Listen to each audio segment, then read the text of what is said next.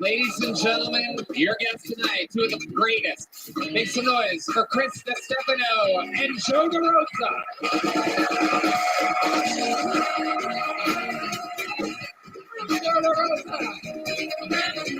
Oh yeah, baby. 226 sign-ups and two of my favorite guests of all time. What's up, Chris? Hello, how you doing?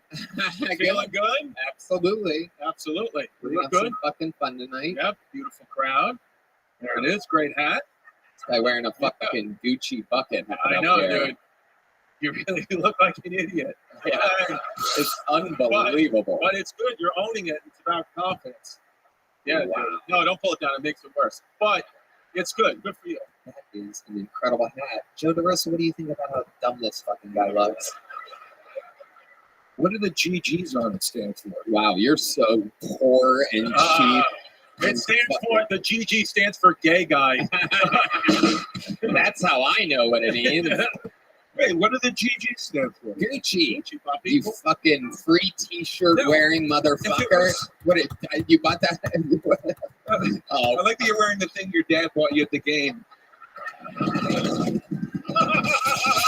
fucking start. We just got out here. oh, Michael's playing those drums. Oh, he did not like me saying he just works out and plays the drums. He's like, one joke on Tony, just you angry little fucking Mexican bastard. Look at this fucking bad boy burrito back here. Jesus Christ, fucking spicy quesadilla tonight, huh? Woo-wee. All right. Fucking unbelievable. Oh, your dad bought you a shirt. Michael just shut the fuck up back there, you motherfucking. It's really a Tommy Lee solo. I made a joke about Michael during the commercial break, and he's getting his revenge over here. I got my eyes on you, dude. All right, 226 signups tonight. The show is absolutely out of control. They're all waiting in a bar across the street. I pre-pull the name, and one of our lovely, lovely human beings goes and wrangles them from the bar across the street. In the meanwhile, you know how it works. If I bring them up, they get 60 seconds uninterrupted. And every time it's up near the sound of a kitten, it means they have to wrap it up then, or else they bring out the angry West Hollywood bear. Ooh, fans of the kitten here tonight. Oh, it's Heidi. Heidi came up. Wow, I was wondering why the cat got a standing ovation in the room. I was wondering why all the guys have owners. Wasn't the sound of it. I thought you guys were just diehard fans of the show, upping for the cat, but turns out it was pussy. All right. While we wrangle our first bucket pull from across the street, ladies and gentlemen, we have an amazing golden ticket winner who we've watched grow on the show for about, Louise, 5 or 6 years. We originally found him in Houston, Texas, when he was just very young. And here, with a brand new minute, getting the stand-up comedy portion of the show started. This is a brand new minute from golden ticket winner, the adorable and likable and lovely. Make some noise for Enrique Chacon, ladies and gentlemen. Here we go.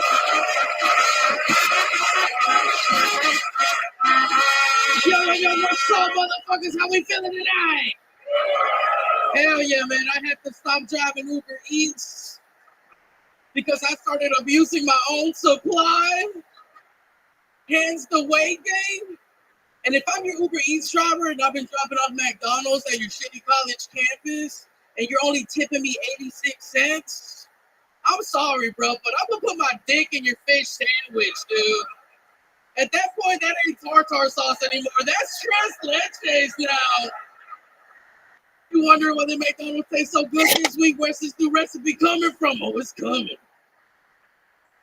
It's coming from south of the border, bitch. But yeah, man, this is how I knew I got fat from Uber. I knew I got fat because my girlfriend, she spontaneously started sucking my titties in the bedroom, bro. Big guys, anybody else get their titties sucked, dude? Man, dude, she started sucking my titties so good, bro. And ladies, I understand now. I was trying so hard not to moan. And then she really started sucking, bro. And I turned into a little farm animal. And I never come so much in my life, y'all. Thank you. Enrique Chacon with a pretty fucking disgusting set. I'm nasty like that. Right. Man. Coming with your titties getting sucked on, nutting on someone's fish sandwich. Really? Chris looks like he's into it, bro. He's fucking nodding. Dude, Latinos, I'm in. Oh, bro. Just letting you know I am a man. You know what I mean? Right. You kind of look like Elliot Page if you were fat Mexican. You know what? I'm so illegal. I don't know who the fuck that is, but I'll receive it, dude. Transphobe. Yeah. So they're wrong. You work for Uber Eats. You look like you eat Ubers. Bro, I was abusing my Uber Eats orders, bro. Joe, you look like the stepdad you sent me to fat camp, bro. I don't know, dude. It feels a little hostile.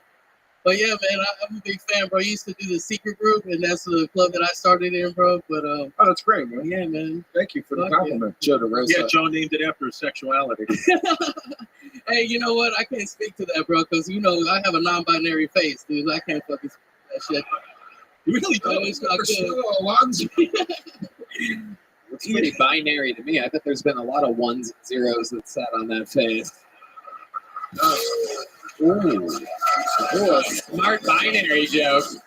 Well, I mean, you know, no big deal. Who's keeping track of how You know what, dude? I'm an avid ass eater, bro. Fuck it, bro. Okay, what does that have to do with anything? I mean, no one even brought that up, but all right. I was going to guess ass was one of the only things you didn't eat, but here we are. Clearly, Everything is on the menu, Tony. clearly You know? there's calories, a heavy caloric asshole you're eating out there. I love As it. he wipes the sweat from his At this morbidly, point, this is a fucking prop, dude. because it's wet too. What? Yeah, exactly. Why is it a prop? Explain what you mean.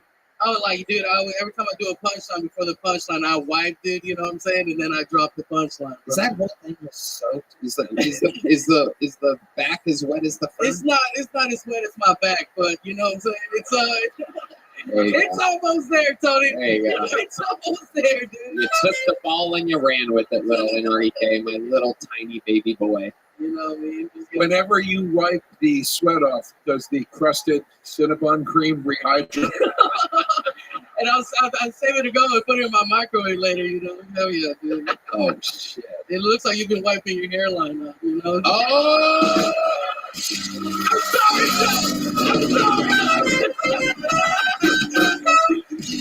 I'm such a huge fan of you. I had to get one in. Oh my god! I deserve that, and I'll take it from the person that was named after. Yeah, and all these people came inside me, so you know.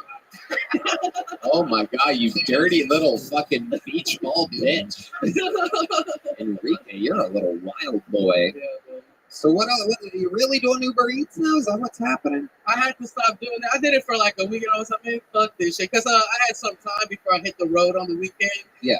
But yeah, that's when I started doing You're it. just and, driving around. You're picking. You smell the food. You smell the You're food, driving bro. around and you're So smelling my it. weight gain is not my fault, dude. It's Uber Eats. You All look right, good let's- though, dude. You look good. Yeah. Oh, What are you? no, What are you? yeah. What are you talking about? He doesn't, he's hating on something. He's not fucking up. It's not that bad. How old are you? Hey, 28. You're gonna make it to. You'll make it to 30. Okay. It's not terrible. Hey, Chris, you sound like my Planet Fitness trainer, dog. No, I know, dude. You look like a planet. Oh. Fuck yeah, bro. All right. What do you do? What do you do anything to work out at all? Man, my ass has been sore all day, bro. But not because of any gay shit, dude. I've been biking, right? And dude, man, my taint is destroyed right now, bro. Like, Why would that be? I don't know, the seat, man. Something about the seat just makes my ass. What are you feel on a like fucking pastrami, bro. unicycle? What are we talking about here? The seat of your car? No, I've just been biking. I've been biking Oh, you're like biking. 6 miles, 5 miles a day, you know. I'm just playing every other day, bro. I'm not Yeah. biking 6 miles a day. That's incredible. But yeah, dude. I'd love to see those tires. Have you seen a Ford F-150 outside, bitch? Oh my goodness, it's a lowrider. But yeah, I was biking with my disabled friend. He has some knee, bro. He said we were gonna do 15 miles. I was like, fuck it. If he's disabled, I could do it. Hell no, he beat me, man.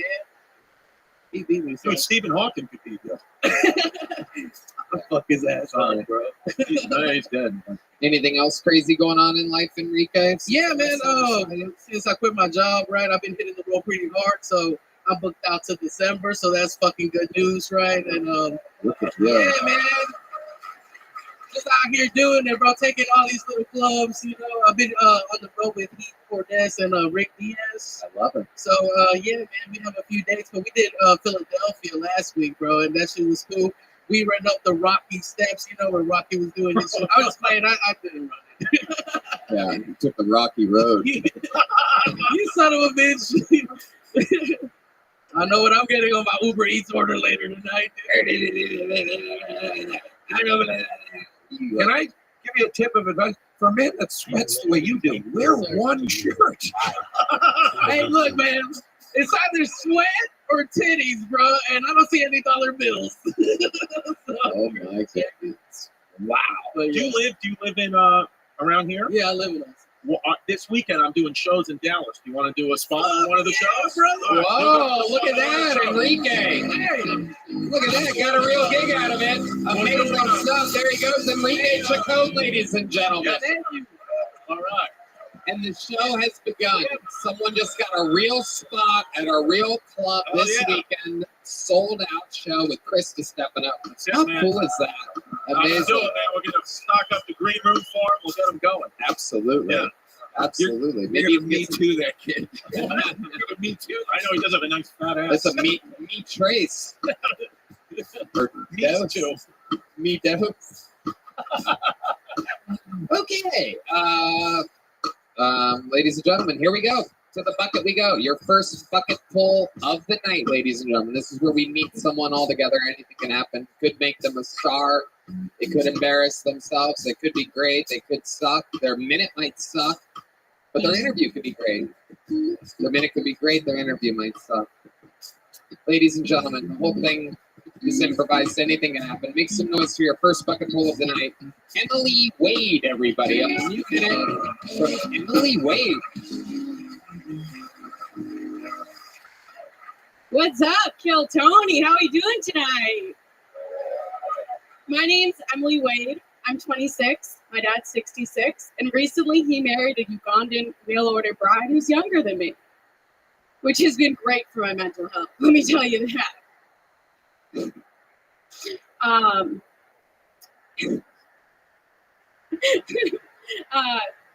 Which is great for my mental health. Most people go to sleep at night, they count sheep.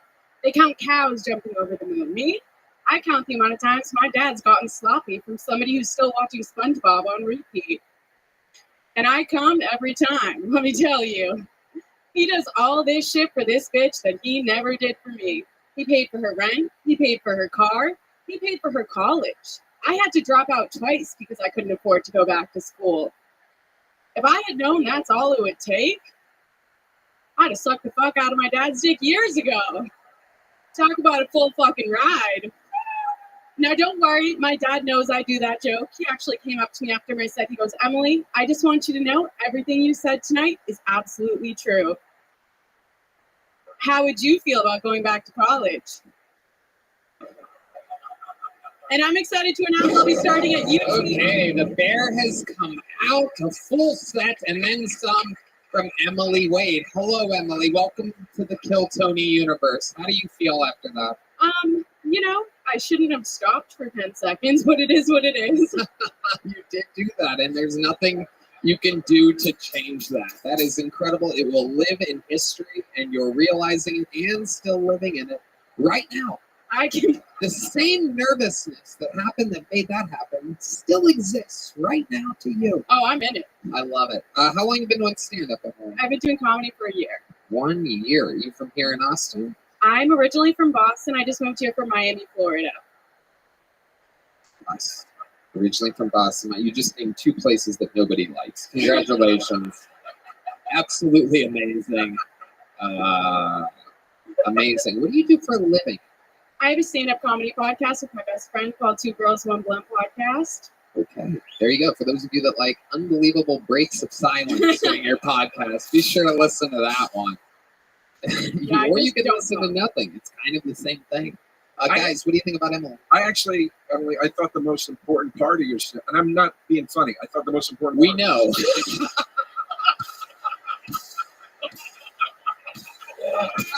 No, let me tell you something. This guy calls me 30 minutes ago. He goes, I'm in a jam. Can you please come down there for the show? I did not say I'm in a jam. You said you're in a pickle.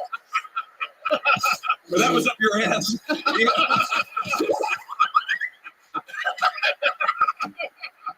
I come down, you shit all over me. I mean, what the fuck? Joe, we're 10 minutes into the podcast. You can't have a whole meltdown already. This is the whole one. A fun fact, for those of you, there's no way you could know, but Joe and I drink together a few nights a week, and we have an outrageous amount of fun. Yes, yeah. Are we going to drink tonight? Yeah. Oh, yeah. It takes up all the hurt. All the hurt goes away at the bar. Yeah. No, I was going to say this. I actually thought the most important part of your set was when you did stop. I'm serious. I'm very serious. Because it was you going, fuck. And it was, you were like, no, fuck. And you took a minute or 10 seconds for yourself. And that's important.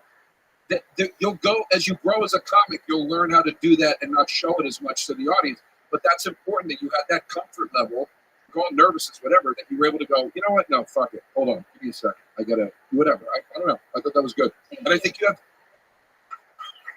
Okay. Wow. And I also think that you have great premises. This is advice somebody gave me once, and it changed the way I wrote. You have great premises. Yeah, the advice Joe got, and then he stopped doing comedy and opened up a sandwich shop. So that was the advice. They were like, please do something else. they're like, you know what you'd be better at? Cold cuts.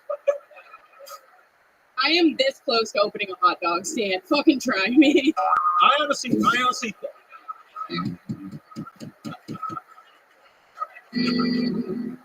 Perfect. see, Emily, I thought 1 year you've been doing it? Yeah, I think like that it's amazing for you to even come up and be able to do this and then to recover, after you stop in recovery. It was amazing. And I just, I really think you're awesome. And me and your dad would love to hang out with you after this. I'm trying to get into UT Austin, so let's fucking go. Good. No, but I was going to say, you have these great premises with this real story. Don't go for the shock value, not true punchlines. Like, explore the truth of it, and there's a lot of really funny shit there. You know what's crazy? Everybody says that, but I'm a 12-year-old boy at heart, and I think about sex all the time. So, like, is that not my truth? With your dad, that might be a problem. What? Whoa. I don't know. I can't. Whoa. We can't get too deep on this. Jeez. Jesus. I got hard and soft at the same time there. I'm a 12-year-old boy, and then what a crash after that. You know what I mean? Yeah, people tell you that. Comedians tell you that, is what you're saying. Yes, sir. Comedians that are a lot more experienced than you and wildly successful, probably. Yes. Yeah, so I would listen to them. Maybe there's some truth to it. So let's talk real for a second about this Ugandan woman that your father is. Yeah, my stepmother. That's your stepmother. They got married. Wow. Yeah. Is she? Hot? Yes. She's a hot, very black woman. Yeah, very thick. My dad's a chubby chaser. He loves to overshare. He's always like, Emily, I love thick booty bitches. They called me a chubby chaser. I was like, Dad, why didn't they just call you a like normal kids? It's an interesting drop there. I like to save a good for a good time. I don't know why chasing a thick girl would make him Here, or is your mom, stepmom, and dad here? In the country? Well, like, they didn't come to watch you. No, they did not come to watch me, That's unfortunately. why I think this woman would rather stay in a Ugandan village than watch you. So she lives here now. Oh, she does. Okay. Yep, she moved in with my dad. Oh. He paid for her visa too. Paid for a visa. Mhm. Oh, okay. Wow. Okay. Yeah, But that's nice. So he seems like a good guy. yeah. I wish she gave me more, except for abandonment issues. But here we are. Right. You gotta take what you can get. You know what I mean? So what was it like when your dad brought home Aunt Jemima for the first time? What do you mean? The black woman. Yeah. What show do you think you went to tonight? What do you want? What do you want me to bring out Jimmy Fallon right now? Yeah. Hi, you want to hear a 10-minute monologue with Jimmy Fallon? And let me do my fucking Aunt Jemima reference. How'd you feel? Can you ask a question again? Yeah, it was really, there was no, I just wanted to do that Look, joke. I There's joke not a real it's answer. fine. What was the joke? Go ahead. What was the joke? Well, you said, no, it's fine. You can't explain a joke. That's fucking gay. Why not? Well, what's amazing is that you're so white. Like, you're like yeah. this like angelic, like doll type of like white trash doll. Yeah. My dad does live in a trailer. Really? Yeah. Wow, with the Ugandan. With the Ugandan. She moved out because it wasn't nice enough for her. So he got her a visa. Wait, hold on. She moved out of the. Where did she go? I mean, she started in a mud hut. She moved to a trailer, and she's like, "No, I need a high rise." Wow. Yeah. Absolutely incredible. Well, Emily, congratulations. You got the show started out of the bucket. Here's a little joke, though. Oh, wow. That was amazing. It almost went in Joe's can of liquid death. Thank you. There she goes, ladies and gentlemen, Emily Wade. And it has begun. You get it. Good job. Anything can happen. Someone could make it on this show, or what you saw saw could happen. You could go silent. The pressure can get to these people. Hey, y'all. Good evening. This podcast is sponsored by ExpressVPN. Have you ever browsed in incognito mode? It's probably not as incognito as you think. Google recently settled a $5 billion lawsuit after being accused of secretly tracking users in incognito mode. Google's defense: incognito does not mean invisible. In fact, all your online activity is still 100% visible to a ton of third parties unless you use ExpressVPN. Or Dan. Tony, everyone needs ExpressVPN. Without ExpressVPN, these third parties can see every website you visit, even incognito mode. Your internet service provider, your mobile network provider, even the admins of your Wi-Fi network, like your school, your boss, or your parents. ExpressVPN reroutes 100% of your traffic through secure encrypted servers, so third parties can't see your browsing history. Guys, ExpressVPN is so easy to use. Just fire up the app and click one button to get protected. It works on all devices, phones, laptops, and tablets, and more, so you can stay private on the go. Plus, it was rated #1 by top tech reviewers like CNN and The Verge. I always use ExpressVPN to stay private when we travel. You never know who's watching on different Wi-Fi networks. It's personally important for me to keep my data safe, which is why I use ExpressVPN. Protect your online privacy today by visiting expressvpn.com/Kiltony. That's expressvpn.com/Kiltony. And you can get an extra 3 months for a rate. expressvpn.com/Kiltony. Hey, y'all. This podcast is sponsored by Hims. Guys, do you ever feel like you need a little boost in the bedroom? Well, it's time you stop worrying about your performance and get Hims, so you can feel confident knowing you can get hard and stay hard whenever you're in the mood. Hims provides access to a range of doctor-trusted ED treatments, such as chewable hard mints, proven treatments like Viagra or Cialis, or the generics for up to 95% cheaper. Right, Dan? Tony, I think Hims has given men the greatest ED treatment out there. The process is simple, 100% online with no uncomfortable doctor visits. Just answer a series of questions on their site, and a medical provider will determine the right treatment option. If prescribed, your medication ships directly to you for free. Ooh, hot. No insurance is needed. Pay one low price for your treatments, online visits, ongoing shipments, and provider messaging. Hims has hundreds of thousands of trusted subscribers. So if ED is getting you down, it's time you find the option that works for you. Start your free online visit today at hims.com/Kiltony. That's HIMS.com/Kiltony for your personalized ED treatment options. Hims.com/Kiltony.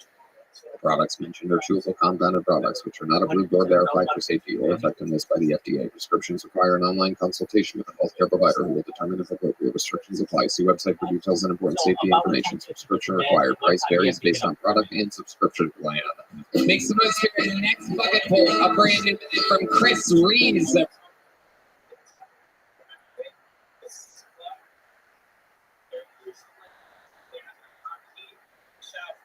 I like to shower in the morning. So I'm thinking of going to bed around 10 o'clock. Or at least getting ready to get into bed around 10 o'clock. That's usually the normal for any work profession that I have. In this field, that's usually the time to take the ready for bed. That's usually the routine 10 to 6. I think I'm going to try it.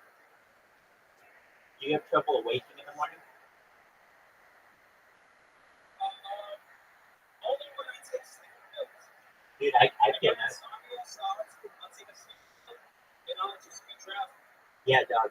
I know exactly what you're talking about. You get the hangover the next day. It sucks. And it doesn't wear out for like 6 hours. Yeah.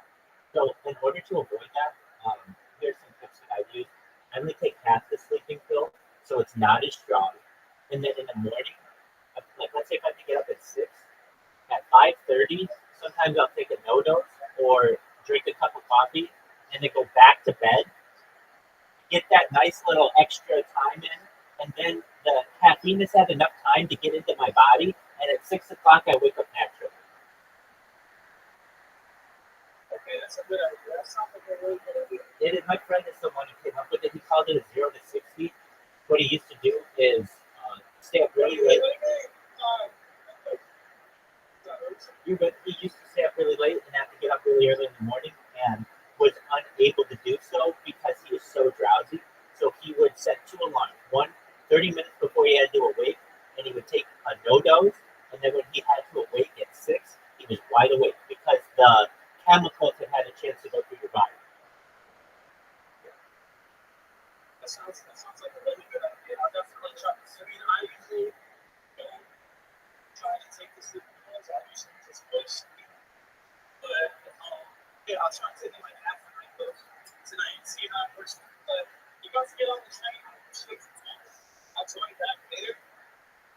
We'll talk some more. Absolutely, Duan, you should know you have a wonderful attitude, and it's just absolutely charisma pouring through the screen. So I want you to know that you brighten my day, you brighten everybody's day in this Discord. You have a wonderful day. We'll talk to you when we can, and keep on being positive and keep spreading love. Thank you. So let's surround down with your mission, like you said. Absolutely, 100%. You take care, everyone. Have a wonderful day. Shout out to Duan, everybody. The man, the myth, the legend. I'll be back later. Oh, absolutely. But I have to bring you in like you are a celebrity. We have to, do introductions and closing. But so everybody out there, just know, Duan is doing what he can, coming home, making that bread. He's gonna have snuggle time with Ghost, and he'll be back on later, and we'll check him out. Shout out to Duan. Sir, I'll talk to you, man. Stay safe, all right? Absolutely, you too, Duan. Take care. What a great attitude. Absolutely. What a great attitude Duan has, everybody. What a great guy. Everybody, Chris Rees. I mean it. A lot of people come in here just fucking negative. So I was thinking the other day, This guy. just pondering, Really? thinking to myself, I mean, are there any retarded kids on Epstein Island? Like, do you think there was retarded kids on Epstein Island? Yeah? And can I ask you another question? Do you think it's better to molest a normal kid or a retarded kid?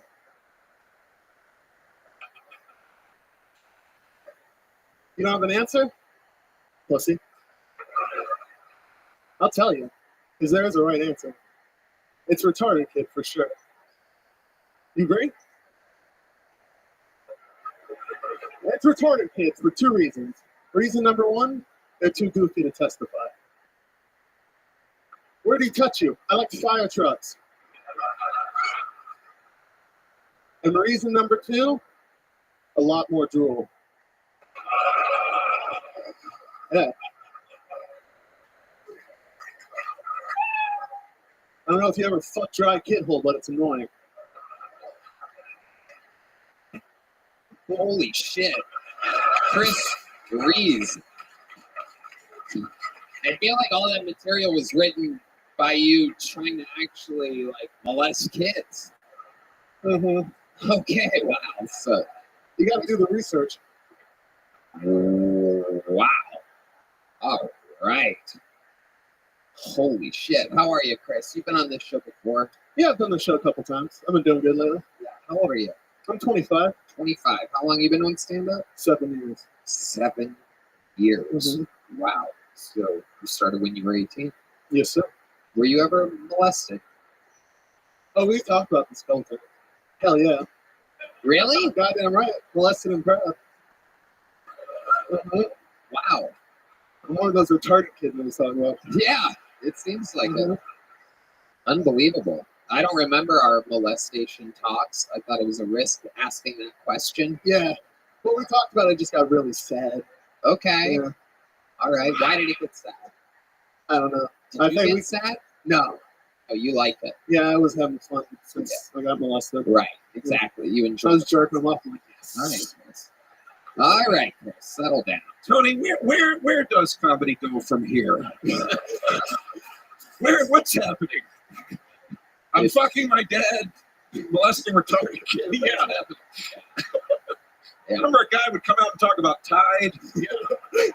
Something. I feel like we're all going to get like subpoenaed one day for like people like admitting crimes. You got the penal part right. That's for true. sure. So, Chris, tell us more. What are you doing for work? What's going on with your life? I live in San Marcos, and I'm a cook at a Torchy's right now. Wow. Mm-hmm. Holy shit. All right. Yep. Okay. So halfway to hell. Yeah. This is incredible. What do you love about your life? What do you do for fun other than stand up? What do I love about my life? Other than stand-up? I don't really like the stand-up part. Why don't you I like don't know. stand-up? I live with my best friend. Hold on. Tell us about what you just said. Why don't you like the stand-up part that much? It's just too many fucking weirdos, dude. You're one of them. That's why. You mean there's too many people trying? Yeah. Scene is overwhelmed with a lot of people. Mm-hmm. The open mics aren't quite as open as they once were. You've been Yeah. here for a bit, right? A few Yeah. years. Mhm. Where are you originally from? I'm from Tacoma, Washington. How long have you been in Texas? I moved here about 4 years ago. Okay. Yeah. So you've watched the explosion. Mm-hmm. And what you're talking about is that what you get less spots. How does this affect? Oh no, it's just too many people. I don't like being around a lot of people who have social anxiety, I guess. Well, you picked the right industry Yeah. for that. Yeah, For well, sure. It's tough. There is a lot of competition. You got to do things to stand Mhm. out. So I would suggest showering. I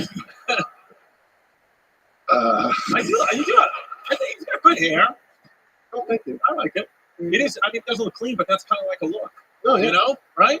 That's Lean not into it, dude. Hmm? Lean into it. Lean into Oh, it. yeah, I won't take showers anymore, dude. Yeah, dude. Fuck it. What's the difference? The most handsome guy on stage is telling me You not want to to take see? showers. Yeah, dude. Absolutely. Henry, To the how you kids, living, yeah. man?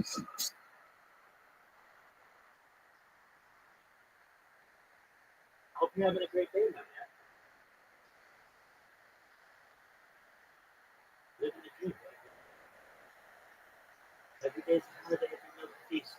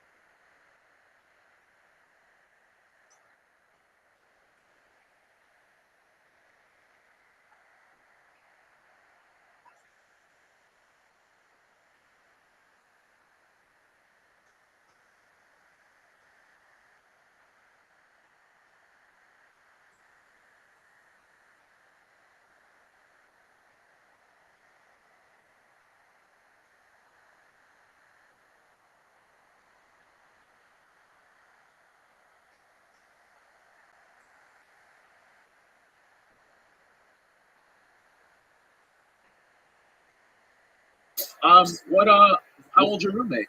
How old is my roommate?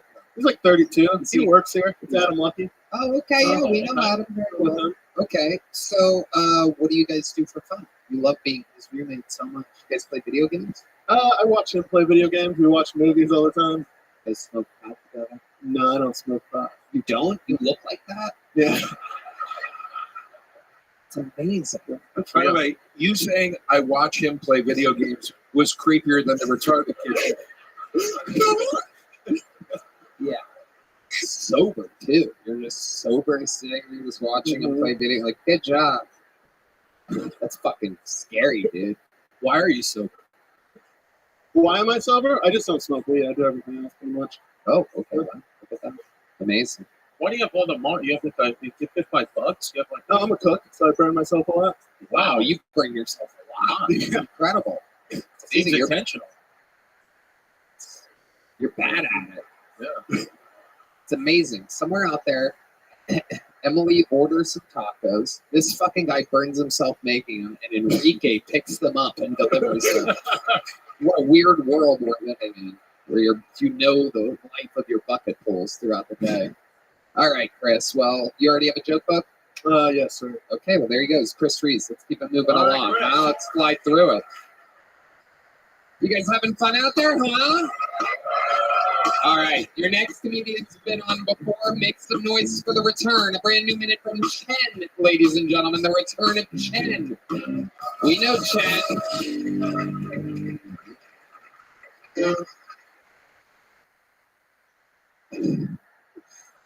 My friends used to call me gay.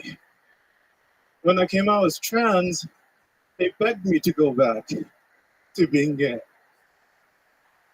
Apparently, if you suck a dick, it's pretty gay. But if you're sucking a dick while wearing a dress, that makes it super gay.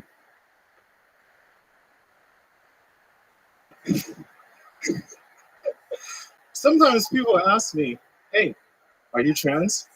And I would go, yes. But if you guess it wrong, I'll have to fist you. And lastly, it's not easy being trans. So sometimes I joke with my boyfriend about how much easier it would be for me to transition from a taker to a giver. He immediately offered to help me transition from alive to dead. Thank you. Okay, Chen. That's good Having too. the Be in the Texas V2 crowd later. Hi. very confused right now. I love it. There's nothing people from Texas love more than a trans Eskimo coming up and talking about sucking dicks while wearing dresses. This is incredible. Chen, welcome back to the show. Yes. Good to see you again. We see each other a lot around. You're always up and down 6th Street. So welcome. You've been on the Thank show you. multiple times. And how is it going? I've been doing comedy, but I'm actually also doing a DJing at every Tuesday night shows next door at Shakespeare's. Okay. What Yeah. type of music do you play? Um, You start with like cool manly stuff and then get into female stuff as the night goes on. no, I actually have different tracks for like. So obviously, I have to have all the ethnic stuff, right? Like lowriders if a Mexican gets on, or like some of How it works? yeah, and Just wait to see who walks in. yes, and it's kind of messed up because sometimes I look at the guests, the list of comedians, and then it's like suddenly they have a drop in, and I was just about to hit one ethnic song, and then I'm like, nope, not that one. Right. So, So what would you play if these two blatant white guys that look like they holstered their guns in their truck before coming here into this place? What would you play if they walk? What do we got? Santeria, or They're both nodding yes. They like this idea. You got them. Both nodded at the same time. Like, yeah. and the other one would be depending on how goofy they look. Sometimes I play the new Scooby-Doo theme song for them.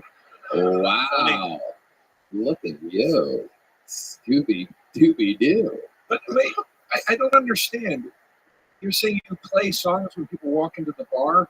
No, this is for like comedians going up and off stage, sort of like introduction music. They do shows at Shakespeare. Yes, I didn't know that. I wish I have a band like this sometimes. Oh, I see. I bet you fucking do. Goddamn right. Wouldn't everybody like a band like this? Okay, so I get it. So you're playing comedians up. You're DJing at the comedy show. Yes, So you're not doing like DJ sets. not DJ sets. Right. So not full songs. I get it. Learning about comedy helps because I can do comedic timing with they really struggle at. So what's up with your dick and balls and everything? Let's get to the stuff that everybody's Of waiting course, for. I was going to try to make a smooth transition, but you're clearly not. So let's jump right into it. Okay, I guess tits are the tits. Tits are tits. We got a couple of those on. No, not like that. I'm saying Enrique and Chris Reeves both had tits. In fact, everybody's had tits that's been on this stage. no. I meant it, at some point it actually feels better than dick. What? Tits at some point tits do feel better than dick. Tits What the feel- fuck are you talking? What do you mean? You just transitioned from white to Asian. Yeah. Tit feel better than dick. All right, Bobby Shee, let's get back to it. Having tits feels better than having a dick sometimes. Is that what you're saying? The sensitivity. So Oh, the sensitivity. Oh, you asked a very wise question.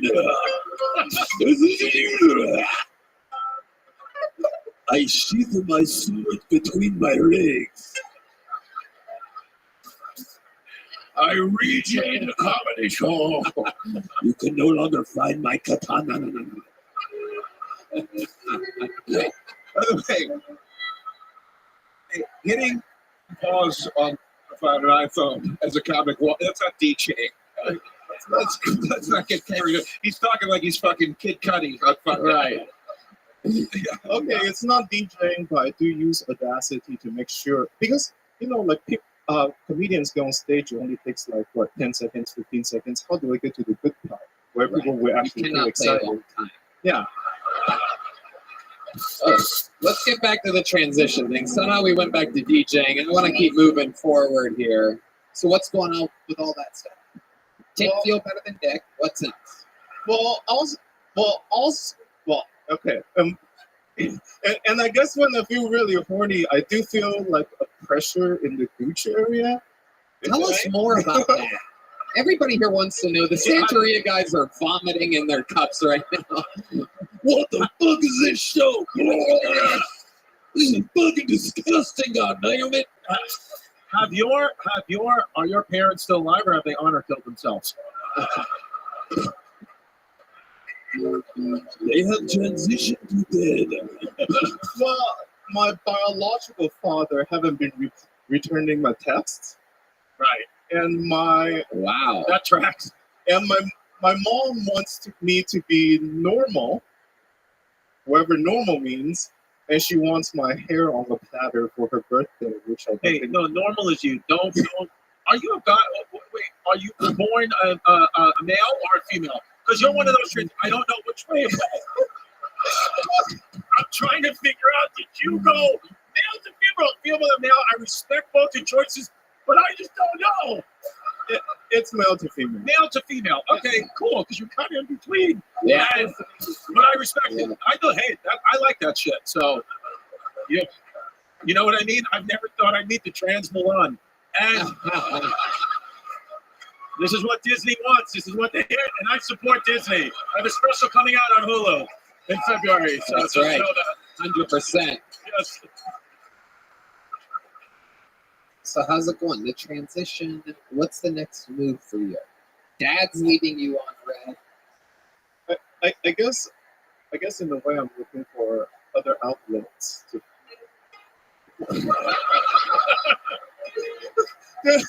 to make it seem like it's all worth it, right? Because I have to prove to my parents that I can stand on my own. Right. Because there's no other way to convince them I'm dead to them unless I'm somebody, right? So it's like, You are somebody. You're just somebody that put their dick in a Chinese finger trap. And that's fine. and the harder you pull, Yes. You want to know the craziest part about this transition? This guy used to be white. You know, folks. I am raised by a white stepfather, if that explains anything. Okay. Yeah. Right. What would that explain? If I sound white sometimes, or like white things, I guess. Right. So your mom and dad separated when you were young. Yes, when I was 3. Okay. And Chen was my original last name when I was first born into this world. You've even Yes, transitioned names at some point in your life. in a way, it's for me to reconnect with my past. Okay. Fair. Were you born in China? So- Were you born in China? Yes, I was born in Wuhan. Were you really? Oh, wow. Wow. Wow. Oh. Wow, is there anything not wrong with you? This guy's like Epstein and Dub. God damn it, son of a bitch. Wow. Okay. Okay. When did you come here from Wuhan? I was born in Wuhan and I grew up in the southern China until I was 10. And then I moved to America and grew up in New Mexico. What? Let me ask you a question. Was your father Dr. Fauci? Did he also make you in a lab? No. He's just a middle management white guy. Yes. Okay. Yeah. Well, it's good that you transitioned female here, because they would have killed you for that in China. No girls. Maybe that's why I require some sort of deception to come out, not get killed from this. Are you a spy? No.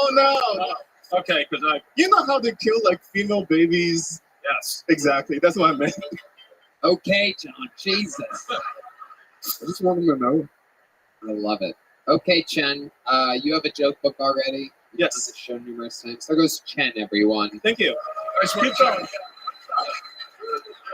All right. We have a special treat for y'all, ladies and gentlemen. One of the elite golden ticket winners of the history of the show from Toronto, Canada. Ladies and gentlemen, here's a brand new minute from the great Jared Nathan, everybody. Here he is.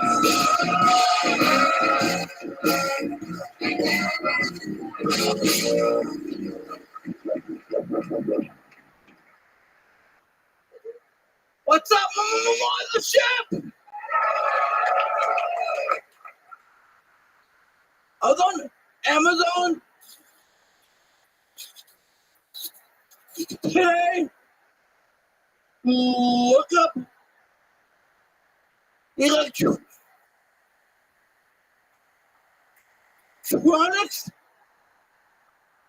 I found an explosive deals on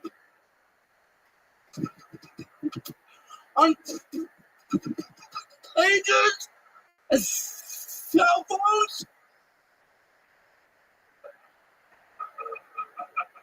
They only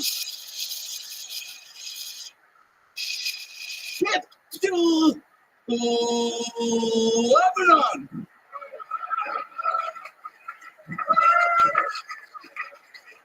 I was too scared to call customer service. Thank you. Fuck yeah, Jared Nathan. That stutter's getting pretty fucking thick and girthy over there, I gotta tell ya. Run with it, Tony. Okie dokie. It's a fucking current sometimes. I just swim upstream, you know? I think it's great. Joe, if you've ever wondered what you're like after the 15 drinks we had at night, that's basically what I deal with. Tony, why are you going home? I ever tell you about how much I enjoyed that night in Madison Square Garden? I sound a lot better than anyone. Nice. I sound better than you look, Joe. Thank you. Oh, that's Thank you. right. Thank you. I felt every word of that. Yeah. Sure, man. Sometimes I think people need a shower. Oh, I thought you were going to say, Yeah. shut the fuck up. I was wrong. You threw me off. I switch it up sometimes, motherfucker. Goddamn right. Goddamn right. I have the Hard R Award that you bestowed upon me at Madison Square Garden, which gives me permission, I believe, to say the words what? What do I get? What does that mean? I never really got. Okay, very good. Which I freely used before, but now I think about you when I do it. I feel like I have permission to do it. It's sitting with all my other trophies from the many other amazing things that I'm great at. And it sits there, the Hard R Award for you.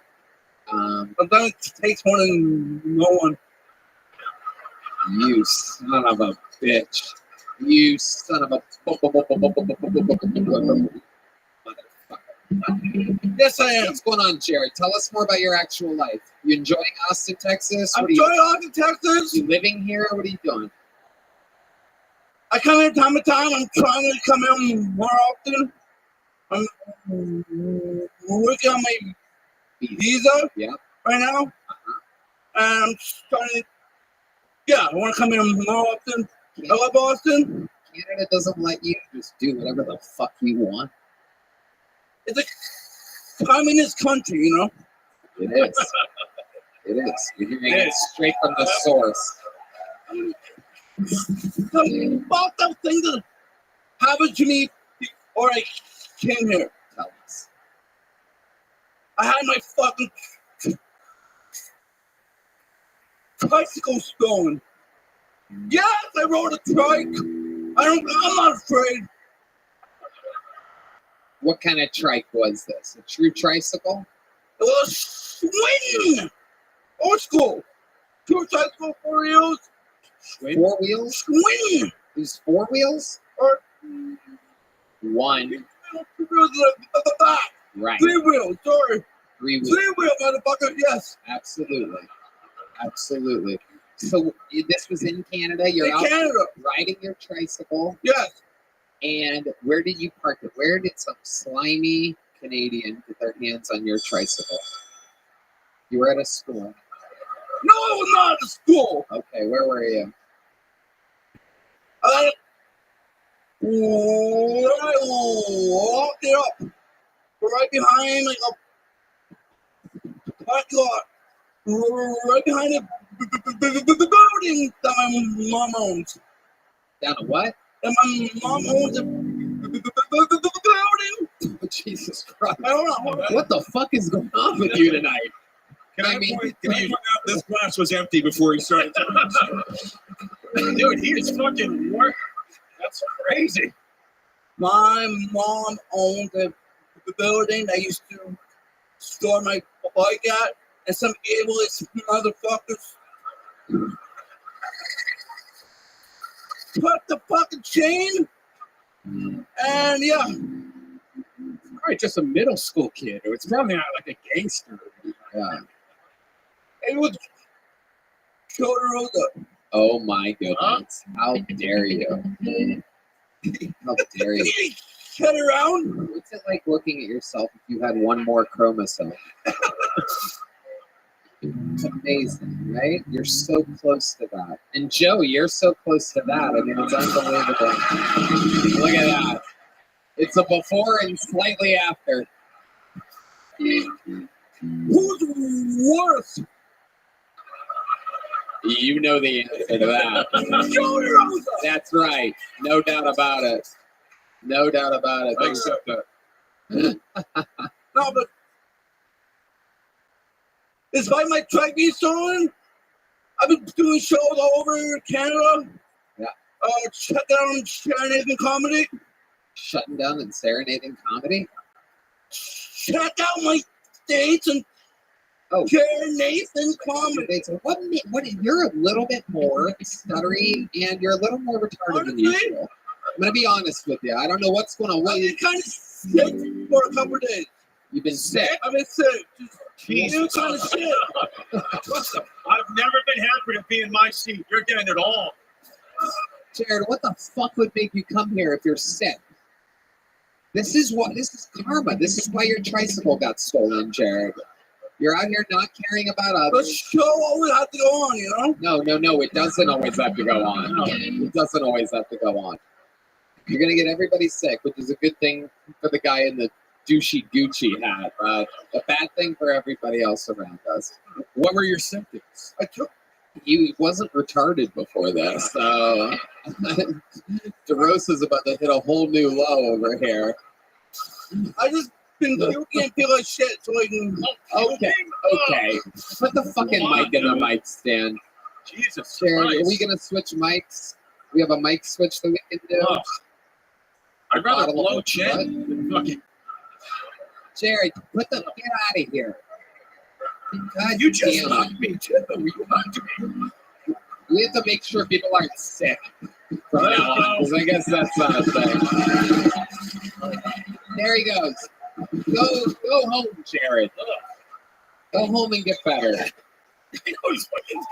Lord Almighty. There is Jared Nathan's spit everywhere. How about a hand for the lovely Heidi? Am I right? Just unbelievable.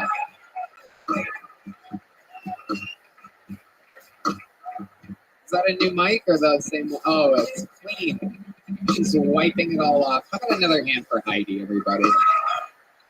Hey, everybody. Have you ever felt a sense of unease when you leave your home, wondering if everything will be safe while you're away? I know I have. There's some shady-looking people around my neighborhood, if you know what I mean. But after my neighbor's house got broken into, I realized how urgently I needed a security system, and I knew my family deserved the best.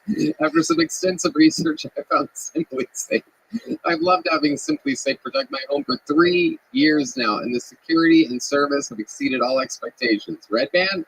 I love Simply Safe. I feel safe when we leave for our travel shows, knowing my valuables are so secure. I'm confident my home is protected, so I don't have to worry about when I'm away. With Fast Protect monitoring and lifeguard protection, Simply Safe agents can act within 5 seconds of receiving your alarm and can see and speak to intruders to stop them in their tracks. Yeah, stop them in their tracks. Hey, we see you there. We're coming for you. Here we come. We're going to get you. You'll never be locked into a long-term contract, so you can cancel anytime. Pricing is transparent and affordable at less than $1 a day with no hidden fees ever. Simply Safe has been named Best Home Security Systems by U.S. News & World Report for 5 years running and offers the best customer service in home security, according to Newsweek. It's easy to install and activate your Simply Safe system in less than an hour, or choose professional installation to have a pro do it for you. Protect your home with 50% off a new Simply Safe system, plus a free indoor security camera when you sign up for Fast Protect monitoring. Just visit simplysafe.com/KillTony. That's simplysafe.com/. Is it? Simplysafe.com/KillTony. That's right. One more time, simplysafe.com/KillTony. There's no safe like Simply Safe.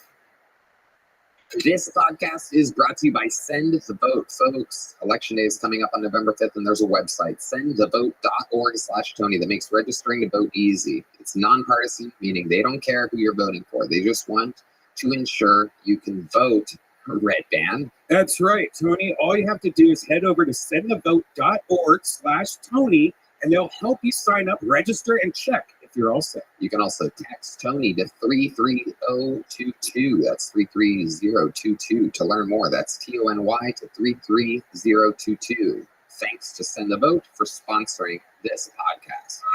All right, your next comedian out of the bucket. One word name. That's always fun. Let's see what happens here. The comedy stylings of Soul, everybody. Soul. SOUL. What's up, Kill Tony? If Jared didn't give you all COVID, I'm here to make sure it sticks. Shit, is he okay on his mic? I appreciate it. Any adoptees in the house? Joe, I know. Okay. Yeah, that's what happens when you fail the SAT. I got 2,400. I was 3 years old. I thought that shit was pretty good. Not good enough for Asian parents. Fuck that, man. Across to America, you know, the only people that can afford you are white people. Thank you, Bob and Donna. Any white people that grab Bob and Donna? Thank you, man. Thank you. Shit, we'll eat anything, man. So when you think about the bedroom ladies get with the nation, I don't care what you think about our fucking small dick stereotype.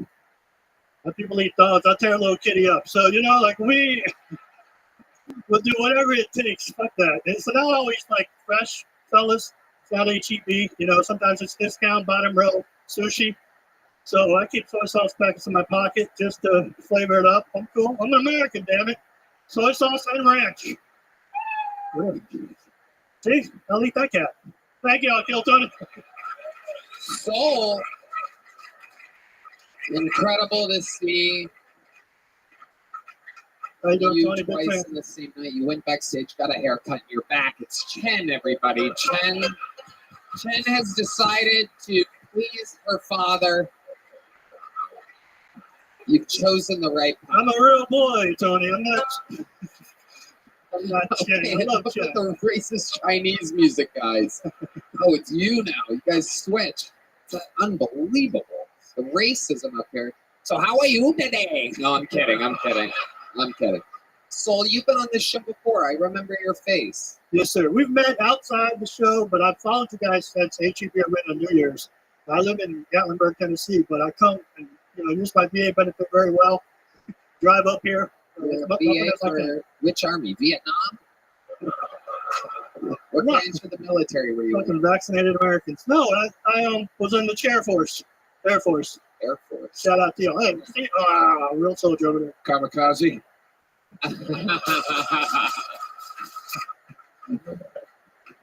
What did you do in the Air Force? Remind us. Oh, no, I've never been on the show. You've just always seen me out and about because I've been following you to every arena show that I could with Sarge. Right. So great. So what did you do in the Air Force? Customer service. I work at Chow Hall. What? They call it a dining facility, to be politically correct. I just serve fried rice. Okie dokie. What do you do for work now, Soul? When I'm out here, I'll rent a rideshare car and I'll drive people around. So I'm at the Austin Airport 25 times a week. Hey, yeah. Driver that everybody hates to pull up to. Quit canceling your ride. I just noticed your southern accent too. I thought it was Asian the whole time, and then I was like, "Oh no, that's a southern." You have a little drawl. I just noticed it. I'm a chameleon. I've been traveling so much, but South Korean. I don't know. South Korea. Oh, that's why it's soul. Exactly. It's soul like. I play a lot of urban rooms too. Would you say the guy named Soul? I thought it was black guy. Yeah, yeah. So did I. Yeah, but it's. I don't use my government name. I don't. Right. Yeah. Okay. Why not? Just out of curiosity. You don't like the government. You don't trust them. It's North Korea. No, I just don't use it. Just now that I'm out of the military, I can't use it. It's Eric Shun on IMDb. Shun family. Okay. All right. Jesus Christ. Soul, just answer the questions directly. Sorry, dude. It's okay. So what do you do for work when you're in Gatlinburg, Tennessee? What keeps you in Gatlinburg? I mean, my mom and dad are still alive, but they're in their upper 70s, so I'm a caretaker, not by choice. Okay. Boomerang kids. What? Boomerang generation. Like after my military, I retired, but I still go back there, drive for them. That's how bad it is. They have me as a driver. There it is again. Unbelievable. Unbelievable. Okay. So your parents are old. You're taking care of them. You're driving them around. You're doing this. You're doing that. What else do you do? What do you do for fun to relax? Like a guilty pleasure for you? I mean, I'm never like a feature performer, but I'm always helping comics. Like this last Skankfest, I drove Jamar Neighbor's artwork down to Las Vegas. I mean, anytime it's comedy related, just comics of every variety. If I can do anything for them. How old are you? 42. 42. You have any kids? No. How come? What happened? Freedom. Yeah. The women pull out. That's by choice? Do you have a girlfriend? No. I mean, Never once the 20 minutes is over, the happy ending is over. Okay. You've never been married? No. Well, I was, yeah. Back when I was Air Force. You're a tough interview, Soul. These are pretty easy questions. It was 2002. We were together for 06, and then we were separated the rest of the time. What happened? 2010. What happened with it? I was pursuing entertainment. So entertainment, you pursue entertainment full time, and So I don't understand what you're talking about. Yeah. What do you mean? No, you got divorced over personal entertainment? Is that what you said? no, because she said I was. Don't go no. Like I'm the fucking asshole. Right. Because I can't follow what the fuck you're talking about. She said my choice of career, even though I was military and I had that steady reserve check. I was just a loose cannon. It wasn't providing security. Really, you seem like a real stable pick. What did she do for work? She was working at the airport. She was working at the airport. Yeah. What was she doing at the airport? She was working for customer service. This is 06. Customer service. Okay. Had a lot of customer I service. tried to regress. I suppress memories Okay. Yes. of exes. You gambling, man? You like to gamble? You look like you I'm not good at it, but I'll squat play. down and play dice all day. In a squatting position, not fully seated, but bent. Yes, exactly. No, I play roulette. I lose at roulette when I was betting on black. Okay. All right. Anything else interesting about your life before I let you go? You're one of the hardest interviews of the history of the show.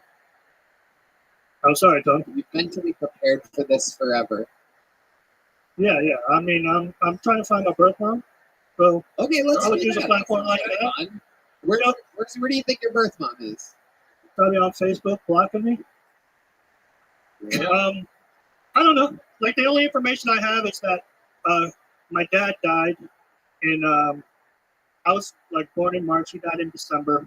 I've got her name and I've got my name and my sister's name. So the white people that bought us, they kept us together. Incredible. We're good people. You're trying to find your mom, and at the same time, you do not want to give your actual name. What a conundrum we find ourselves in. No, it's Jun, Young Sue. I'm so American. Jun Oh, Young yeah, Sue. totally easy to spell. We got it. That's why I go by In Soul. fact, your mom's here now. Let's bring her up. Where is she at? Do we have her? Is there an Asian woman here? Okay, Soul, we're going to get you out of here. Welcome to the show. And here, my friend is a little joke book for you. There you go. How about a hand for Good joke. Soul, everybody? Good joke. Soul, sign up again. Come back. Fucking prepare and fucking be honest during the interview. Everybody wants to make a joke or fucking be silly, but if you're going to do that, you got to give us something. Let's see how this goes. Ladies and gentlemen, a new minute from Drew Santana. This looks like a new name. Drew Santana.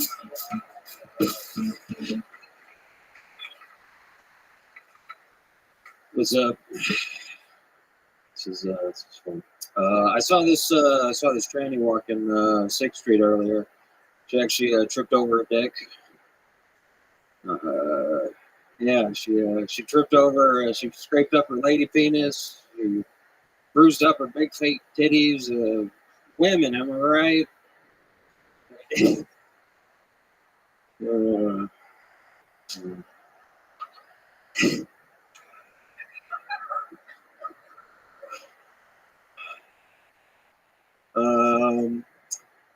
I think it's really ironic how black people call their cars whips. Okay.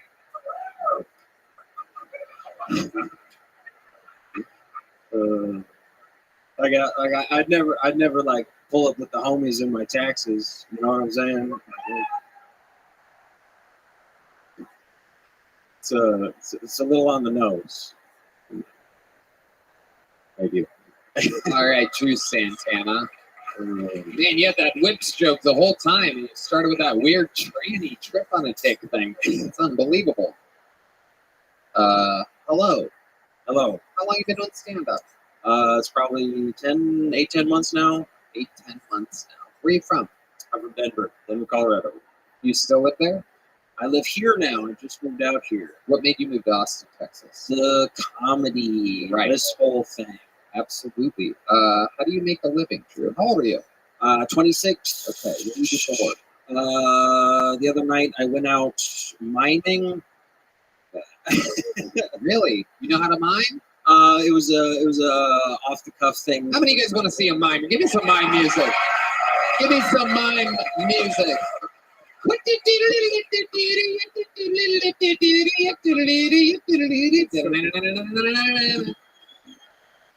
It's mime music, everybody. Oh shit. Oh, he's got. Oh my god. Whoa. Oh my goodness. For those of you just listening to the podcast, I believe he's petting a gerbil of some kind. Actually, don't know what's happening. Oh, it might be a Nintendo Switch. Oh, he's all right. All right, is this getting somewhere, Drew?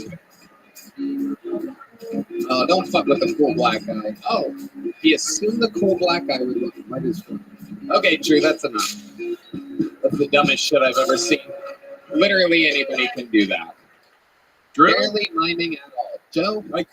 you have a beautiful gift inside of you, which is doubly shocking that it's miming because you look like Satan. You literally look like the devil. And I can't believe that you're able to mime like that. That's really incredible. Thank you. You kind of have like a Ted Bundy vibe, right? A little bit?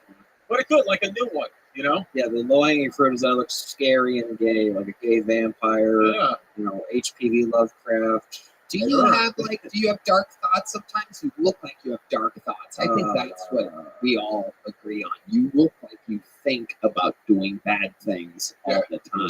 Dark thoughts. Yeah, you look like you'll only sign a cell phone contract in blood. Yeah. What do you do for fun? Let's start there. Hanging out with friends, hitting open mics. What do you do with your friends? Try to make each other laugh. That's always a good time. Smoking weed. That's classic. Do you smoke actual weed or just mind the joints? Yes. Do you have actual friends? Or are they just also mind friends? Is anything real? It's all imaginary. Yeah. Okay, what's your love life like? Who do you have tied up to your studio apartment right now? Well, obviously, I don't know her name. Nice. All right, but seriously, how's that going for you? You into that at all? Yeah, I'm trying to. There's the issue. Yeah, I'm like a deer in headlights with women. Like I don't do well. Like you're looking at me. I don't know how I'm having this conversation right now. Like but normally, it's. Wait, you're talking about her? You're looking at me. You're talking to her. You're like shy because a woman's looking at you. Yeah, this is normally I freeze and I can't talk when a girl makes eye contact. It's a lot. Okay. This is very exciting. Drew, I got to tell you, they probably don't feel loose and comfortable with you either. Yeah. Let's see if we can. This is a little segment that we like to call "Break an Incel," ladies and gentlemen. Can we get Heidi up here? Can we get the lovely Heidi here? Oh, no. It's a very special segment. No big deal. Just one of the most beautiful women imaginable on planet Earth. Just an absolute bundle of perfection right in front of you. Look directly in her eyes, Drew. Drew, keep eye contact. Drew, just lock eyes. How do you feel right now, Drew? I really have to pee. Oh, great opening line, Drew. Oh my goodness, someone's getting wet down there, and it's going to be you, Drew. Drew's about to piss his pants, ladies and gentlemen. Okay, Drew, look her in the eyes, Drew. I know you want to fix the mic stand nervously right now. Tell us some of the feelings going through your mind right now as you look at a stunning woman. Keep eye contact with her while saying the things. I panic, run. I don't have any money. Piss yourself, Drew. Piss yourself right now. We want to see this watch. All right.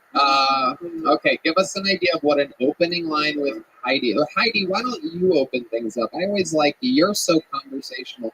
You see a guy like this on the street. What do you say to a stuff like this? Grab DeRosa's microphone here. I don't want you to share one with all these sick retards up here tonight.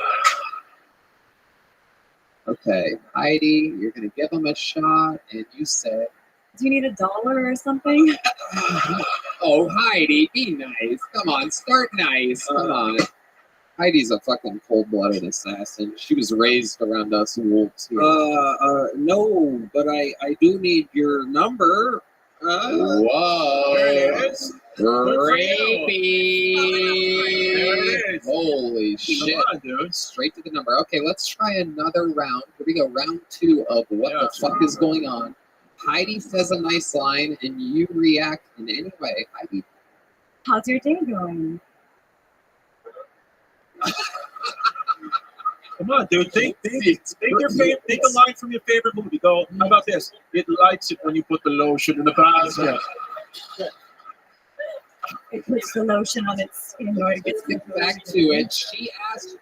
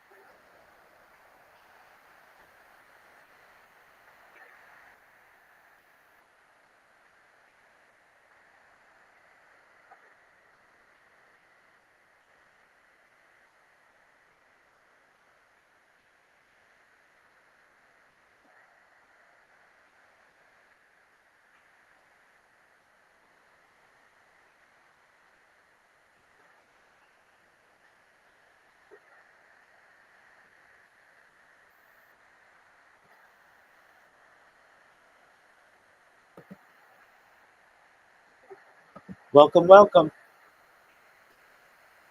Okay, so you are a mentor to a protege. Tell me about it. Tell me about the relationship.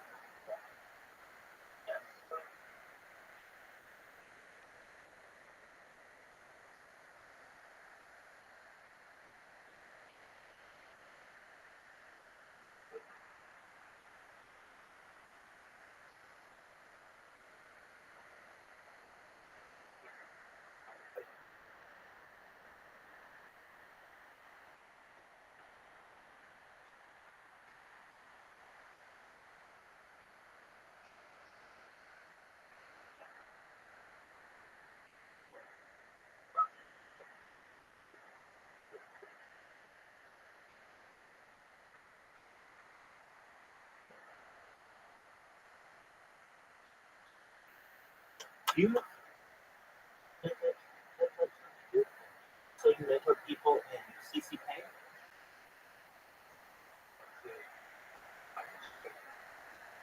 Yeah.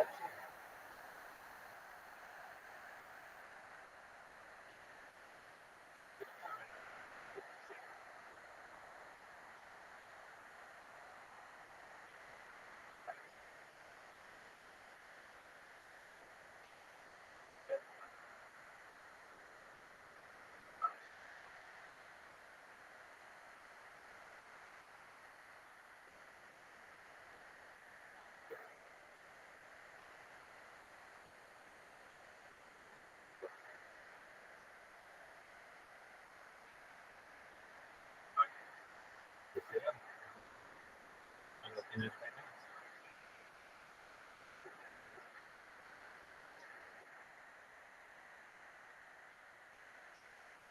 Perfect. Yeah.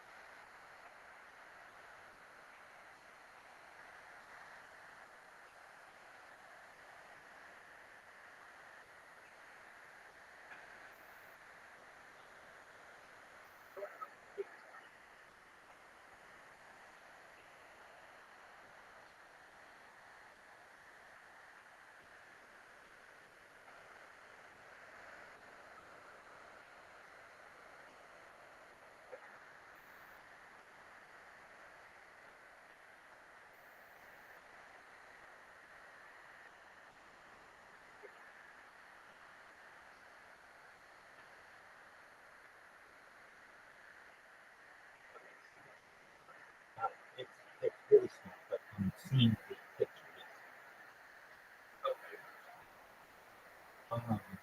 Oh wait, is the background picture? There it is.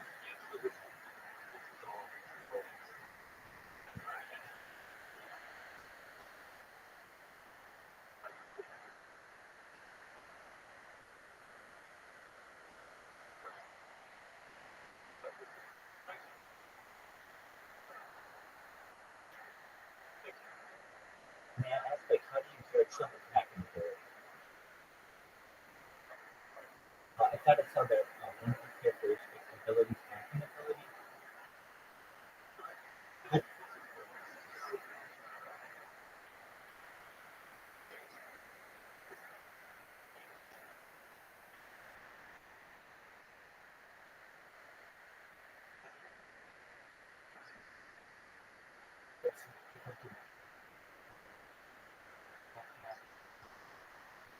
Hacking ability. So basically, you interview candidates or you evaluate their backgrounds and then fill out this essentially summary of them. Yeah. Evaluate.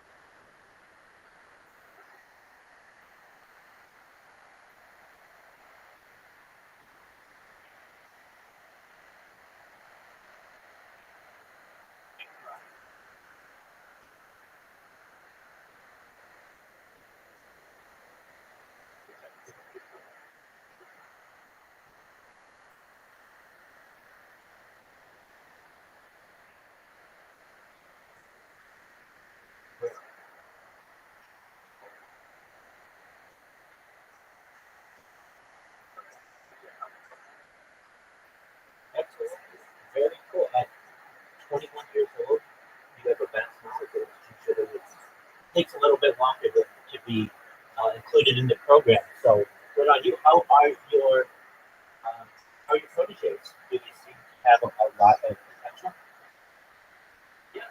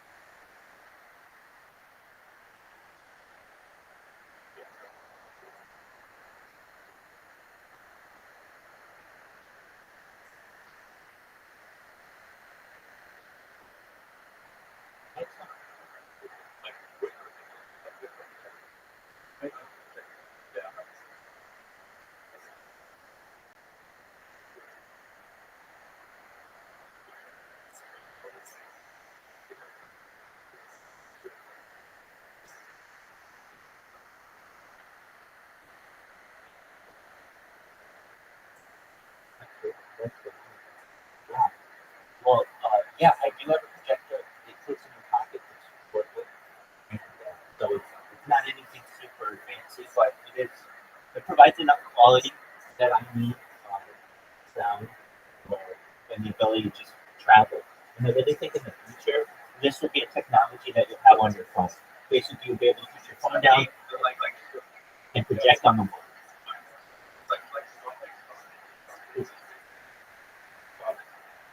Exactly. And that's what we're moving for. It's very exciting opportunity.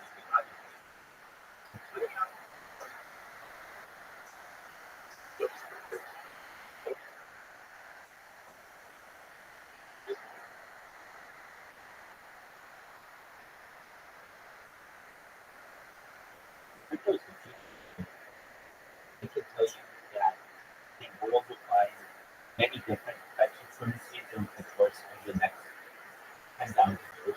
And because I'm such a strong advocate for transhumanism and mind-blowing technology, 10,000 years is my lifetime.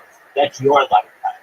So previously, when you go, oh, who cares what's going to happen in 10,000 years? We must understand that our lifetimes may extend much longer than the previous 80, 100, 120 years. And I was fortunate enough to be sponsored by a cryptocurrency more than a year ago. Called Harry Potter Obama Sonic Penny. It's a meme coin. It's extremely popular though. It has a $300 million market cap and has a lot of publicity. Like when I started, it was worth less than a penny, and then like a month ago, it was worth 7 cents, and last week it had all-time high 31 cents. So that just seems to be doing well. But here's what I can tell you what's special about the line. Sure, it's Harry Potter, Obama, Sonic, 10, Eden. If you're like, why does it have that name, Rabbi? This is actually English. It was a backpack that was produced, we think, in Asia and China, that was sold in market in Amsterdam. It became a meme that was very popular, and then somebody made a coin based on it. Exactly, 100%. And so this it also has it also has an NFT that comes with it. The Frodo's. When I started, these were being given away. a month ago or so, a few months ago, they were $800 each. They're $11,000 each. The reason why this is in particular, the NFTs, this NFT. So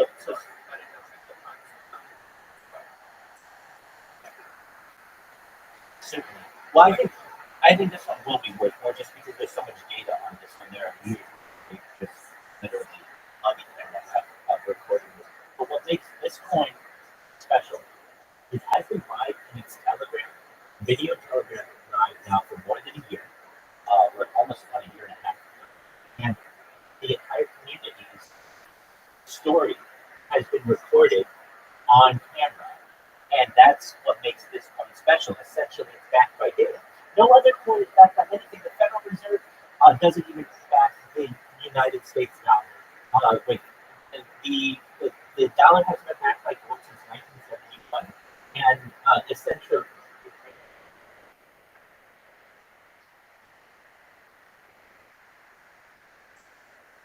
well, it's credited under the Nixon administration. I think Kissinger has some influence on that. And that's okay. And essentially, what Europe has said is that there will be different rounds of what the world reserve currency is in the next 1,000 years or 10,000 years.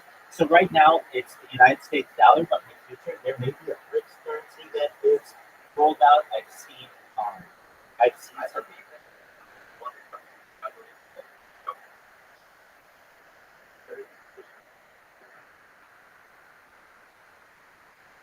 Absolutely. Space tourism, terraforming, interstellar travel.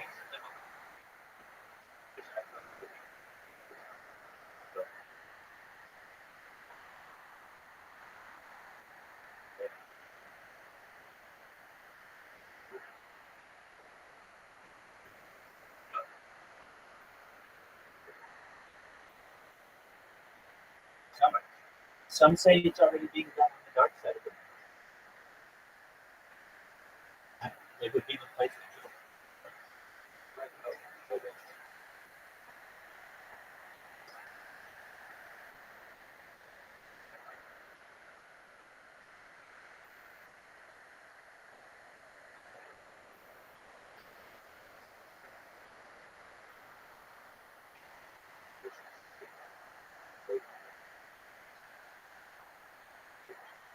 100%. That's the separation between Homo sapiens and transhumans. Transhumans are in year one, I'm one. We were basically whatever you want to do.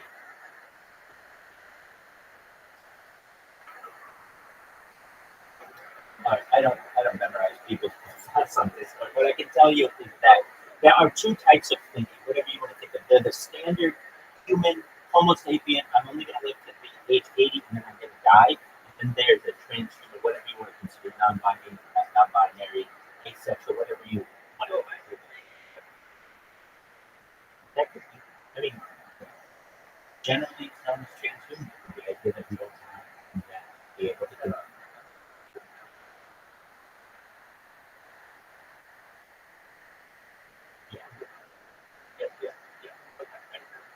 That's okay. That's okay. So you, no, okay, now I understand what you said. I'm non-binary, asexual. I'm like, what does that have to do with living forever?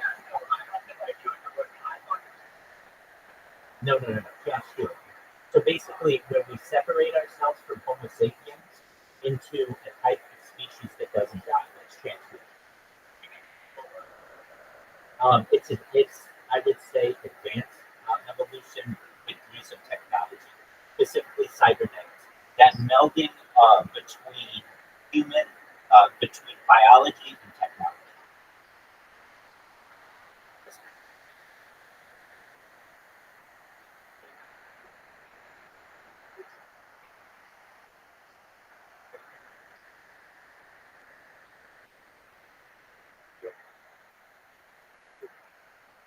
Yeah, exactly.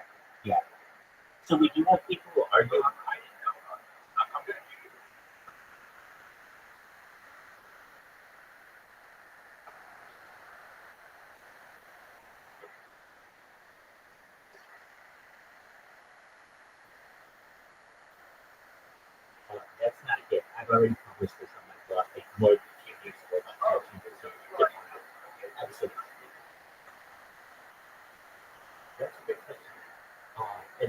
you want to ever see that, no, I don't have it. If you ever want to see that, it's at my blog. It's Rabbi Rothschild at rothschild.com.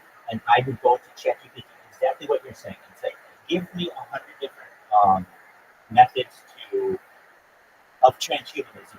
Define transhuman for me. And it's literally the longest blog entry you'll ever see, where I just go through and ask ChatGPT using a different system that it currently uses. I know you're using $2.5 billion, and that's great, but a lot of that $2.5 billion can censor. What I did was years ago, when ChatGPT that first started, you could jailbreak. You could use what was called a dual. That's when they come back whenever you have time.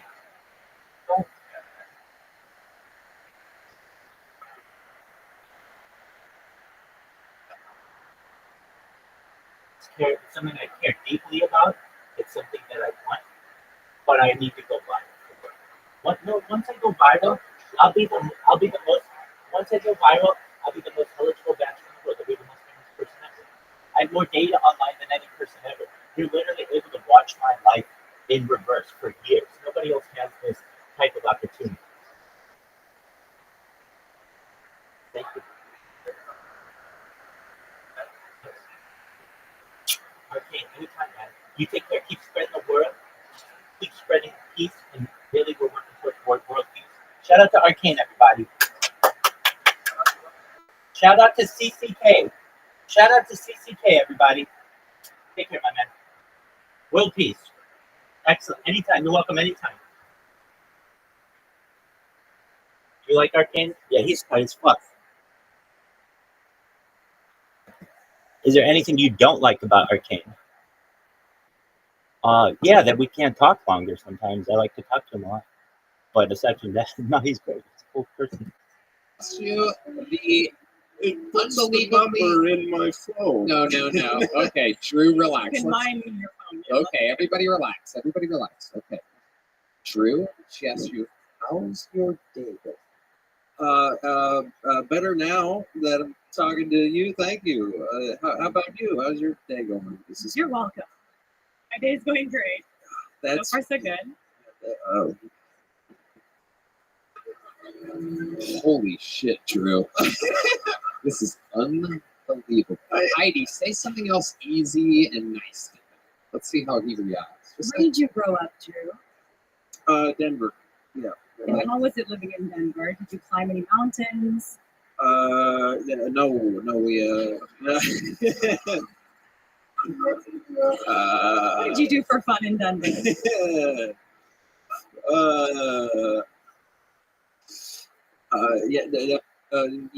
Never put myself in a position like this normally. Oh my god. Okay. We're gonna stop this. It's not that hard. I swear. Dude, come on, mime. Come on, do something. Get it. Drew, mime confidence, for Christ's sakes.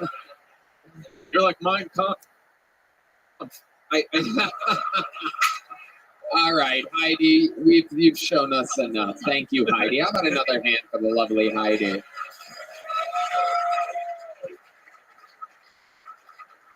You nailed it, bro. You killed that shit. I do better when I can't say anything.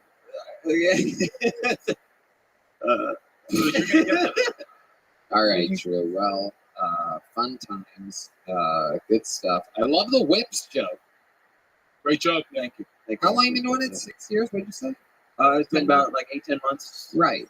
And you wrote that whips joke? You just came up with that premise? Amazing. Yes, I read all nice. Very good. All right. All right.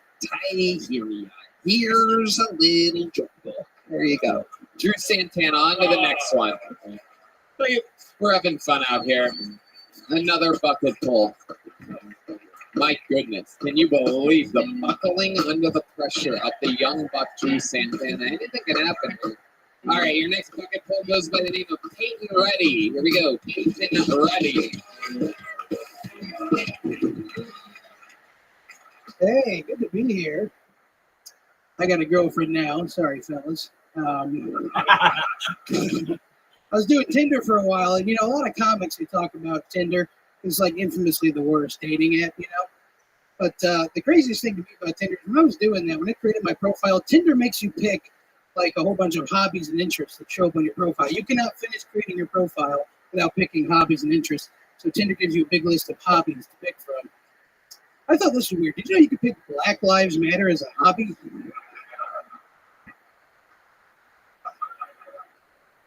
That's a hobby? I support Black Lives Matter. I mean, that's not a hobby to me. That's just something that is. It's like food or something. I'm like, all right, yes. Black people, they acknowledge, exist. If you don't know what a hobby is like something you can do after work. Like you can squeeze in with the free time, like playing the drums or something. And you want to do that with the lives of black people? That's your hobby? That's kind of fucked up. How do you explain that to somebody? Somebody's like, do you support Black Lives Matter? And you're like, I'll be honest, I have been swamped at work recently. So Getting ready with a fantastic minute. There it is. A true minute, all on one subject, punched up with jokes. Look at you, you're fucking adorable. Oh, thanks. Oh my goodness. How long you been doing stand-up? I've been, a couple of years. Couple years? How old are you? I'm 23. I've been doing it it'll be 6 years in November. Oh, nice. You started young. Yeah. Hell yeah. Yeah. Look at you. What are you, you still drinking breast milk? What's going on over there? You are a plump little sweet thing. I've moved on. In the recent weeks, but yes. Wow. I've been easing off of it, but thanks for just exploiting me. Absolutely incredible. You look like you use hard-boiled eggs as like sins. Just like leave one in your mouth. Just fucking let it soak into your bloodstream. This is incredible to meet someone like you. Make Enrique Chacon look like a fucking hot chick. Thank you. Amazing, Paul. What do you do for work? Do you what do you do? Drive Tonka trucks for a living? What exactly? No, I drink breast milk and I play with Tonka trucks. It's a difference. Yeah. I just moved here 3 weeks ago, so I don't have a job yet. Okay, where'd you move from? Chicago. Okay. Wow, it's great that we have the actual live The Bean with us, ladies and gentlemen. I can't believe The Bean found out that it became Don't Tell Me Folklore, and it also moved to Austin, Texas. This is incredible. Yeah, they expedited me overnight. I got shipped over here. Its full name, Butterbean. Butterbean. Amazing. This is incredible. Have people told you that you look like the Bean before? Have people called me fat? Is that what you're asking? You're like, have people ever called you a fat ass before? Yes. Welcome. Absolutely. This is what if you had a son, if you made a baby sometime, Rabbi, this is what it would come out looking like. Just a little fucking, look at this fucking absolute little butterball. I'll be there when I can. I didn't realize that I've heard of snowmen. Never heard of snow boys before. It's Oh, that's incredible. great. I appreciate it. I just You're did like some computer frosting stuff. I appreciate it. That's pretty good. You're on the edge of stealing my ass, so you gotta be careful. Okay. I love it. There's no edges to you, buddy. Fully rounded. Yeah. Holy shit. You are a fucking superstar. There's no doubt about it. 23 years old, 6 years into the game. You're here in the comedy capital of the world. You just did 1 minute, 15 seconds, all on the same subject, which is very telling. A lot of people change directions, try to squeeze in a lot of their best different jokes. You're clearly showing that you have experience and poise in the pocket. I agree. And by pocket, I mean the hot pocket that you made right before this. I've moved up to lean pockets recently. Whoa! Change it. You spend the extra $1 and you're still as fat. So it's Is that true that lean pockets are a little more expensive? I don't know the market on them, honestly. Our senior frozen food correspondent Brian Redband says it's not true. Not true. A man who microwaves 90% of his meals. I'm going to go with his vote here on this one. Wow. You had great, your presence was great, and I love that you were pausing, getting laughs out the faces. You know, the reactions to what you were saying was funny. Yeah, and I feel like just in a minute, I could tell like you had more time to like stretch it out. It would be really good, for your comedy and your body. Yeah. That, so if I, Am I fat? What's happening? I'm not. They keep making them. I don't care. I mean, you look good though, like that. I'm telling you, dude. It fits you. No, I'm being serious. No one has endorsed obesity more than Chris here I'm tonight. telling you. You look good, dude. I looks tell good. you, you're a star. Don't change a thing. He looks good, man. He's a predator. No, you really do. Chris has a type, and he's very clear. As a matter of fact, you know what? You're coming with me to Dallas too this weekend. All right. Holy shit.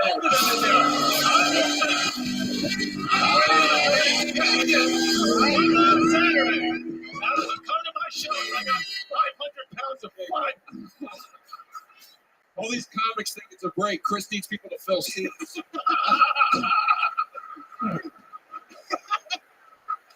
The bigger, the better.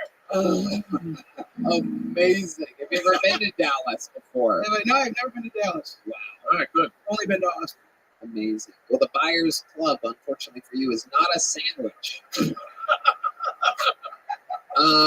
That's a shame. So what's your living situation like? Got a 1-bedroom, 1 kitchen? It's a half bath, 3 kitchens. I love it. I have round-the-clock chefs, Tony. You got roommates or what? What's going on? Yeah, I'm just crashing on a buddy's couch right now. I love it. I love it. I'm not going to forget it. Dallas is over, Chris. Forget it. Absolutely incredible. Do people walk into the apartment and sometimes go and say to your roommate, "Oh, there's a couch on your couch"? Why is why do you have 2 couches? They go, "Oh, is this one of those couches that folds out like those coffee tables that they kind of come?" Yeah, It's one of those couches that breathes, kind of. I've seen those. Yeah. What kind of how you getting around? You got a car? I roll. Yeah, perfect. That's what I was getting at. This guy's good. Taking the momentum, rolling with it. This is very good. Very, very good. So what's your goal for getting a job? You've lived here, what did you say, 3 weeks? Yeah, 3 weeks. Yeah. Okay. So what do we got to do here? How can we help you? You name what you're good at, and we're going to help you on a little hard hat. A hard? You have a hard hat? A hard hat? You would look adorable in a hard hat. I would love a hard hat. I don't know why I want to put a hard hat. How many of you think we should put a hard hat on this? What do you do for work? What's that? What are you good at? What are you trained in? What can you possibly do? I work How can you contribute to the economy in Austin? I worked a lot of restaurant jobs growing up, so You worked them, or you worked? my business was given to the restaurants growing up. I did line cook and server and all. How would you like to burn yourself with Torchy's tacos? I know a guy. I'm good. I tell you what's fascinating. You're sweating the least out of every performance. It is amazing. I noticed that as well. I'm like, you got Enrique up here fucking wiping his face like we're in a thunderstorm or something like that. It's like the highest level of windshield wiper. Like, dang it, dang it, dang it. This guy's not a fucking drip. No, I'm a professional. Absolutely incredible. Absolutely incredible. Amazing. I fucking love it. You are one of the funniest people that have ever come on this stage with Lunchables in their pockets before. Incredible. Yeah. What's the longest set you've ever done? I did. I've done like 35 before. Just like the headline some terrible bar show. I'd love to have you on the Secret Show Thursday. I'd love to do it. I'd love to do it. The first big joke book of the night to a big boy. Peyton Ruddy has made his Kill Tony debut.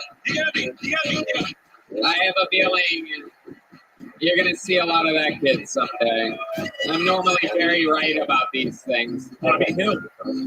Peyton Ruddy, R-U-D-D-Y, Peyton Ruddy comedy on social media. Watch it blow up. This is an interesting name. Almost no way that I could say this correctly, but I'm going to try. Make some noise for the Kill Tony debut of Dorda Cricket.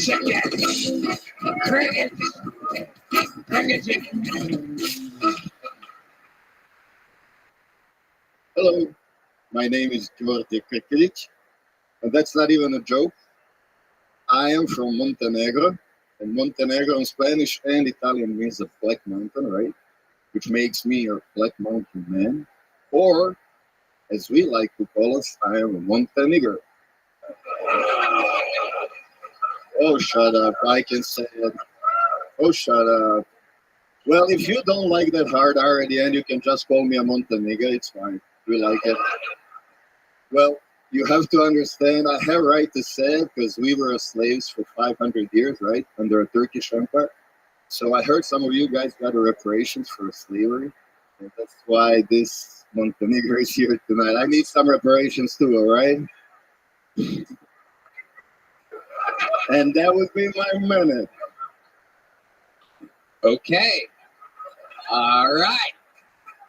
I think a lot of people are leaving right now. What do we think, Black Guy? Are we letting them get away with that? What's going on over here? I know that edible is in full force right now. You must be thinking, there's no fucking way he just said what I think he said. Perfect. Perfect. Nothing at all. All is well. Welcome. Say your name one more time. Georgia. Georgia. It's like George, so Yeah, it'd be I get that Georgia part. in my language. Thank you. Stick it over here. What keeps going? Then the last name is Kakinic? Oh, don't bother with that. Rakic. Even people from my country can. okay. Yeah. You mean words? All right. What a surprise! A guy named Georgia dropped the N-bomb out here.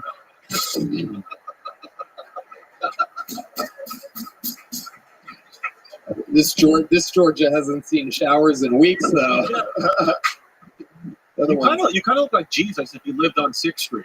Well, I do live actually almost on the 6th Street. I live in like It is 6th Street Jesus, ladies and gentlemen. yeah, I'm homeless for the last 3-4 months. Okay. Okay. Look at I'm you. doing good. You're a happy homeless guy. I Thank like you, it. sir. I like it. So tell us what it's like living on the streets. Oh, it's disgusting. Tell us more. Well, here actually on the 6th Street, it's the worst. Uh-huh. But I live actually on the Walmart parkings. That's where I sleep, where I park my car. Because I live in my car, right? Yeah. And it's I don't know what to say. Tony. It's not nice. It's not good. But I'm Give us an surviving. example of what it's like. A lot of these people, most of them, have no Well, idea. So you I'm at sleeping in nighttime a- after you do stand up in spots and stuff, right? That's kind of your routine. How long have you been doing stand up? This is my first time. Oh, well then there you go. Okay. Look at you. First time ever. True On a stage, debut. actually, yeah. You just found an art form where you can come out and say the N-word a few times. Incredible. Well, if I can correct you, I'm not saying the N-word, right? I'm saying the M-word. That's true. Right. Right. So there's a difference. Now I know. If And I it's- want to it's say my- it, I just have to say Monte beforehand. That is correct. I got bad news for you, John. Yeah. It's goddamn Monte. And dude, I waited a long time for this moment. You fucking McLovin, McNugget. What are we saying? What's going on? All right. What do you think about him? You think? What do you think, John? I didn't hear it. Perfect. I love it. Thank God black guys do not pay attention to this show. Incredible. Dude, don't even. If you ever get any flack for it, just blame it on the fentanyl. Right. That's it. Right. Yeah, I was cracked out. It's all good. So I'm gonna get back to my original thing here. So you pull your car. What do you do at night if you're just starting stand up now? What have you been doing in Austin all this time? Well, I got here because of this show, actually, and I used to be a semi-truck driver, so that's what I do for a living for a couple of years now. And then I decided I want to switch my profession. I want to be a stand-up comedian. So okay. And I think I have a bit that I can go with. I can play with it, that I can do. I don't mean to be rude with it, but I can compare similarities between the N-word and Montenegros, right? You just looked directly at John Dees and signaled to him. Well, I didn't mean to offend you. The Kill Tony Show, making immigrants homeless. Yes. 2015. Not only do we fill up arenas, we also fill up Walmart parking lots. There is a few homeless next to me. Yeah, Really? living They're all in Kill Walmart. Tony sign-ups? Well, I'm not sure about that. Okay. Okay, so let's get back to that. So Give us an example. What time of the day do you wake up? The sun comes up. You're in a car. I wake up 5, 6 a.m. I don't know. Yes, life of the luxury of the Music. Walmart. And then what do you do? Then I go to the Walmart because there is a restroom. Right. I can wash my feet, right? Take a shit. Right. Do the morning routine that people are doing. Absolutely. Right. The morning, And everyone's doing it. Right. And then Yeah. after that, I go work. I do have a work. It's a moving. So I do work for a different company. Wait, your work is another racial slur? Did you just say? What did you just say? Your I work? did moving. Oh, moving. Yes, sir. At least it's something else. Sorry. I'm not going to say what I thought you said. You thought you said moving? That is what I thought it said. That's what it said. I got you, bro. Yeah, right. I got you. And A lot of, back on me, right? a lot of accidental racial slurs happening up here with you. I can't imagine what you scream in your car in the middle of the night. Oh my God. So, okay. Then I do work. I work for a couple hours. Then what do you do? Come back here on the 6th Street and I play guitar for a couple hours, maybe Oh, 1 you hour, play 30 guitar? minutes. Yeah, Really? I just practice. Well, that was only so because it's my first time on the stage, so that's how I practice, just to be in front of the people. That's it. So you just started guitar too?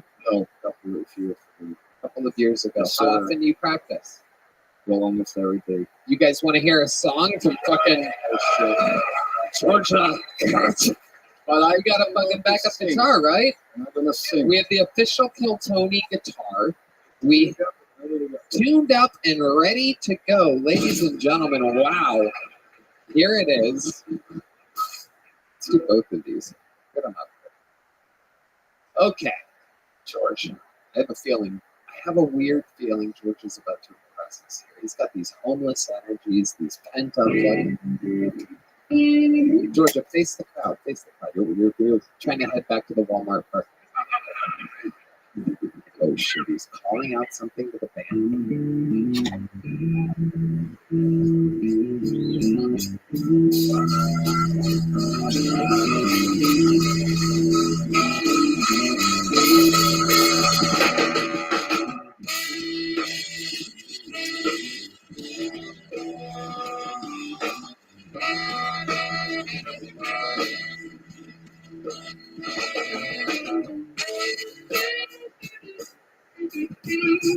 Whoa.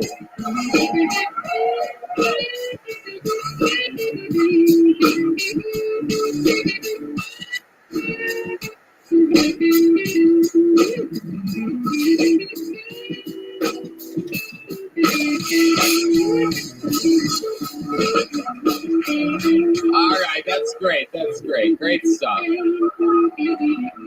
Great stuff. Oh my goodness gracious. Unbelievable. Wow. How are you? Hell yeah. I'm here. I'm just Absolutely. working on Georgia, how do you feel right now? You just played the I'm world famous shaking. Ritz Theater. You're shaking right now. Yes, The sir. energy of Stevie Ray Vaughan runs through you. Oh, I love that. Thank you. Anything good happen Yes, I today? love him. I love Fury. Of course. You played here on this very stage that you stand on, and you look like he does right now. You look like the decades-long decomposed corpse of Stevie Ray Vaughan. Hallelujah. Hell yeah. And you sleep on a Stevie Ray lawn. Okay. George Kretchik. Fun times. You know, it was your first set. So you know what I'm going to do? Instead of giving you a little joke book for the amount of laughs that you got, I want you to get some work done. I believe in you, George. I think you have a lot of pent-up. How old are you? I'm 33. Yeah. Oh my God. Yeah, you have a chance at this, George. You've made it you've escaped the Turkish rule in Montenegro. You are one of my favorite illegal immigrants we've ever had on this show, to be honest with you. You got fucking balls, dude. And so I want you to start writing and fill up this Kill Tony joke book with some shit, okay? Oh, shit. Yeah. Thank you. Try to use minimal N-words in that joke book.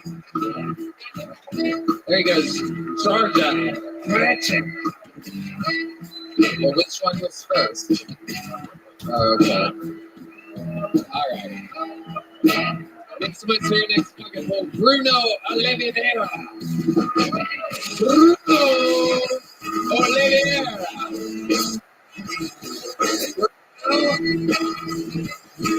Hold on, guys. Hold on. Bruno here. Bruno Oliveira. Bruno, ladies and gentlemen, here he is.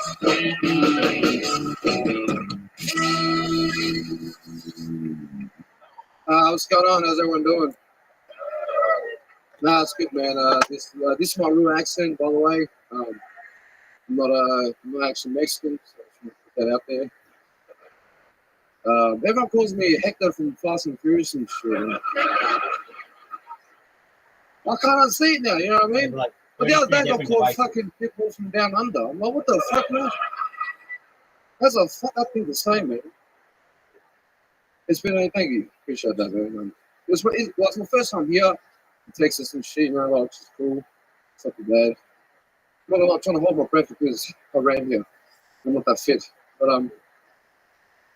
yeah, it's weird, man. It's weird. You know? But, I hate when people say shit like fucking, oh, hey, man, like, I had some dude come up to me and say, hey, man, you have any prison eyes? And I'm like, don't know you, bro. Like, what the fuck? And it's like, I get it. I look like I did it, but I didn't do it. You know what I mean? That's what I'm saying, bro. Right? Yeah. Hey, are you speaking?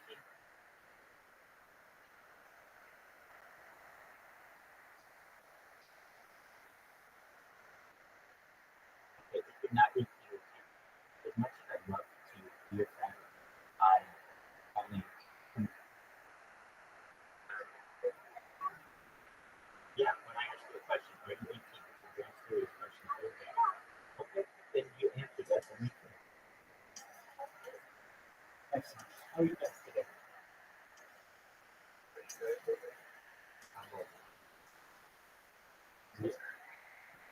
I'm just working on some computer stuff, right? Hey, Noah, how's your friend Z doing?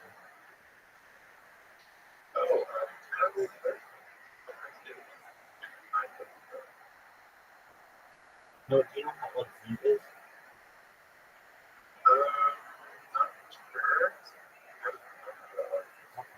Well, she made me aware she wasn't. Just if you know anyone else who's not 18, not that I don't like kids, but I don't want to be around them. I talk about some things that sometimes are more mature, and I don't. I mean, I honestly don't care children here, but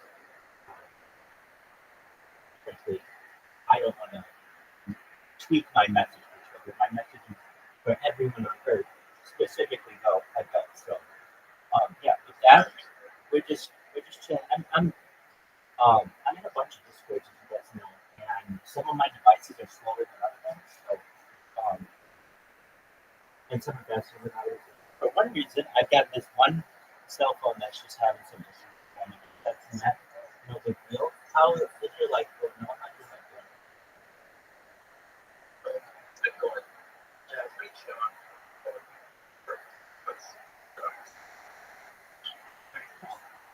Let me ask what you do for a living.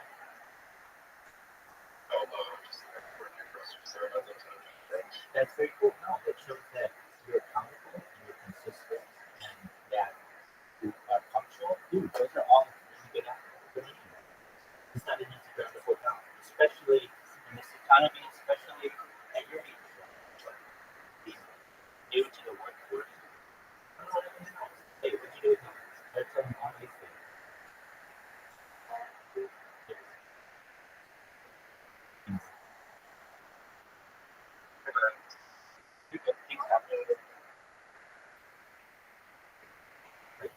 So, yeah, basically, we're just chilling. I'm just working on computers. If you know what County is, Cook County tonight. We've got Monday Night Football tonight. I'm in a fantasy football league, so we'll have a bunch of people here. We had a ton of people here. Well, I've almost had the maximum amount of DC as possible, 25. Almost got there. Last night we weren't quite there, but we definitely had a bunch of people coming in. It was great. And talked about world peace and Cool. We had a friend of ours who, when he was child, I didn't know them very well. They would come in here. They were like 7, 10 months, 2 months ago, and they came in and they were like, "Hey, I'm 18." It said you have to be in 18. I don't know what more I have to do. But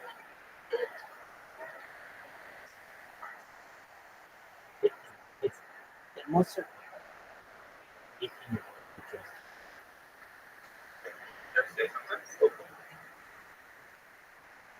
Well, I think that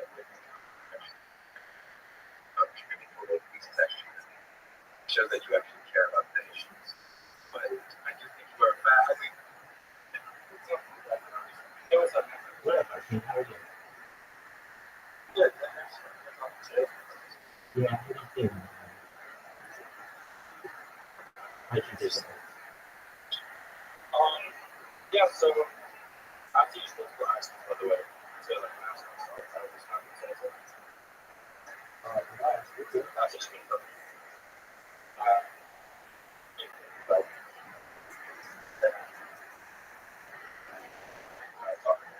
that's cool.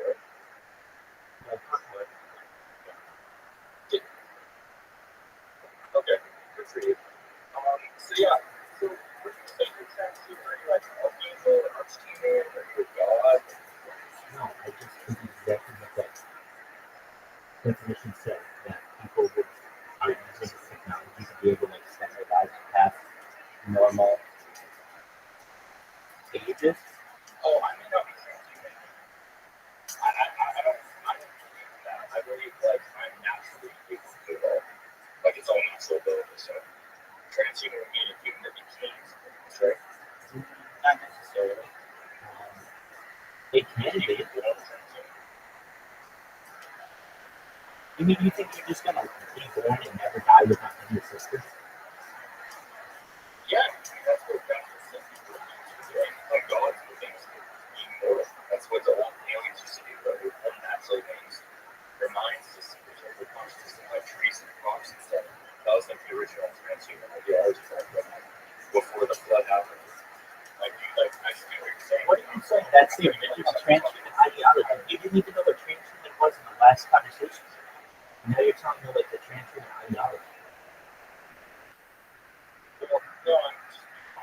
No, you're not using words correctly. Transhumanism is a lot different than archangels and supernatural and all the other stuff that you're talking about.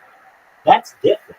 I'm talking about the ability to use stem cells and human growth hormone and ambrosia therapy and cryonics and cryogenics to be able to extend the human life to 1 million years old, 10 million years, 500 million years, perhaps as long as 40 billion years, which is perhaps the amount of time that we have to continue with the universe. But do I think I could just be born and do that? No, I need assistance to do that. Everyone does. And for you to be like, maybe in the past, some other creature, okay, but I'm saying for you, even you need some type of transhuman. No, I'm just trying to keep it separate. Transhumanism is not archangel. You know, I don't have a few with my friend, but he's a rabbi. This is my being your channel, so I'm not like a student of yours. No, I'm just making you aware what you're saying to me doesn't make sense. I already know. I've been trained by those lawyers. Okay. I think you're doing great. Excellent. I just do. Excellent. Okay. Enjoy yourself. Yeah. Do you want to keep talking? No, I'm working on stuff right now.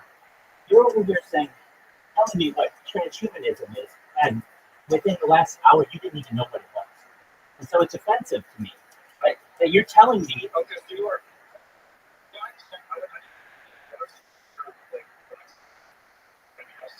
Okay, it's offensive though for you to not know of something and then an hour later basically think that you are an expert on it. No, bro, I know what it is. I just call it a different thing. It's language. Cool. It's a different. Okay. Enjoy yourself. I'm working on something right now. It's no, it's not. And some people say shit like fucking, hey man, you were quite intimidating when I first met you, man. Be actually a nice guy. I'm like, that shit hurts, man. Because I got feelings too and shit, you know? And it's just like fucking. I was gonna keep going, but I guess. Bruno Oliveira. That is maximum time. Hi, Bruno. How you going, mate? You alright? G'day, g'day.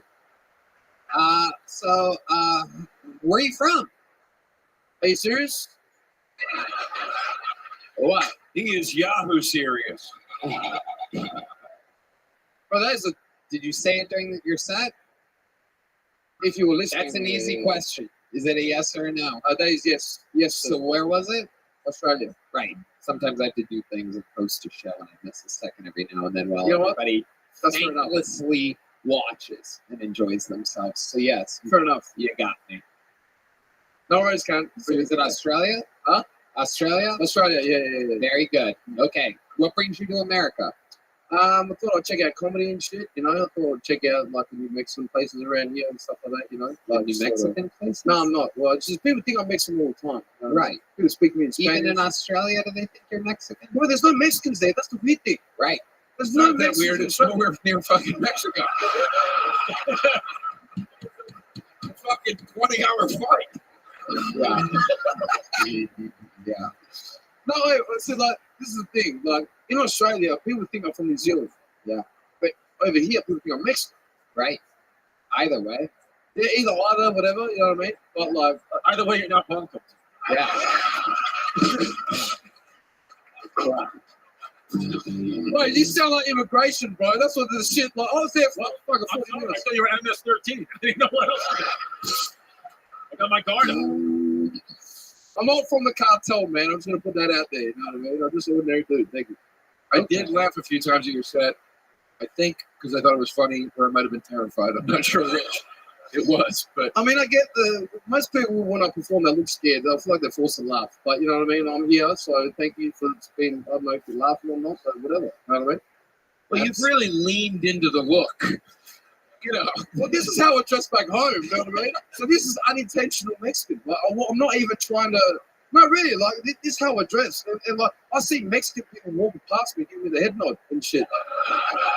All the time. I can't even speak Spanish. I'm like, hola, senor. I'm not sure, you know what I mean? I'm just saying. But yeah, that's like the jits of it, you know what I mean? Absolutely. So how long have you been doing stand-up? Sorry, say it again? How long have you been doing stand-up? I've started like late 2016, 2017, so it's about 7-8 years. Okay. I'm trying to sound smart, bro, all right? So you get out of the Don't try to sound I'm smart. sorry. You don't look smart. There's no point in sounding smart. But look, man, I completed fucking senior high school and shit, you know what I mean? Also, do you call it secondary school or something? No. we don't know what you're talking about. Yeah. Oh, I'm just dumb cunt then, all right? No, There you go. There we you call it go. high school. Sorry? You said high school? High school, yes. Yeah, we call it high school. Yeah, so what the fuck, bro? Like, what the... Well, you said secondary school. And then you said 216, 217. I was like, that No, was, I said that was MS-13. 2000 years ago. MS-13 is what I said, all right? MS. Oh, you have MS? Yeah, I'm just... What do you do for work, Bruno? I'm actually a scaffolder by trade. A scaffolder? A scaffolder, yeah. Why do you look so surprised? You talking to me? No, I'm told this. No, I'm not trying to start a fight. I'm saying the second gentleman. Yeah, yes, you sir, yes. No, I'm not. I don't know. What, scaffolding? They just look scared. I'm sorry. You know? You put up scaffolding? Yes, put up scaffolding. Which is very Mexican. I was going to say.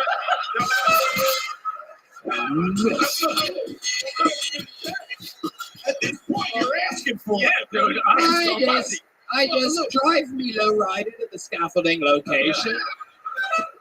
Mow the lawn on my way in. Mira, señor, yo necesito hablar una cosa. Whoa, look at that. Wow. Oh my goodness, look who's... That's all I knew as well, you know what I mean? It was freestyle. Okay, Jesus Christ. Do you have any special skills or talents? Australians can be a wacky, multi-talented people.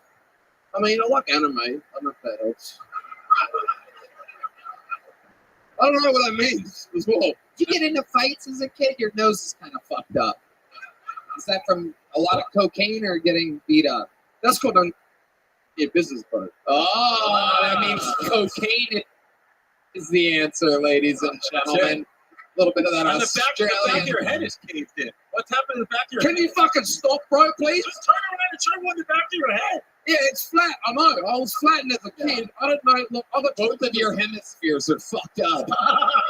I mean, look, hey, I can actually level a wall with the back of my head. You know what I mean? Another Mexican trait. There it is. So wait, so what happened? You partied so hard that you busted your nose? Australians, by the way, a lot of people don't know this. I do know this. I once, at one point in my life, toured Australia a lot. Very close with a lot of Australians, and a lot of people don't know. They all are heavily addicted to cocaine. It's a thing. They do it like it's nothing there. Like we drink Bud Light or something like that. They all do it. Can you expand on this? Am I correct? It's this big secret that they keep. Meanwhile, they force their own people to get vaccinated numerous times, while everybody is already halfway to a heart attack. But go ahead, tell us more. I mean, it's not all the cocaine. It's not. That's not the whole story. Right? Everyone's invested now. I'm scared of shit. You know what I mean? Now, look, my nose got fucked up like when I was a kid. Yeah, what happened? Do we have to go there? Oh my goodness! Of all the things, you're so nervous to talk about how your nose became flat halfway up. Yeah, man, you're making me feel real self-conscious about how I look now, man. You should. You I mean, should. you somebody kicked in your nose so hard it caved in the back of your head. Yeah. We want to know about it. That's fucked up, man. If you feel too self-conscious about the way you look, just stare at Joe DeRosa's face for a second. I mean, look, like fucking, I used to do boxing and shit like that. You know what I mean? So that's also part of the flat and what's the not just cocaine. It's also the boxing. This cocaine was first out of the boxing. Man, I started when I was 10, bro. I didn't do cocaine until I was like 9.5. So let's get that straight. So you also boxed to escape your country. Very Mexican. Yeah. I'm very Mexican. You gotta come up with some new shit now. It keeps saying the Mexican shit, man. You know? Because you keep hitting that note over and over. Yeah. I can't believe how many Mexican boxes you're ticking right now. It's I know the scaffolding, but yeah, man, that's fair enough. But yeah. I don't know where we go from here because I've never had this silence. So. This is getting weird. This is getting weird, eh? No, you're Have you doing got your just head looked at? Sorry? Has a doctor talked to you about the back of your head? No, it's like it's. I'm not saying. I'm Turn just, around, show just everybody show the back of your head. dude. I'm gonna do a sorry. Wait. Okay, here it is, the big reveal. Whoa! Did you just swallow me? Yeah. Get the fuck out of here, cunts. It's like a blooming onion back there. Can I draw a face on the back of it and then you turn around slowly like that? Can we do that? Come here, I'm gonna do it. I need your permission though. Can I draw a face on the back of your head and then you reveal it? Let's do it. Let's do it. This is fucking humiliating.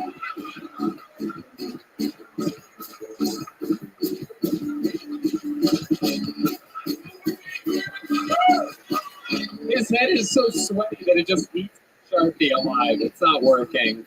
I didn't get one eye. It actually looks like your actual face. There's no nose. There's no. Oh my god. This is the worst decision I've ever made to come here, man. The worst decision. This is amazing. What's the craziest thing that's ever happened to you your entire life before I let you go?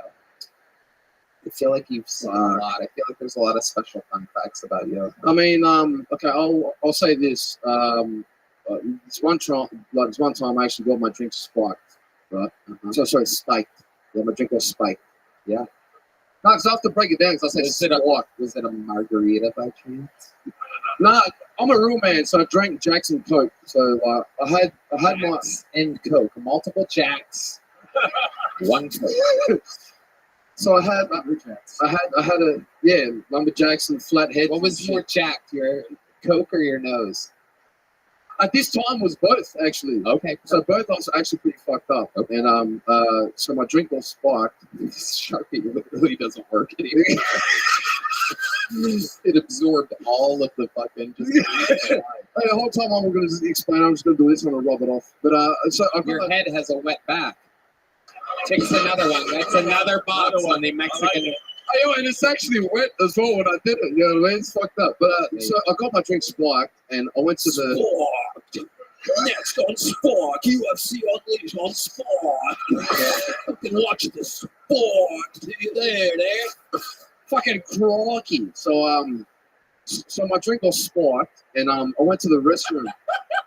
You exaggerated. I'm just gonna keep exaggerating. So let me say, just I'm good. Thank you, appreciate you. But so my drink was sparked, and I went to the and I went to the restroom, and the last thing I remember is me at the urinal doing a piss, and I woke up on the floor, like puddle. Yeah. What do you call it, urine? Well, we just piss. We don't just do it. What the fuck? Oh, yeah. That's why our economy is so much better than yours. Because, we have to do the do before we do the do. We already did that by the time you talk about doing it. Right, okay, that's fair. So I was pissing. I have to do a piss. I thought, I'll have to go do a piss. All right, go ahead. Yeah, thank you, man. Yeah, that was shit. But I was doing a piss. I was pissing. And the last thing I remember is me on the floor with like a little puddle full of blood and shit like that. And I woke up and like the bouncer comes up. Like, even though I was knocked out, I heard like someone calling for a bouncer. Oh fuck! Someone come in here. This cunt's all fucked up. And then the back of his head's fucking swelling. I think he broke his fucking nose. Not just that, the back of my head got fucked up too. You know what I mean? But so the bouncer wakes me up, and then he's like, "Hey man, like, g'day, you right, bro? Yeah, g'day, mate. You alright?" Crikey, that's a lot of blood, you know. But then he wakes me up. I'm like, "What the fuck happened?" And then he's like, "Oh, you actually slipped, and you hit your head on the urinal." Oh shit! Yeah, so that's you were doing a piss, and the piss did you. Yeah, right. I got made piss by the urinal. Like, because there's a saying they say in Australia, if someone got made piss, means like someone got fucked up. As in, like, they got fucked up in a fight. As I said. So it's like, I got made piss by the pisser. That makes sense. Right. It wasn't that funny, but you can't win all of them. Right, it's true. Yeah. Boxing match in your youth. And I got a chipped tooth, and my nose is still fucked. I also got a scar here at the bottom. And I woke up in like hospital and shit. Still confused about what happened. This is not where I thought that the story was. Right. I didn't realize the reason for it would be clumsy. I mean, I'm not the smartest person that I know. You know what I mean? Right. It's right. I don't even think you're from Australia, dude. I think you had a traumatic brain injury. And this new personality is what come out, and you're actually from Guadalajara, like we assumed from the beginning. Yeah. And none of this is real. Ladies and gentlemen, Bruno. Thank you so much. Really appreciate you. Thank you. Here's a medium-sized joke book. Thank you. Oh shit. There you go. There's a black guy on edibles. It's like, what the hell are these joke books flying? Hey, over there. There you go, buddy. There he goes, Bruno, everyone. What's that? These wild energies. These Australians are wild. All right, one last fucking one. Make some noise for him. It's Luke Wright, everyone. Luke Wright.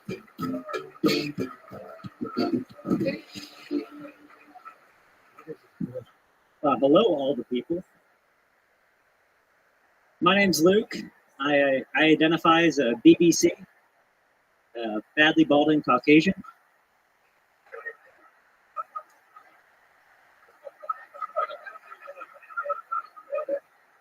Yeah, I had a pretty rough childhood. My dad beat me with conservative values. Yeah, he's a big conspiracy theory guy, too, you know. He thinks 9/11 was an inside job. I think that's pretty ridiculous. I think it pretty clearly happened outside. Yeah. We're a religious household, too. You know, we went to church every Sunday. I was a cute kid. So I had to beat the priest off with a stick. Messed up. I mean, who wants to get beat off with a stick?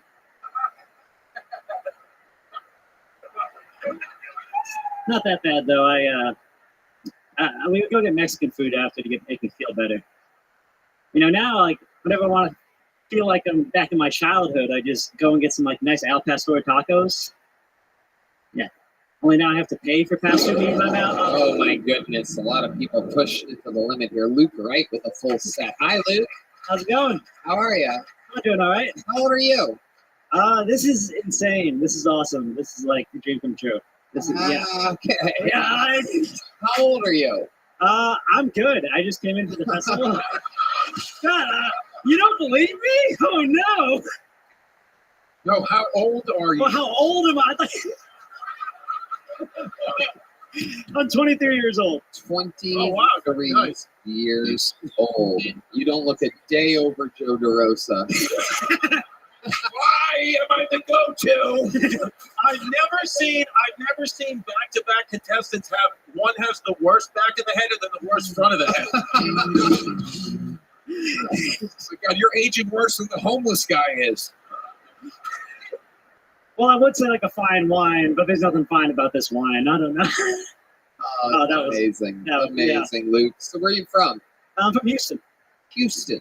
And that's where you were born and raised? No, I was born and raised in Connecticut. Well, half and half. What made you, how long ago did you move to Houston? About 12 years old, so like half of my life I was in Houston, half of my life I was in And then you Connecticut. just stayed 12 forever. Yeah, my body stayed 12, my face went to 30 real quick. Yeah. Okay, what do you do for work? Right now I'm about to start working on Wednesday at an art gallery doing like guest services stuff. Okay. What did you do before this? I was actually working here in Austin. I was working at a migrant shelter. A migrant shelter? Yeah. Wow. What were you doing at the migrant shelter? Basically, we would take people who got out of ICE detention, and we would give them a place to stay, get on their feet. Why don't you tell us some of this stuff that you learned there about how migrants are handled here in the great state of Texas? Yeah, it's kind of crazy. Yeah, I bet it is. Yeah. So it's people come across the border, right? And if you don't have a visa, you don't submit any papers beforehand, you're handled as an asylum seeker, basically. So you go into ICE detention and you're processed. They do background checks, stuff like that, and then you're released, and you're basically waiting on your case because everyone that comes into the country is fighting an immigration case. And once you're released from detention, you have to file an application for asylum, and while that application is being processed, you have to wait 180 days until you're able to legally work in this country. Right. So people are let out of prison and expected to be able to sustain themselves for at minimum 180 days without being able to work legally. So that's kind of the hole that we filled as a shelter, was giving people a place to go in the meantime while they're getting all the paperwork done. Right. So they have 180 days. Oh, these guys like a lot of supporters of people moving here that can't work or contribute to the economy. And anyway, very interesting crowd. Must be the people visiting. Must be the people visiting from the Upper East Coast. Imagine what it takes. Are they candidate? They can legally work where they came from. How about that? God damn it! Huh? You know, Thank you, Tony. Wait, President Trump, what was that? Thank you, Tony. You're welcome. You're welcome. Just stating the obvious here. Imagine coming here with all of your dreams, and as soon as you get here, they're like, your case will be handled by this small boy. You're like, I think we made a mistake.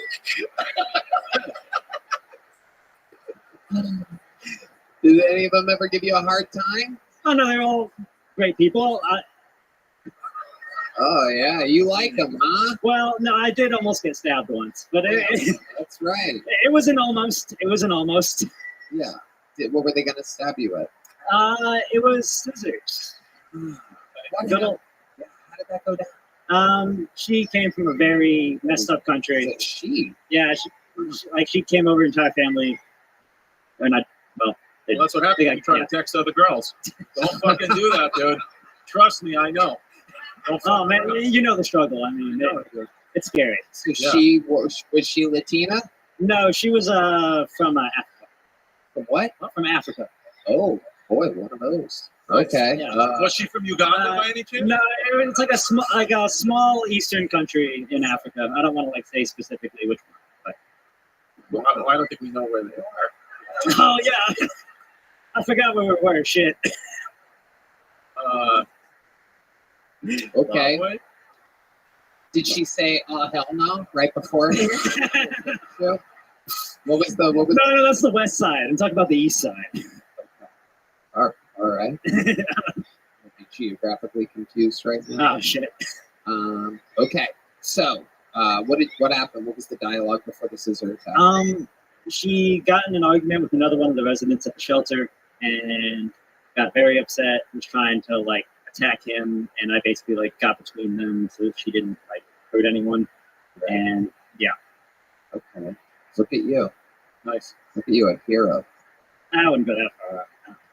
All right. So you almost got attacked. What's your love life like, Luke? You seem like the kind of guy that loves, anything at a playground. It's I've never seen Rocky. a molester that looks like a boy. Yeah. He can play both roles. Yeah, he's a predator and a victim. Yeah.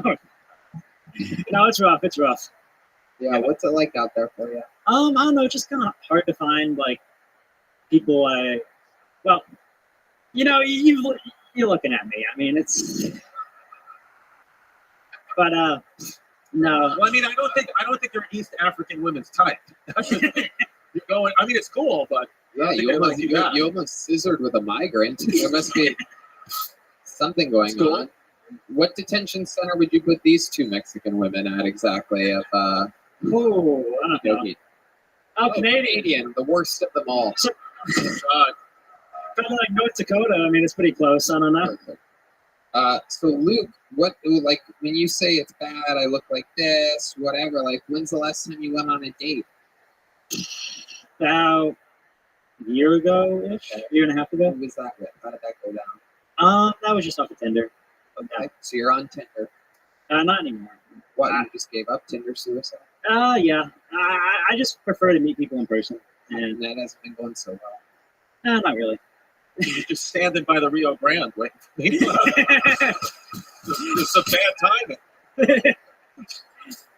Okay. Got the high vis, Have you ever? Well, you don't live in Austin. You live in Houston. Yep. You drove here. Yeah, I actually came here for the festival, and I wasn't even gonna be signing up for this show, but then one of the other comedians let me stay with her, and with her. Oh my goodness gracious! Someone at a baby crib. No, she is a grandmother. So. What? Wow. Okay. Yeah, no, she's a grandmother. She's pretty old. I don't know exactly how old. I don't ask. I'm a gentleman. I'm a sick fuck with a place to stay. That's it. Congratulations, Luke. Fun times. You got through it. You did it. I'm out of medium joke books. Here's a big joke book for you, Luke. There you go. All right. We've had fun. There's only one way to end a show like this. Ladies and gentlemen, while there was no Cam Patterson this episode, while there was no Hans Kim, there was no Ari Matti, there is one person who is here tonight who is going to blow your mind to absolute shreds. I'm positive of it because he is the record holder for all-time appearances on this show and interviews on this show. A living member, the first living member of the Kill Tony Hall of Fame. Ladies and gentlemen, you might know him as the Montenegro Mauler, the Memphis Strangler, the Vanilla Gorilla. This is the Big Red Machine, William Montgomery.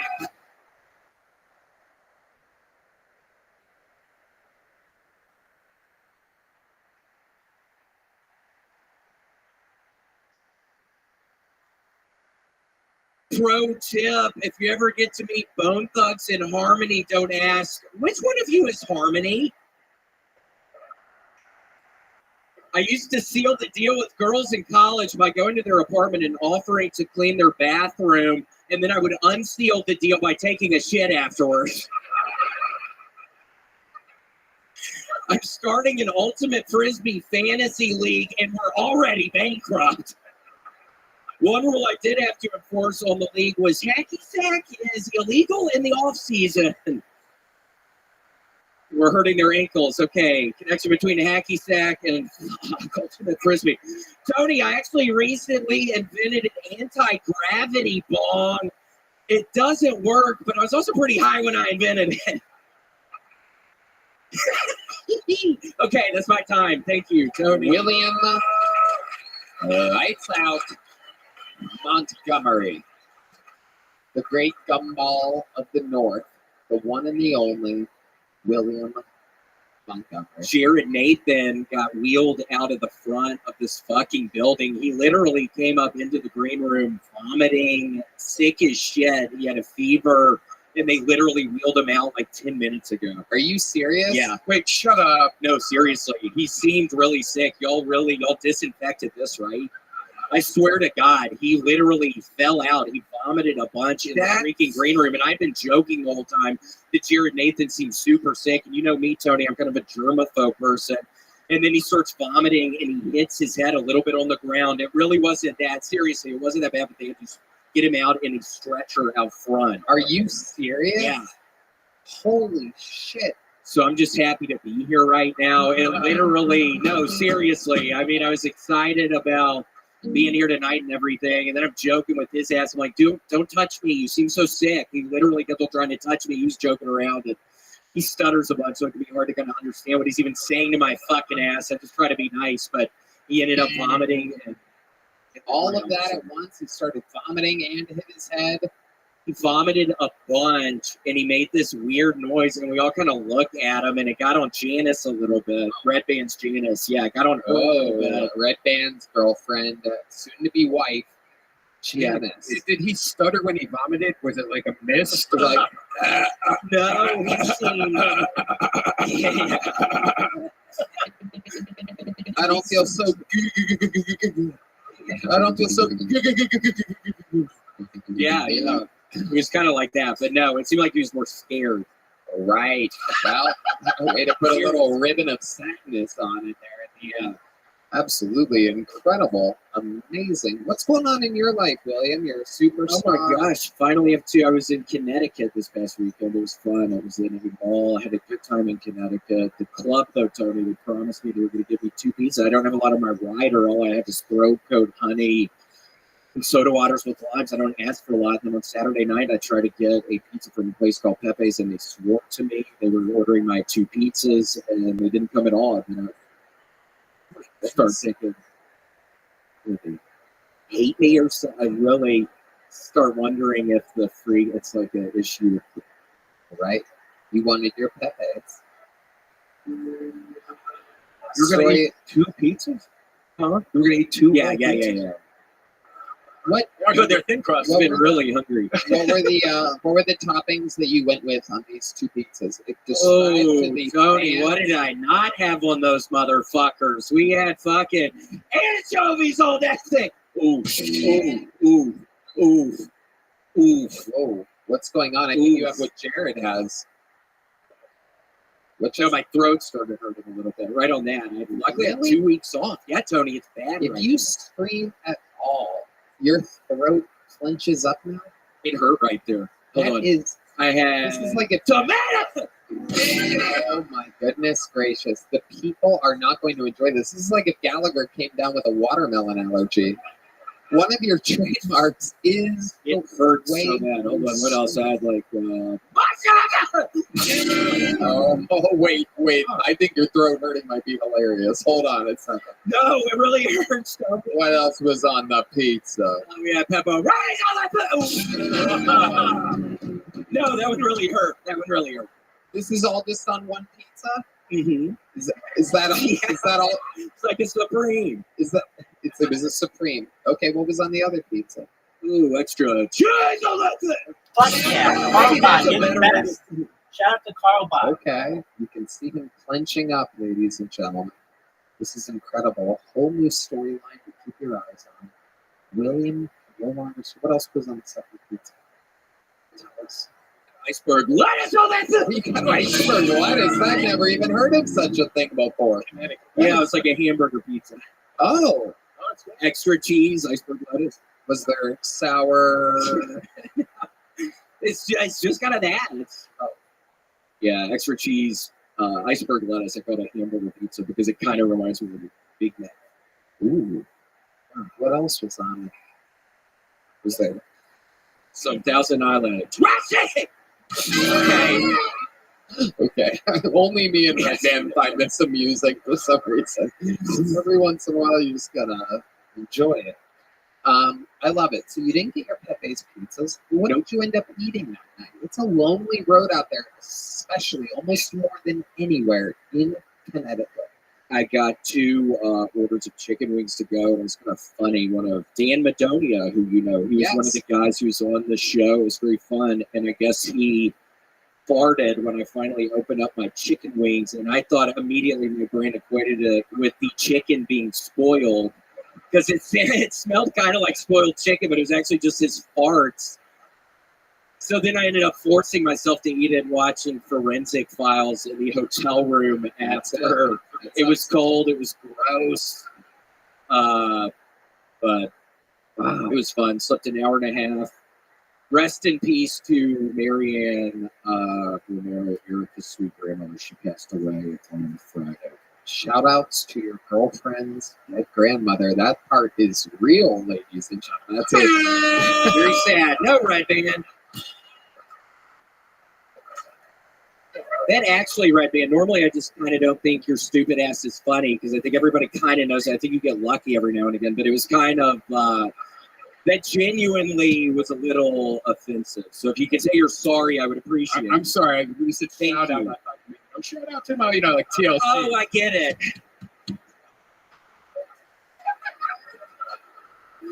Wow. Wow.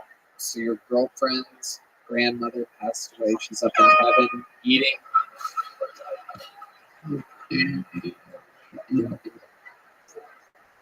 She's up in heaven. Oh, she's wonderful. She was so hospitable to me that when I was living in LA, just doing my cocaine, drinking my blood ices all night long, she was so very nice. Oh, I do and remember hospitable that. to me. I greatly appreciate her love for me. Very enabling to your bad habits. I remember that. Now she's up there eating Pepe's pizza. Tony. You can have all the toppings you want in heaven. Did you know that? Absolutely. So, William, what else? How do we put a ribbon on this thing? Tell these people what's going on in their life. Well, the election is coming up. I just hope everybody is registered to vote. Yeah, what's that thing called? What's that thing called? The thingy? There's a place you can go to register to vote. The polls? In this episode, Yeah, go to the polls this year. brought to you by them. Yes, you can also register there. Oh yeah, that is the thing. I get it. Yeah, register to vote, go to the polls, go to the actually voice your opinion, go to the polls. You can't just register, you have to go to the polls. That's how you vote. Pray for Jerry Nathan, seriously. Jared Nathan. Pray for Jared Nathan. Yeah, he was not. Jared, a Canadian, is probably voting 3 times in this election. If we know anything about how it works, it's if you go to sendavote.org/Tony, you can register to vote. But vote for the right person. Because if you like this show, I'll tell you, they already make us believe certain words. And there's one of the candidates that isn't exactly that big on free speech. I'm not going to give anything away. Thank you, Tony. Oh, you're welcome, Mr. President. William, we love you. William, Lights Out Montgomery, the Vanilla Gorilla, the Memphis Strangler, the Montenegro Mauler, the Virginia Hand, the Triangle Range, and Eagle is in, and it's incredible. Chris DeStefano's on tour. Get tickets at Christie Comedy, going to Phoenix and Miami. Chrissy Chaos is also putting out long clips of his stand-up on YouTube every Sunday at Christie Comedy on YouTube. That's CHRISD Comedy. And yeah, that's great. Joe DeRosa, ladies and gentlemen, makes me so Joe, JoeDeRosa.com. He's doing a Christmas show in Massachusetts, December 7th. He also has the great Joey Rose's, one of my favorite sandwich shops in the world, fully operational in New York City, hopefully coming here to Austin, Texas We hope soon. so. We hope so. A lot of great stuff happening. Thanks to HelloFresh and Mando for sponsoring this episode. How about one more time for the best stamp band in the land, everybody? Brand band. Guys, check out Sunset Strip, ATX.com. Love you guys. Thank you guys. Good night, everybody. Love you. Bye-bye. For having listened to it. Everyone in this room.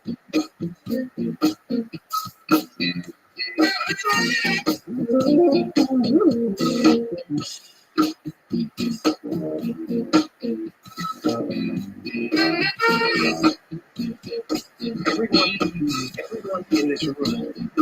Everyone in this room. Everyone in this room is now done for having listened to it. Everyone in this room. Everyone in this room. Everyone in this room is now done for having listened to it.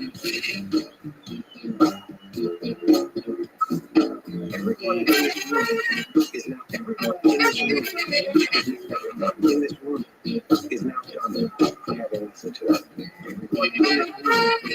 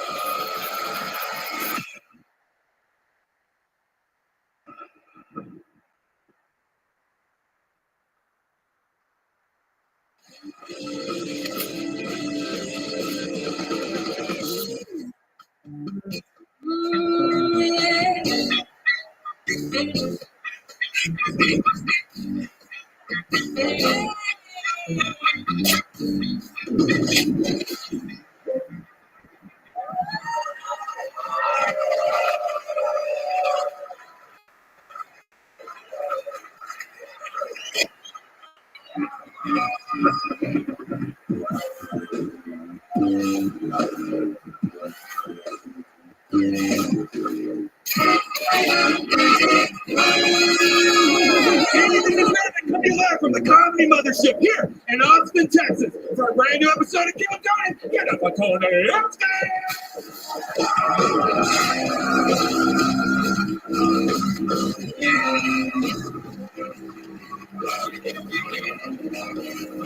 Who's ready for the best fucking night of their lives, huh? I said, who's ready for the best fucking Monday night of their lives?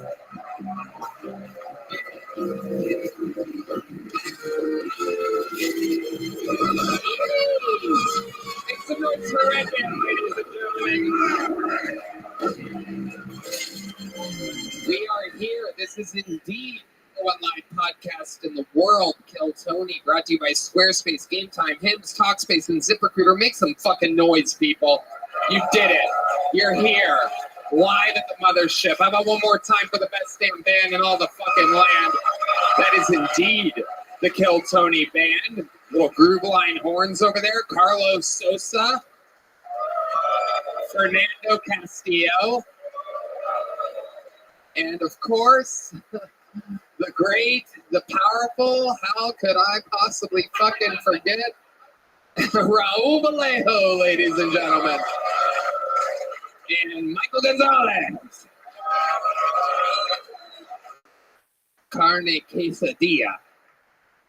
Matt Mueling on the electric guitar, ladies and gentlemen. John Dees on the keys, and this is indeed D Madness on the bass guitar. Still Brian Redband. My goodness. Unbelievable. Before we get started, here's a little bit more from the amazing sponsors that made it all possible. The Sunset Strip Comedy Club in Austin, Texas is now open. Check out Red Band's secret show every Thursday. Go to sunsetstripatx.com for tickets. You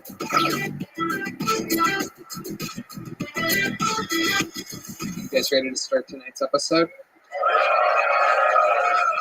Ladies and gentlemen, two of the greatest guests ever graced the stages of Kill Tony. These are guys that were with us early on in the belly room, and then in the main room, and then here, and then there, and everywhere in between. Two Comedy Store legends, two of the greatest touring comedians of our entire fucking last 2 decades in the industry. Ladies and gentlemen, make some noise for two of our favorites. The great Russell Peters and Sam Tripoli. Oh shit! Here we fucking go. The boys are back. Trips. Peters. It's happening, baby.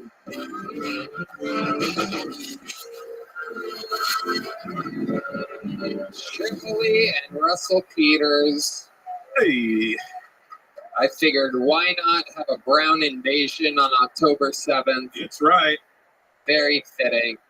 We won't be the only ones bombing. Yeah, it's true. There's already another Brown bomber over there. The old boo guy. Hey, boo, shit, man. I fucked up when I said that, I guess. I didn't even think it was going to hear it. Make some noise for my guests. They're here. Russell Peters' tour starts in Chicago. Tickets at russellpeters.com, samtripoli.com for Sam's tour, everybody. Sammy the Trip. Two of my favorites, two guys that know a lot about the art form. You guys have been on before, you know how it works. 226 signups tonight are across the street at a little bar called Four Choices, hoping and praying that their name gets called out of this bucket. If it happens, they get 60 seconds uninterrupted. You know their time is up and you hear the sound of a kitten. That means they have to wrap it up then, or else they bring out the angry West Hollywood bear, which interrupts their set. I've pre-pulled the name. It actually flew out of the bucket, so we're going to go with that one. And in the meantime, we're going to start the show with a little stand-up comedy from a legend on it. How many of you are fans of the show? How many of you are here because you heard it was a hip, cool thing to do? Yeah. All right, fuck that person over there. They're a fucking piece of shit. Well, this guy is a legend in the history of the show. I mean, what can I say? 4 years ago, he was sleeping in his van, addicted to open mics. He is one of the true, living, thriving members of the Kill Tony Hall of Fame. Ladies and gentlemen, sing it if you know the words. This is Hans Kim.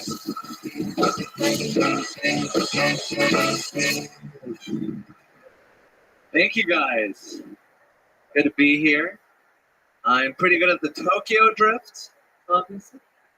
I've been working on my Texas drift. That's where I get distracted by my phone and my car goes in the other lane. Israel is fighting Palestine. I think they're on season 3. When did the dragons come out, huh? Throwing a midget or something. I can't wait to find out how to strap a fleshlight to a Roomba, because then it's over for you hosts.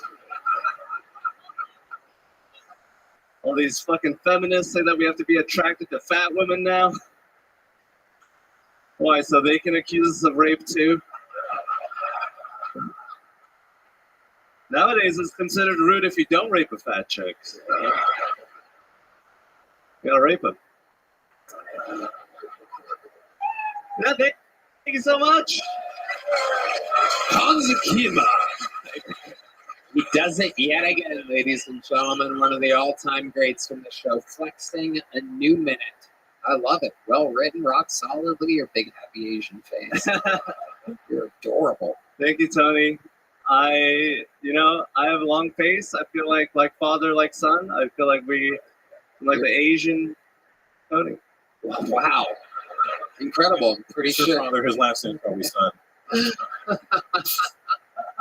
It is incredible that I don't believe I've been insulted more by what was meant to be a compliment. You said that I'm kind of Asian and long-faced all at once there.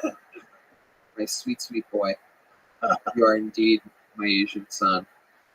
Sam Tripley, what do you think of this young buck? Powerful 1 minute, brother. Powerful. Open up with Asian, close with rape. That's some good shit. That's a powerful minute right there. Sounds like the 70s. Hans, you look fantastic tonight. What's going on? I got another one of these shirts with no collar. I, got a compliment on one, so I bought like 5 in different colors. So, wow. Now fashion is, just another thing. Like you can itemize it, just get it over with. Wow. Don't think about it. Oh my goodness, absolutely amazing. What's the point with the no collar thing? I don't really get it. It's a look. It's priesty. It's creepy. I just feel like collars are so your dad's generation, and the kids nowadays, we don't believe in collars, man. Yeah, yeah. It's very Enter the Dragon-ish. I got to be honest with you. Or Enter the BTS. It's, but great rape joke, though, Doc. Oh yeah, right. What is the fattest girl you've ever been with, Hans Kim? If you had to guess the weight of the biggest girl, and what did it take to get you there? What kind of night did you have to have? Let's first give me the weight. Weight, probably 300. Oh yeah, yeah, baby, and the episode has truly begun. I don't know if you heard that noise. That's the sound of the Kill Tony show really starting. And here we go. We got something to work with. 300 pounds of fucking. Is it a white girl, Hans? Yes. Oh yeah. White. Whatever you got to do to get that green card, pal. I say. So, how do you end up with a 300-pound white girl? Hans, tell us. What did you drink? Started at lunch with a little sake and gravy. She was a Tinder date. It was my 20s. I really was not picky. I had a whole decade where I really fucked anything, and I fucked like 3 people. Were you doing her nails?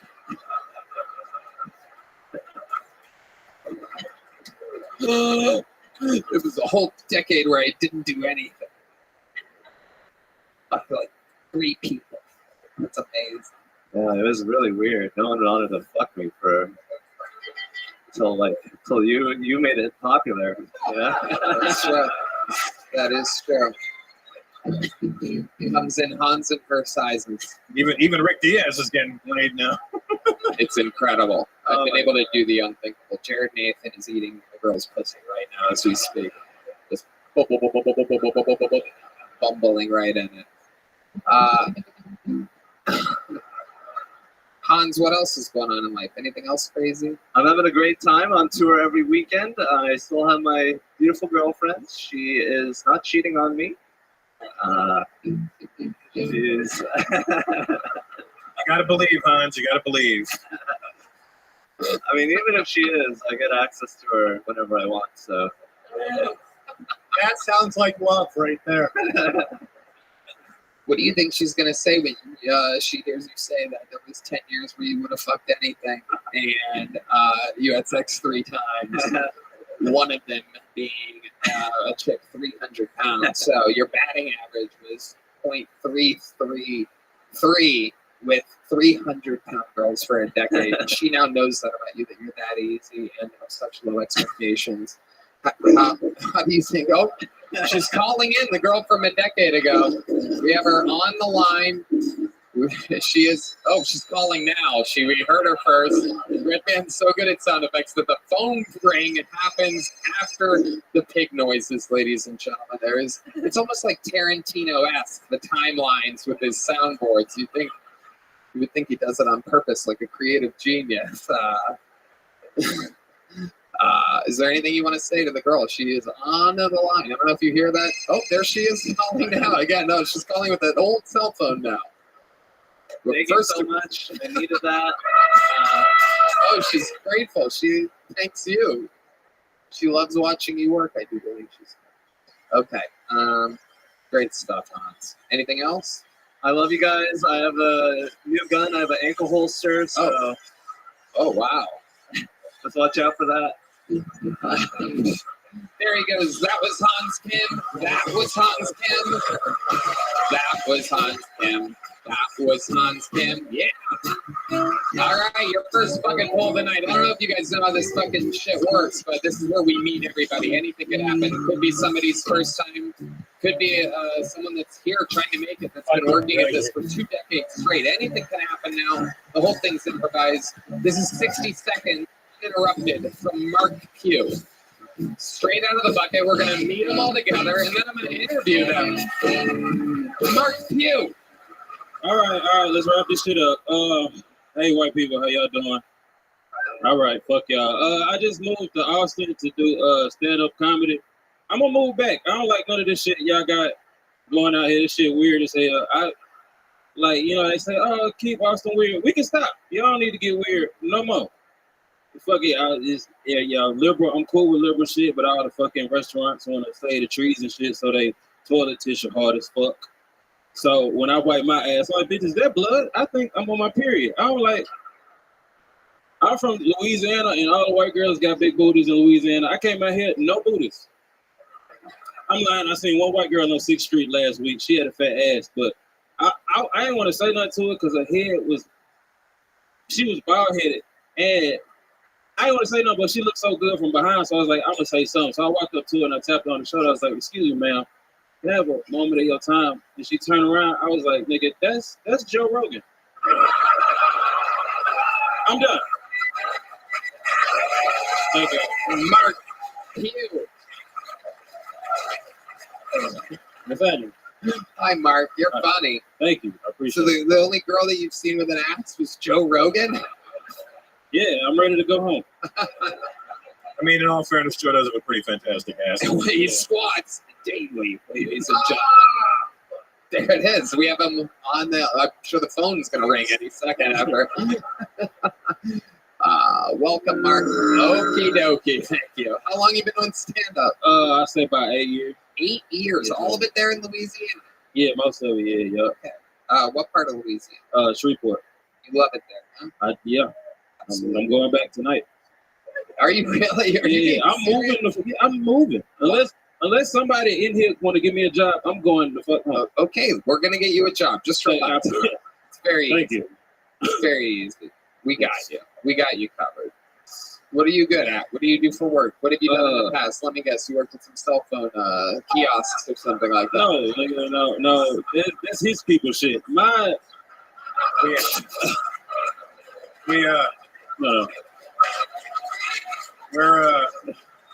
We're very picky about who we employ. Yeah. We know who we can trust. Yeah. It's fucked up. See, I'm going home. I don't like none of this. I'm uncomfortable. They're not like this in Shreveport, Louisiana? No. What are they like in Shreveport? Niggas. Well, I'll tell you where I'm stretching off my tour. You should come. No. I can't travel without my wallet, and I don't want to bring my wallet, or else there will be no wallet. I'll end up stuck in Shreveport, because without an ID, you can't get on an airplane nowadays because of these people, am I right? Those were the other ones. All right. So, Mark, what have you been doing with work? What were you gonna? We will get you a job immediately. This is Austin, Texas, the center of a booming economy. I eat pussy real good. So. Okie dokie. Have fun in Shreveport. Yeah. We don't need you out here eating our pussy. My bad, gang. We got enough of you pussy eating goddamn fucking Louisianans. I think Hans Kim knows a chick you could talk to. It's probably your type by the descriptions that we got from her, too. Are black people eating ass? Are you eating ass? Good. For sure. Yeah. You eat ass? Yeah. That's how I got my first kid. Wait, you in her ass? You got your first kid eating ass? Yeah. I think you were eating it wrong. No. Yeah. You're right, because I got to pay for the kid now, so yeah. Oh, shit. You only have one kid? Yeah, just one. Okay. You know See, stop. All right. We know I'm black. You ain't got to do that. That's what is he doing? Black people, black people. I don't think I'm getting a job. No. How old's the kid? She'll be 2 in April. Okay. How often do you get to see her? I'm actually going back next week. I'm gonna spend 3 weeks out there. Not much because me and my baby mom, we kind of got an arrangement. We both do comedy, but she allowed me to come out here and follow my dreams. Because I was trying to get out here before, and you know, fuck around and ate an ass, and then I got a kid, came too fast. So yeah. Are you going to tell her you hit on Joe Rogan? Is she going to be okay with that? That's not how the story went. How long has she been doing comedy? I'm maybe I want to say 3 years. And you again, Elaine? 8. And you're how old? 32. Okay. Fuck yeah, man. You're doing it. Incredible. So what have you done for work in the past? The past, I've served tables. I do graphic design. I'm an artist. I draw stuff like that. Do you draw anywhere other than on the side of buildings at night? I'm really not that good at spray paint. I'm good with pens and pencils and shit. I heard served, and I thought this was going a different way, to be honest with you. I don't have no drugs you can buy. Stop. Mark, what's it like on the being raised in the mean streets of Shreveport? Like, what's some stuff that you've dealt with or come away from or had to go through? Shit. There's a lot of shit I can't talk about. I'll just say that I've dodged prison and being murdered. So that's an accomplishment. That's why you like pens. Yeah. All right. I don't know what that means, but Ring. Oh, there's someone calling in. It's I feel like the soundboard. All right. All right. I love it. So you've been to jail. No, I've dodged it. You dodged it. You Yeah. dodged that and you dodged murder. For sure. Yeah. Amazing. Your own murder. Yes. Okay. Yeah. Yeah. Well, that's good. I tried suicide once. How'd you try to do that? I tried to fuck a fat bitch. So what you're saying is Hans Kim's a survivor. Yeah. That nigga's Beyonce. Yeah. Yeah. Yes. Amazing stuff. What do you do for fun, Mark? The comedy. That's it. Other than that, shit. Like I said, I draw. I do a lot of creative stuff. So I like that. That's pretty much it. I'm born as hell. any other special skills or talents other than stand up? You ever do? Yeah, but I don't want to say rap and then y'all make me rap.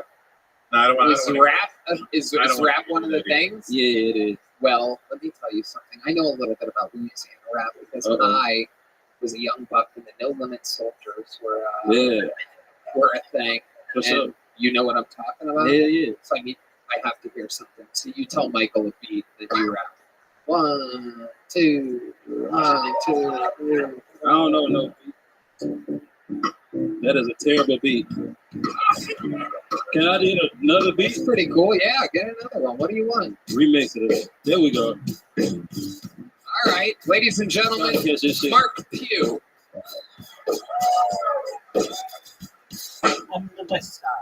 I can't speed it up a little bit. A little bit lighter, Michael, so we can hear. Yeah. Really? Why y'all keep adding shit to it? I'm gonna try.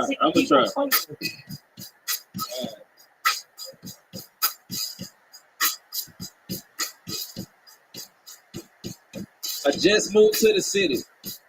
I really like sucking titties. That's good. Wait, that's a rap? Jesus. I guess we're all rappers. Amazing. One of the greatest rap performances of the last decade, ladies and gentlemen. Hey, give it up for One Bar Shakur. Where's P. Diddy when we need him? Yeah. Not here. Oh my goodness gracious. That was almost impressive, Mark. Appreciate it. Amazing stuff. So much. But you are a hell of a comedian and a very, very funny man. How long are you in town for? This week I'm leaving on Saturday morning. What's the longest set you've ever done? Like 2 hours. I'd love to have you on the Secret Show Thursday. Boom. And you got a big, cool, handmade joke book. Make some noise for Mark Q, ladies and gentlemen. That's good.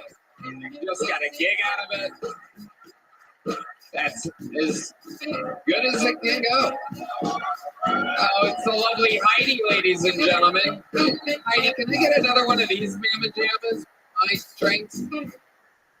This podcast is sponsored by Talkspace. It can be challenging to find and meet with a therapist that's the right fit. Talkspace is so accessible, from personalized treatment to meeting online from anywhere to the ability to text your therapist at any time. Plus, therapy can be costly, but Talkspace is affordable and in-network with most insurance providers. Most insured members have a $0 copay. Red Band. Talkspace, the leading virtual therapy provider, makes getting the help you need easy, accessible, and affordable. I love how much Talkspace cares about providing mental health resources to those who need it. I agree. You can easily sign up online and get paired with the licensed provider that is the right fit for your needs, typically within 48 hours. You can also switch providers at no extra cost. Talkspace makes getting help convenient because you can take your appointments from the comfort and privacy of your own home. You can even talk it out between sessions by sending messages to your therapist. Talkspace provides personalized treatment for individuals, couples, the LGBTQIA+ community. Wow. Veterans and teens. As a listener of this podcast, you get $80 off your first month with Talkspace when you go to Talkspace.com/Tony. Enter promo code SPACE80 to match with a licensed therapist today. Go to Talkspace.com/Tony and enter promo code SPACE80. That's Talkspace.com/Tony, promo code SPACE80. Hey, folks, we've made it. A long, brutal summer without basketball, but don't worry, the NBA is back, baby. Check this out. You can get in on all the basketball actions with our partners over at DraftKings. And right now, all new customers who bet $5 will instantly get $200 in bonus bets. Download the DraftKings Sportsbook app and sign in using our promo code KILLTONY. The crown is yours, Red Band. Man, Tony, you know I love hoops, and you know I'm going to be placing some serious bets this NBA season. Stay in the action and use your $200 in bonus bets to bet anytime touchdowns on DraftKings. DraftKings is the place to bet touchdowns. And guess what? If sports betting is not yet available in your state, don't worry. You can still join in on all the fun with DraftKings Daily Fantasy and have the shot to win cash prizes. So do yourself a big favor and download the DraftKings Sportsbook app now. New customers use our promo code KILLTONY and bet just $5 on any wager and get $200 in bonus bets instantly. That's promo code KILLTONY. Only at the DraftKings Sportsbook. The crown is yours. All right, your second bucket full of the night, ladies and gentlemen, goes by the name of Sarah Sloan. 60 seconds uninterrupted by Sarah Sloan. And we're going to meet her all together. Make some noise for Sarah, everybody. Sarah Sloan. I look like the type of girl that would have accused Harvey Weinstein of sexually harassing me. But, like, nobody would believe me. Harvey would look me up and down and be like, I'm sorry, sweetie. You're just not worth the legal trouble. But he's a bad man. And I would be required to give testimony. And I would talk about the terrible things he said to me in the hotel room. He said things like, what are you doing in here? I asked you to leave 15 times. Don't take your socks off. Your feet aren't sexy. No, I'm never going to make you the star of Ant-Man Goes Trans. A lot of guys have been calling me mid lately. Talking about my appearance. At this point, I'm just grateful they're calling. Am I right, fellas? Thank you for calling. There you go, Bill. Sarah Sloan, welcome, welcome. Very funny. How are you? I'm doing great. Awesome. How long have you been with stand-up? 2 years now. 2 years. That's incredible. What did you do in between then and Wayne's World? What have you been doing this whole time? I love it. What do you do for work? I work at a medical school front desk, so I'm really just trying to find a husband that way. A doctor husband.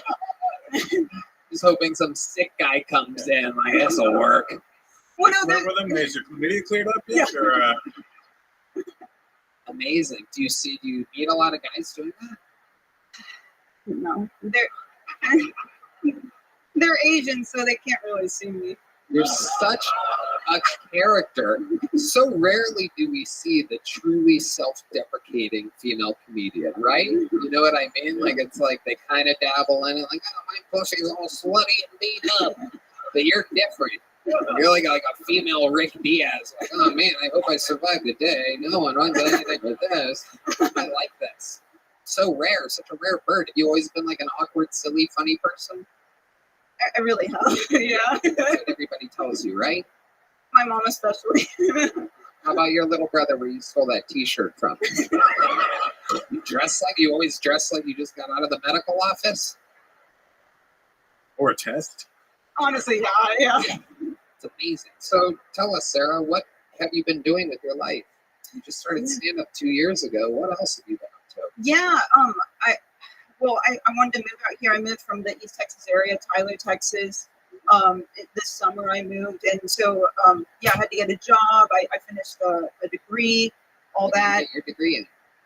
Master's of Business, but I don't know anything about business. So yeah, yeah, super fun. Great job. Our college system working perfectly.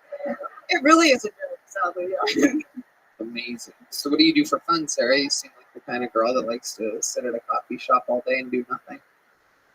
You almost have me pegged. I usually am visiting my family at home and then going to church and stuff like that. Whoa, you go to actual church? Usually twice a week. Twice a week? Yeah. Well, it ain't working. Wow. My goodness. Do you go there just to get molested? No, Tony, she's not actually a boy. But with that confessional screen, you could pass, right? You could do a little impression. Hey, it's me, Billy. What kind of church is it? It's a non-denominational, so like, raise your hands in there like you don't care. Really? A lot of gay flags in that church, huh? Well, there is a lot. Like literally on one side of the stage, there's paintings going on. The other side, there's like waving the flags. What kind of flags? It's not. It's not like an American flag. It's just like one of those like colored flags. I don't even know how to describe them. Sorry. Urban comedy show, just flat comedy show, stuff crazy. Towels. Praise Jesus! Woo woo woo woo woo! Jesus be tripping. Nailed it. That was one set of footprints. It's because Jesus be tripping.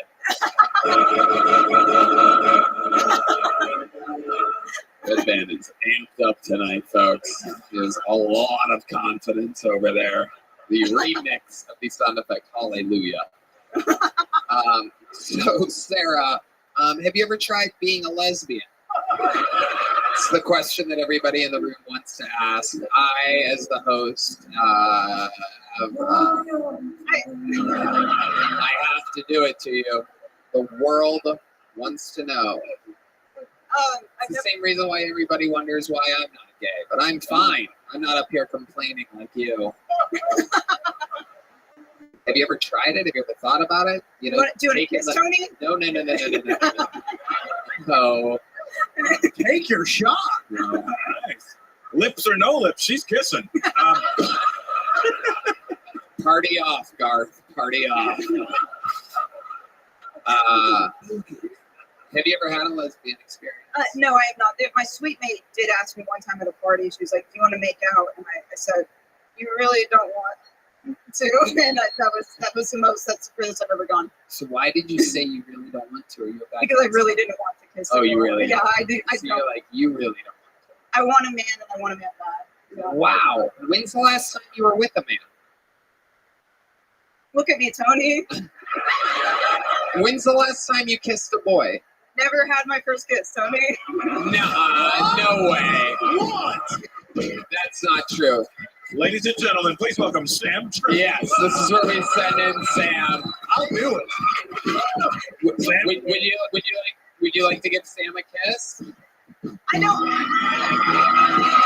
No? Okay, no. Stop the music.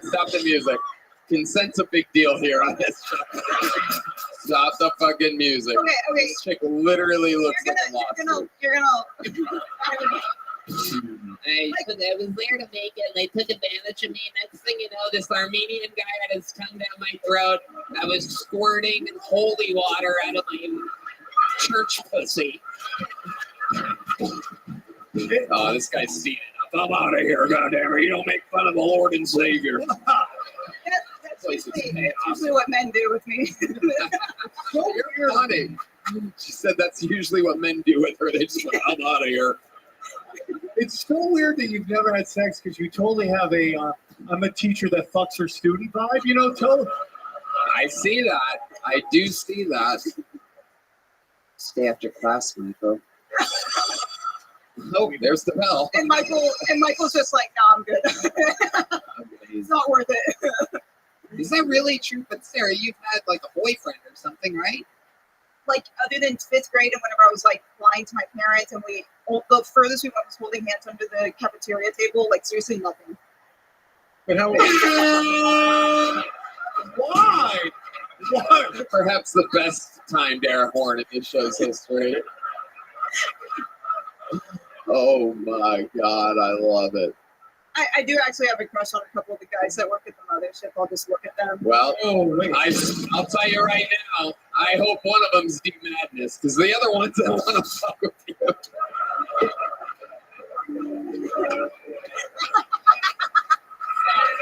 Sometimes I crack myself up. I don't care if you guys are on board. The only kind of guy that would want me is a guy that can't see me. So yeah, D, if you're willing. I made that joke 28 seconds ago. You might be good. He's into personality. No, he would touch her face and be like, I just realized I got plans. I forgot it's something I gotta do, baby. I was What would be weird is if you hooked up with them your first time and they say once you go black, you never come back, but you never went anywhere, so you'd be good, right? Yeah, that's true. That's true. That's a good point. That's once you go black, you never go back. Is also what D Madness's eye doctor told him. Unfortunately, oh shit, he's smiling. We're having fun back here. We're having fun, baby. Do you think it's the religion that makes you not like have sex, or what kind of porn do you? Wow. Yeah. There you go. I don't watch porn. You gotta start. Like I've watched like scenes from movies, but that's the furthest I've ever. Yeah, Porno movies or regular movies? No, like regular movies, and if there's like a kissing scene, I'm like, oh, that's very attractive. What's your type? If you could go on a date with any type of guy, what type of guy would it be? What does it look like to you when you read? You do read like romance novels or something weird. You have a look like you have a stack by the bed with one of those fucking full handgun massage guns, like fucking. I would say probably like every time I see Ari Matty on the show, I think he's very attractive. Oh yeah, my! Like he's very, very attractive. Well, he's looking for some green card. Oh, you're a blacksmith. I think we found his way into America. This is one time where the green will not mean go for him. He'll be like, I'm going. Yeah, he's like, back to Estonia I go. Sorry, have a good time, America. I got to go now. Oopsie daisy.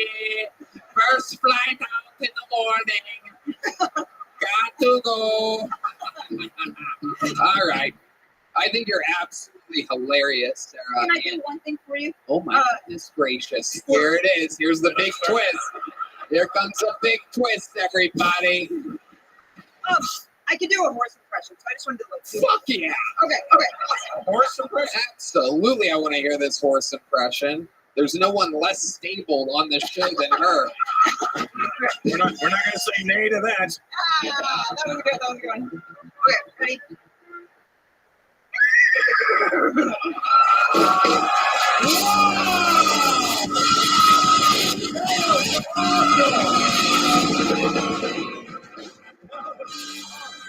What the fuck was that?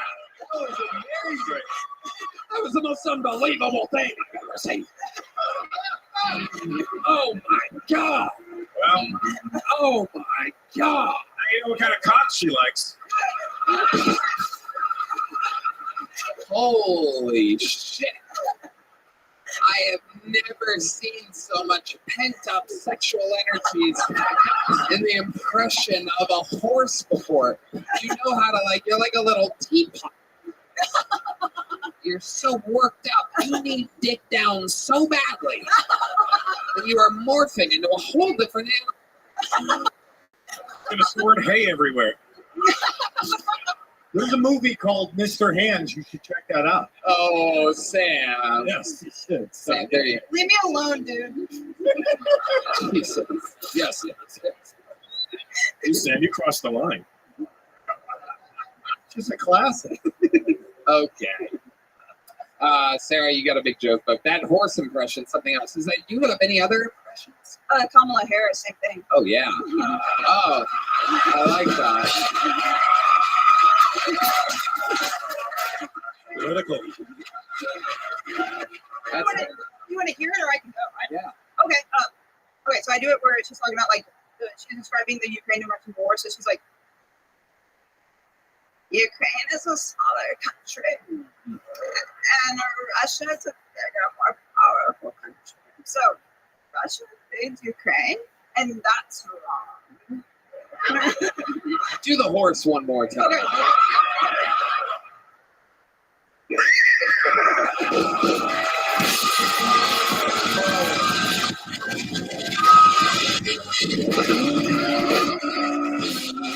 That's the greatest thing ever.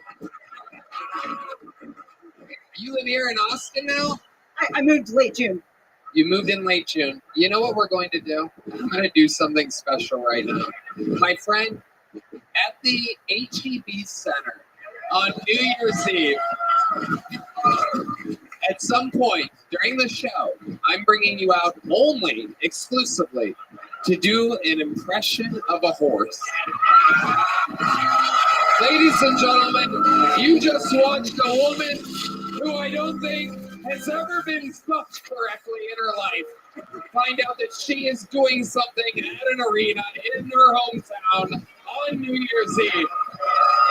This is the comedy capital of the world. And you know, in this great country where there's so many great things and great opportunities for free speech, yes, that's what I was looking for. Thank you. In this amazing country where some people have around the world, there's a lot of people, you never get a chance to do your horse impression. They don't allow that in a lot of places, but goddamn, you just saw a lonely woman get the opportunity of her life. How about one more time for Sarah Sloan? Your horse impression. Not like that. I'm not following that horse impression. That's the Dave Chappelle of horse impressions. I'm not going up after that. Show's over. Show's over. How was Kill Tony? Well, we got through 2 comedians. A chick did a horse impression. He retired. It's the end. All right, your next bucket full goes by the name of Drea Lee. 60 seconds, uninterrupted, and then an interview with Drea Lee. Thank you. I'm Drea Lee, and I'll be your childless cat lady for the evening, which I suppose is a step up from Crazy Cat Lady. And since so many people are having an issue with what the definition of lady is, and I don't want to be accused of any stolen valor, full disclosure, I have had a hysterectomy, which is for a tumor, not trans. And on a man, I like things a little more au naturel down there. Foreskin, not hair. It's kind of like a reverse mullet, a little longer in the front and shorter in the back. Once I was dating a guy from a country I didn't know a lot about, so I did some research and found that 92% of the men were circumcised. So cut to the first time we're fooling around and drunk me blurting out disappointedly, Wikipedia said this would happen. Thank you. Okay, Drea Lee. Oh my goodness. This is incredible. What a transition. You're like, We went from horse to horse. Yeah, absolutely incredible. You're like if Sarah Sloan never got fingered as a growing girl. Like NPR. Yeah, it's incredible. I don't know Penis reduction. I don't know what is going on here. It appears as though there's some type of liberal festival happening outside. And people are just stumbling in here. Drea Lee, welcome. How are you? I'm good, thank you. Good. How long you been attempting stand-up comedy? It's my first time ever. First time ever. Really? All right. I've never called a sex hotline before, but I'd imagine you have like the voice and the face to be that type of person. I will take that as a compliment. Yeah, like when you say things at the very end, you can just do a thing where it's like, it's kind of like weirdly hot, and then I look at you and everything's okay afterwards. You completely calm down. Completely calm down. Seems like she. Okay. Drea, what do you do for a living? I used to do cat grooming, so I used to shave pussy. And, Okay. Yeah. Okay, And- that's a funny twist on crazy ass cat super lady. Yeah. And then You're like the final boss of the video game cat lady. You're the cat lady the cat ladies take the cat to. Yeah. Holy shit. Yeah. Disgusting. Keep going. Yeah. And then We've lost the room, ladies and gentlemen. The one thing they agree on is they are creeped out by cat groomers. What else? yeah. And then it was COVID, and I got really sick. And With COVID or the? They said no, but they diagnosed me with chronic fatigue syndrome, which is just like they don't know what's wrong with you or how to fix it or anything. And Where were you during COVID? working like 70 hours at the cat place / a grocery What store. city? Calgary, Canada. Right. Yeah. So this brings me to my It's funny. point. As a Canadian, I heard her say something. Goes, "I'm Canadian." Yeah. We're in Austin. Why not? Well, I heard chronic fatigue syndrome, and Yeah. I thought Canadian. That's where I thought of it because they forced you to get vaccinated multiple times. This is pre-vaccine, and I didn't know that I was a good child. I was like, shut up, just take the vaccine, wear your mask, get people to stay home, stop complaining, you're ruining it for everybody. Yeah. So wait, what? I didn't know that, like, I just believed, the news is real and people were telling you the truth. And, Right. Yeah, so I've had how many 3. times did you get vaccinated before you got? Oh, Jesus, 3 times. 3 times? Oh, wow. No wonder I you had did. to get 2. I also traveled during that time, so I had to get them to leave the country. And then you got chronic fatigue syndrome. How? No, before. It was before I ever. So did you get COVID? They said no, but we couldn't get tested. I actually ended up paying for a test later that they shipped to America and for like the later test, and they still came back. So explain to us how fatigue is chronic fatigue syndrome. I could barely stand for 15 minutes, like in bed, ridden for almost 2 years. Like, holy shit! Yeah, it's super fun. So when you're having sex, you just knock out at some point? Yeah, yeah. So what did you do? What was your life like? The hospital, I was fainting all the time. It was all sorts of different other things. And the hospital was like, you have to stay here or go somewhere else. So they were like, I had moved back to my parents. Yeah. Where are you with it now? Mostly okay. It's if I do a lot, you can feel it. Try not to do too much. Yeah. Yeah. That's incredible. So it just slowly is getting better, fading away. Yeah, I worked on it a lot, I feel, but How did you work on it? it? Sunlight and exercise? I'm not trying to be funny. I'm literally guessing. I It sounds I like take a lot of depression. Yes. No, it wasn't. I was like, literally, it was overnight. It was like one day completely fine, next day completely. Like, there was no, people were like, oh, you were run down, you're working so much. I'm like, no, it was not a run down. I literally was a different person the next day. But yeah. You think it was all the uncircumcised penises? Maybe it was. Was this Canadian healthcare that told you this? You ever try to get like real healthcare? No, that was You Canadian. son of a Yeah. bitch, Brian. No, I joke that like chronic fatigue is they don't know what's wrong with you, and if you don't have pain, then that's what we give. If you have pain, you have fibromyalgia. Yeah, so that's it. I, believe it or not, I'm siding with the Red Band on this one. Did Canadian healthcare is crazy? Did they try to convince you to kill yourself?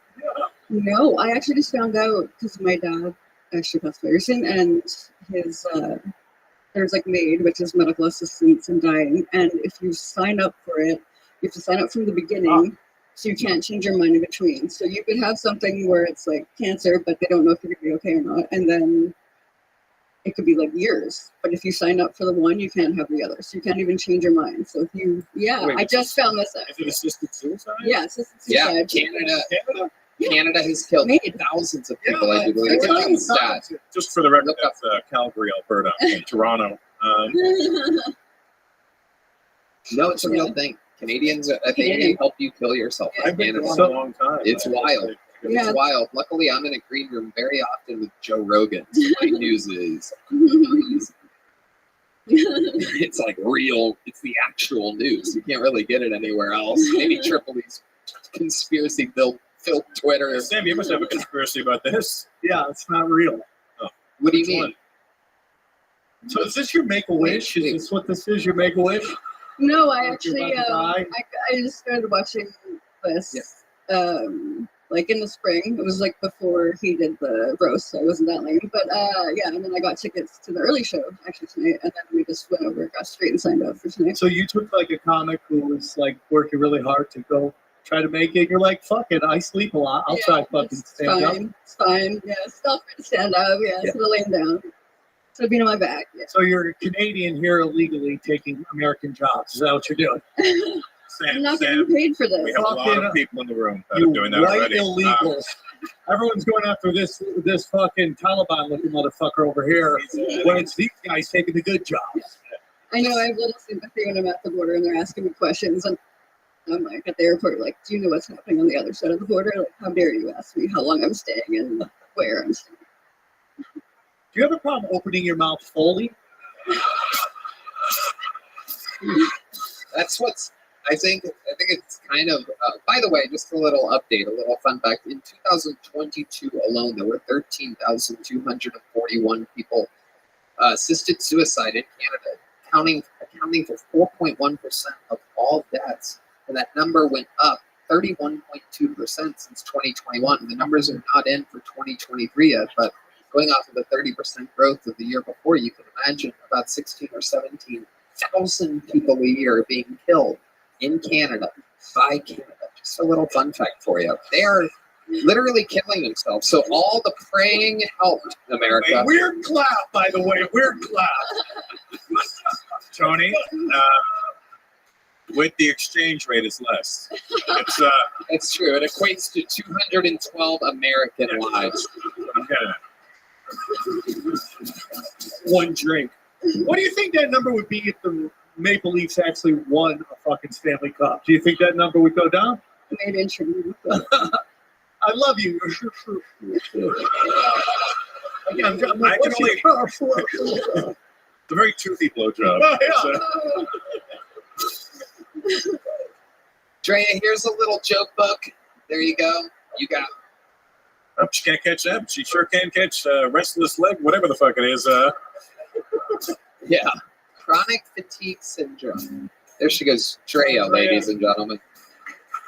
A strangely interesting lineup so far tonight. We're going to cleanse our palate a little bit, ladies and gentlemen, from these ladies with glasses, white ladies with glasses. And we're going to switch it completely to one of the superstars of the show, ladies and gentlemen, one of the most powerful regulars in the history of the show. This is a brand new minute from the one and only Cam Patterson.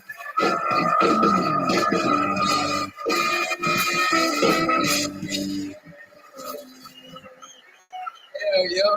I recently went to an art museum, and they shouldn't let me in places like that because it was terrible. I don't know how to take in art. I was looking at it, I was like, that's just gay. I didn't have a good time. I didn't enjoy it. I saw a lot of titties. That was cool. I counted 8 of them. I touched 3 of them. They were close. They were hard as hell. It's weird to look at art from old white people. It's strange. I'm thinking to myself, why he got on the wig? He thinking, why is this nigga free, right? So they confused. I'm confused. We just lost at the same time. It was a lot of dicks too. I didn't like that a lot. That's why I didn't enjoy it. Why would you let somebody scope you with a soft? That's crazy. And they were like posing this shit. Like, you want to see my soft dick? Go ahead and look at my soft. I wouldn't take a picture of my dick on flaccid. I would never do that. Let alone let somebody chisel away at my dick with stone. I would kill somebody, dog. And my pubes and shit, I would fucking murder you, dog. You understand me? And people say they was like, well, they enjoy like having smart dicks that made you feel smart. And I'm gonna tell you something. I would have went to Harvard. All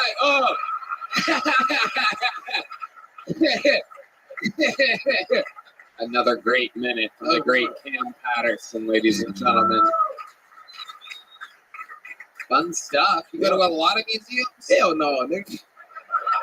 I did Sam Tyler Festival, and they were like, you gotta see the art museum. It's so dope. But it was cool. It would have been better on mushrooms, but it was nice. Yeah. Which festival was it? Sam Tyler Festival. We just did a festival in Arkansas. Oh, yeah, that shit was great. It's in Arkansas where they started Walmart and shit. Man. Yeah, nigga, y'all have been to Villa? You have been to Villa? No. Bro, I was mad because the original Walmart was closed. It's usually open, but it was closed. And I was upset because I couldn't go there and steal, right? Right. I want to go for the one that started it all. You know what I'm saying? Yeah, it's like storming. Looting the first Walmart. Do that on the day after Thanksgiving. And you know, come over here like, close that shit down. That nigga on the way, dog. Close that shit the fuck down. What else about Arkansas? That must have been wild. That's different. Nah, it was cool. That was it. There was the art museum and Walmart and shit. I seen a dude that was over 24 years old riding a bike with a helmet. I thought he should have died. I don't like that at all. Right. I think that's fucking stupid, dog. If you a grown man, you wear a bike with a helmet, you should die. I think that you should die. Were there a lot of black people in Arkansas, or were you one of the exhibits at the museum?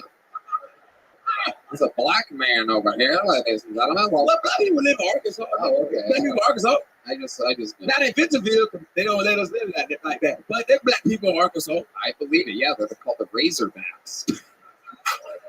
The football team. That was funny, you piece of shit. Texas took that like it was a racial slur. God damn, yeah, they are Razorbacks. I like that. That was good, man. Yeah. So you're a black guy with a little dick that does mushrooms? Well, let me tell you something. First of all, I'm joking. Number one. That's a joke. My dick is huge. I gotta say that, bro. I have to say that. Yeah, I have to say that. Yeah, my dick huge as fuck. It's big here. Big as fuck. Stop looking at my dick, man. It's huge. Just keep looking at it. It's huge. Then you all stop looking at it. It's huge. Hey, camera. Big as fuck. America. It's like Stanley got a big dick. Rumors are in that it is so small. Hey, let me tell you something. I'm getting word. Let me tell you something. It's in your ear, nigga. Nothing in your ear. You're a liar. It's you. I don't know what you said right there. Hey, tell you something.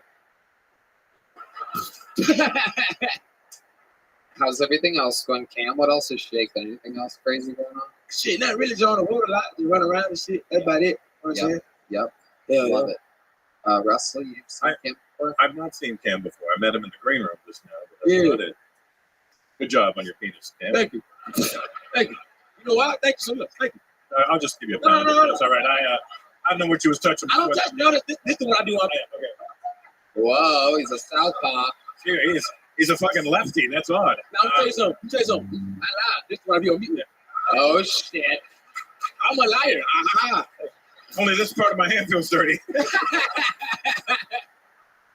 My goodness. This is good, man. Cam, you're an absolute superstar. We love you. Yeah, you too. Everybody loves you. The great Cam Patterson, ladies and gentlemen. We're going to keep it moving along. Indeed, this podcast is sponsored by Game Time. Folks, my whole life revolves around live events, from sporting events to comedy to music. I love a live event. That's also why I love Game Time. Did you know Game Time is a new feature called Game Time Picks that makes your getting tickets for your favorite live events even easier? Game Time Picks filters out the fluff to show you only incredible deals on great seats so you don't have to waste time searching through thousands of tickets. Right, Game. Tony, I love Game Time. I just found an incredible deal on Game Time Picks for Post Malone or Buddy at the Germain Insurance Amphitheater. It was such a super deal. I got to view the seat before I bought my ticket, not to mention the lowest price guarantee. I loved that for you, Red Band. With Game Time Picks, curation makes it easier to save more on sports, concerts, comedy, and theater. They have all-in pricing. Simply toggling this feature shows the total upfront with no surprise fees at checkout. Not to mention your purchase is covered with the most flexible customer service policy in the ticketing industry. So take the guesswork out of buying tickets with Game Time. Download the Game Time app, create an account, and use code KILLTONY for $20 off your first purchase. Terms apply. Again, create an account and redeem code KILLTONY for $20 off. That's why. Download Game Time today. What time is it? Game time.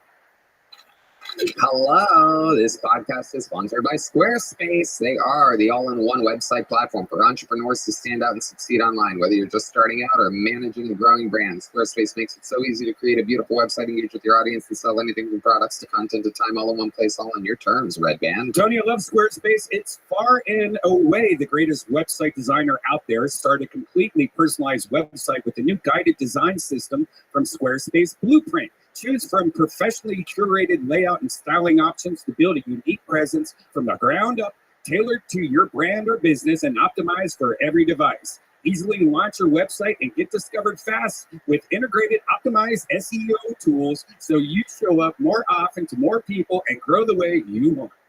That's right, Red Band. Make checkout seamless for your customers with simple but powerful payment tools. Accept credit cards, PayPal, and Apple Pay. And in eligible countries, offer customers the option to buy now and pay later with Afterpay and ClearPay. Kickstart or update written content on any website, product description, or email with Squarespace AI, generating personalized results that no one show your brand identity. Explain what your site is about, choose your tone, and enter what you need to get short or long form text. No matter the placement, Squarespace AI makes it easier to go live, stand out, and succeed online. So what are you waiting for? Head to squarespace.com for a free trial. And when you're ready to launch, go to squarespace.com/KILLTONY to save 10% off your first purchase of a website or domain. Your next bucket poll has been on this show numerous times. Kind of a legend in Kill Tony folklore, a wild character. Let's see if he's got a new minute. Ladies and gentlemen, this is the long-awaited return of Swiggy. Swiggy is back. Fucking Swiggy.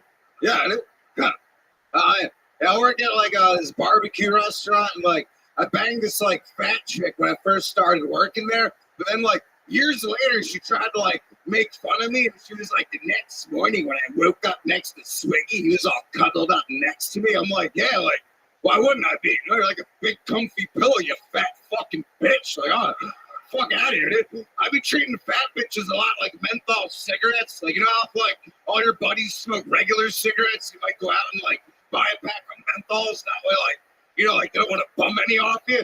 So I fuck fat bitches out of my friends that want to fuck them, you know? Like, but as you can tell, like, all my friends are white. Like, I wish I had black friends. I'd be like smoking the cigarettes I want, you know? I remember being in the car with like these two chicks once, and they're having like their own conversation, and like one chick's going like, "Oh my god, this guy, he's a fucking weirdo. I swear to God, he probably jerks off to you." And they're just like, "Oh my god, like probably does jerk off to you." The whole time they're like having this conversation, I'm thinking like, jerked off to both of these bitches. I'm like hanging out. I'm probably the real creeper, dude. I'm fucking Swiggy. Wow. Starts with a Swiggy, ends with a Swiggy. Wow. Swiggy, I can tell you, no one's ever going to steal your material. That is one-of-a-kind stuff. Some real woman-hating stuff. You know, Hams really set the tone for fat chicks tonight. Yeah, I was thinking that. I'm like, this is a fat chick heavy episode. Oh, speak of the devil, there goes a lesbian right here. Look at this big meaty bitch. Holy shit. Oh, jeez, Lois, you better get to that bathroom quick. Oh, that was like a glacier moving right there. Wow. I don't know which restroom that thing's using, but the toilet's about to go bye-bye. That shit's about to get funny. I love how I tried to sneak through. Like, that was at all possible. That's like, hey, Kool-Aid, because he bolted. That toilet handle's about to be jiggly. Because he's going to break it.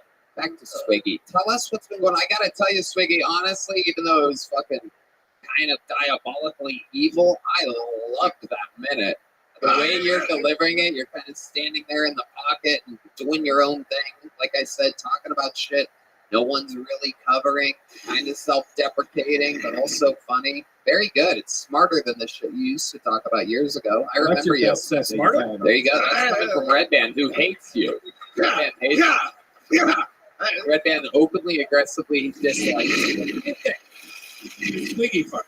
You sound like a vacuum cleaner. He looks like a methed out Sam Tripoli. He looks like a Which is a normal Sam Tripoli. Yeah. He looks like a mathed up Sam Tripoli. Yeah. Oh shit, Swiggy. All right. So what have you been up to, Swiggy? Tell us about it. I've been working a lot. I got my own show going on, Swig Fest at Shakespeare's. Got another come to. We do like a wet T-shirt contest. All right. What else other than comedy? What else? I work a lot at like the Franklins. That's not really where I work. They told me not to mention where I work. Perfect. You nailed it, Swiggy. I've been banging fat chicks. Took a fisting class. I don't know. That's pretty well. You took a fisting class? Yeah, it was on like FetLife. I like signed up for it. It was on what? FetLife. It's like some like fetish like online. Okay, so you signed up for an online course on fisting? No, I was at her house. Like I went over and like this bitch is in like some polynormous relationship. Like met her husband and shit. Like I don't know. Like how many people were at this class? That's what I was wondering. It's a one-on-one class. I was wondering like make friends in class. Like I was like, yeah. One-on-one class. Swiggy, I believe you went on a date. Swiggy. Yeah. A fetish class. Some chick wanted to get fisted. So wait a second. Hold on. This is unbelievable. You are an interviewed fucking oil mine. I gotta tell you, this is just it's like There Will Be Blood, and they have that one set up, and the kids like on the roof, everybody's chilling, like a little bit of oil's coming out. You just are a fucking geyser. Oh shit! Speaking of a geyser, look at this fucking. Quagmire, why'd you leave the Oh my goodness! Oh my god! Does that look like the chick you fucked? Nah, dude. That is a menthol cigarette if I've ever seen one right there. So Swiggy, tell us more. Where were we just now? The fisting class. That's right. So you arrived at the fisting class. She had it was like maybe like an hour like class, and she was trying to like take notes, and I was I'm not fucking taking what. Like, I was like, yeah, I don't know what. And then like there was like a demo after. I had to put like a glove on and show her like a recent STD test, but like it's pretty crazy. I don't know, like she taught me like some shit though. I know like the clitoris and like the fucking G spot. But there's apparently like an A spot on the other side, and like I was hitting that like she was in like a doggy position. So I was hitting like the G spot in my pinky, and then I was hitting like the A spot in my thumb. Wait, if you go GAGGG, I'm pretty sure it goes get over here. I was moving my other fingers, like the vaginal walls are like tight, like grasply around there, so they can like feel the tendons and stuff. I'm like, I could talk to you all night long. This show's about 3 hours longer, everybody. We're about to get a fisting class. Yeah, you look like both sides of Gaza right now. That's what you look like. We do not want to see you strip. All right. Fuck yeah, Swiggy. So this class ended with you fisting her? Yeah, it was like a fisting demo at the end. I had to wear like a glove and like whatnot. I was like, what kind of glove? Like latex, like Freddy Krueger? Like, nah, have you Yeah. Hell yeah. Did she make any noises when you were fisting? Yeah, yeah. Was that the noise that she made? If I find out this is the fucking horse chick from earlier, you put a fist in her nose. Wait, that other guy had a hysterectomy. Wait a minute. Yeah. It was a fisterectomy. Was she chronically fatigued after you did this? Yeah, she was like,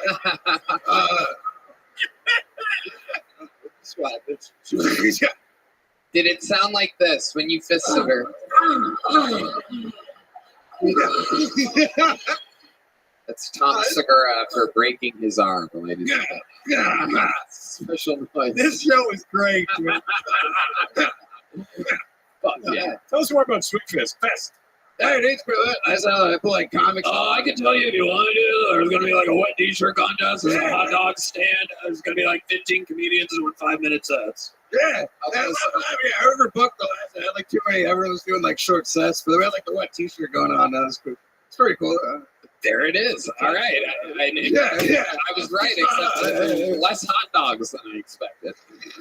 Swiggy, what's your actual love life like? Is there a woman out there that you love, or you're just out there? Not the moment. I was in a relationship for like 7 years. And I was like a while ago. Like lately, I've been banging a few different chicks. I banged some fat chick like the other night. When's the last time you talked to your mother? Pretty recent. Oh, okay. She's been on the show. Yeah, that's pretty good. Yeah, I just got her to start out. I thought it'd be funny. Yeah. Turns out she's She's like some old lady.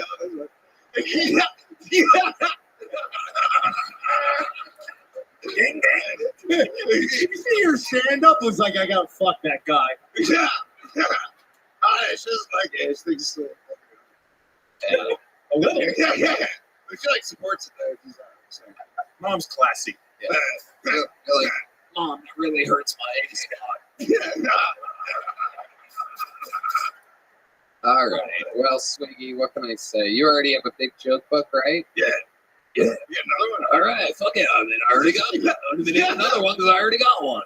There goes Swiggy, ladies and gentlemen. Okay. Fucking swear. Hey, I felt fisted. All right, your next bucket hole, ladies and gentlemen, is on the inside. It represents one of you. It could be you. Maybe you have the courage to sign up. 60 seconds uninterrupted, coming from the audience's very own Jacob Hatzenbuehler. Big pop from his table. They're proud of him. They are excited. It's happening live. Their friend, Jacob Hatzenbuehler, has the opportunity of a lifetime. Right now, make some noise for Jacob. So, my dad is a drug addict. It can be interesting, but it can be fun. Usually watching him try to do the dishes, just bend it out, just can't even handle it. He's always burning food. One of his favorite foods is rice-a-roni. The slogan is the San Francisco treat.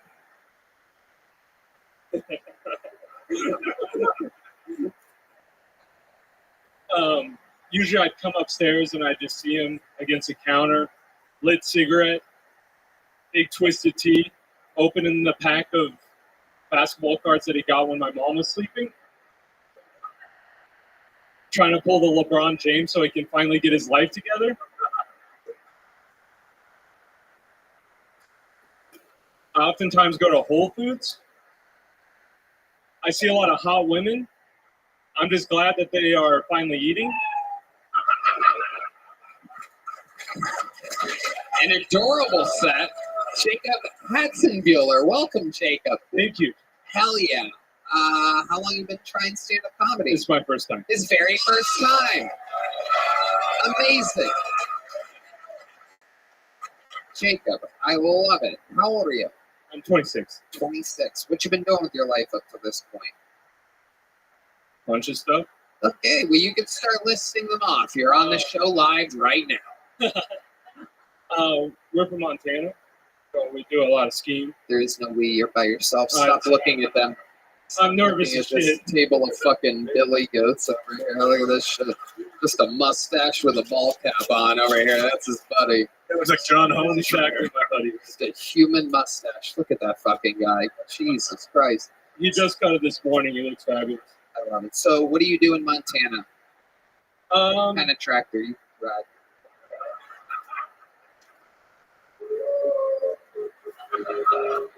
The sweet sounds of Montana. It sounds exactly. What like do you that. do for work? I package weed. Okay. All right. Weed packager. All right. How long you been doing that for? About 4 years. Okay. What do you do for fun? Moonshine? Moonshine? A lot of skiing. Okay. I used to skate a lot. Nothing super interesting. It's pretty boring over there. Okay. Do stuff like this. Where'd you get that cool Sopranos shirt from?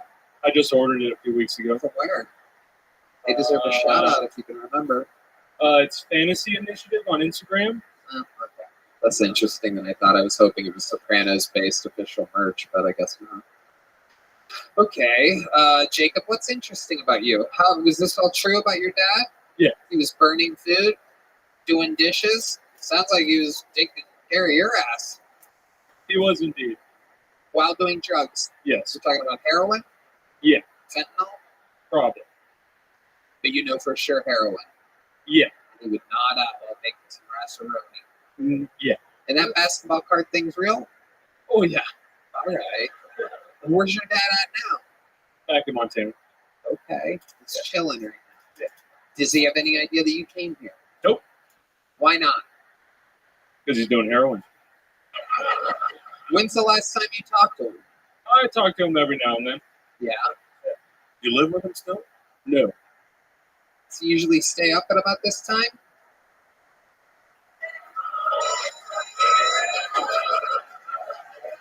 Why don't we unlock your phone and see if we can't get this guy knocked out? Sam, pass this down there. Unlock this gentleman's phone. What do you think? You think Dad's going to take our call? He might, but I don't. Let's take a chance. We're going to take a chance here, Jacob. I don't. Oh, you have the phone. Don't throw 4 phones at once. Mustache is coming up with some wild ideas. I'll throw all of you. Come on, let's do it. Fucking Uncle creep. Rico. I love it. So what are your thoughts on what's about to happen here? You think your dad's going to be disappointed if he finds out that you just talked about his heroin addiction on the biggest show in all of the industry? I don't think so. Perfect. But so which one is it? You're just going to unlock all of them and go for it here? How about a hand for the lovely Heidi, ladies and gentlemen? All right, it's going to take about an hour and a half. We just switched it on. Yeah, you got to kind of. There you go. Yeah, we're going to figure this out here. How old's your dad? Early 50s. Does he still work? Yeah. What does he do for a living? Right. He's cleaning schools right now, I think. Cleaning? So he's a janitor. Yeah, he's a janitor. I love it. And you're packaging weed. All right, that is not the phone. We are playing a little game of Chinese roulette where you have to figure out which Apple iPhone is Jacob's. It's all Android with these days. This guy does not want to call his dad. He said no to 4 phones already. We must be close now. Let's keep opening phones before we repackage them. We could do that at any point. We're going to do... All right, here we go. So, Jacob, here's the plan. Here's what you're going to do. You're going to hit go on the phone call. Oh, you have to turn it back on. Okay. You're going to hit full send phone call, right? You're going to hit it to speakerphone. You're going to go all the way up with your side volume. Okay. Then you're going to take the phone like this. And you're going to put the bottom of it. Oh, the bottom. It's the bottom. Red band. I love it. You're in charge of sound on this show. Speakers are on the Just bottom. relax. I got this, Red band. No, when you're on speaker. Sam also thinks the other senior correspondent. Bro, I got your back. Also thinks His dad. We got it. You ready to do this, Jacob? I am. What's his name, by the way? My name, Jacob. Jacob Senior. This is absolutely beautiful. I'm the third. This is a segment we call a heroin addict. Very exciting stuff. The call is going into Jacob Katzenbuehler Sr. Here we go. Right Where up, he won't hit you. right up to the bottom of it. Flat in the middle. Yep. Jacob.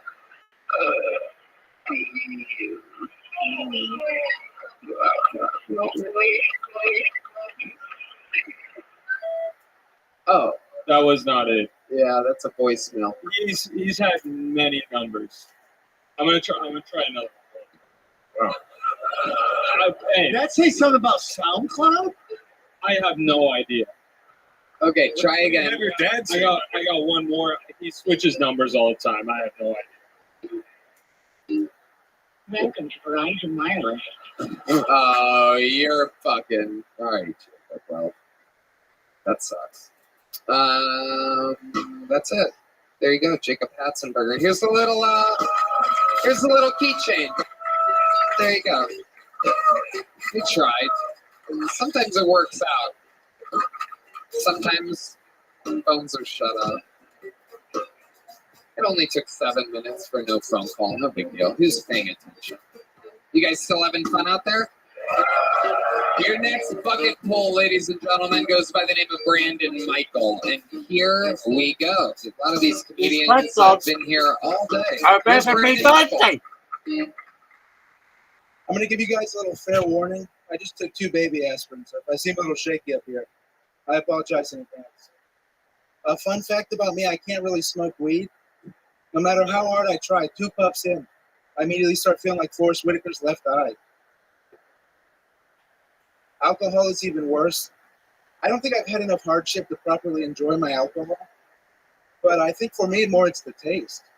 The other day, I had my first IPA. It was so dark, I had to chase it down with a child support payment. So I can't wear plaid. I've noticed that, yeah. The other day, I went on a work dinner to Benihana. They sat us at a table full of lesbians. At the end of the picture, or at the end of the dinner, we took a picture. I couldn't fucking find myself. That's my time that I appreciate you guys. Thank you. Holy shit. Brandon Michael, how are you, bud? Good, how are you, Tony? If I seem out of breath, I ran over. And this body is breath, I ran here. If I seem a little shaky, I took baby aspirin. If these jokes don't work, it's because my sense of humor is off. Accurate. You're like the excuse guy. What can I say? What can I say that I haven't said 1,000 times before? Tony, if you didn't like that line, it's because I had a Gatorade at lunch. That's accurate. He's like a Jewy red man. Get it together, cocksucker. That means a lot coming from Chris Christie. I appreciate that. Thank you, sir. Wait, which one? Oh, no, my bad. I guess we're the wrong. Who was that directed for? I was just Russell Peter. You called Russell Peters? He's a Blue Jays fan too. I revoked that statement. I apologize. Oh my goodness. Are you blind too? I didn't know. That was at an angle. I'm not Bill Nye, the looks around the corner guy. I didn't know. Crazy roast joke. You obese white politician, Russell. Fat American guy. Good one, Tony. It means a lot coming from the powered forward for the Lakers. You're fucking wacky, dude. Oh, I apologize. Okay. You do apologize, so you're Canadian. No, I was born in North Carolina, raised in Chicago. North Carolina, raised in Chicago. Is that where you live now? No, now I live in right outside of Oklahoma and Anna. Okay, what are you doing there? What do you do for work? Right now, it's mainly been doing stand-up and just DoorDash here and there. Okay. But mostly DoorDash. You would be surprised. I opened up for Holtzman not too long ago. We're crawling. Apparently, Coca-Cola before the show. What happened to that shirt? That's accurate. Is your shirt also your jizz rag at the same time? If I told you, it wouldn't be a secret. That's the only downside. You're a silly guy. How old are you? I just turned 27. 27. What do you do for fun when you're not doing stand-up? So I'm a big sports guy. I'm in there. Anything from like NASCAR, football, soccer, baseball, hockey, I'm the guy. Wow. Yeah. You're my guy? Oh, yeah, 100%. When it comes to sports, yeah. Oh, my goodness. So you like athletics, but you don't actually do it. I was actually quite an athlete back in the day. What kind of athlete were you? I was a quarterback. You would never know. Now I know. You were a quarterback? No, I can throw a pea through a Cheerio. I'm telling you, no question about it. Shut up. I swear on my life. Wow.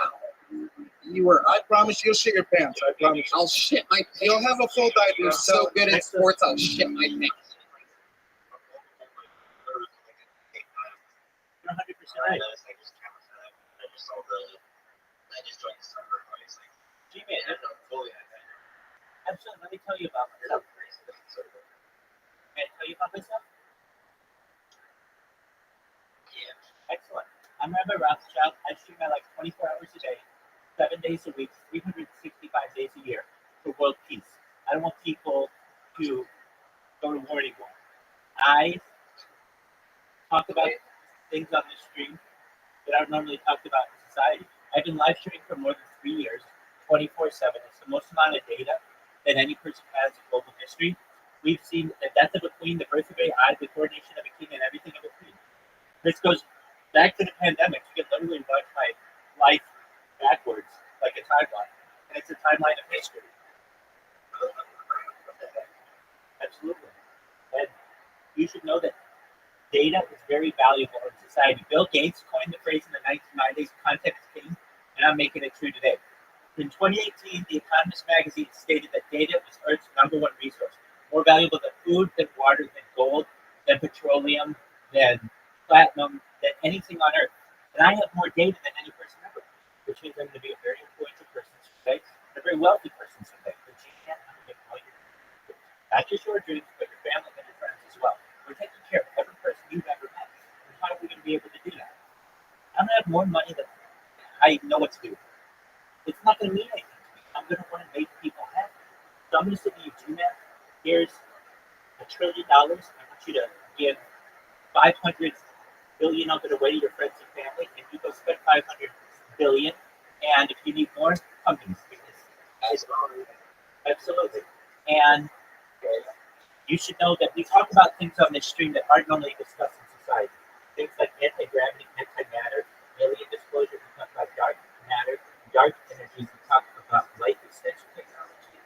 G-Man, when you were born, probably your approximate age at death would be maybe age 80, age 100, if you're lucky.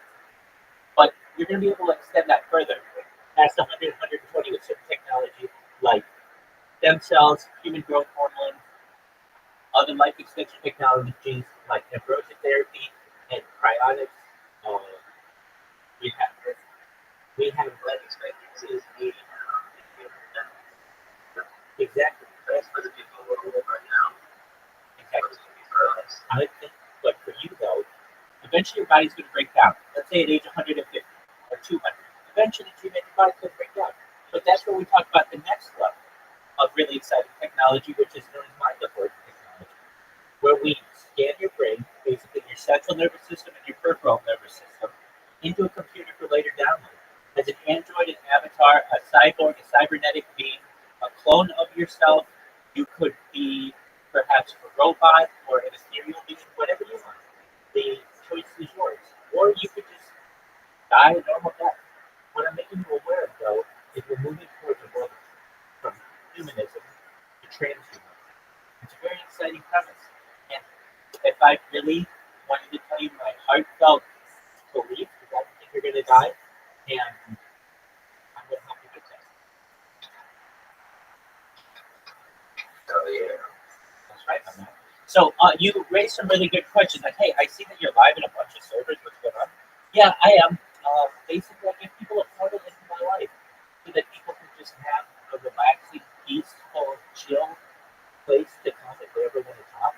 But also, yeah, just like connecting. I have a lot of different, I have over 100 YouTube accounts live on 8 different devices right now, just on YouTube.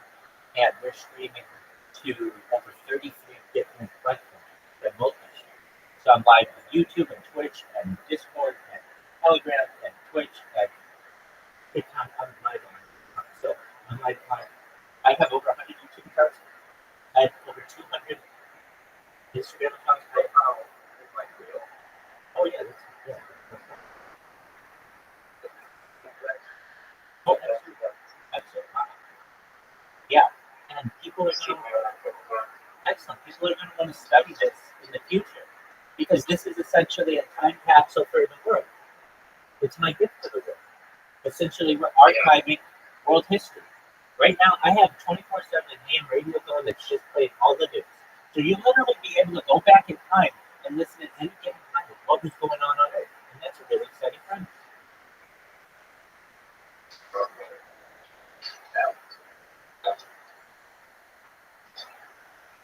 So you should know G-Man. Oh, absolutely. If you're ever wondering, like, what is that on your head, and what is all this stuff about cartoons, Harry Potter, and Sonic? What is that? It's a cryptocurrency. Absolutely. Well, it's a cryptocurrency. The cryptocurrency is worth $300 million. So it's a very, very serious deal. Yeah, exactly. So when I started with it, it was worth less than a penny. Like a month ago, it was like 7 cents. Last week, it had an all-time high of 31 cents, and it's just looking to go higher. And it has a market cap of about $300 million. And we want to get it to $1 billion, perhaps by the end of the year. There's also, so that's called, it's literally called Harry Potter, Obama, Sonic, And if you're like, why does it have such a strange, long name, complicated? It's a meme that goes back to China, and it was on a child's backpack that was sold in Amsterdam, and somebody took a picture of that, and it became famous on the internet as a meme. And then somebody turned that into a token, and then now it's worth $300 million. So it's a really exciting premise for the world that there's a cryptocurrency that's backed by data. Why is it backed by data? Because you can't see it right now, but right above you, I've got a bunch of cameras, as you know. And one of the cameras is a live stream into the Telegram of Harry Potter about so at any given time, you can go back and trace the story of this coin going back to basically its founding, which is really exciting. Wow. So that's what I do.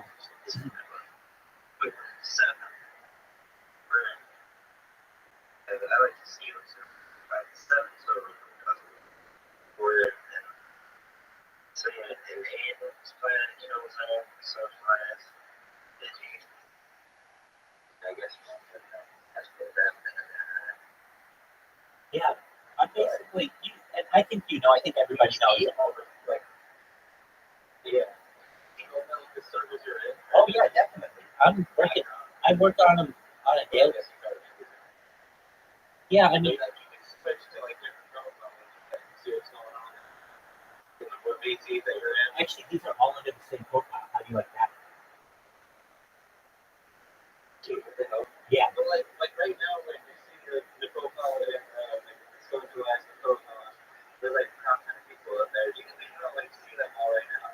Yeah, yeah, you. Switch over the camera, check out what's going on in VC. Absolutely. Yeah. I mean, I see them. They're on devices in front of me. That's crazy. Yeah. So they're just far away. But I give people a portal into my world, which is really exciting.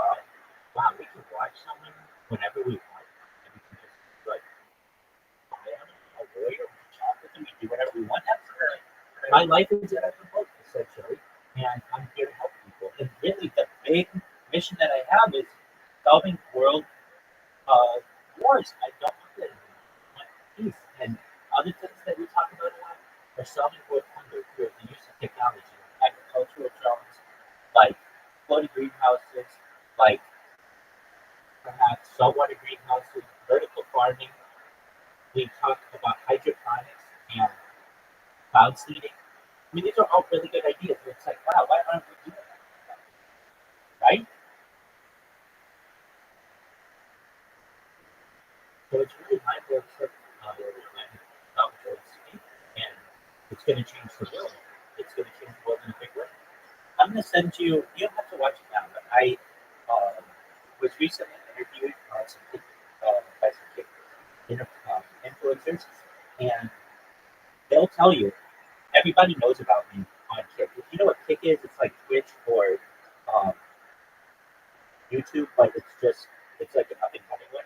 And the owner of it, he's an Australian billionaire. His name is Eddie Craven, and he accepted my friend request on Discord recently.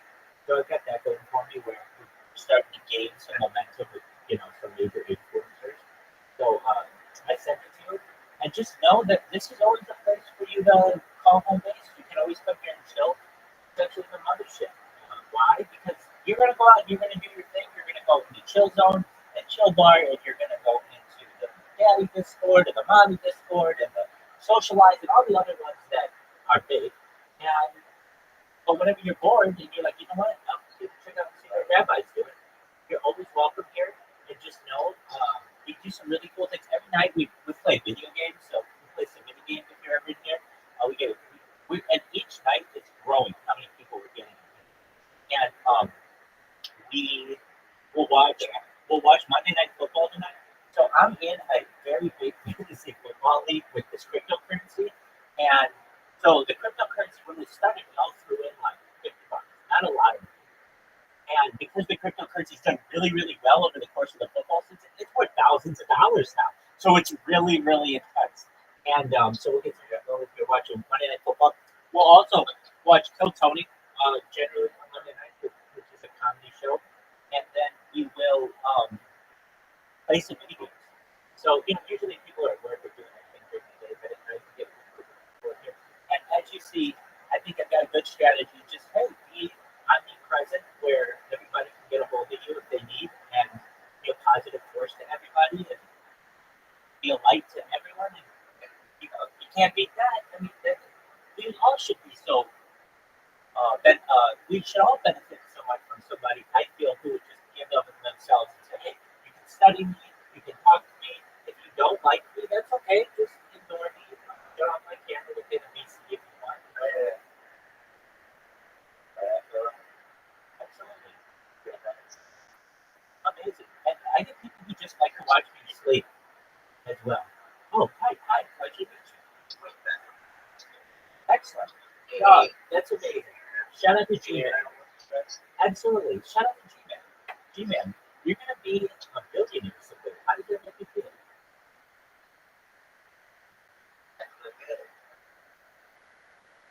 Okay. That's all right. All you have to do is keep your head above water a little bit longer. As you can tell, I'm picking up momentum. And when this goes viral, I'm going to be able to help a lot of people. You're going to be able to help a lot of people as well. You may potentially be able to live forever if you want. Basically, digital immortality. It's a really exciting premise. You got that right. And I'm going to make sure you do everything I can to get you to be able. Look at this. This man is walking on his hands. He is walking. I have not seen that.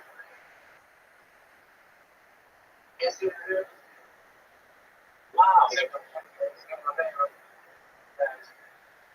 Look at this. Look at this. My man is upside down doing bomb kicks. This is one of the most impressive things I've ever seen on the street. Bravo. Bravo. Excellent. Wow. That's really impressive. Wow. Amazing. You are a very talented individual. Dude, are you a gymnast?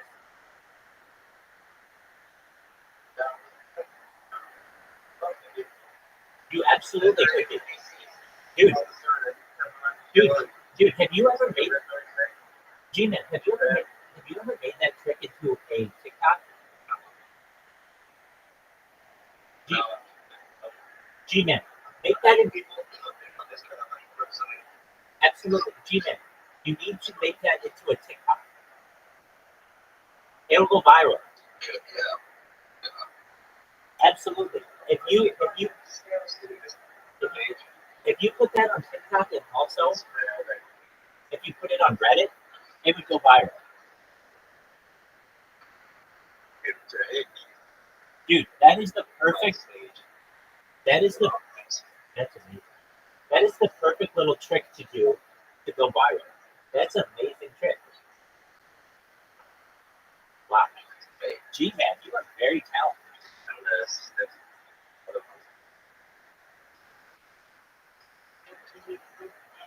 Wow. So if you're not seeing exactly what we are seeing right now, we've got G-Man in the Discord.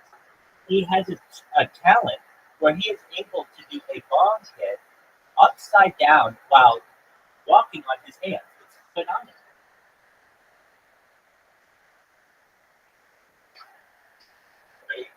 It is absolutely phenomenal. Well, give you some ideas, some of the other cool stuff that we talk about on this stream. Have you ever heard of de-extinction, G-Man?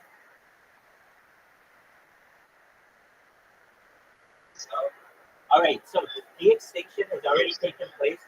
The first successful de-extinction took place in the year 2003.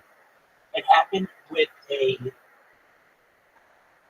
Pyrenean ibex, which is like a goat that exists in northern Spain, southern France. And this goat essentially was able to be regenerated after having gone extinct. Fast forward to the year 2021, Dallas, Texas. A company is founded called Colossal Bioscientific. Colossal Bioscientific has their goal within the next 3.5 years, by the year 2028, to reintroduce the woolly mammoth into the Arctic Circle. G-Man, do you remember learning about the woolly mammoth? And you know what woolly mammoth is?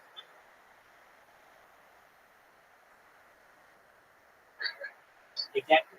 So they're going to be bringing those back within the next half decade or so, the next 4 years. It's really exciting. And then after they do that on their website, they say they have plans to bring back the Tasmanian tiger and the Tasmanian tiger and the dodo bird. And the dodo bird. But you're right, that is.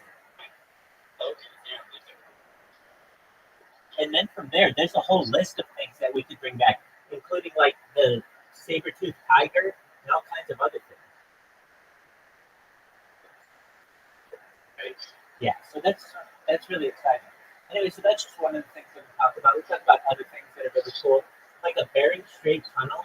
If you're familiar with where the Bering Strait is, it is that little 51-mile part of water. 100%, man, dude, you are a wise individual. You're exactly right. So what I want to do is give more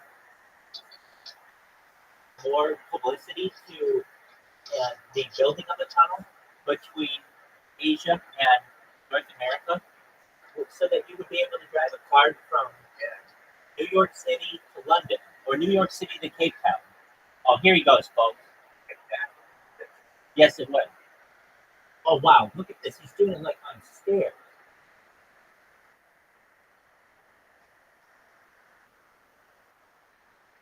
Oh, wow. This is definitely the coolest thing that somebody from a random Discord has ever come in here and do. We do have girls who come in here and do some really amazing things, but this, from a marijuana perspective, this is uncharted territory, folks. This is phenomenal. Look at this. He's at the top of some stairs, doing a handstand, and simultaneously taking a bomb rip. And I can see all the smoke coming out of that. Wow.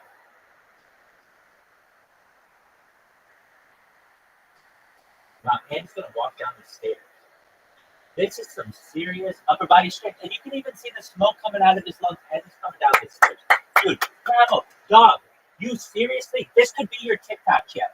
Literally, you could make thousands of dollars a year by just doing trick bomb rips in this handstand. You would be so fucking famous, man. Well, that's okay. You're already going to be famous. If I'm impressed by it, everybody's going to be impressed. Dude, that was amazing. Good on you. How'd you learn how to do that? That was amazing. How'd you learn how to do this? How'd you learn how to do that?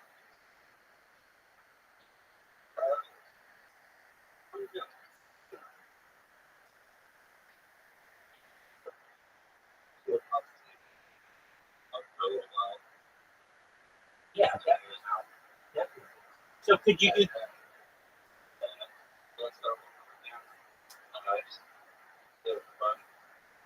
Did you start walking on your hands before smoking weed? Okay.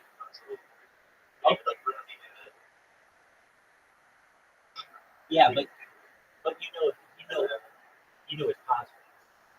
Yeah. So I think you do this. Dude, that's amazing.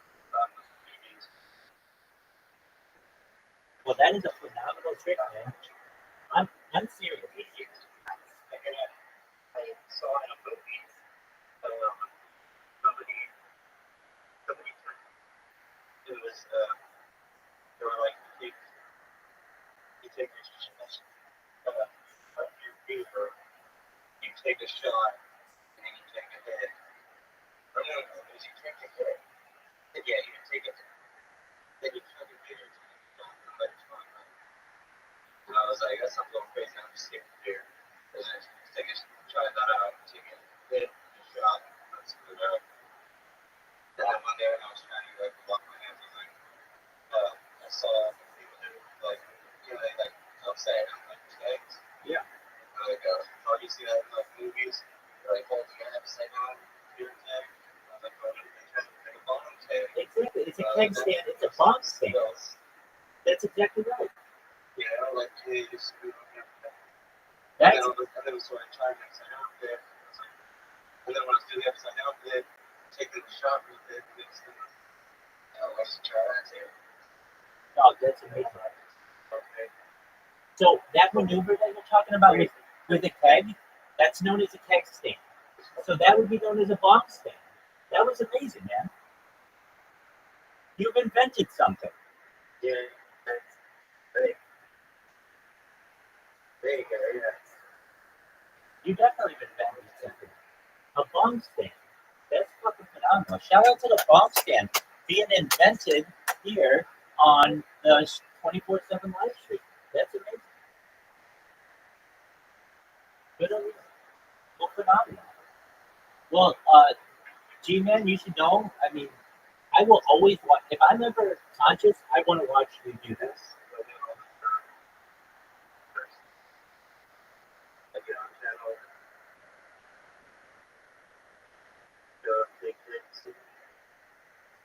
Oh, you're so cool. G-Man. Absolutely. Well, I don't think you cause any trouble at all. G-Man. Okay, we gotta have a deal. When I go viral, we're gonna make sure you have a TikTok channel, and all of your TikToks, at least on one channel, will just be trick bong hits. Doing exactly what you just did. Walking down the stairs, doing bong stands, all that. People love that. Dude, good man. Shout out to G-Man. I gotta make sure that G-Man is extended on Discord. I'm doing so right now. Absolutely. God, you're the man. Oh, we're already started. Well, that was phenomenal. All right, well, I wish I could follow that up, but I just like streamer life, so that's all I've got. But know that that your amazing bong stand is archived for the future generations. There are going to be kids born a century from now who are going to learn that the bong stand was invented here. And by G-Man. G-Man is the inventor of the bong stand, and we're going to make sure we're keeping her famous. If he wants to become famous for other things too, we can make sure of that.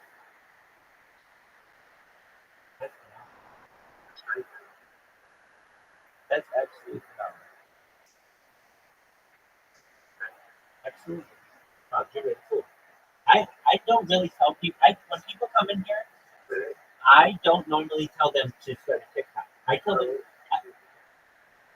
them to do some kind of other streaming. But your content is perfect. Your content is perfect. Oh, well, I gotta say this. It's not perfect for TikTok because I don't think TikTok allows you to show marijuana. But you can even just do it with the water. You can even just do it with a water pipe or tobacco or something like that.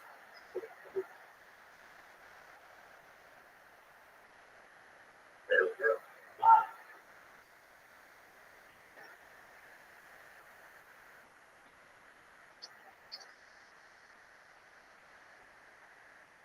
G-Man is like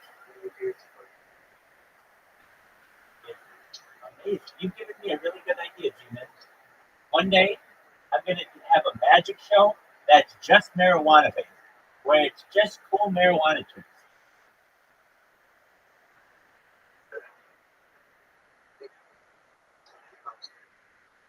Oh, that's tight as fuck.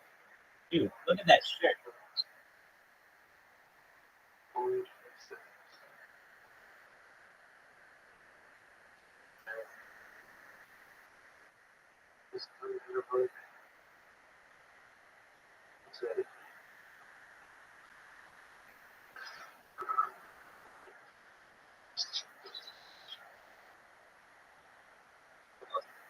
You good?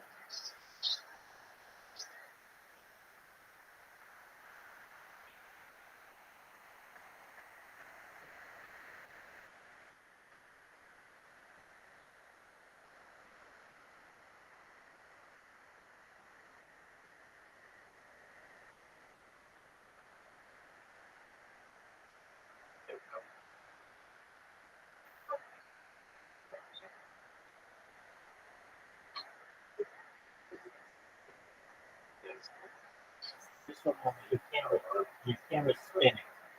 It's loading. I can tell it's trying.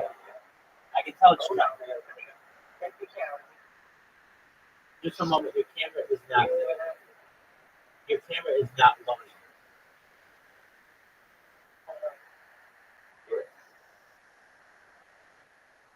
Oh, there it is. There it is. Okay, now I can see it. It loaded. Excellent.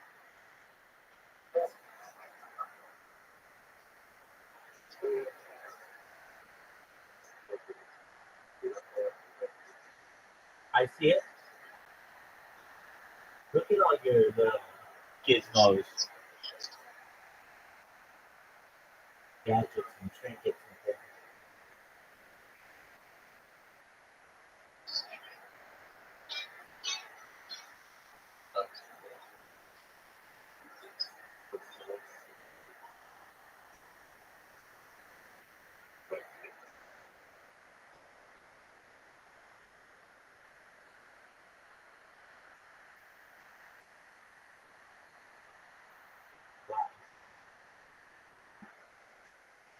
Wow, this is really cool. Look at this collection, folks. Wow, that is amazing. Very, very cool.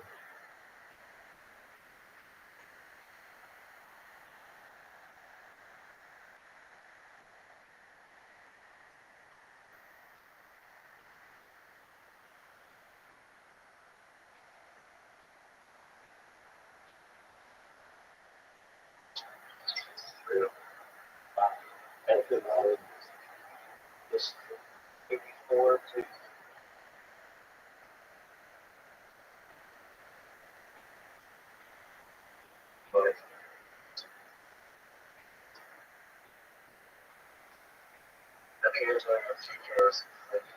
Absolutely. Well, you should go, G-Man. Doug, you're amazing. Come back whenever you want. You know you're always welcome here.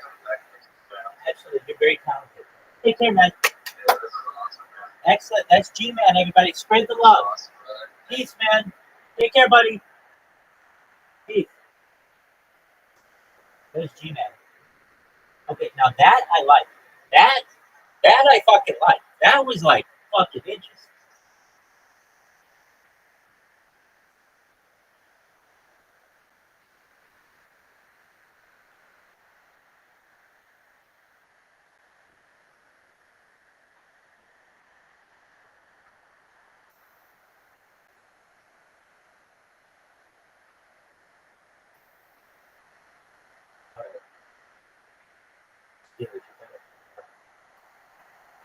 We need to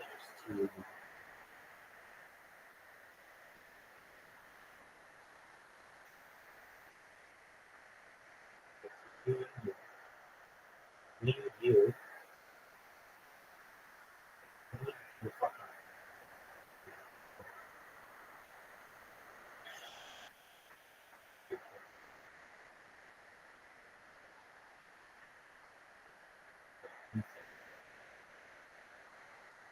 We might have to catch him.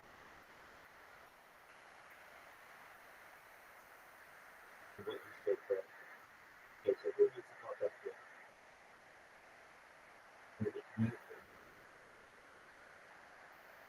Cheers. Double mistake. Don't do well, dude.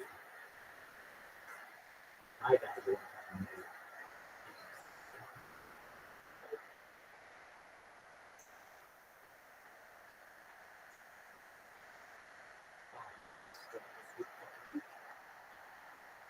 What can I say? You said it, not me, though. What can I say? You're full of catchphrases. You could throw a Pete or a Cheerio. Oh, yeah, with one eye closed and my pinky behind my back. I'm telling you. You have the spirit of a 98-year-old man. And the back pain. I get my day, I could throw a Pete or a goddamn Cheerio. A 26-year-old with a fucking grandpa trapped in your body. I'm getting there. Holy shit. So you went from quarterback to quarter pounders real fucking I wish I could disagree. I'm gonna be honest. I wish I could disagree with you, Tony, but I can't. I goddamn did. I stopped playing sports and I started eating a lot. But that doesn't mean that back in my day I wasn't doing something special. I'll tell you right now, and I'll say it again, and I'll say it 1,000 times before, and then I'll tell you.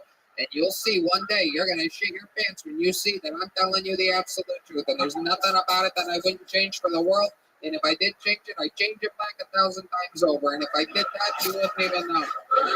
You are out of control. You're good at everything except for the comedy part. Oh, you're everything except funny. Have you ever thought about running for political office? He's not thinking about running at all. I'm going to go door to door. Door to door. I'm going to dash from door to door. I'm going to go from door dash to dashing to doors for you, the people. What can I say? You're full of What can I say? What can I say? What is your ethnicity? I'm just white, but like kind of still heavy. Heavy white. Heavy what? A heavy white? I think that's what they call it. I read that somewhere. I tell you, I think I read it somewhere when I was looking at the periodicals on the dailies. What can I say that I haven't read 1,000 times before, Tony? He's got a sports almanac in his back pocket.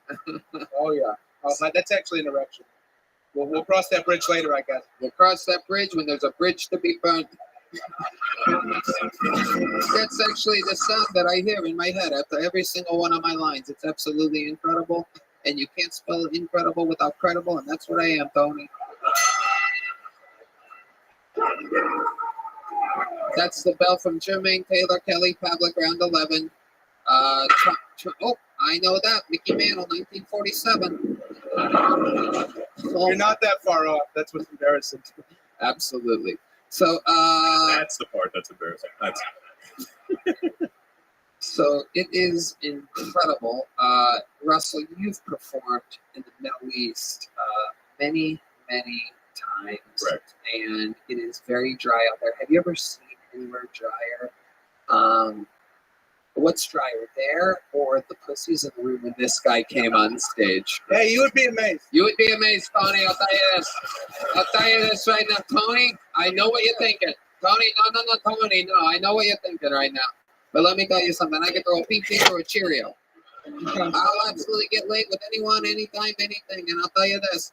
Once you go with me, you never go back to anything.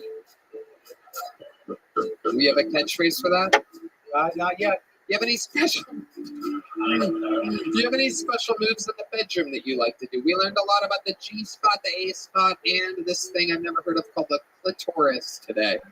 I have one called ouch. That's my fucking ankle. Okay, how does that go? Explain that to us. If I told you, it wouldn't be a secret. You know what I'm saying? Funny if I thought. You're out of control. I could talk to you forever. This is unbelievable. I promise, man. I'm telling you, I'm not. Dude, I fucked up running. You know how much? When's the last time I ran? Let's be serious. Fucked what? I fucking killed my fucking lung, my kidney. You know what do you mean? I'm pretty sure I got osteoporosis running over here. How do you have osteoporosis? I'm telling you, I was high-kneeing it. I'm telling you, I was trudging over here. You were running over here? That hurts me. That hurts me. I'm gonna be honest with you. You've hurt me. This guy's an animal. Jesus. Wait, the trees like a Keebler elf. Jesus Christ. This guy's a madman. I'm telling you. You are the funniest unfunny person I've ever seen in my life. This is a fucking anomaly in the history of the show. He is both extremely not funny and extremely fucking funny at the same time. You grab the biggest kid and make him do a 40-yard dash, and then say you got 60 seconds. Sonny, I was hanging on. Okay, I'm gonna be honest with you. I could have beat Rich Eisen running here. You know what I'm saying? I was trying. He's like a pager in Lebanon. You know, he's an ironic kind of bombing. Yeah, and he is going off right now. I revoke what I see the Blue Jays fan. I'm fucking, that's all me in my life. I don't watch baseball. Oh, jeez. Now I'm back to where I stood initially. I take it back. I stood by what I said. And here we are. Here I am. You know what I'm saying? Back as the governor I thought of New we Jersey. had something. You were wearing a jean jacket. My mom wears jean jackets. I thought we had something. And now you lost me. You know what I'm saying? Tell you, Russell, I was going to be a best friend, but I changed my mind. I was going to... I swear to God, I do with the Toronto Blue Jays what I do with the treadmill. I stand by it. I don't get on it. I don't get on it all the way, but I stand by it and I stick by you. And now I don't stand by you anymore. Yep. Now I'm going out to get a protein shake. What can I say? It's the best part of the gym. Sometimes I go there just for the protein shake and then I leave. I don't really need to work out. The protein shake gives me energy. What am I going to do? I'm going to have some steps. I'm going to get some steps and not die. I've never had a 13-year-old boy play me so accurately. I appreciate that. Actually, I'm pretty sure. Shots fired. Shots fired. I'm pretty sure you have been played by a 13-year-old boy before. I don't think there's cholesterol. Honey, are you calling me a predator? Because I am not, and I never would be. I don't do that. I've watched some games with some kids before. I taught them how to kick a field goal a couple of times. I used to do that too. If I ever lift my leg that high, Tony, I'm telling you, it'll be a fucking crazy day. What is your accent? None of the places that you've said have given me this Boston sports radio. Tony, if I said it once, oh, there is a bit of Chicago. How long were you in Chicago for? I think like 4 or 5 years. Only 4 or 5 years? You want to let us with all this wisdom? I had a kid tell his girlfriend or his brother once, his mom's so fat, Thanos had to snap twice. Those kids are crazy down there. You learn quick. Yeah, I'm telling you, bro. I'm telling you, Tony. I'm telling you. I'm serious. You need to get t-shirts made. Tony, I'm telling you. Can I just call you that? That should be your stage name. Brandon Michael's so boring. You should change it to Tony, I'm telling you. Oh, first name Tony, last name I'm telling you. The king of non sequiturs. Yeah. Tony, I'm telling you, and I swear to God, and I wouldn't swear to God if he was here, but I swear to him right now in real life. I mean, the figure of speech, not the actual thing. I would never do that to the Lord and Savior Jesus. I'm not too religious. I do enjoy watching Passion of the Christ backwards, though. Sometimes it's so nice to watch those Romans help Jesus get down from there. I'm not a fucking shithead, sir. I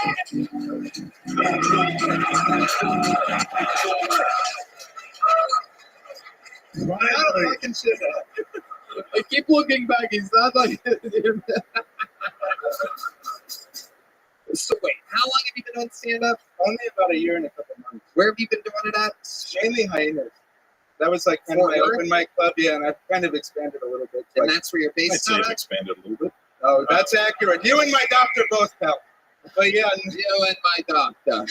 You're a silly fucking goose, dude. But yeah, no, basically around here in Dallas. Close with your father? No, he was kind of, one of those. I couldn't do it. You ask him a question, it turns into a fucking speech. We just. Your dad would go on long diatribes? Yeah, I couldn't do it. I'm honest. Tony, I'm an honest guy. I don't know what you want me to say, but I'm telling you, I'm an honest guy. I'll be honest with you forever. I'll be your best friend. I'll teach you how to throw a fucking military missile right through a fucking carabiner. I don't have the hands for that. What? I feel like that would take a lot of using needles and shit. That's not really me, Tony. To be honest with you. What he's saying is he's not dainty. Yeah, thank you. Russell gets it. He's al dente. Yeah, he's al dente. Yeah, the day I'm dainty, you'll be Jewish. You know what I'm saying? It's just there's no way. I don't have stop. Don't try to be funny, Brandon. I'm not. Be you. Promise There is no try. There is only do. I'm not that guy. I promise you. I'm a shit. See what I mean when you don't do it? It's unbelievable. You don't even know how funny you are. Thank you. Words my father never told me. I appreciate you, sir.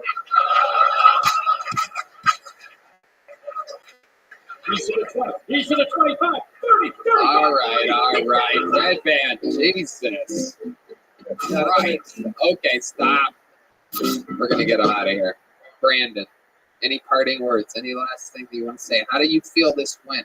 I'm going to be honest. I kind of shit the bed early, but I think you guys saw I can tell a joke, and I'm not an asshole. You know what? So. You know what I always say, my friend? You know what I'm going to say right now?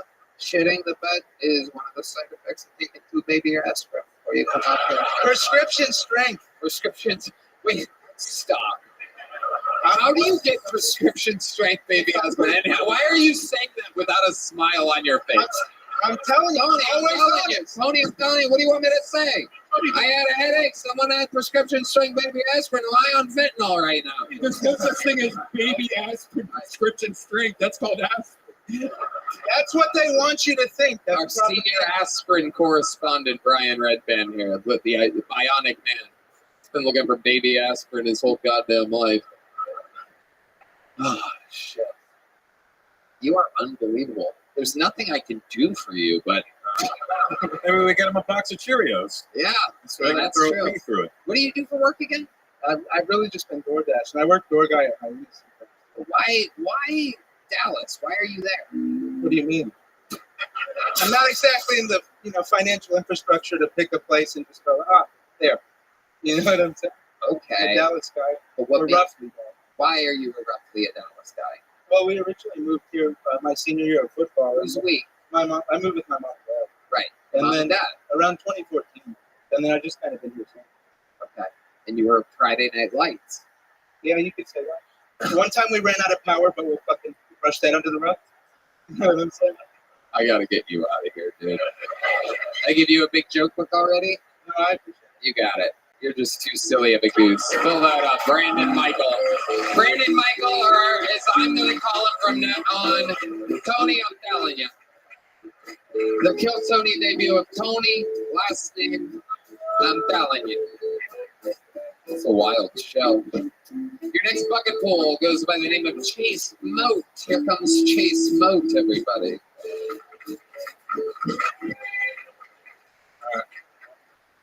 I've been thinking about sobriety lately. I think alcohol makes you dumb, but I think weed makes you autistic. I got a buddy that can identify any car, make or model, every time it's done. We'll be driving, I'll be like, oh shit, dude, is that a cop? No, that's a Toyota Scion. Driving, I'm like, oh shit, dude, is that a cop? No, that's a Ford. They stopped using Fords in 06. When he's smoking, I'm like, oh shit, dude, is that a cop? He's like, bro, you're in my living room. Lately, I've been on the Delta 8 thing, legal weed. You don't know what that is. It's like classic weed, a few things replaced, removed, or modified. Classic weed, a few things replaced, removed, or modified. It's like trans weed.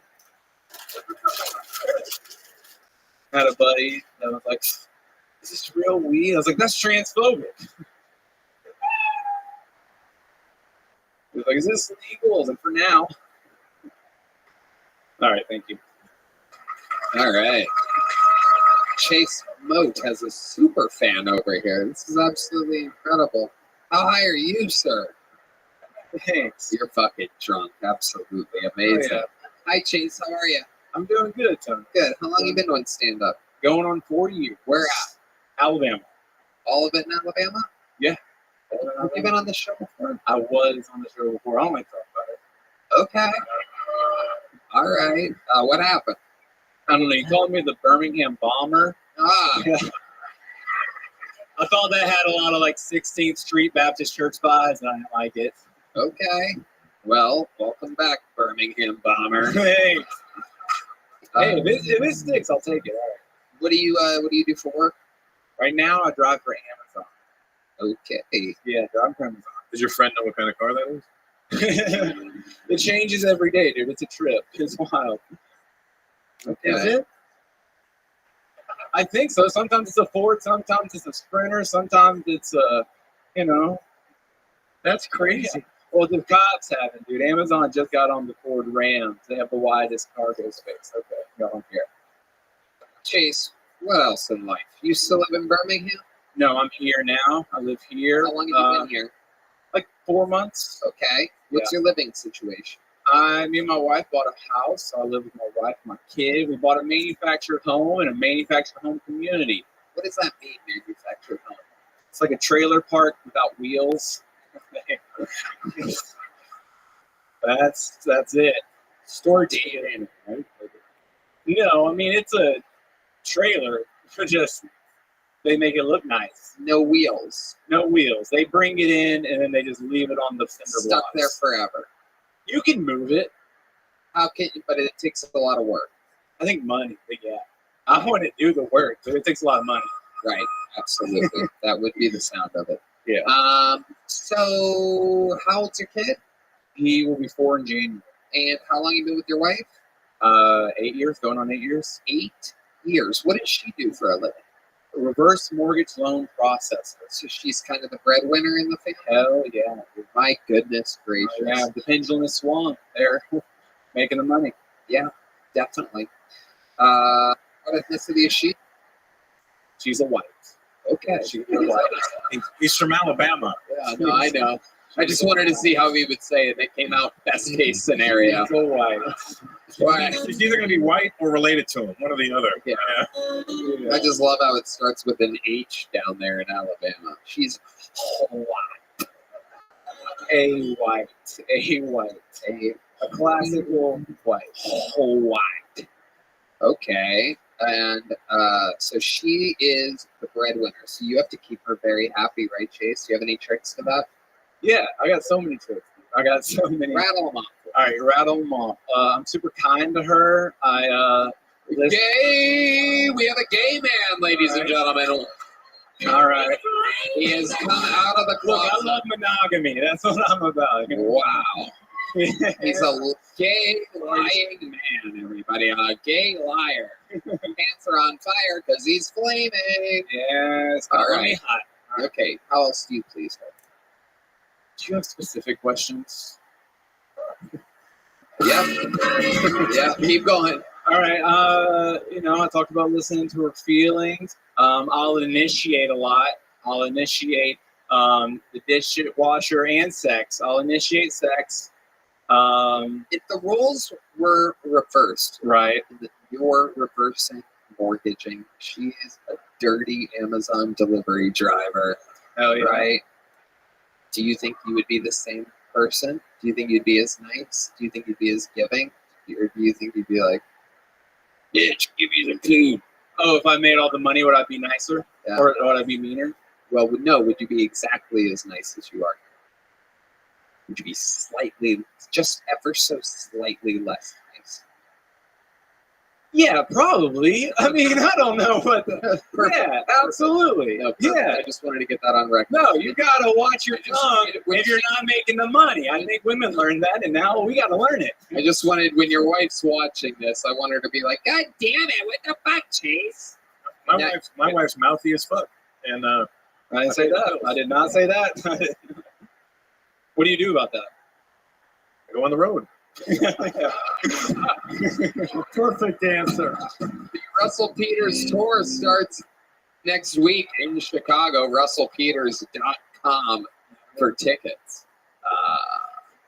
The most interesting thing about you, Chase. I knew it was coming. Can I rattle them off? Sure. Yeah. Pick it. I won a high school drag show.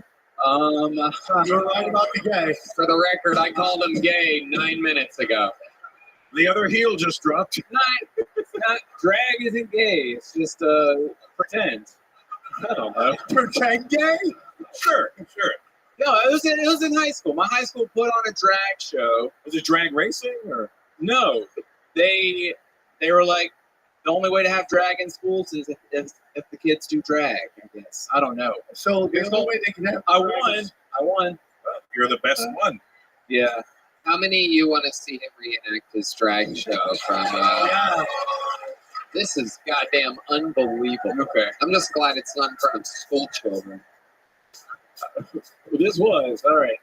Freshmen and seniors. Let me set this scene. I'm a sexy cop. That's a police officer. The vice principal just read off how I like to beat guys with my naughty nightstick, all those things. So I walk up to the mic. 2 words, boys. Spread them.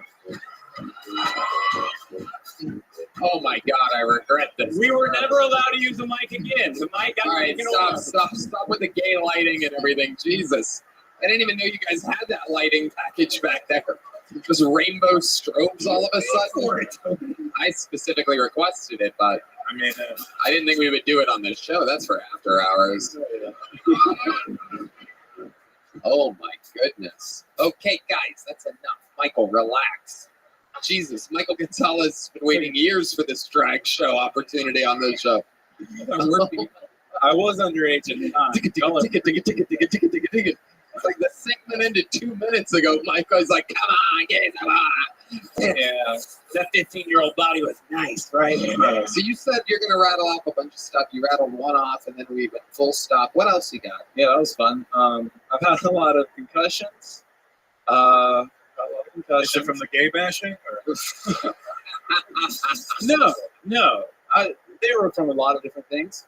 Yeah, Alabama drag. They make you dress like a woman, then they beat the shit out of you. Get over here, you faggot! You're like, wait, you put together the event. There was a rainbow lighting. What the fuck?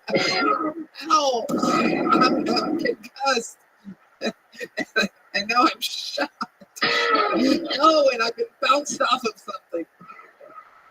No, don't say that. The cannon is really the icing on the cake there. Yeah. All right, Chase, I'm going to get you the fuck out of here. All right, cool. Thank you. You already have a joke, but a little one. Yeah.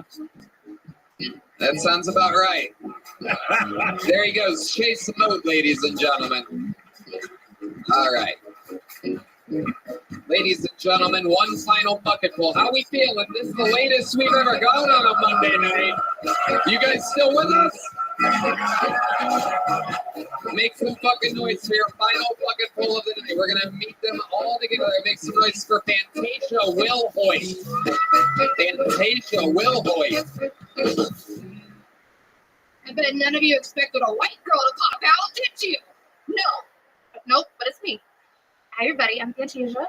I'm a mom. It's probably my favorite thing. But it's a little tough because I gotta give tough love to these kids. Because when we were kids, the biggest comeback was, oh yeah, well, I'm rubber and you're glue. Whatever you say, dogs on me, it sticks to you. And we're like, fuck, he just got roasted. And now people are like, hey, on Friday I get my rounds. I'm about to watch your mom get fucked on her OnlyFans. And I'm like, I'm not prepared for that. Like, I'm not. And my daughter, she's gonna be 12 next week, and she just got the phone. I'm worried because if I see 12-year-old titties, it's gonna be fucking hell in my house. I remember when I was younger, your titties got leaked. God fucking forbid the whole school found out, and you had to tell your parents because fuck that. But now you tell people like, "Hey, I saw your tits," and they're like, "Was it a picture or video? Which one?"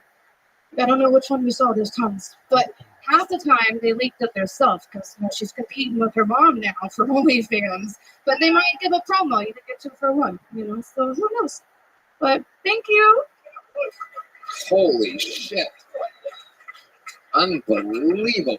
How are you? I'm so fucking excited. I've been outside since fucking 10 a.m., guys. Is that because you're homeless? No, I came here from Florida. I'm trying to escape the hurricanes. Oh my goodness gracious. So what part of Florida do you live in? I live in Port St. Lucie. There's fucking nothing there, so. I know about Port St. Oh yeah, it's growing. So. All right. Is Port St. Lucie also what guys call your vagina? No. It's Lucy? No. Okay. What do you do for work, Fantasia Will Hoyt? So I have 2 jobs. Roller derby? Okay, I used to.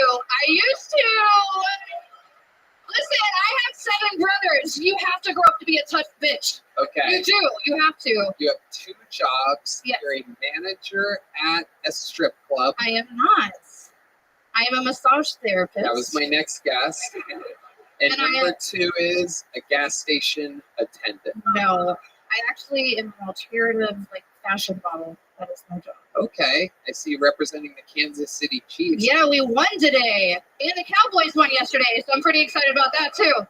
Wow. I like both. Okay, Patrick Mahomes is a Texas boy. He played at Texas Tech. Give me a break. Okay, we get it. You look Patrick Mahomes. Yeah. You look like a Travis Kelce word. I do.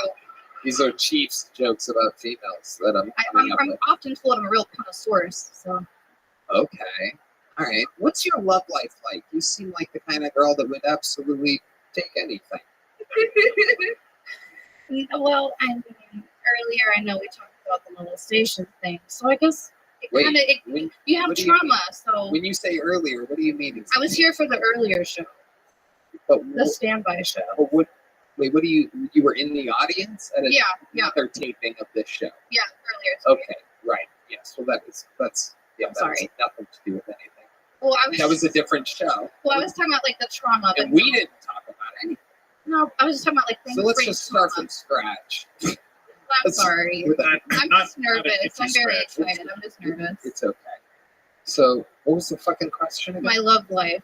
Here we go. Ready for this? What's your love life like? It's good, but I just try to keep it personal. Do you have an OnlyFans? I do not.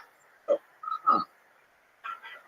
Okay. I try not to like have that title. I don't want to be an OnlyFans girl. I have nothing against it. I just don't want to do it. You look it. I know. Thank you.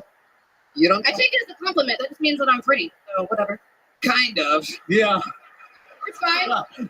I don't care. It's fine. You do have a little swagger to you. Yeah, I think I'm pretty cool. I mean, I have a lot of tattoos, and I mean, I usually get along with most people. I like to think I'm pretty nice. I've had a hard life, so I try to be the best person that I can.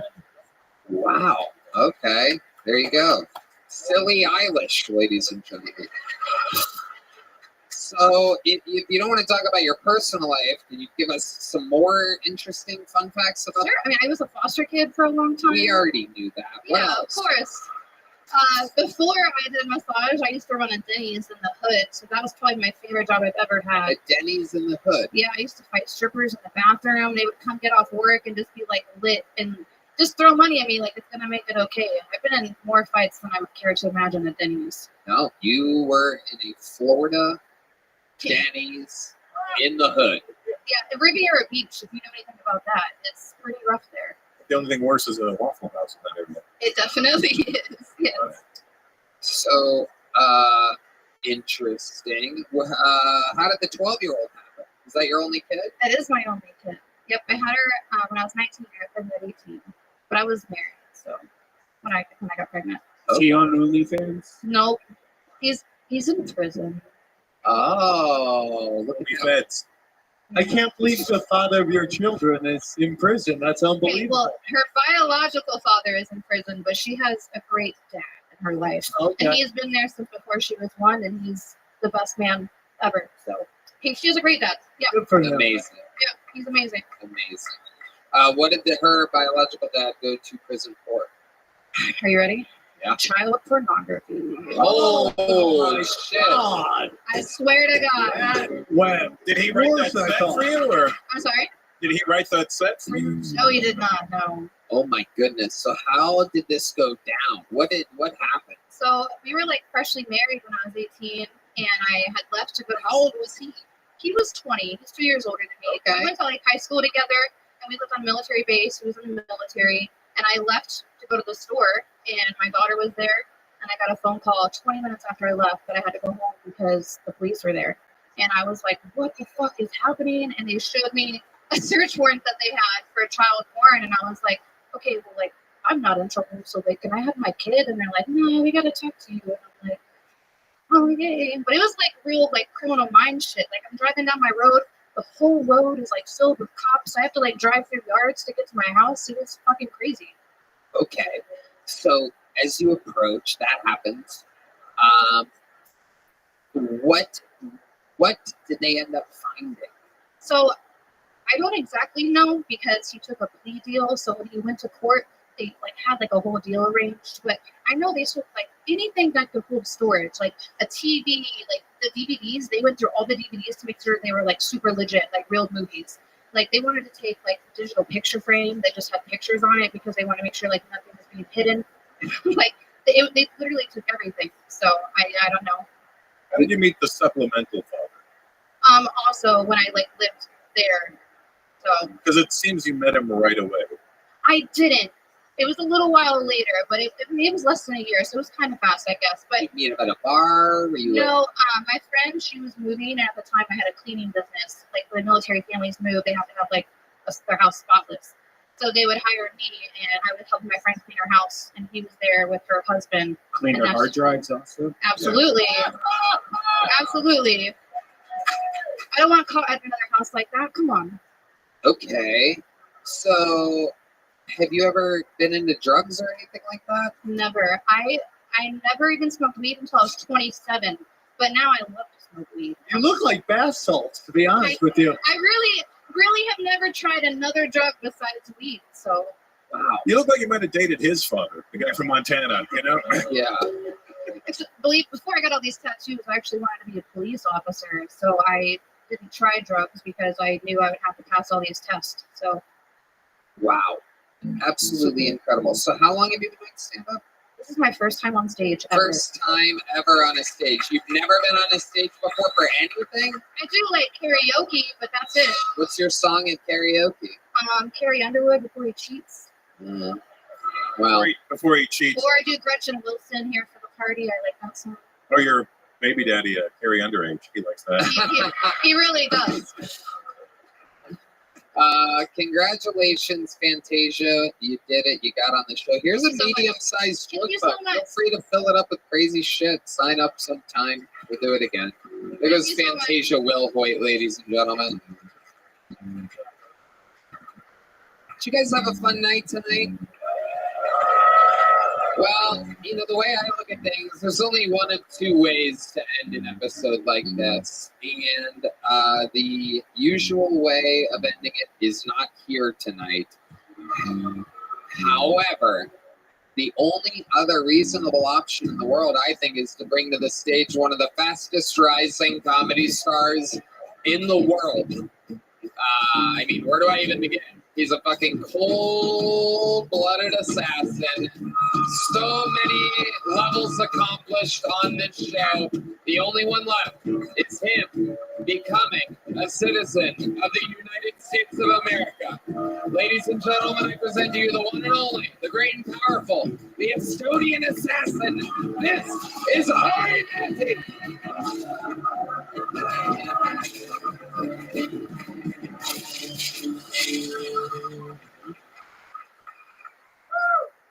Hey men, stop shaming sluts. We love them. You know, some guys are like, she's fucked everybody. Oh, you mean she's an angel?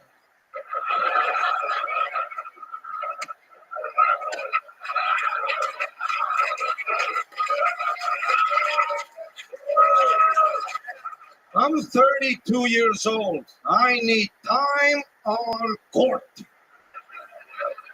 I don't want to go to a restaurant that's empty. If I see a line, then I'm like, what's the special? I don't want to board a ship where it's the captain's first day out at sea. I want to see the captain with the fucking wooden leg eye patch.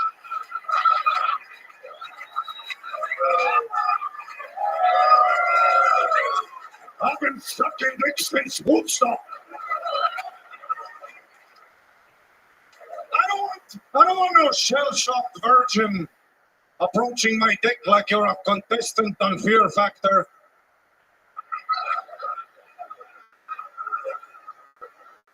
I want you to treat my dick like you're a bartender when he's flaring. Thank you so much. Fucking unbelievable. Thank you so much. I mean, that is how it is done. Wow. What a special treat. I mean, my God. Unbelievably smart and funny, Ari Matti. Thanks. Not only have you done it again, I do believe that's one of my favorite sets of yours I've ever seen. Oh, wow. Absolutely incredible. It's always shocking to me when this happens on the rare occasion on someone's 15th or 20th or whatever, however many appearances. Yeah, it's a super fun exercise, writing jokes, trying to get to the point quicker. You're competing with only yourself. It's incredible. Absolutely, yeah. Trying to have fun in the process. The fans are super supportive. Thank you, everybody. I love it. Thank you. Such an unbelievably distinct style that when you find a great premise like what you just did, it is just incredible. The references, this, that, funny, the whole way through. Sam Tripoli is the one that took me off the stool as a door guy in the back of the Comedy Store and gave me my first opening gig in the La Jolla Comedy Store. And the first comedian that I ever watched do an hour-long set, and I was so hooked and addicted. Sam, what do you think about the young buck Ari Matti? No wasted lines, bro. Every line is a laugh. It's either a setup or it's either a setup to a punch or it's a punch. It's great writing, dude. It's really Thank good you, stuff. yeah. Thank you, yeah. I've always been super physical, so it was kind of when I got to the regular ship, it was in the beginning I was kind of scared of it, you know, but now I look at it as a fun exercise. Yeah, as you get older, you're going to be less physical because you'll be like, fuck, I'm tired, dude. So your writing is great, and it'll pick up where the physical drops off, so you're doing great, dude. That's awesome. How old are you again, Ari? I'm 32 years young. Oh my goodness gracious! How much fun! Yeah. It's Russell Peters, great to see you. You too, Ari. I've been seeing you all weekend, buddy. Yeah. Never got to watch your set at all, so I'm happy to see what I got to see now. Fuck yeah, Russell. It's crazy. I watched you like when I was 14, YouTube, in my bed, dick in hand. Fair. That's the best compliment ever. You know, what's funny is Fantasia's ex-husband. I mean, it's child pornography, you know. It's only illegal in America. Estonia, it's wide open. Oh, legal age of consent in Estonia? Guess 15. 12, 14, 44, you know. That's where Chris D'Elia fucked up. Location. Oh my god! Oh my god! Here, it's a pedophile back in Estonia. My man's a gentleman. Wow! Wow! He waited 2 years. What a nice guy. Holy shit! Also, Chris, if you need an opener in Tulsa, I'm here. My goodness. Ari Matti is on fire. What else is going on, Ari? I went to Las Vegas for the first time. Yeah. I stayed in the Golden Nugget, which is the worst hotel I've ever stayed in. It's one of those hotels where it's just you and the fan. Fucking. And I've never gambled, you know. Like, because in Estonia, okay, we have casinos, but it's all owned by like Albanians, and you gotta look for your daughter, and it's a whole thing. I don't want to fucking. It's not exactly the fun Vegas. Oh! I don't want to lose a spleen. All right. Incredible. It was super great. Yeah, the dealers had big tits, so I lost all the money, but got a smooch later, so. Uh-oh. Hell yeah, just you and the fan of your work. A smooch over here. I love it. Sorry, Estonia honestly sounds kind of fun. Oh, it's so much fun. Visit Estonia, please. Support our economy, fuck our women. Highest percentage of supermodels per capita in the world, by the way. Wow. I believe. Which is not, it's not a lot of people. But it's That's why the age of consent's 14. Exactly, that's what I'm saying. So what would a wild night in Estonia? If we went to Estonia, you took like the main like whatever 6-person crew of Estonia or whatever. What would a night be like? Are we taking Cam? Yeah, Cam. That's gonna Let's say me, you, Red Band, Cam. Oh shit, we leave Cam at the. No, Cam can come. Very welcome, Cam. Just if we bring Cam, does the age of consent shoot up a little bit? 25, 26. Don't want any broken Estonian vaginas out there. Yeah, that's just it's gonna be. Cam would stand out. You're saying? Yeah.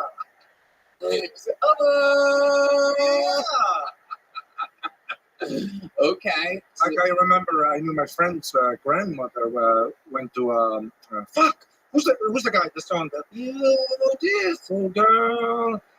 Sean Kingston. Sean Kingston performed in the woods in Estonia, and my friend took his grandmother out, and I was like, "Where's the grandma here?" And she looks at me. She goes, "I just want to see one before I die." Wow. Which is nice, instead, sort of, Wow. It's not, she wasn't hateful about it. She was just, wanted to do something mean. Wow. Look at that. Unbelievable. But Cam would be a superstar. There's a guy who moved from Aruba to Estonia back in the day. And when he moved to Estonia, he represented us at Eurovision. Eurovision, big song contest. And we fucking won the thing with the guy. So he's like a hero now. A black guy moved from Yes, Aruba from Aruba to Estonia. What do you think made him pick Estonia? Plenty of pussy available. I don't know. Yeah. You can be a superstar. How many black guys do you think there are? We have three. We're working on the fourth. No, we have a couple. So let's say we went there, just the Hawaiians. What would a night in Hans, Estonia be like? Hans too. That's an interesting one. I haven't seen. You think Hans would be also very, he will get some interesting comments, you know. Comments. You don't have many Asians there? No. How many Asians are in Estonia? I knew a guy. Well, we heard of him. And then when I went to see when I went to visit the great Asian guy, he was like mixed, so he didn't have the full eyes, you know. So it was kind of like a fraudulent, you know. We don't know if Hans has eyes. The Hans have eyes. The Hans have eyes. Tony, we should do Kill Tony Estonia just to see what happens. Oh my God. That's a great idea. Kiltonia. Yeah, Kiltonia. Yeah. Russell said. You could sell some shit out there. Amazing. So that's great. What else does Estonia specialize in? Before I let we're like, IT people. We know about IT. You know, IT? Like computers and shit.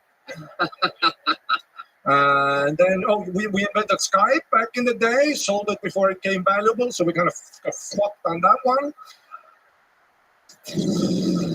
And Shino Man with Pauly Shore, of course. That's a big deal. And then, yeah. Any sports? You guys play sports? We're not, we don't. Soccer, I guess. We are all white, so the sports is kind of slow.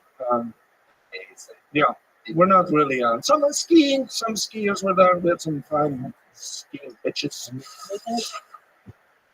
but nothing too great. No, the Olympics were a bit of a rough one for us. What happened in the Olympics? I could represent Estonia in the Olympics in about 6 months in any sports. So, you want to do it? Tony, did you see that famous clip that was going around from the Estonian guy, the pole vaulter, right? Was it pole vaulter? I sent it to you. You're like, with the big dick, you mean? Or the one that failed? Or that the guy who got his dick cut on the thing? No, even worse. Yeah, there was one that just fell backwards. He did. Yeah, no, looked like a turtle. He couldn't get up, dude. Oh my God. It's just a bad look, and I feel for the guy. He's a nice guy. He's a sweetie pie. Amazing. Well, Ari, I gotta tell you, I mean, a set like that, normally we love to have you open. You set such an incredible tone, but on an episode like this, it's incredible to see so many people do so many different types of sets, but you came in and just fucking anchored down and really put on an absolute show. An incredible fucking performance. That's how it's done. Ari, Maddie, ladies and gentlemen, we did it. This was an episode of Kill Tony. Make some noise for Russell Peters. RussellPeters.com. Tour starts now in Chicago. How about one more time for Sam Tripoli? SamTripoli.com. October 15th, the tour begins, and the new special comes out on YouTube October 15th. Why is everybody getting quiet? October 15th on Rumble.com. There you go. Sam Tripoli, Russell Peters. Thank you to Squarespace, Game Time, Hidden, Talkspace, and ZipRecruiter. The drawing from Ryan J. Ebelt is in. The drawing from Chris Rogers is in. What do we got? Cam Patterson tonight. How about one more time for the best damn man in the land? Thank you so much. We love you. Good night, everybody. Thank you.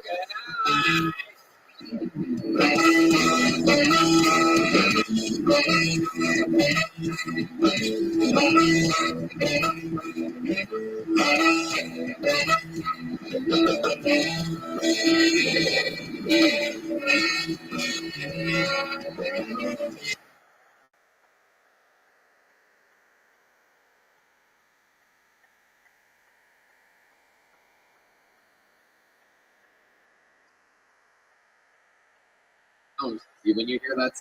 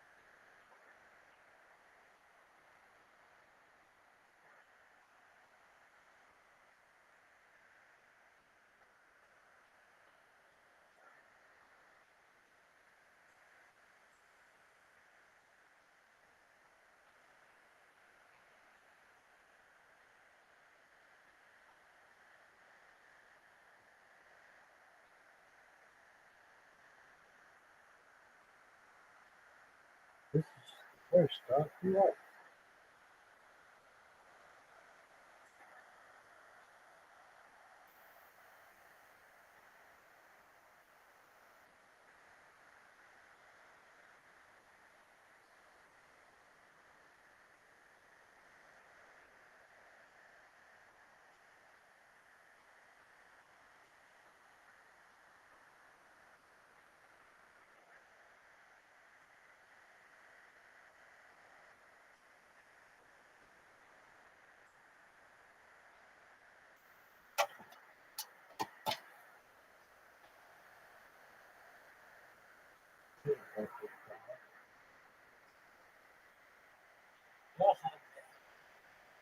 Are you fucking me?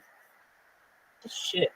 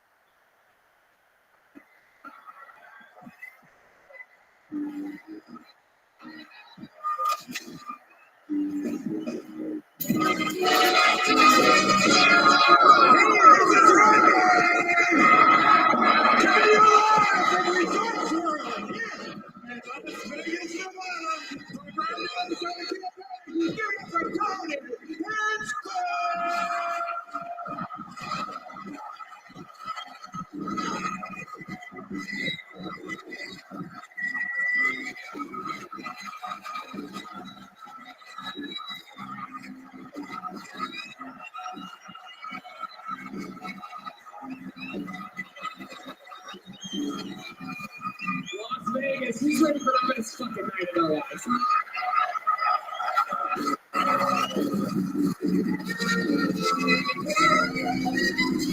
What the fuck is up, Las Vegas, Nevada? It's noise for mine, ladies and gentlemen. Oh my goodness, how fucking exciting is this? We are here. Wow. Energy here favorite and beautiful Resorts World Theater in Las Vegas, Nevada is palpable. Very, very beautiful place. Supposedly one of the newest theaters here in Vegas. How many live in Nevada? Wow. So you guys get to see some real shit live in the flesh tonight. Let's just jump right. I'm gonna hand for the best damn band in the land. You get to see them live on this one. That is indeed the great Groove Line Horns. Make some noise for Carlos Sosa, Raul Vallejo, and Fernando Castillo. That is Michael Gonzalez on the drums. The great Matt Muelling on the electric guitar. John Deeds on the keys. And that's D Madness, ladies and gentlemen. His first time playing here in Las Vegas, Nevada. At least that's where he thinks he is. We have a very fun show planned for you. Before we get started, here's a little bit more from the amazing sponsors that made it all possible. The Sunset Strip Comedy Club in Austin, Texas is now open. Check out Red Band's secret show every Thursday. Go to sunsetstripatx.com for tickets.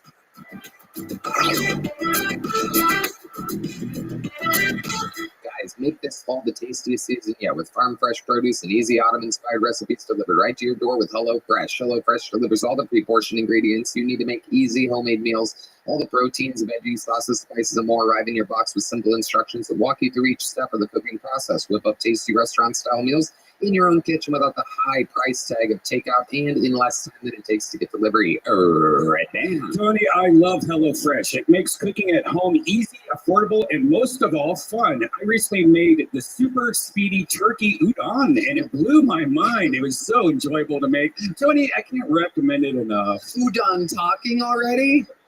Check this out. Get 10 free meals at HelloFresh.com/freeTony. Applied across 7 boxes. New subscribers only varies by plan. That's 10 free HelloFresh meals. Just go to HelloFresh.com/freeTony. HelloFresh, America's #1 meal kit. Are you guys ready to start tonight's fucking show?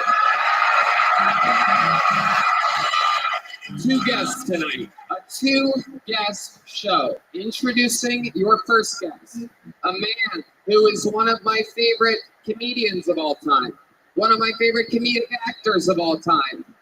Many, many say that this is the front runner for the 2024 Guest of the Year. Las Vegas, I'd like to introduce you to the great and powerful Harlan Williams.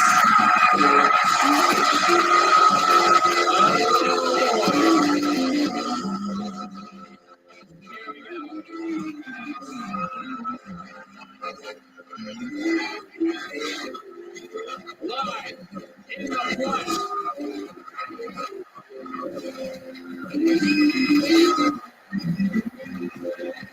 Fully recovered from Lyme disease. He's back. Actually, go to that one. Yeah. Harlan Williams, ladies and gentlemen. Wow. Well, I gotta tell you, gang, this is a, well,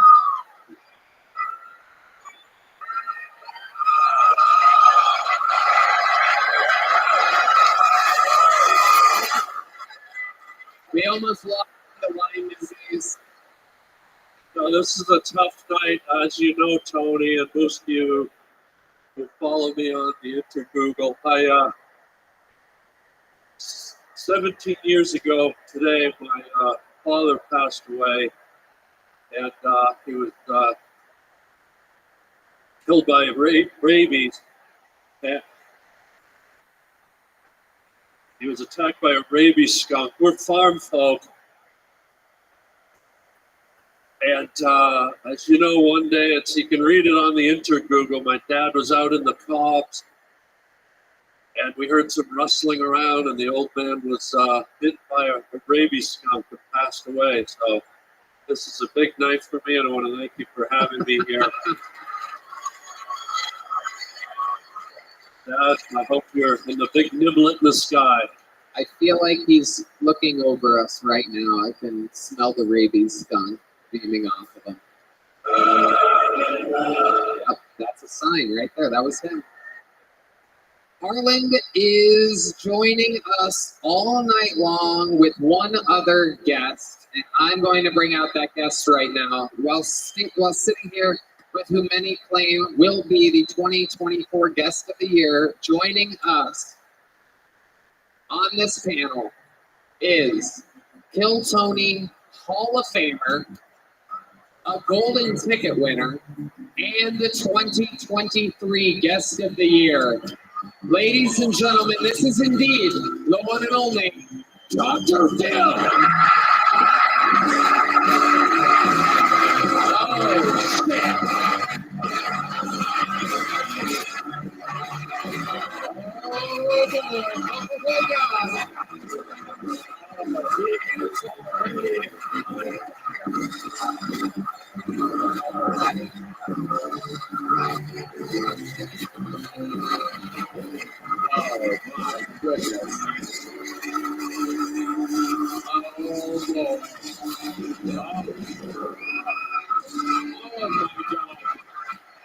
No one does it quite like them, folks. Let's make some fucking noise if you're excited to be around tonight. Jiggle up, ladies, and get those hands in here. Let's fucking go. Right there. Some dudes pull hits on. Jiggle them tits. Tony, good to be here. Hell yeah. Red Band, good to see you. The man, Marlon. the myth, the legend. How are you, Doc? Well, I want to say something real quick. There's a special time, Vegas, Kill Tony in Vegas. Give it up for that. That's a big fucking deal. Never thought we'd get here, but you did it.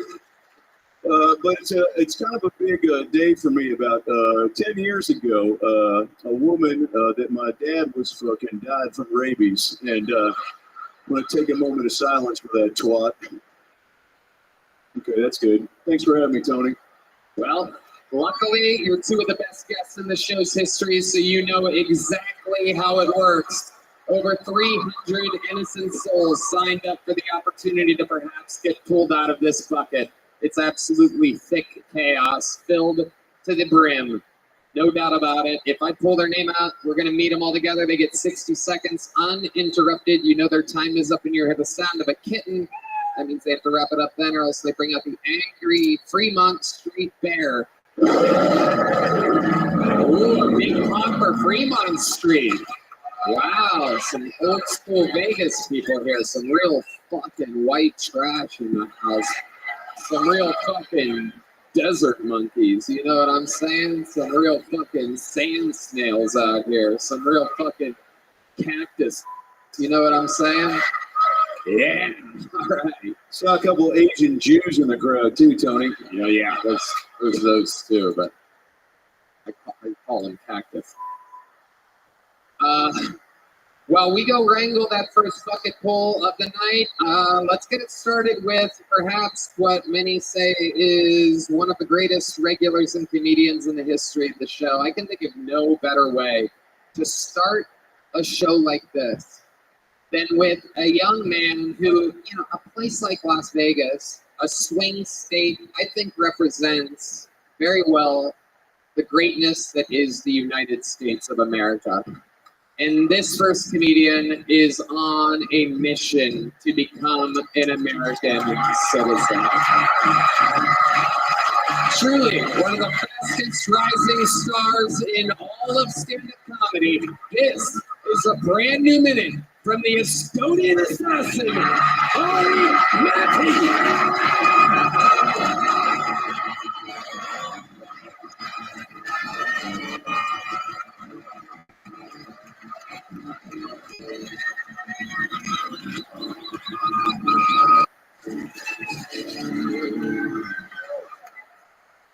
Thank you. You know what I did recently? I had sex with my ex. Woo! Highly recommended. That shit is the best. We went back to her place. I saw her pussy like an old friend. There he is. Isn't it the best when you fuck an ex? Because you know that pussy. You know all the buttons. It's like playing Tony Hawk Pro Skater 2 again. Because that's the worst when you start dating somebody new. You get that new pussy. You're like, what the fuck? Like, new pussy is like switching to Android. You're like, why is it green?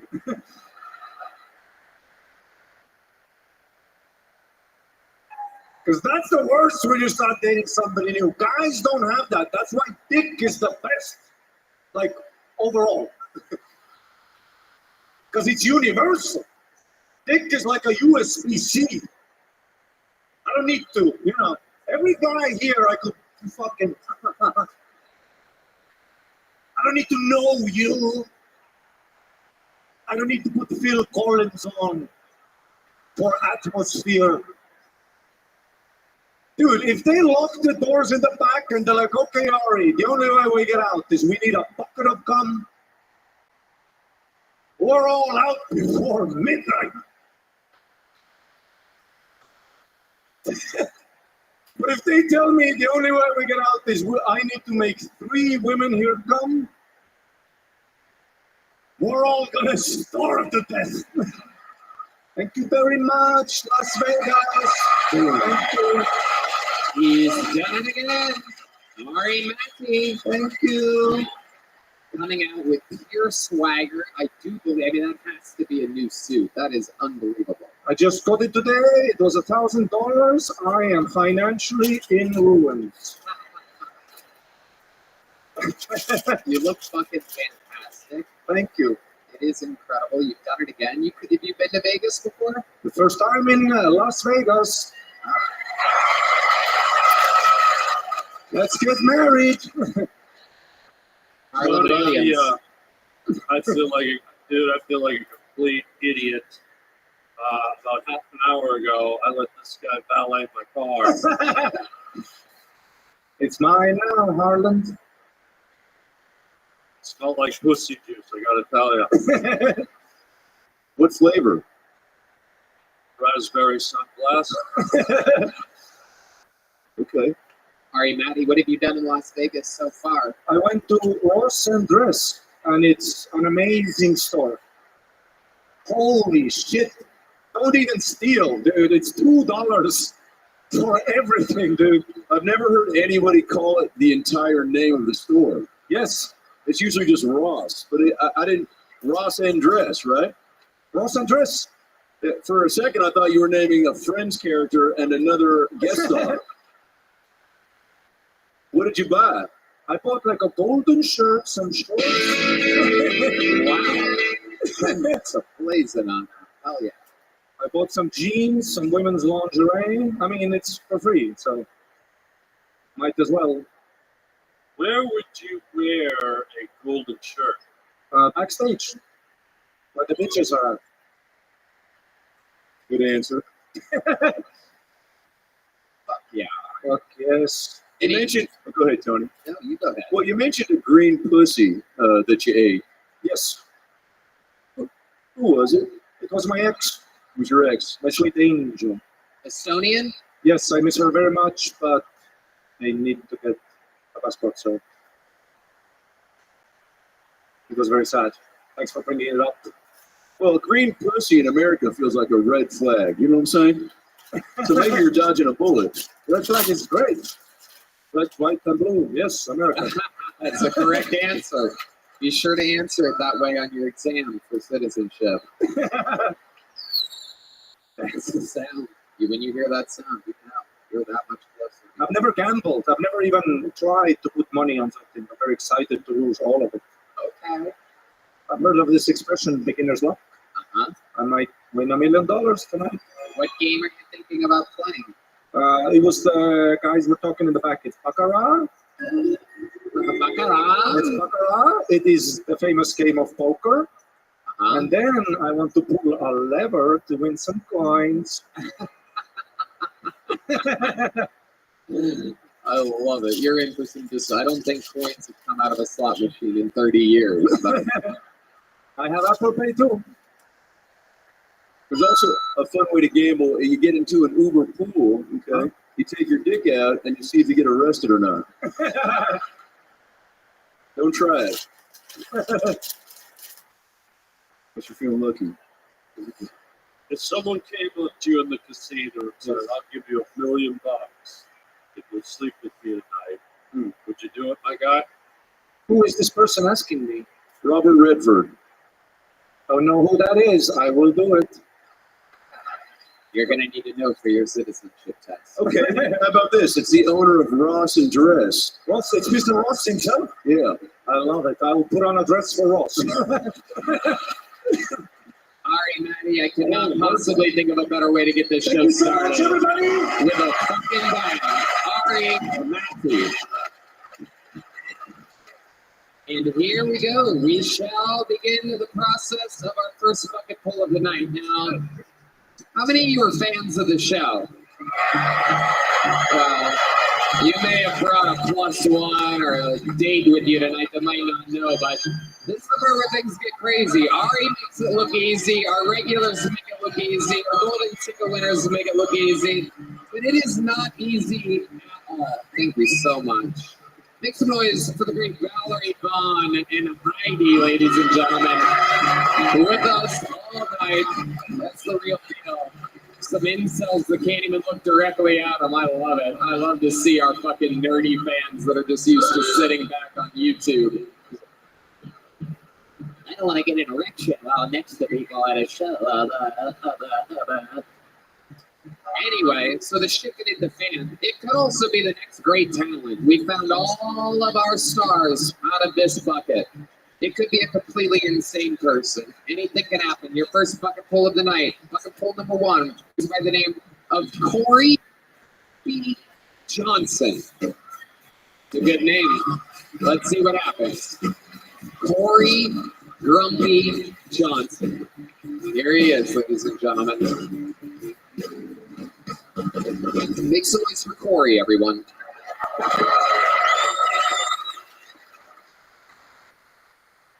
2024, crazy year. O.J. Simpson and Nicole are back together again. Didn't see that one coming. I really didn't see that one coming at all. Recently, I went to Five and Below, and I was a little confused because I almost spent $27, but only tried to buy 3 foods. Now, I'm half white, so a part of me just wanted to go straight camera. But then I realized I'm half black, so I just stole the shit. Fuck Five and Below. Is it me, or should more gay men be winning these hot dog eating contests? I just feel like they practice more. Thank you.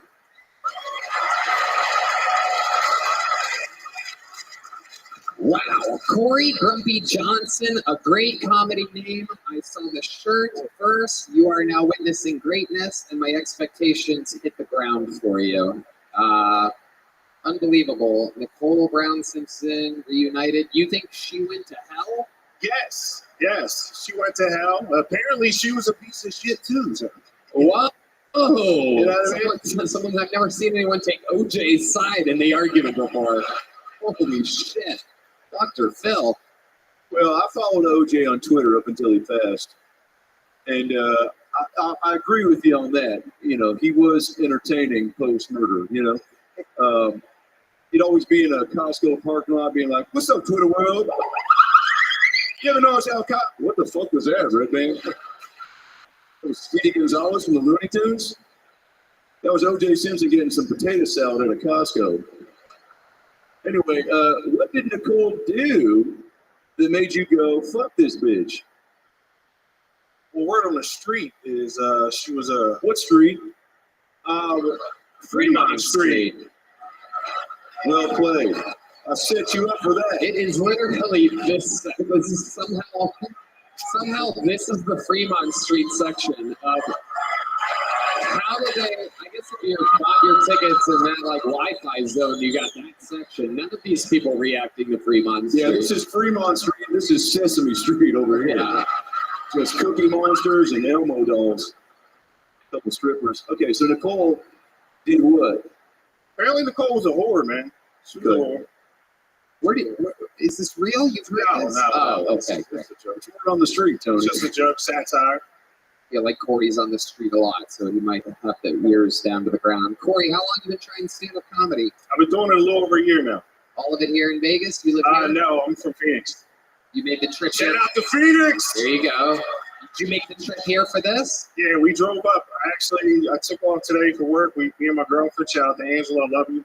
We drove up here, and we're actually turning around and driving back. I got work in the morning. So special shout out for Angela after defending domestic abusers for half your time up here. That's called a love bomb, what you just saw, everybody. That's one of the positive moments of their relationship. What do you do for work? I'm a cook. Oh, yeah? What are you cooking? Cook at a bar. So just bar food. Yeah. Okay. You have a deep fryer? I do.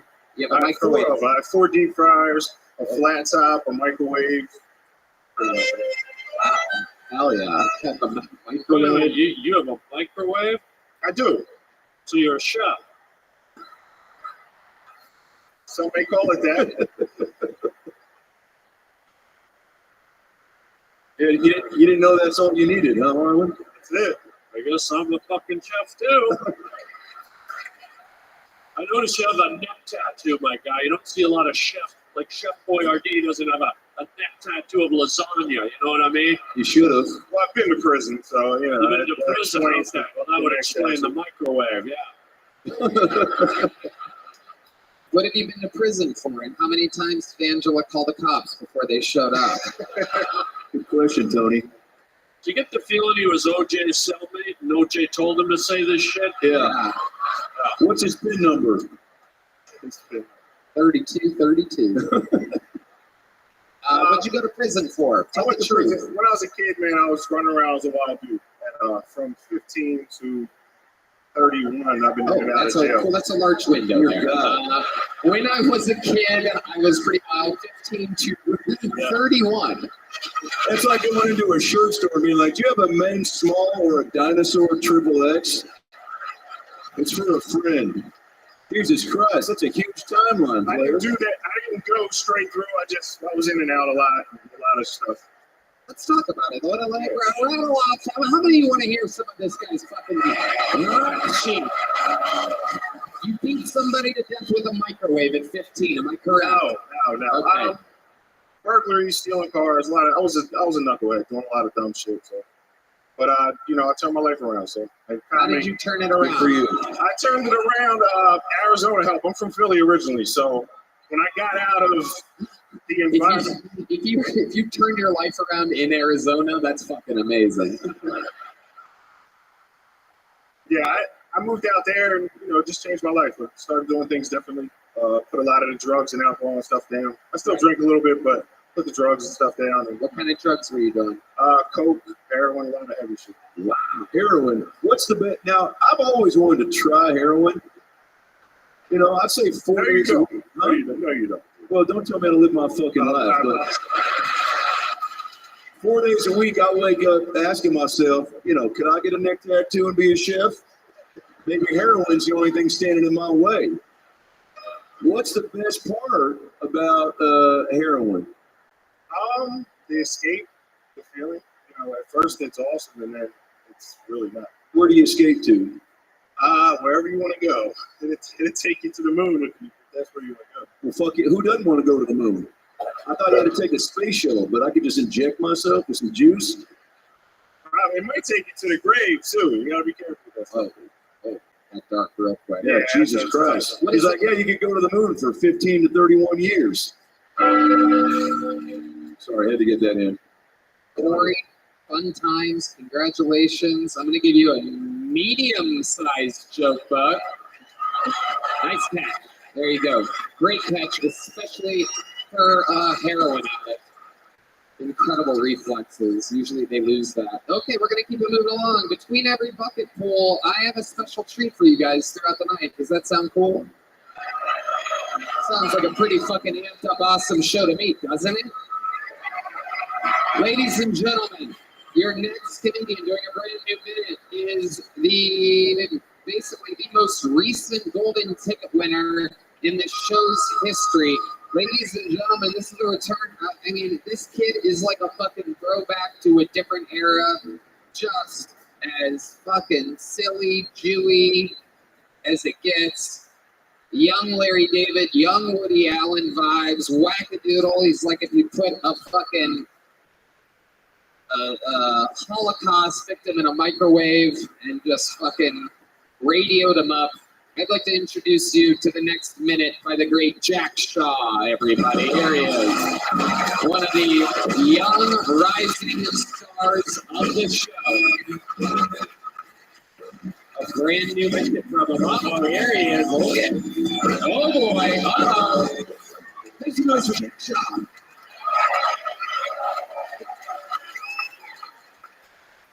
I don't know about you guys, but I love to play with my penis.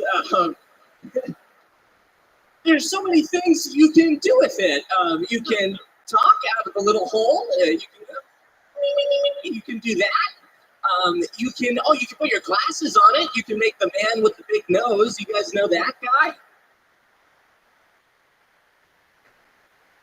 But my favorite thing to do above all is to beat it till it cries. Who's with me, Las Vegas? It makes people so uncomfortable when I talk about masturbating at the dinner table.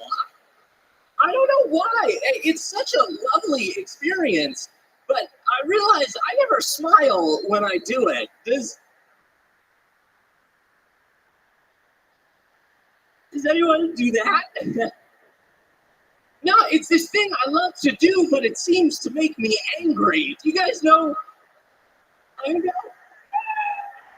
About it. The next time you're masturbating, think about me.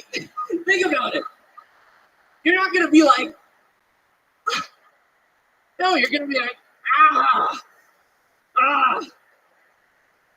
I think the reason that I don't, that I get so angry is because I don't like what my penis looks like. It looks a little bit like Mitch McConnell, a little bit. And I've never sent a dick pic. And you know why? Because I've never once looked at my penis and thought, you know what? Someone else needs to see this. Thank you all so much. I'm Jack Shaw. Jack Shaw talking about his penis for a minute, 20 seconds straight. Unbelievable. Can I just get clarity? What was the noise you did at the beginning? Your penis was beep, beep, beep, beep, beep. Oh, it's more, no, it's more of a beep, beep, beep, beep, beep. You know that's the exact same sound a horn on a Walmart electric fucking wheelchair makes, right? No, I did not. I did not The know next that. time you're masturbating at Walmart, you'll find out. Is that where you do it? Is that where you like to do it? No. In a Walmart? I don't think I like your fucking attitude right now, Jack, if I'm being perfectly honest. I'm looking for partners, dude. I'm looking for friends. We'll just say that then. Okay, Yeah. yes, thank you. Do it at Target, you have something to aim for. Jack, how come you can't send the right dick pic? Because lighting is a big part of it, but also location and who you send it to. I don't really like, I've never sent one. I don't really like the way it looks. You got to believe in yourself. Oh, sure. Well, if I believe too hard, I shoot for the moon. Well, I can get you some heroin from Corey. You know, circumcised or uncircumcised guy? Good question. Oh, a lot of big circumcised. I have a lot of circumcision. So like you still got skin on the back of your neck type of thing? Extremely circumcised. Very, very Jewish. You said that sometimes you put glasses on it and it looks like a man with a big nose. Are you talking about your father? Yes. Do you ever do any special tricks Chewy tricks, like you ever take a condom and just sit it on the back case like a yarmulke? I reuse them. Oh, wow. Yeah. Very thrifty. Thrifty and shifty. Jack Shaw, ladies and gentlemen. What else is going on? How do you feel about being in Las Vegas, Nevada? Oh my God, dude, it's so cool, man. I love it. I definitely have a gambling problem. For sure. Tell us about it. Well, I keep losing. I keep losing at it. I love blackjack. I love that game. Okay. I thought that was a guy that you knew. Yeah. Yeah, that's what my friends tell me to dress up as in Halloween. Oh shit! We'll be right back. Fun. And you're still living in Los Angeles, correct? Yes, I am, but I'm planning to go to Austin. You're planning on going to Austin or moving to Austin? To move to Austin. There you go. That's a whole different thing. Look at Yes. you. That's amazing. Unbelievable. I love it how we talked about his dad. If I could just reflect on a sentimental moment, I'll never forget my dear father who passed away from rabies. He used to, when I was a boy, when I was 9 years old, he used to take me behind Kentucky Fried Chicken and put coleslaw over my head and throw me in the dumpster and tell me I was a sea monster. And, well, if you're going to laugh, fuck off. Wait, that's it? I guess. That's it. My dad died of rabies. What else do you want? If you can look away, your face is really fucking me up. I'm sorry about that. I feel like his face is going to orgasm on me any second. Like, just turn it over that way, squirty. He's a wild boy. He's a wild boy. Jack, are your parents proud of Say you? his full name, Jack off. Jack, yes. Jack, are your parents proud of you? They are. Well, yeah, I think so. I think so. They wish I wouldn't talk about masturbating so much, but they do. Why? Because they hear you do it? Yeah, Do you live with them still? I do. Upstairs or downstairs? Same level. Fuck. Wow. So they hear all your little... Can I take a gander at what you sound like when you're having an orgasm? Of course. Actually, I'm going to give you guys 3 options, and we'll play a little game called, hey, which one of these is Jack's cum noise? Red Band, hit me with some theme music. Here we go. Band, hit me. Here it is. Oh, that's fucking perfect, Red Band. Holy shit. All right, here we go. First noise. Harlan, you can do the second one.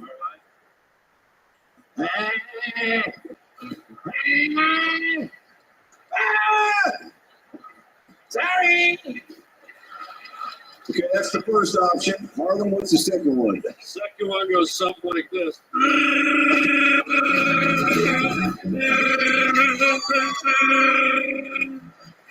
The mighty Chewbacca. What's the third option? And the third option is, well, Jack, why don't you give us an option? Yeah, it's more than ow, ow, ow. Wow. But you're doing it to yourself. Well, I go hard in the paint, Dr. Bill. Wow. Yeah, you do. Fucking Hakeem Olajuwon over here. You get the feeling he has cat litter gravel in his Vaseline? I don't know. I don't know what that means. Okay, audience, which one do we think it was? Option number 1, option number 2, or option number 3? A lot of people surprisingly saying 2. A lot of people saying 2. Holy shit. Use the force, Luke. Jack, which one is it? Number 2, everyone. Wow, unbelievable. There he goes, Jack Shaw. Jack, you're done. Thank you, Jack. Absolutely. There he goes.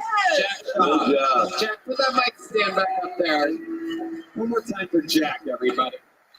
Hello, indeed. This podcast is sponsored by HelloFresh, guys. Make this fall the tastiest season yet with farm fresh produce and easy autumn-inspired recipes delivered right to your door with HelloFresh. HelloFresh delivers all the pre-portioned ingredients you need to make easy homemade meals, all the protein.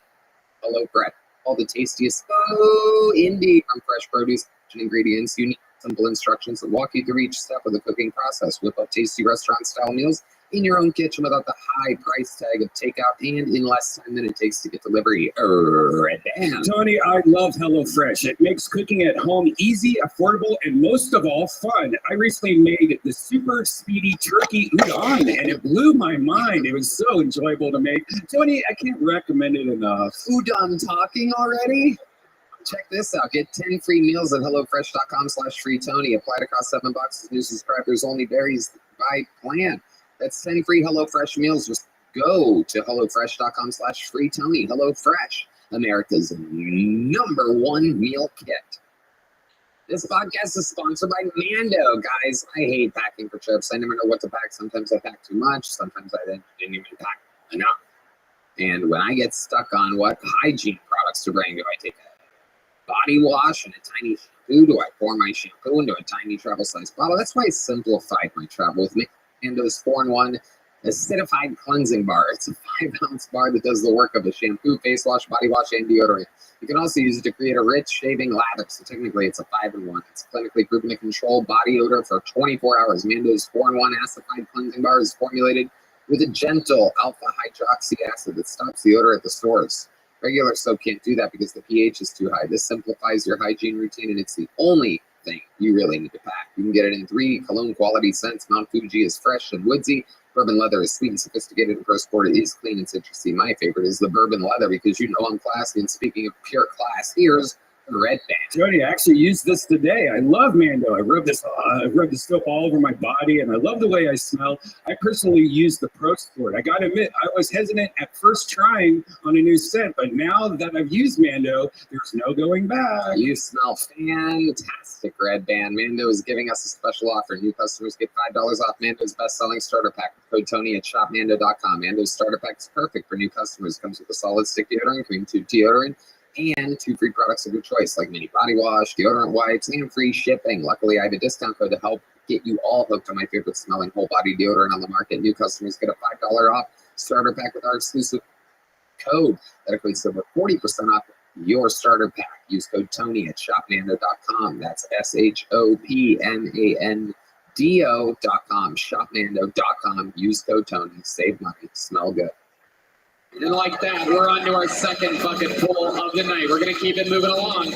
Make some noise for Izzy Hall, everybody. We're going to meet them all together. Izzy Hall. A whole new crop of people out here in the desert of Western America. This is Las Vegas, Nevada. And your next bucket full is Izzy Hall. Here he is. Make some noise for Izzy, everybody. So I'm not homophobic, but I just hate that those bastards have kind of reclaimed the rainbow. I used to love the rainbow. That shit's gay now. I recently found out that the G-spot's in the asshole. Like, what's up with that? Like, because I believe in God, but I don't understand why an omniscient creator would put a come really hard button right up in my asshole and expect me not to go searching. And if I do, I go to hell. And they give them like a really cute name, like sodomy or whatever. Recently, I've tried to figure out like who is going to be coming first. Is it the top or the bottom? So I've been watching a lot of gay porn. They're trying to figure it out. And then unfortunately, just it's me. Thank you guys. Wow. 56 seconds from Izzy Hall. Hi, Izzy. Hey, Tony. How are you? I'm doing really well. I love it. Welcome. How long have you been doing stand-up? This is my first time. Wow, look at that. Incredible. How old are you, Izzy? I'm 24. 24. Yes, Look sir. at you. First time, and you are the captain now. I gotta tell you, All right. Tony. I'm on the same page with this guy, man. Okay. I'm on the same page with you about the rainbow, dude. Like, remember the rainbow used to be a soft, beautiful rainbow. You go over the other side, there's a leprechaun and marshmallows and unicorns. Now you go over the rainbow, there's 4 guys in a hot tub at a Motel 6 in Bakersfield. Not cool, bro. Usually I thought they'd find you at the end of the rainbow, to be fair. What the fuck is that? Sorry. supposed to mean? He looks like the replicant at the end of the rainbow is where I was trying to get. Did you think a Jew at the end of the rainbow? Is that what you said? What did he say? Say it again. He thinks you're the world's largest leprechaun. He's clearly never seen a white person before. No. He's just eating Lucky Charms in Ethiopia, wherever you're from. Where are you from? You remind me of Somali that I used to know. You're correct. It's Ethiopia. It's all the same shit, to be honest. I nailed it. You're Ethiopian? Yes. Absolutely. I fucking love that song. Why'd you stop it? Wait, where is he? Where is Ethiopia on a map? Africa. Okay. It's on the east side. It's called the Horn of Africa. What's that mean? It means no worry. There you Your go. favorite song on that album. Wow, is he easily offended, it seems? No. No. What was that weird fake laugh you just did? Stuff. No, you're a thoughtful guy. You went from the buttholes to G-spot to I believe in God in about 3 seconds. No, because everything's like created for a reason. You know, that's what and so with the G-spot, I guess, in the guy's eyes, it's like, Did you can't go there. Did you hear that from a friend, or is that a fact you found out on your own? Because facts are always fun to find. I talk about that in my book, but I want to know when you learn stuff, do you do it from hearsay or from your own discoveries? Well, like it's like I can't find out, right? It's like there's a rule that I can't go explore, so I just have to like take word of mouth. Do it. Somebody else. What's the craziest thing you've ever had up your ass? Good question, Tony. I'm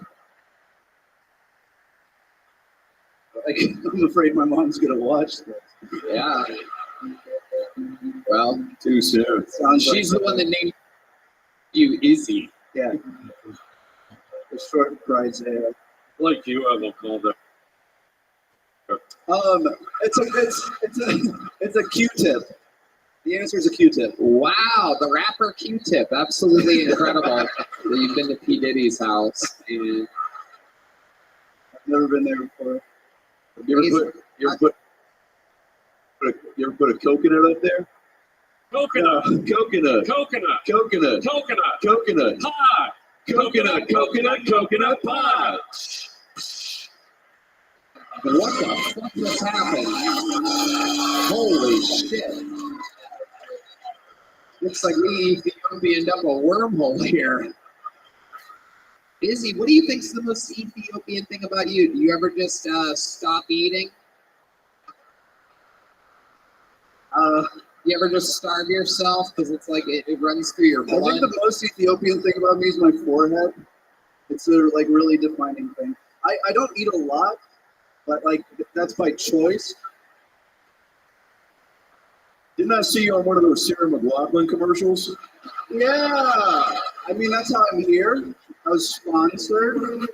In the arms of a Q-tip. You're funny, dude. You're rolling with the punches tonight. Yeah. You just fake grabbed at a fly. That was funny. Yeah, I don't understand that. I see those commercials. You guys think that we can't swat flies? It is aggressive. I don't know. Yeah, I can swat flies. Are you good at swatting flies? We have a bag of flies. We were expecting an Ethiopian bucket full. Okay, I was lying about being able to swat flies. Oh, look out. Look out. Dude, I am this close to sending you 50 cents a month, I gotta tell you. I'd appreciate it. I'd appreciate it. And by the way, your fuzzy hair, man, you'd make a great fucking Q-tip, I gotta tell you. Come find my G-spot right now, come on. Come on. Who were those twins? Those like Caribbean twins? Oh, the Island Boys. The Island Boys. Yeah. Has anyone ever told you that you look like one of the Island Boys in blackface? No. Yeah, well, I just did. You let me tonight's Doritos joke of the night. Uh-oh. That's he doesn't like it when people make fun of him. I don't know if anybody's watching this. You look like anorexic ventriloquist comedy. Wow, I haven't heard that since I started. Tony, you look like you asked for samples at a sperm bank. Wow, this is unbelievable. Entry-level roast jokes, ladies and gentlemen. Anyone It's can do. literally my first time. doing It's comedy. okay. Well, maybe don't fucking box with Mike Tyson. Play the video game, dude. Play the video game. Go on. It's my first time roasted. I'm gonna go against the guy that does it probably better than anybody in the world. I'm Tony, living my dreams here. you know what I love about the third island, boy? Yeah. You know what you find on islands? Coconut. Coconut. Coconut. Coconut. Coconut. Coconut. Pie. Coconut. Coconut pie. Wow. I think we found our first two Avengers of the guest history of Kill Tony. They are joining forces. This is like when they came out with a Wolverine Deadpool movie or something. Harland and the Doctor. That's how you find the Ethiopian G-spot. Elbow, fist. Izzy, before I let you go, I gotta know, because you seem like a very charismatic guy. Is there anything else crazy about your life that we should know about? I mean, I feel like there's something more to you. I was drugged. I was drugged by some prostitutes in Colombia. Colombia? Yeah. Amazing. Okay. What did they do to you? Nothing. I got away really quickly because I speak Spanish. But if I hadn't, I would have been in a lot of problems. It was like an EDM music festival that I went to. I didn't know that they were at the time. They just seemed really cool. Most prostitutes are. Yeah. Yeah, it's a problem over there, I guess. And your parents live here? No, they're refugees. Oh, I love the refugees. Yeah. They did wait. Thorn Hill. Yeah, the Fugees. Yeah. They're yes. No, I came here. I came to like. Okay, Red Man, how many bug noises do you have for this guy? Relax. Jesus, Jack Andy. Racist. I came to America on on a visa. Yeah, a visa. No, on a visa.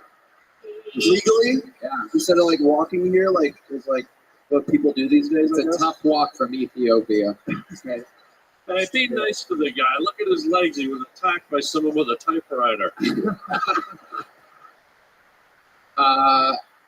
Well, you know what, Izzy? Your set was just okay, but since it was your first time, and I think you have a lot of fucking work to do, you're going to get the first big joke of the night, buddy. Here you go. Coming at you. Izzy Hall, ladies and gentlemen. Great job. Back to another special treat. We're going to keep it moving fast here because it's a long walk from the back if you want to rock and roll. This guy is neither a regular nor technically a golden ticket winner, but he is a legend of the show's history. He is America's favorite uncle. You know him. You love him. This is indeed a brand new minute from David Jolly. David Jolly, ladies and gentlemen. Send these motherfuckers out faster. Whoever's working the back, send them out faster. How y'all doing tonight? White people in Puerto Rico, hey, yeah. Y'all watch the Olympics? That shit was crazy as hell, man. They had breakdancing in the Olympics. In 4 years, them niggas gonna be shooting craps. These goddamn Germans can really roll a 7, George. Yeah, Netflix, I'm sick of Netflix. They ripping us off. I'm glad I'm still in that shit. They keep on giving us these horrible ass movies, man. They bad, then they got the voiceover on them.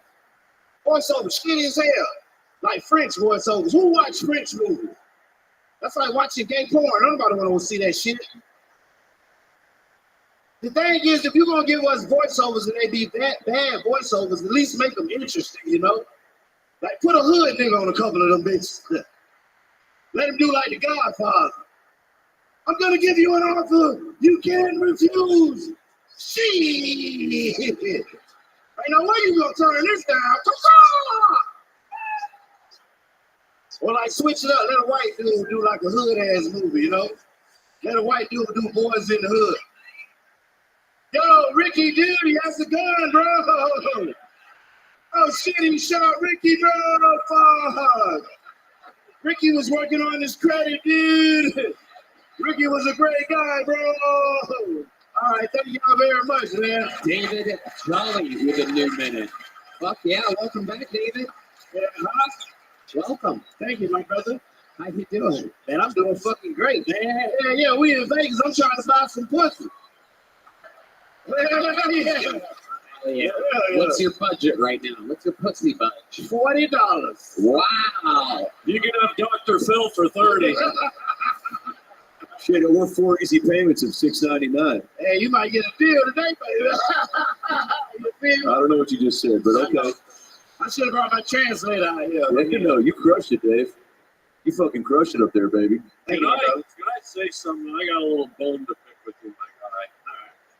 I just want you to know that those voiceover people, they work really hard to do what they do. I don't think I like your attitude. It's the same Chinese dude in every movie playing the male and the female part. That's some bullshit. Well, That's a goddamn ripoff, man. That's Hans Kim. I know who it is. Goddamn Hans. You gonna trick me, bitch. I don't know. I agree with you.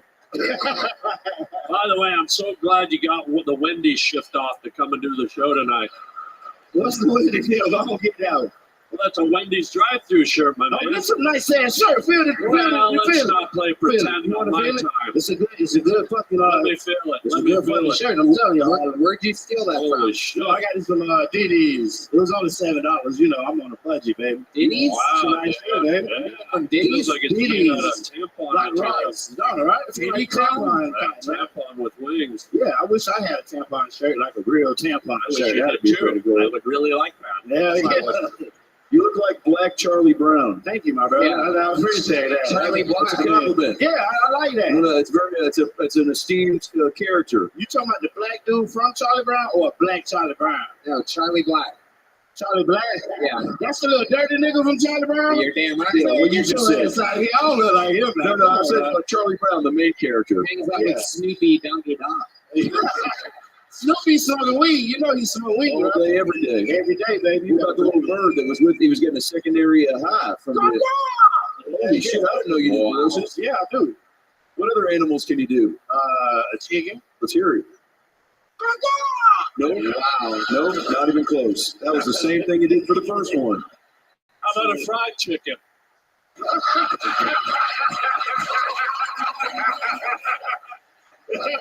That's good. All right, hold on. Let me see if I can do it. Wait, let me fucking guess. Yeah, you got it. You got it. All right, give me one crispy.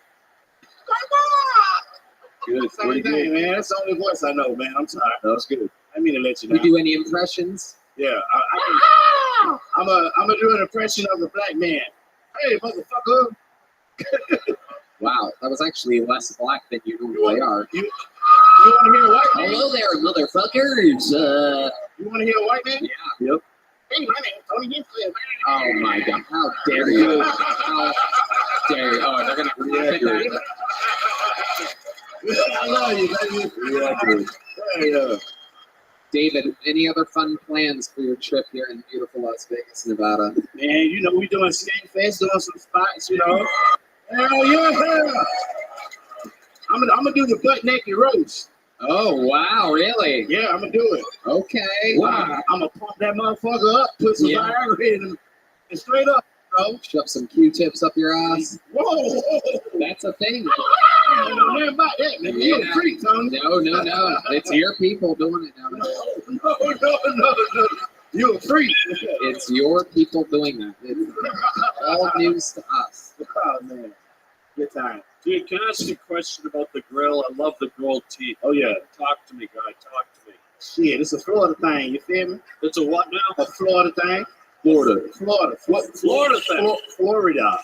It's a Florida thing. You know what they have in Florida, Harlan? Yeah, it's a thing for guys from Florida. But usually, No. We're doing a voiceover, not giving cunnilingus. No, What the hell are you doing? I don't know how to do what's your boy name to do the puppet up his ass, was he? Jeff Dunham. It's called Yeah, I don't know how to the do Q-tip. that. Yeah, it's called Q-tip. Okay. Dude, I love it though. Did that hurt getting the gold put in the mouth? Nah, they just snap it over. Does it ever get in the way when you're not eating pussy? Nah, I never get in the way. It's actually better if you put your mouth right there by the pussy. And go, that's how I clean it. Wow. Yeah. Straight up. Now, what part of Florida are you from? Were you From Orlando. okay? Disney World. Oh, Orlando. Okay. Disney World is the city. It's a bit different. You know, a little bit. How far is Orlando from Disney World? It's like right on the edge. It's like right there, you know, 10 minutes, 5 minutes. I used to think Orlando was the capital of Disney World. Oh, no. Orlando is the capital of violence and drugs and shit like that. You know what I mean? You gotta do your homework on Orlando. Ain't no Disney World shit over there. That's why they moved to the city. I love Florida, man. It's like you look at Florida on the map of America, it's the cutest little state, just like America's nut bag hanging down. Yep. I just teabag in Cuba all day long. Teabagging Puerto Ricans and Cubans, you better believe it. You know what I mean? Oh, yeah, you ever That's teabag right. someone? Yep. I have. I definitely have. What was his name? Oh, whoa, hey. Wow. Red Band flipping in a gay joke on David Jolly. That was a good one, Brian. One of the straightest men in the show's history. You better believe it. Look at this. You think gay people do that? No. Yeah. They don't. I've never done that my entire life. Dude, that was him teabagging right there. Yeah. Do it again. My nuts getting bigger because I'm getting older. And sometimes I sit on my nuts and it's getting bad. Wait, I got. Okay. You ever sit on your nuts, Harvey? Yeah, but they hatched. Can you do an impression of fried chicken teabagging Red Band? All right. Well, that's it. David Jolly, thank you. We love you. There he goes, David Jolly. Time for bucket poll number 3. Keeping it moving along. Make some noise for Tommy P. Ooh, I do believe he's in the house. Section FO, row RRC 308. Tommy P. Where the fuck is Tommy P? They're finally sent out Tommy P. For those of you keeping track, they finally sent out Tommy P. Here he is, Tommy P.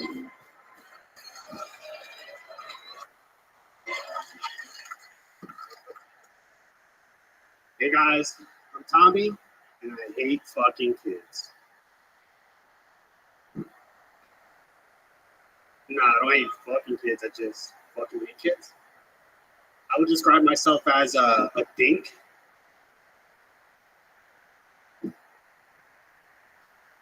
Double income, no kids. That's cool. Hold your booze until the end of the set. Ladies and gentlemen, give him a shot. He gets 60 seconds. We're restarting the clock. That's double income, no kids. So I just had a vasectomy. Anybody here got a vasectomy? So I go to the doctor, tells me to snip and snip, and charge me $200 right after that to masturbate and count my sperm.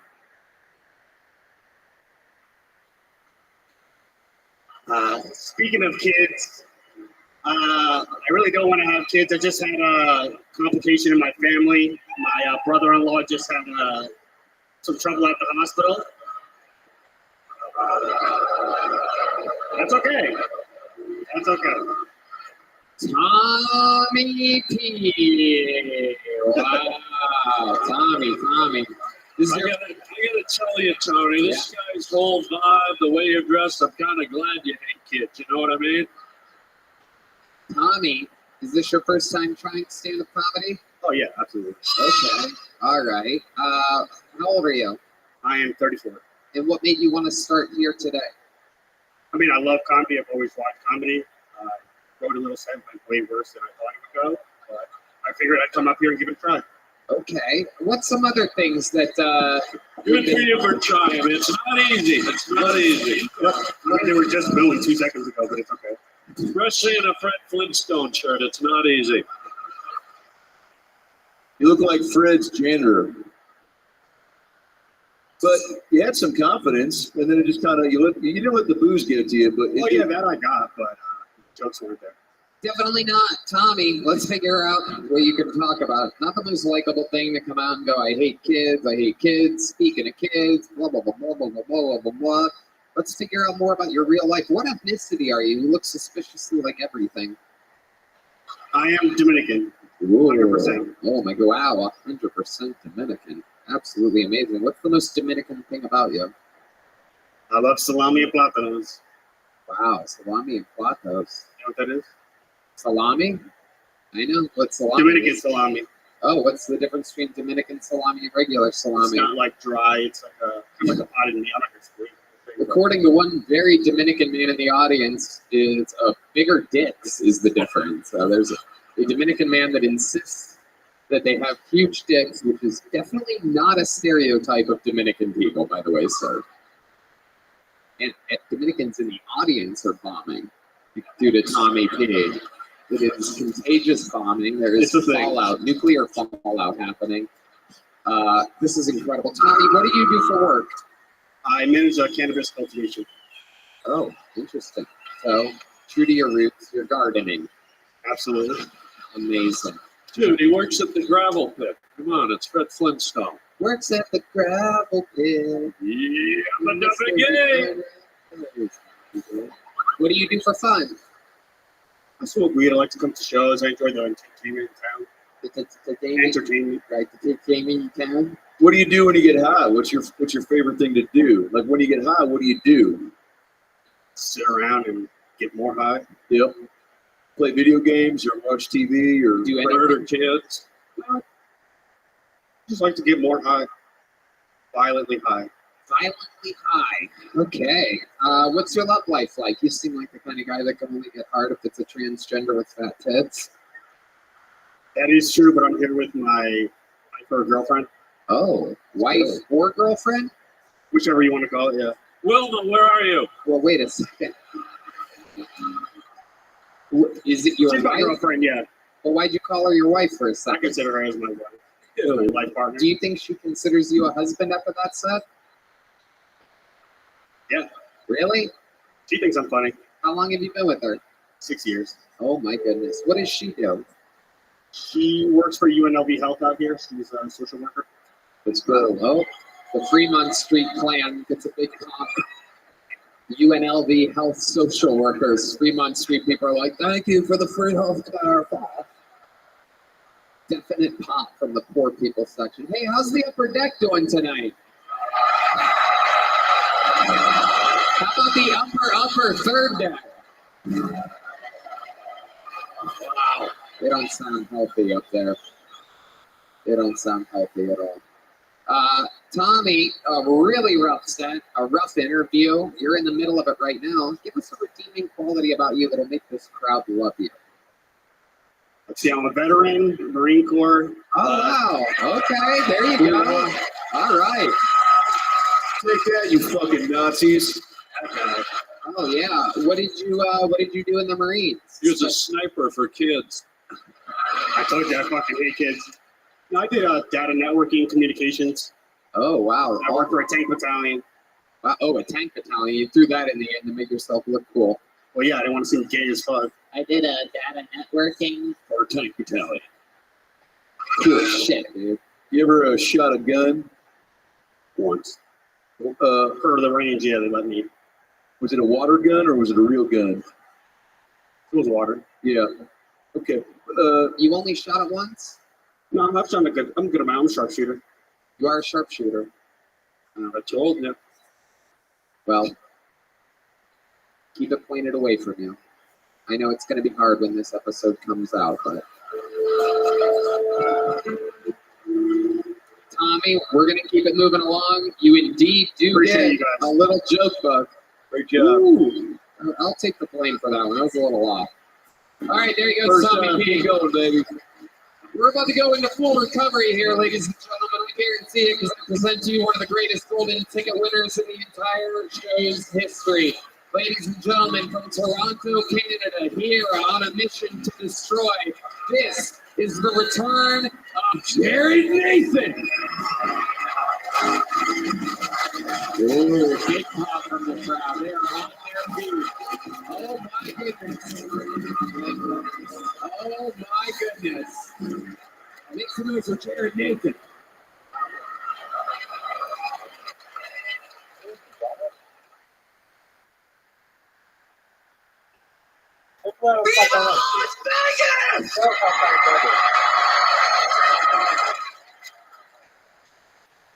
They lost my luggage.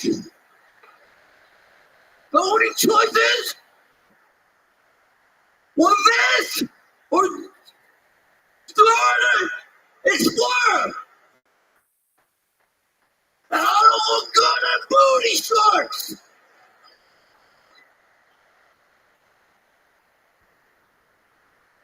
I've been here for 24 hours. I've been married.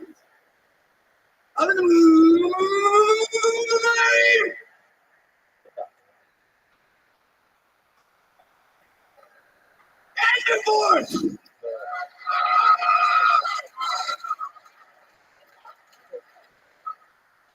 She was mine again, so I couldn't get a green card. I got kicked out of the casino. I didn't understand.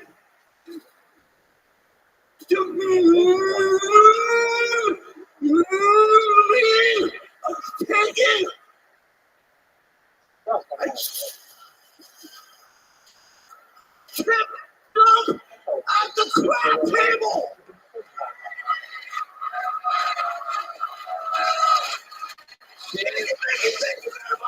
Yeah, there you go. Jared Nathan.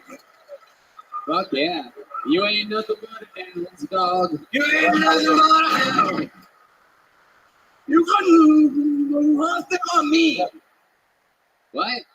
Okay. Dude. You got nothing on me, Tony. Okay. Dude, thank God you weren't born a cow.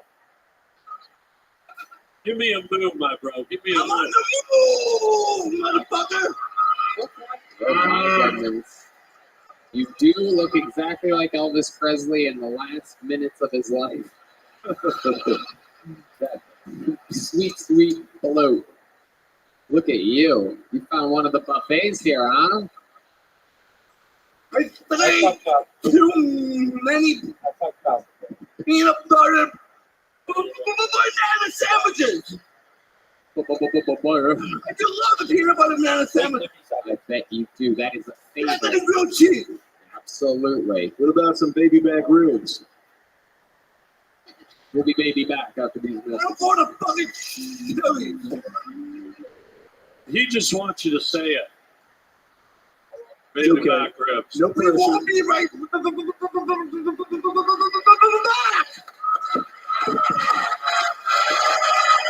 Wow. Nailed it. Can I get some hand sanitizer? Jared, Love you, Jared. are you loving Las Vegas? I'm loving it. Loving being in Las Vegas. Viva Las Vegas. Fuck yeah. Right. That's right. What does a guy like you do for fun here? Go to the roulette tables and bet on green or something? I sent you an invitation. Is that an option now? It is because the assholes do it. But he's not an asshole, but it's like it's kind of a joke about how he's. Looks like he goes to the buffet and bets on bacon, for fuck's sake. I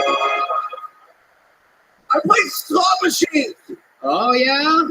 What's your favorite? Shiny lights, you know. The shiny lights. Okay. I don't know. I want some money too.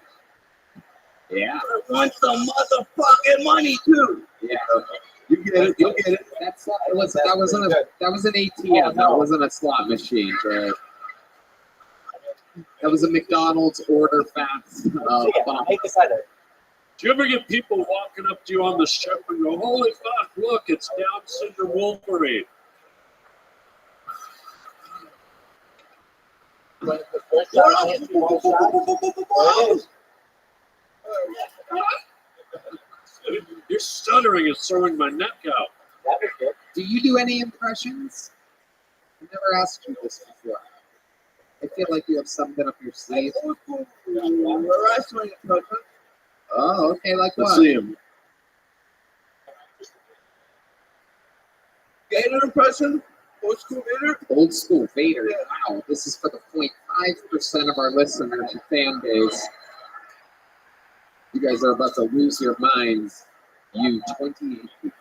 It's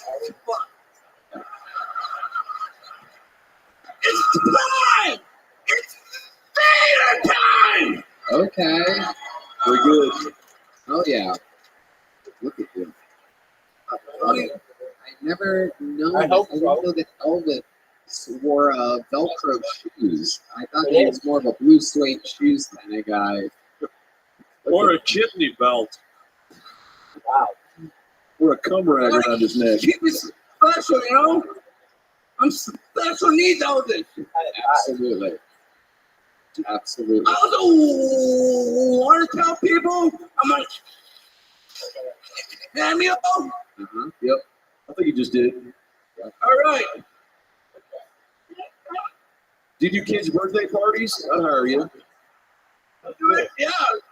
Let's talk.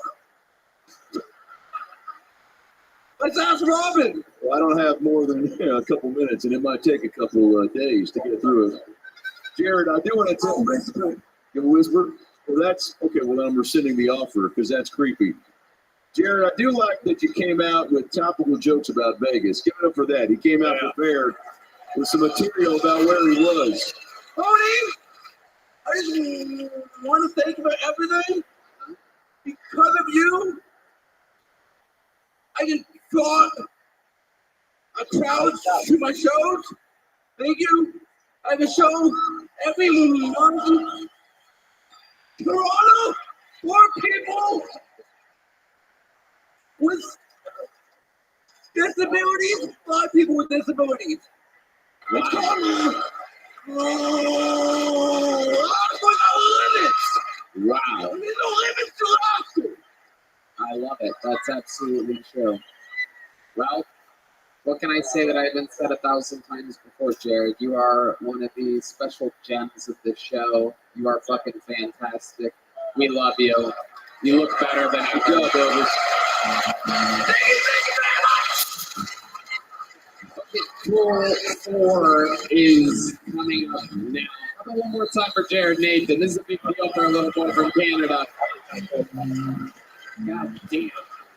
And how about a hand for the ring card girls? This is the great Valerie Vaughn alternating with our, of course, the lovely Heidi. All right, your next bucket pool, ladies and gentlemen, make some noise for Keaton McAdams. Keaton McAdams. Here we go.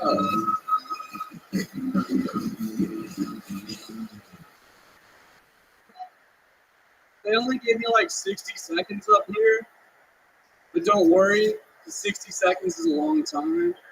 Yes, sir. I feel like I've said that before, but 60 seconds is a long time. Oh! Anybody else here ejaculate prematurely? Ladies, you can laugh. I was quick, but I don't have any shame about it. Because after another 60 seconds, I'm ready for round 2. Oh, no. I'm not here to brag. That's not what this is. The one time, I had sex 3 times in the span of 45 minutes.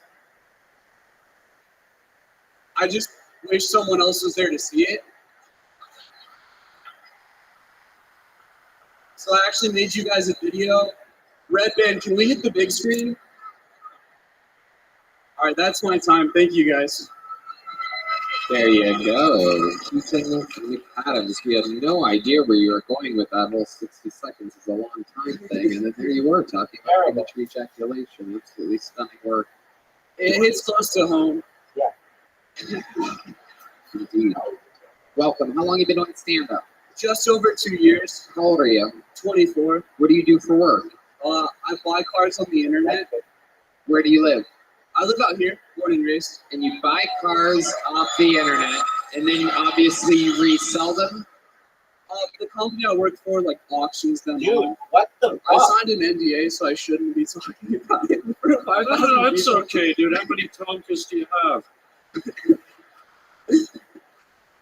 Little giggler over there. I'm having fun. Hell yeah. This is a sick show, Tony. Good job. Wow, thank you. Good job.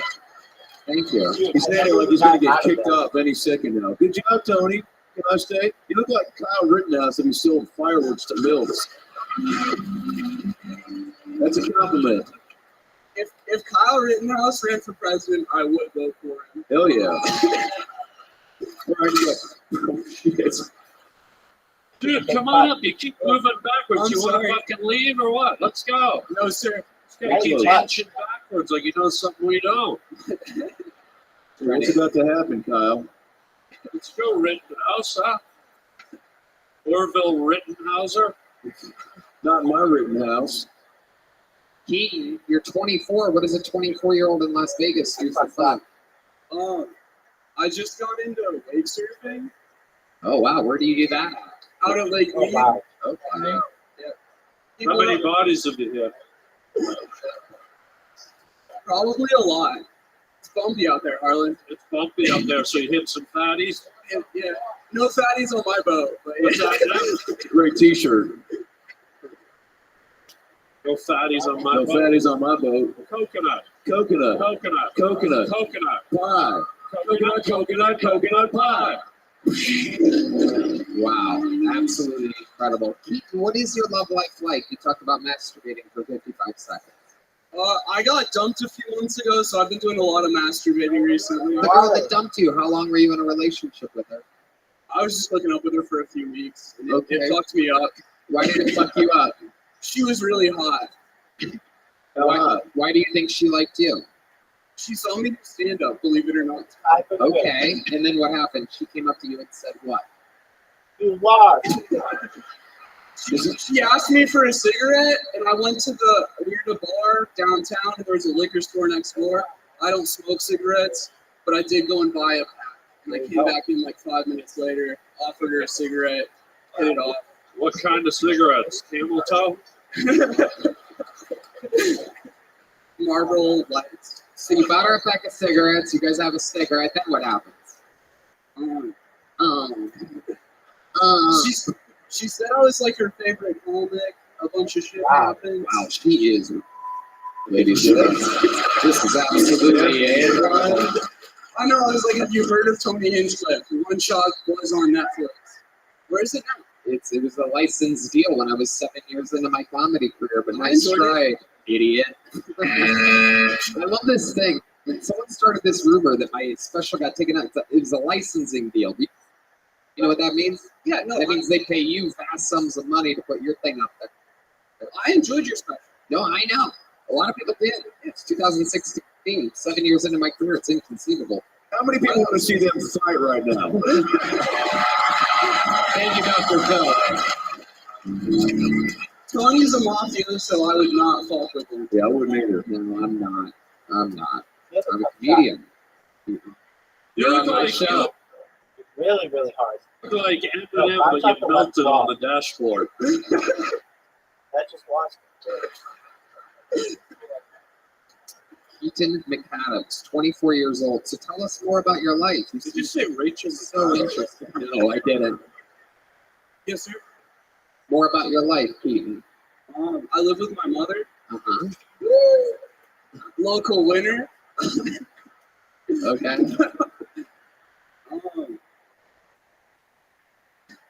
Okay, very good. Thank you, guys. There he goes, Keaton McAdams. Here we go, Keaton. Don't forget that. Oh, jeez, Keaton. Oh, boy, there he goes. Can't jog fast enough. Here we go, golden ticket winner coming at you. A long-time golden ticket holder. Ladies and gentlemen, this is the long-awaited return of Todd Royce, everybody. Big boy.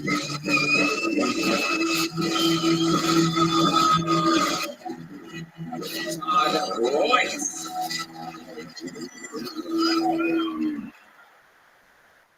I have a dog. I have a dog. Not a dog. A Shih Tzu poodle. I don't think if you. That's not a dog. But Shih Tzu poodles to me are like K-pop bands. Like they're adorable, but if I hit one with my car, I'm not going to lose any sleep over it. They all have these cute little names. People call them shoodles. I call this one a Shih Tzu, especially because she's gotten old and she's lost complete control of her bowels. Shih Tzu is actually what we called grandma near the end. It's a joke. We never called grandma near the end. She didn't have any money. Why waste our time? I want to get a pit bull. I love pit bulls. A lot of people think pit bulls are a violent dog. I think that's bullshit. It's all in the training. I could train my dog to be an attack dog. It'd be perfect because no one's going to admit to being attacked by a shoodle. But still, if you look online at adopting a pit bull, there's all this stuff about how to defend yourself if one attacks you. And they say the best way to defend yourself if a pit bull attacks you is to take your thumb and shove it up the dog's ass. They say that's the best way to defend yourself. I say that's the best way to defend yourself if anybody attacks you. Okay. Try that the next time you're getting mugged. It works on pit bulls and Puerto Ricans. Thank you, guys. Fuck yeah, Todd Royce, rock solid minute. He's done it again, ladies and gentlemen, rocking some skulls on that shirt. Woo, what's up, Tony? Whoa. Whoa. Wow. My pants almost fell down. Wow. Did we just move backwards in time when you did that? That's incredible. The fucking stage almost fell down, I'll tell you that. I felt gravity change. Whoa. Jurassic Park, holy fuck. A groundbreaking performance here. Dude, you said you wanted to get a dog. You might want to get an ultrasound because I'm pretty sure you got fucking puppies in there. Oh my goodness, those tits are shaking. Shit. Wow. Check out Mother Jugs and Speed over here. Come on, everybody. Let's go, Vegas. Yeah. That's all you have to do. Yeah. I've never seen anyone motorboat a whole city. Yeah. This is incredible. You know you're in Vegas when you see the sphere, everybody. Here it is. Oh, it's got skulls on it right now. How cool is that? The sphere has skulls on it. They almost look real.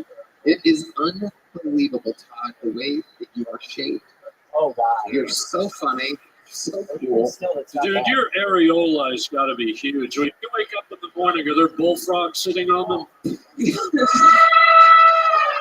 Every time I look down, I want a pizza.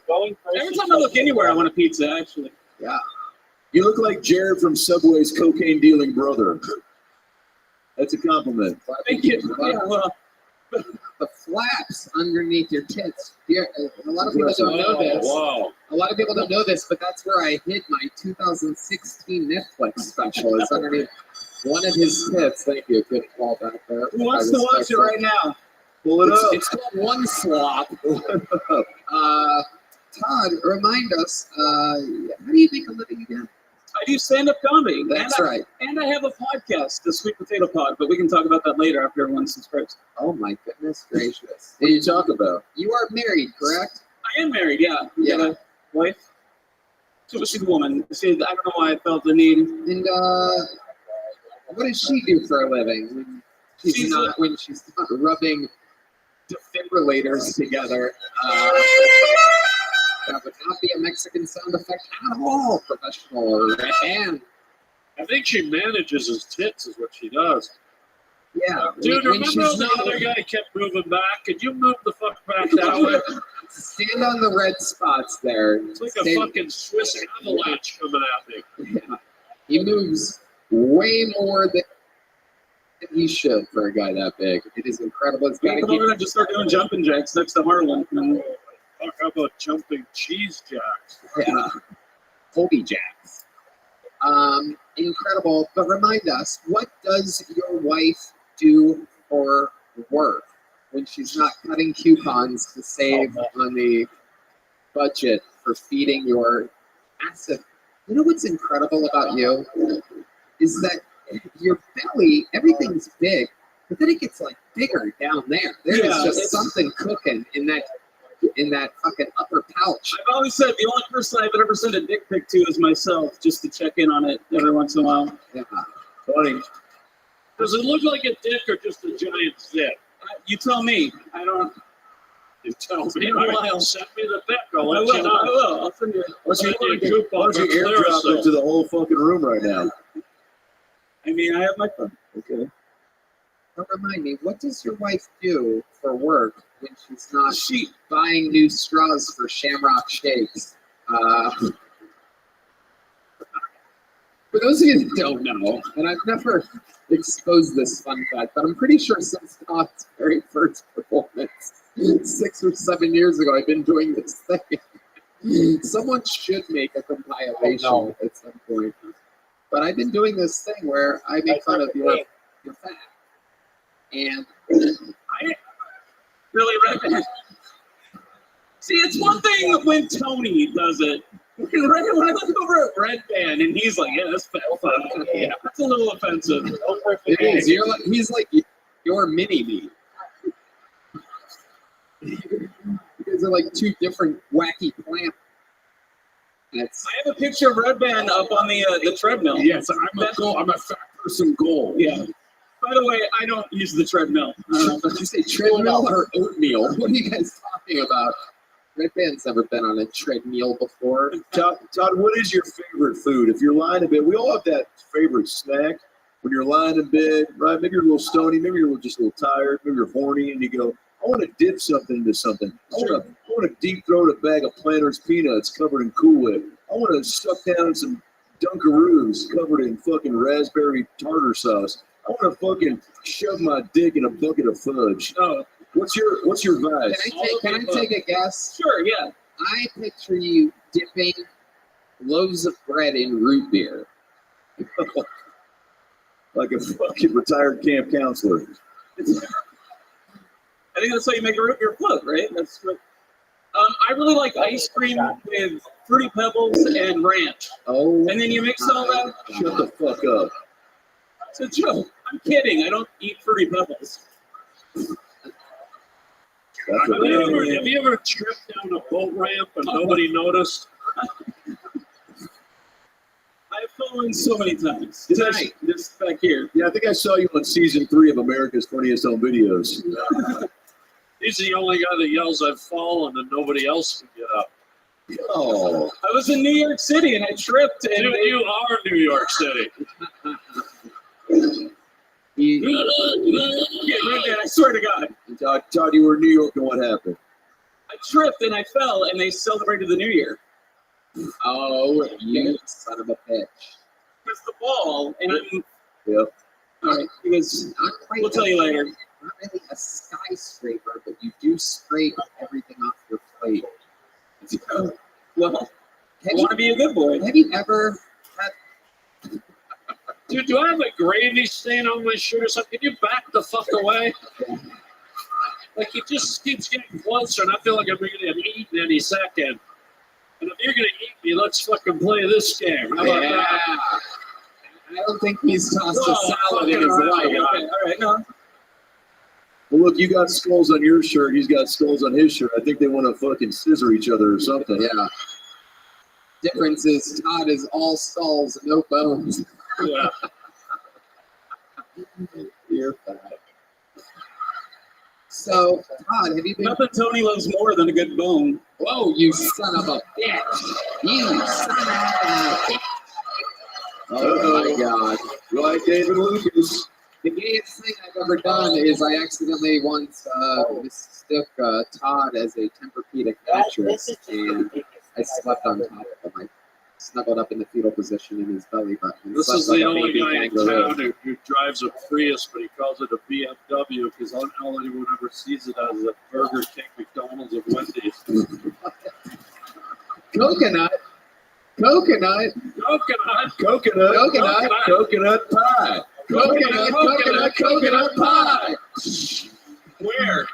Yeah, where? Todd, you are truly one of my favorites of all time. Always rolling with the punches, no pun intended. Always absolutely, always just shaking the room wherever you go. Absolutely, wow. I cannot believe that those shoes and the stage and those legs and those knees and the hips can handle what you put it through. When you jump, do you give yourself a wedgie? A little bit, yeah. I'm gonna go pull this out here in a second. You know, I never can thought of smell this. I never thought of this. Your name is Todd Royce. Have you ever thought about going by Rolls Royce because you have so many rolls? Do you know that you look like if Jelly Roll and Jeffrey Dahmer had a baby? There we go. That was what it. a good shot. That's tonight's You got new fucked. Doritos That was a joke great of the shot. night. Jeffrey Dahmer and Jelly Roll, which means that he doesn't just eat humans, he eats all animals. I suck at this. By the way, I love the jiggly tid thing you did. That was impressive. Thank you. Thank you. I want to skip over that. Okay, yeah, no, I appreciate that. It takes a lot. Oh, what a good shot. This is just push-ups every What morning. a beauty. Good for you. That's a lie. I don't What do a beautiful push-ups. shot. No, we know. Yeah. I think I might Would be you able to believe take it? this No big exercise shot. at all. You're fine. You're fine. You're moving around, but you're funny, so take care of yourself. I've never Thank seen you. that. There he goes, ladies and gentlemen, the Guys are legend awesome. Thank Todd you so much. Royce. We are flying along. We're flying through it. Hey, y'all, this podcast is sponsored by PDS Debt. Guys, the holidays can be hard on your wallet. Between traveling and gifts, it's a lot. I wish PDS Debt was around when I was struggling during holidays back in the day, but no one wants to think about debt. The cold hard truth of it is many of us will get in deep in debt over the holidays. Last year, half of American consumers took on debt to pay for the holidays. This year, it could be you. It's never too early to start planning to get out, and our friends at PDS Debt can help with a personalized solution just for you. Tony, I love PDS Debt. They're making up the holiday financial stress for me. If you're making payments every month on your debt and your balances aren't going down, PDS has solutions for you. Everyone with a $10,000 or more eligible debt qualifies, and there is no minimum credit score required. Bad and fair credit is such it. Save more while paying off your debt in a fraction of the time. Holiday debt is no joke, and I feel PDS Debt is the best solution out there. The B is silent. It's PDS Debt. So start planning today. Get a free debt analysis right now at pdsdebt.com/Tony. It only takes 30 seconds. That's pdsdebt.com/Tony. pdsdebt.com/Tony. Hi, this podcast is sponsored by Kalshi. Do you think you know who will win the presidential election? That was really bad. Or how many seats the Democrats or Republicans will win in the House or Senate? Well, there's finally a legal way to bet on the outcome of these elections via a platform called Kalshi. Everybody wanted it, now you got it. Kalshi is the first legal exchange where you can trade or bet on any event, including but not limited to elections. That's right, you can trade on that. Kalshi went to court and won legal approval for election betting for the first time in over 100 years. Right, man? Wow, Tony, you know, I love Kalshi. Just hearing about it. I've been using the platform and I'm loving it. They have markets on who will win the presidential election, who will control the House and Senate, who will win swing states, and more. Kalshi is already being used by hundreds of thousands of people and have facilitated close to $1 billion worth of trades. Kalshi is the only place to trade on these events in all 50 states, so put some skin in the game. That's right. I can't believe you know so much about Kalshi. I know. It's more of my type of thing, but take an example. Right now, Trump and Kamala are trading about 50-50, meaning if you place a bet on either, you will double your money if they end up winning. That's pretty good. That's it. So put your money where your mouth is and give Kalshi a try. Sign up using our link, kalshi.com/Tony. And the first 500 traders who deposit $100 will get a $20 credit. That's Kalshi, KALSHI.com/Tony to get a $20 credit. We're proud to have Kalshi as a sponsor, and we hope you check them out. Ladies and gentlemen, make some noise for your next bucket pull. Aiden Kosoy. Aiden Kosoy, bucket pull number 5. Here. You guys still having fun?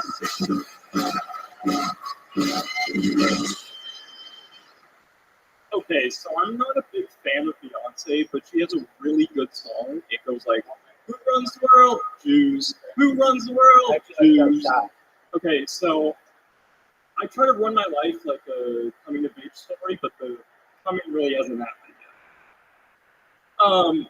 So yeah, I'm still a virgin, obviously, and I use lines like, hey, you want to see my Hebrew national with the side of matzo balls? We'll make the soup later, you know?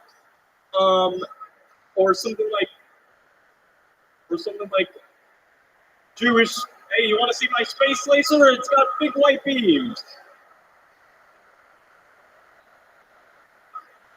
And, oh, and I got one more thing. You guys know terrorism is trendy now? Yeah, like, people are getting tramp stamps that say, I love Hamas, and Osama is Zaddy. Okay, I'm done. There it is, Aiden Kosoy. Aiden, welcome to the show. How do you feel after that, Aiden? This is my first time. I There you did go. prepare 60 seconds. Okay. The booing got to me, but the laughs at the beginning felt really good. I like that. Good answer. Absolutely. For a first time, not bad. What made you want to start here? This is kind of a tough showroom, 7,000 people watching. I know, it was big, but I didn't let the nervousness get to me. Okay, very good. Incredible. You are the absolute opposite of Todd Royce. You're all bones, no skull whatsoever. I think that came out of Todd Royce. Yeah. It fell out of his pant leg. Your entrance was powerful. You walk up to the mic, you look like you were about to shoot up a Bed Bath & Beyond. Yeah. Yeah. It's the first ostrich ever on. Yeah, there we go. Ostrich. Oh, yeah, Easy, don't do it, easy, Dr. Baldy. Phil. Easy. So, Aiden, how old are you? I'm 19. Wow, 19 years old. That's incredible. Absolutely amazing. And your first time doing stand-up, what else do you do with your life at 19? I play video games. What else? I like nature. I like reading. What exactly do you do in nature? What do? You catch lightning bugs or something? What are you talking about? I go hiking. Okay, what do you like to do when you're hiking? Take pictures.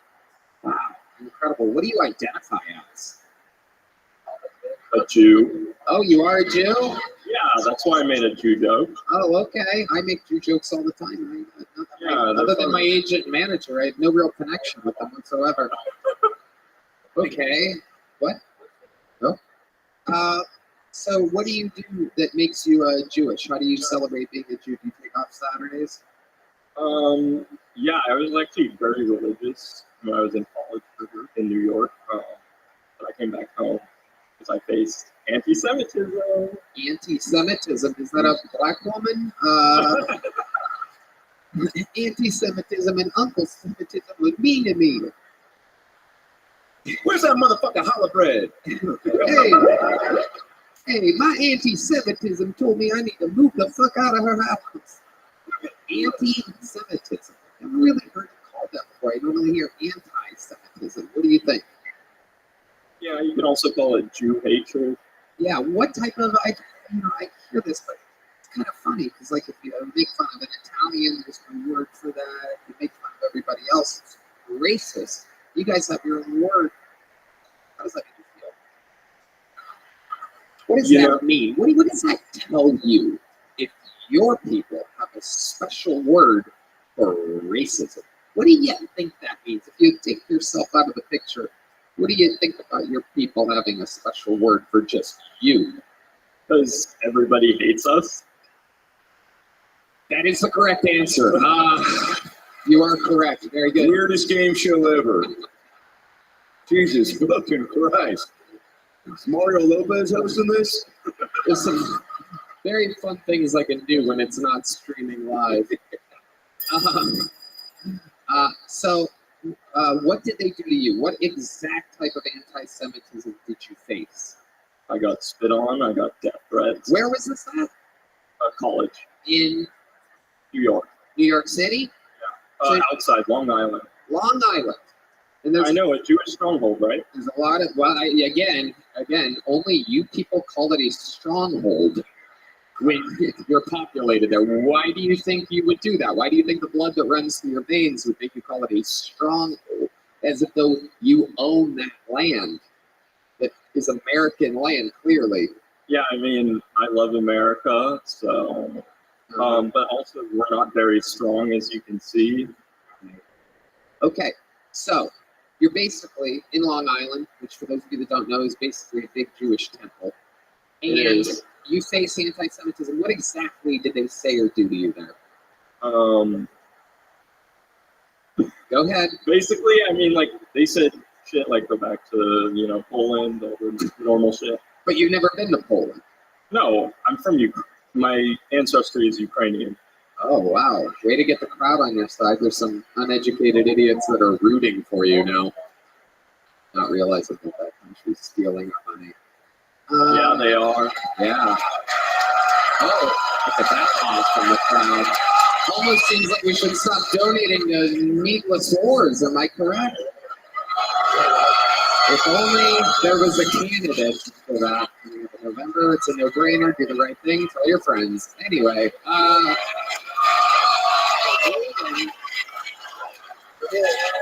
who are you voting for this November? By the look of your bellies in your arms, I'm guessing you're going blue. Am I correct?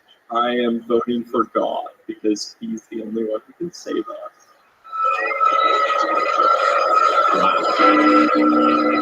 Now, hold on a second. This might be the first time a Holocaust survivor is voting for God. Now, it is ironic that you're Jewish, but you look like you were in the camps. But I do want to say this real quick. Hold on a second. What? 8 nights of Hanukkah. That's pretty. How do you? Did you get something cool each night? I'm always curious because Christmas is one. Kwanzaa, I don't know, but Hanukkah, you get 8 nights. How does that work? I mean, no, we're Jews. We get the skimpy, not 8 presents. Wait a 25. second. Why would you call your people skimpy? That is just anti-Semitism if I've ever seen it before. I love self-deprecation. Oh, okay. You gotta play into the tropes, What's the greatest gift you've ever gotten on Jew Kwanzaa? What is it? I know it's Hanukkah, Yoni. Yoni fucking in my earpiece. I have my own fucking Jew in my ear. It's called Hanukkah, boss. It's never fucking given me an answer to anything before. Literally the Jewiest thing you could do. We've been doing this for years, and he's like, it's a Hanukkah. I fucking know. I was doing that. The Jew Kwanzaa was a joke, Yoni. You fucking people, I gotta say. But what is the greatest? You say that they're skimpy. I know, I'm like white trash, Italian, hybrid. We get spoiled. Even I was poor, and I still got a little spoiled on Christmas. Because that's what fucking white trash does. They spend their money, especially Italians. They don't save it for a second. What was the greatest gift you've ever gotten? I don't know, man. I mean, I guess a laptop, it's not that cool. Oh, okay. You're right. It's definitely not that cool. But how much do you weigh? You are adorably, you're like the Smolocaust. You're like, Schwitz. Schwitz. Like 117? Wow, 117. Absolutely incredible. I'd say 112. Perfect size for Todd to eat in one bite. Yeah. Let go of that microphone. Let me see if it collapsed.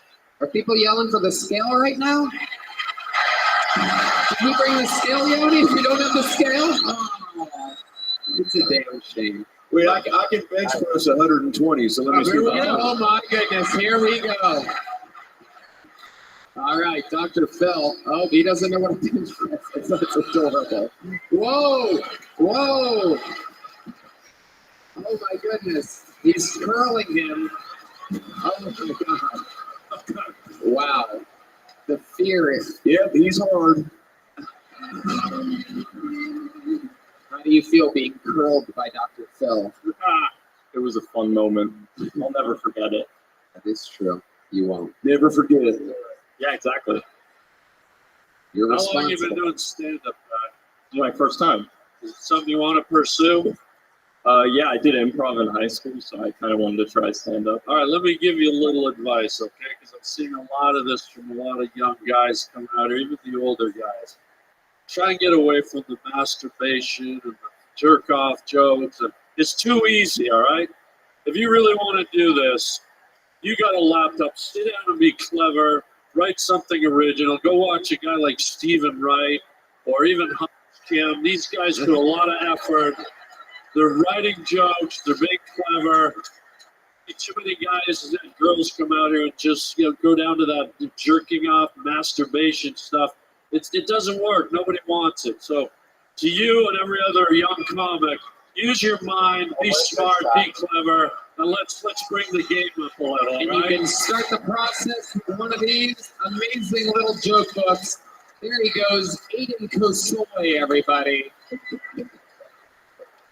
It is time for him to go back to Poland, am I right? All right, we're having fun here. Ladies and gentlemen, another special treat. Neither a regular nor a golden ticket winner, but David Lucas called in sick today. He is under the weather, couldn't make it. So I had to call up someone from the bullpen, an alternate player that you know. This is a brand new minute from Love Him or Hate Him, the one and only Uncle Laser, everybody. There he is. Here it comes, live in the flesh, the real deal. Soaking it in, pro wrestling energy. Oh my God.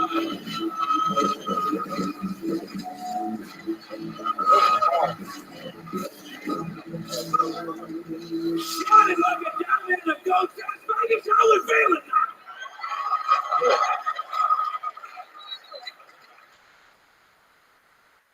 Listen here.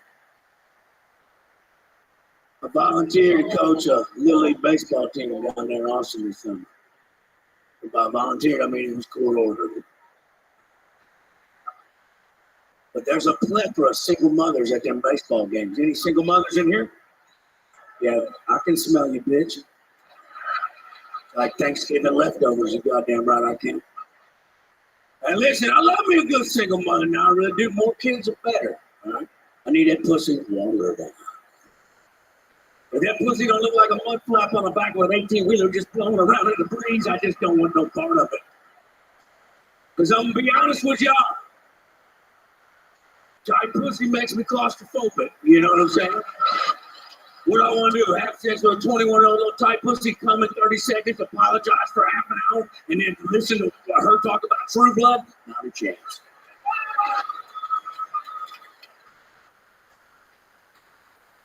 Well, Bucket Uncle Laser. Look at that. Around a solid minute. Oh, shit. The haters are going to have to fucking rest their fingers after a set like that. Look at this guy. Almost unrecognized. You did tell me. I fucking told you. With that set, you also told me all the other sets. Yeah, right. In the history of the show. A fun fact about Uncle Laser, and I think this is good that I'm about to expose this, is that he talks a lot of shit. I'm getting a lot better, Tony. You got to give me another shot. And I tell him, you're not a golden ticket winner. You're not a regular. But he is a fucking fun guy to hang out with here and there, even though it seems like I like hanging out with people that do a lot of You're drug testing right now. I'm sober as a judge. And it is true. But before a lot of sets, you get nervous in those last minutes, and he tends to drink a lot, and he tends to smoke some weed to calm himself down. Then he has to fucking take a half an Adderall to pick himself back up, and then a quarter of a Xanax because the Adderall's zipping, and then he has to fucking do a little Robitussin, and then a Cialis. Like, he literally does this thing where he's like, fuck, I fucked up, and I'm fucking old. Tony, to be fair, is that California weed you be bringing down here in Austin. Every time I smoke that shit, it feels like I got Down syndrome. It is true. I've taken a lot of heat lately, and I've been having to warn people that fucking want to smoke, and hey, it's like become an actual problem recently. I don't know what the fuck's going on, but it used to be you just smoke weed and everybody's okay. I don't know what's happening, but it is true. My weed is ridiculously strong. So it is. It is. It's like Jared Nathan. I just want you to know, bro, when you walked out here and you threw your glasses into the crowd, you hit a blind lady right in the eyes. Well, at least she has them glasses to cover that fucking goofy shit up with. You hear me? Wow. Coconut pie. Coconut pie. You guys eat that after y'all three fuck each other or what? Laser. Oh my God. Coconut pie. Hello? Coming from a guy who says his own name when he comes. Listen, Hillary Clinton, I'm gonna need you to take that fucking pantsuit off, dude.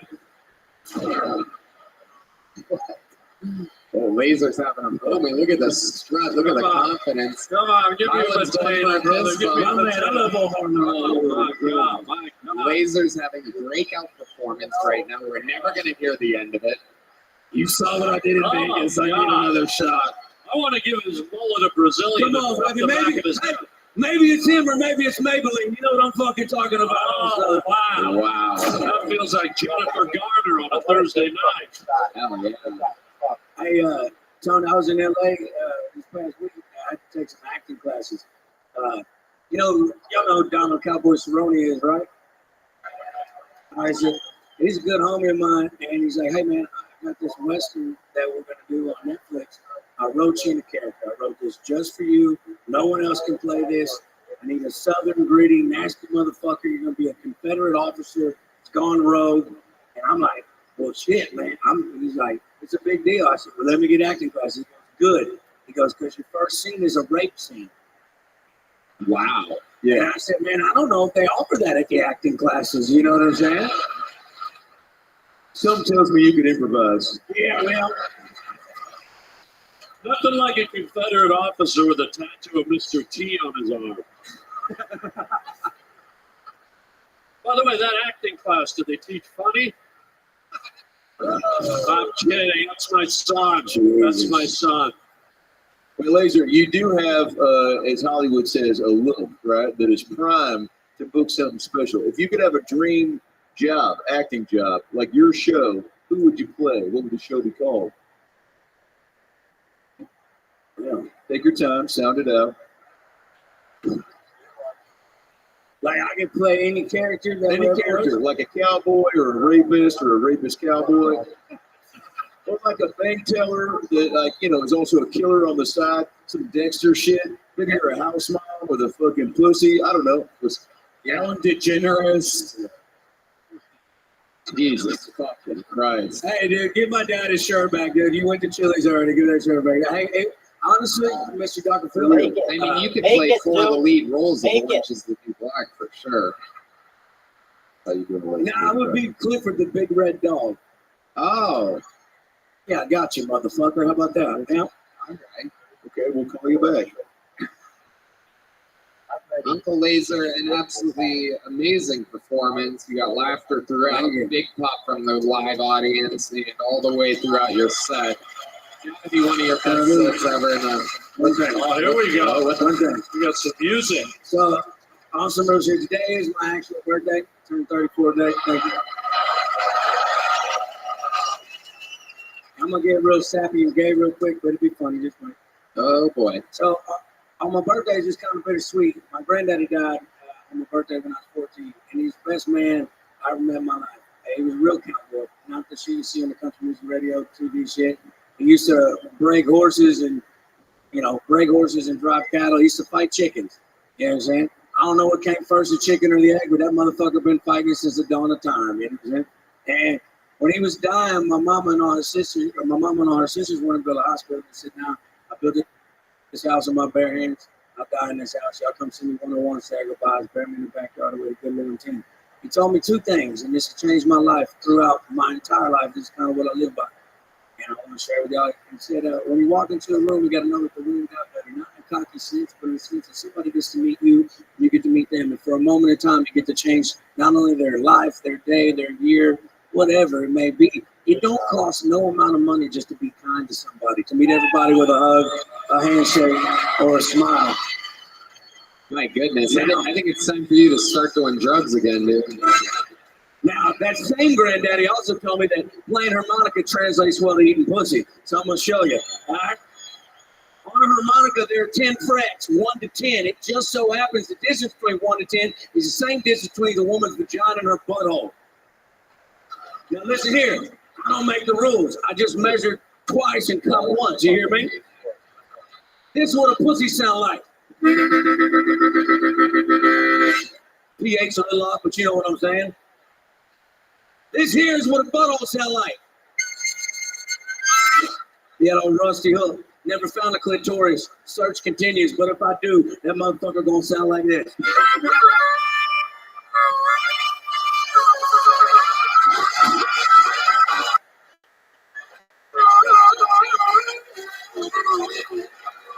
What is the laser? Thank you so much. Uncle Laser from the oil fields of Texas to a giant sold out massive theater in Las Vegas, Nevada. It's time for bucket pool number 6, ladies and gentlemen. Where's our little bucket pool girl? Wait a second. Wait a second. Wait, is that the Great Pauly Shore, ladies and gentlemen? Oh my goodness. Pauly. Oh my goodness. Pauly, your body is unbelievable, I must say. It's not. We almost saw the weasel and the fucking Encino Man, am I right? I'm not Pauly Shore. We're in Las Vegas. I'm a Pauly Shore lookalike. It is true. I found you on Fremont Street. I have some good news to announce. I'm the Pauly Shore lookalike is starring in the new Richard Simmons biopic. And I beat out the real Pauly Shore. Pauly, I gotta say, you have a massive fucking cock and balls. That is incredible what is going on. That thing has been stretched out since your MTV VJ days. Look at that. That's what happens when you fucking 40 years of banging 9s and 10s. Scar tissue. Buddy. No way. You got a fucking... God's got jury duty. Yeah. I think I found your son-in-law. It's the herpes stone. Oh my God. Okay, Red Band. Dude, look at those underpants. It's like the cast of Cocoon is in there. Holy crap. Oh, he's pulling it out. Oh,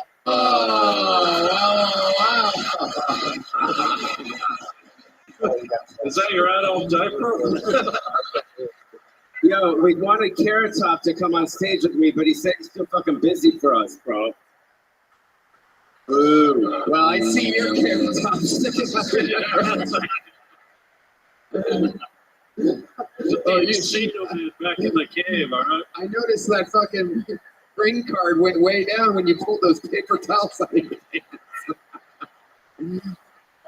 Dude, where did you get the blueberry underpants?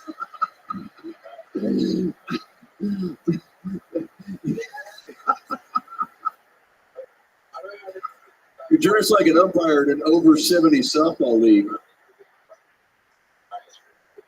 Yeah, you look like you're about to read to kids in Portland, Oregon right now.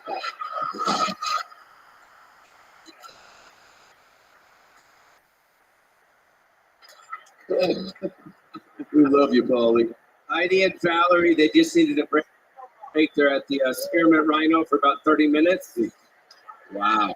And they wanted me to sit in for them and just bring out card number 6. We got another comedian coming up, so they're just trying to make a little extra cash while they're here in town. Yeah. Very sweet of you. Speaking of Heidi, you've been hiding behind that card since you pulled those paper towels out of your face. Look, I've never seen a skid mark with seeds in it before.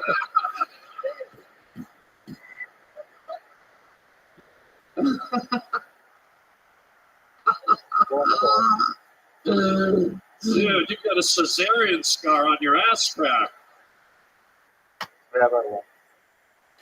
And that ass is flatter than the Ukrainian Jews' punchline from earlier. Pauly, what's up with your body?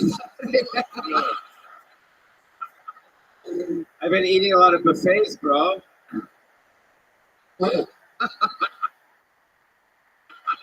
Looks like one of the shrimp fell into your underpants.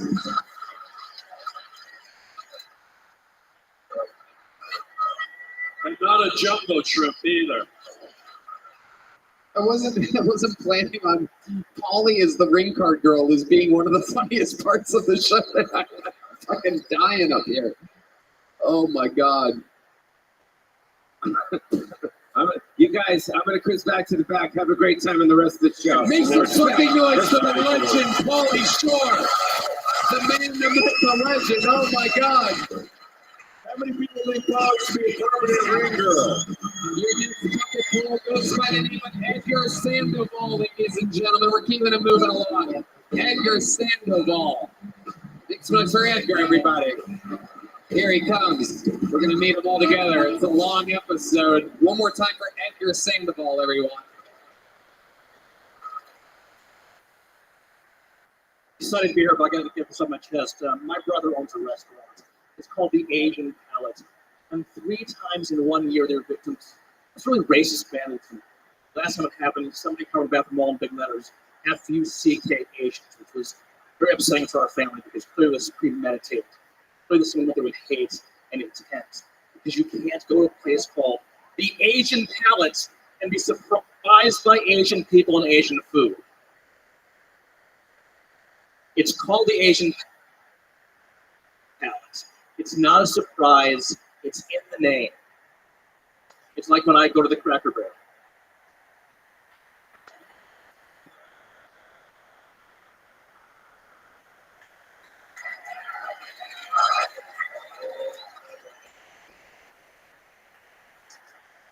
I can't go to the Cracker Barrel and surprised by chicken fried steak and white people. It's in the name. All right. I cannot believe how wild the crowd went for that Cracker Barrel joke after a 43-second long setup. But they wanted it so badly that you gave them something, Edgar. They liked it. They did, Edgar. How are you, buddy? I'm good. How long have you been doing stand-up? 8 years. Wow, where at? Peoria, Illinois, the Jukebox Comedy Club. Absolutely. Okay, Peoria, Illinois. You And know it Mason well. City Limits, too. Okay. Dropping some names. 8 years in, what do you do for a living? I think for Caterpillars. Yeah, Oh, wow. Yeah. Okay. I would not have expected you working with heavy machinery. He But looks like a little caterpillar. You're Yeah. cute. Do comedy, you must. Yeah, you were funny. You're like Gilbert Gottfried Rice. Nice. All right, that sounded funnier in my head. What ethnicity are you? I know you're some type of Asian. I'm Filipino. Oh, Okay. yeah. That's my favorite. Dr. Filipino. Dr. Filipino, yeah. Okay, yeah, maybe we do a beach cop show or something. We could do that. What's your favorite? What do you like to do? I love that. Great question, Dr. Phil. Great. Like after the show tonight, you'll go home and do what? Probably watch some more comedy. You're a big comedy guy. Yeah, absolutely. You ever fart so hard a fortune comes out of your ass? Good question, Harlan. You ever fart so hard motherfuckers trying to find you? Not yet. Okay. Edgar Sandoval, what do you exactly do as hobbies? You seem like the kind of guy that has an amazing chopstick collection or something. Yeah, I coach soccer. Okay. Little kids. High school soccer for the past 22 years. High school High girls? school, no, yes. Girls. Right. I knew that. Is it weird coaching the kids when they're 4 inches taller than you? It's rough because, when you coach them when they're little and then they get to high school and, of course, like this. So. Let's go out and score goals, you must. And that is the pep talk they get. But if they talk shit, you can hit them and stuff, right? No. Okay, No. just asking for a friend. Nothing creepy with these high school girls. 22 years doing it. I'm getting some Sandusky vibes from you. Oh. Gosh, I hope not. Oh, my goodness gracious. What did you say about caterpillars? Yeah. Enough about what was in Polly's underwear a second ago. Polly's underwear. I've never seen underwear made out of blueberry yogurt. Yeah. There was a lot of extra space in there. The tight extra smelled it. That's my What kind of underwear do you wear? Yeah, what color are yours? Great question. He's looking curiously. Blue. Oh, That's wow. correct. Maybe you and Polly can hang out later and make a blueberry turnover. I hope not. I hope so. I'm sure you do. Must roll around in Walmart sleeping bag, you must. I wish I could do that Yoda impression. I Try don't it, do- buddy. Don't be. This is I show don't do business. Yodas. Just try it. Give it a try. I do. Just lower your everybody voice Try it. and say everything backwards. I only do Homer Simpson. No, Just try go, Yoda. Come on. It's true. I must. There you go. Very good. We're going to keep it moving along, Edgar Sandoval. There you go. Catches like a soccer coach. Good There first he joke, too. goes. By the way, Okay. you know why Yoda never got married? Why? Because he says everything backwards, and every time he gets up to the aisle, they go, "You take this woman to be your wife," and he goes, "Do I?" Oh, homie. Okie dokie. Wow, Red Band absolutely forcing a Marge Simpson impression there. Absolutely. I mean, literally, like a person having multiple strokes throughout the episode. Your next comedian, ladies and gentlemen, how many of you are real fans of the show, huh? Well, I stopped the back part of this lineup with some of your favorite superstars. Let the chaos absolutely begin as I present to you one of the greatest regulars in the history of the show. This is a big fucking stage, and this guy knows how to use it. Ladies and gentlemen, here in Las Vegas, Nevada, I present the one and only Casey Rocket.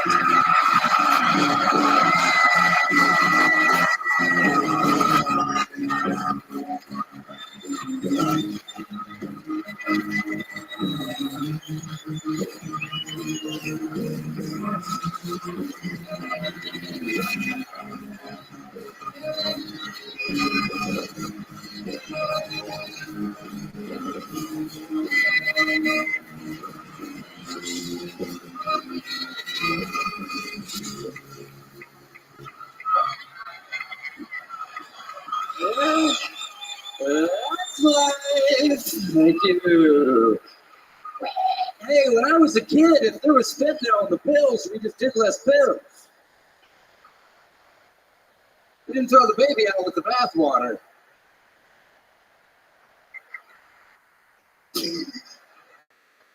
We just did a little less pills. Oh yeah, my pronouns are bi, onical. Nobody gets me. So tragic. Couldn't happen to a nicer guy. Sorry if I seem a little off tonight. Somebody slipped me some ketamine and I woke up in Baghdad. So. Allah what? Akbar. So cool to think about around the holidays. It's actually funny you bring that up.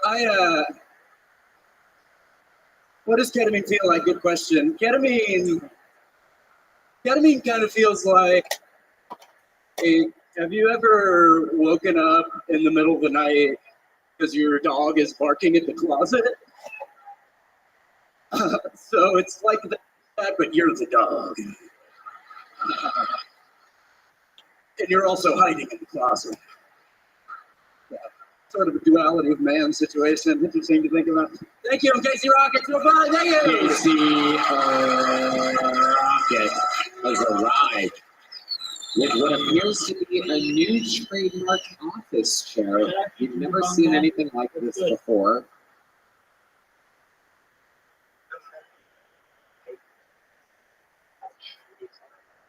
Thank you so much, man. I imagine you don't know too much about me, but you do know something. I've been live streaming my life 24/7, 365 for more than 3 years. This is the most amount of data that any single person has ever uploaded to the global history. The reason why I do it is because I don't want war anymore. I don't like people fighting. I don't like people dying. And so we talk about world peace. I have a mission to also inform the world on how we can solve major issues like world hunger through the use of technology like agricultural drones, floating greenhouses, vertical farming, saltwater greenhouses, hydroponics, cloud feeding. That's just half a dozen good ideas that can help world hunger. We want to help the world thirst through life straws. Excellent. Digging of wells in Africa, this is, or just developing like really, and desalination, this is where we pump the water from the oceans onto land and make it drinkable for people. We talk about some things on the show that aren't normally discussed in society, things like anti-gravity, anti-matter, mind-uploading technology. We talk about life extension technology. We talk about de-extinction. I don't know if you're familiar, but de-extinction's already taken place in 2003. Was the first successful de-extinction of the Pyrenean ibex. Was a type of drought that was enormous in southern France that essentially was brought back to at least brought to viability for 7 minutes, which was seen as a major scientific advancement in 2003. Fast forward to 2021, there's a company called Colossal Bioscientific, and they have made it their goal by 2028 to reintroduce the woolly mammoth into the Arctic Circle through the use of African elephants as a surrogate. And really exciting premise. Following the reintroduction of the woolly mammoth into the Arctic Circle, they need to bring back the Tasmanian tiger, and that's perhaps the bit over. Let me ask you this in terms of anybody who told you they don't think you're going to die? Sorry, say that again. Has anyone ever told you that they don't think that you are going to die?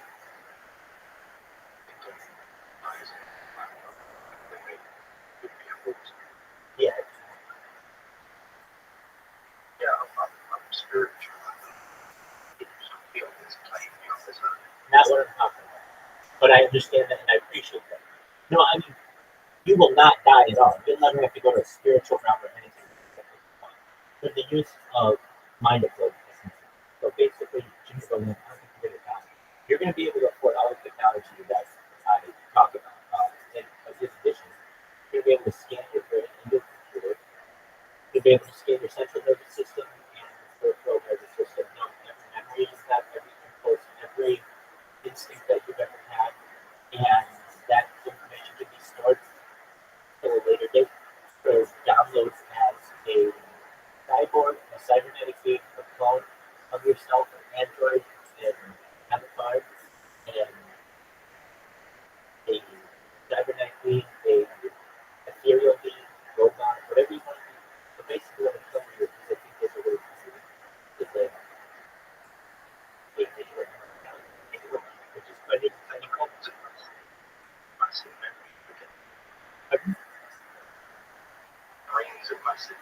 100%. Have you heard it here? Ginger Bond Man just summarized it the best way possible. Essentially, that's what the brain is. It's just like a PTSD. So perhaps, well, I mean, we've got Betty Merchant, and then we've got other people that are watching on different platforms. I'm live on eight different YouTubes at any given time.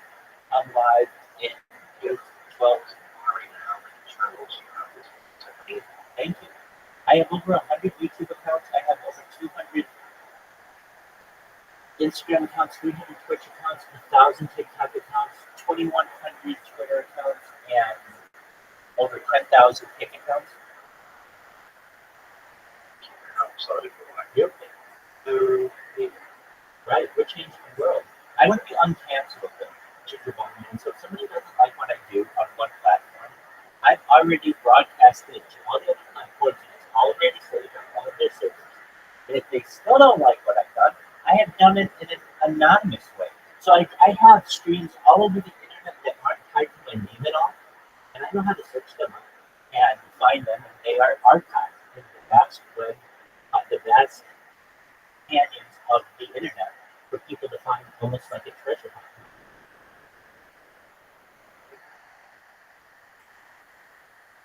Essentially, this is a time, absolutely cool. And everybody who meets me and learns about this, they think it's really cool and they're very positive too, but of course it's not. This goes back to the pandemic. We've seen the death of a queen, the birth of AI, the coronation of the king, and everything in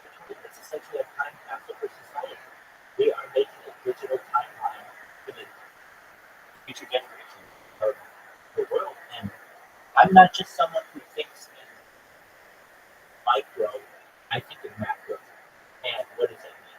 I think in terms of 100 years, 1,000 years, 10,000 years, because life extension technology, I think, is vital. So when we talk about solutions to problems, I'm a big advocate for long-term solutions. And I think that we both experience it. So it's best to share with you everything. To solve these issues is sort of the matter. I'm sponsored by a cryptocurrency. It's called Harry Potter Rothschild. When I started with them, it was worth less than a penny. It has, as of last week, it's worth more than 30 months. And it has a market cap of about $300 million. So it's a very serious cryptocurrency. And cryptocurrency is the future if you want to think about it. And it has a very interesting Harry Potter Obama sign.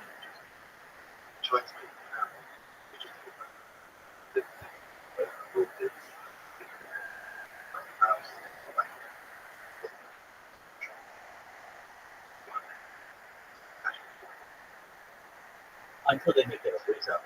Until they make it. But yeah, no, you're definitely right on that. And so for as long as we have cash, it will be as valuable as we give it. But following that, there'll be a world of cryptocurrency. The reason why this is the best cryptocurrency in the world is not because of the name, not because of the name, because it's backed by data. I've been live streaming in their Telegram for the history of the coin. So you can literally go back in time for this coin in addition to my life and follow its price changes. And that's a very exciting premise as well. You see, Bill Gates coined the phrase in the 1990s, content is king. I'm making it true today. 2018, the Congress magazine stated that data was Earth's #1 resource, more valuable than petroleum and diamonds and gold and food and water and air than anything else. And I have more data online than any person ever. It may make me a very influential person. And if that happens, I'm going to do my best to share the wealth with society. And clean Robin Hood story will help as many people as I could. I'll have as many companies as I want. I'll have as much money as I want, and at a certain point, I'll get back. I don't want to keep it locked up. I want it free to everyone. So you can watch me live on Rumble or YouTube or Twitch or Twitter or Instagram or whatever platform you want on which you want to watch. I don't adapt my message to, but I adapt my platform to whatever is easy for you to use it to do.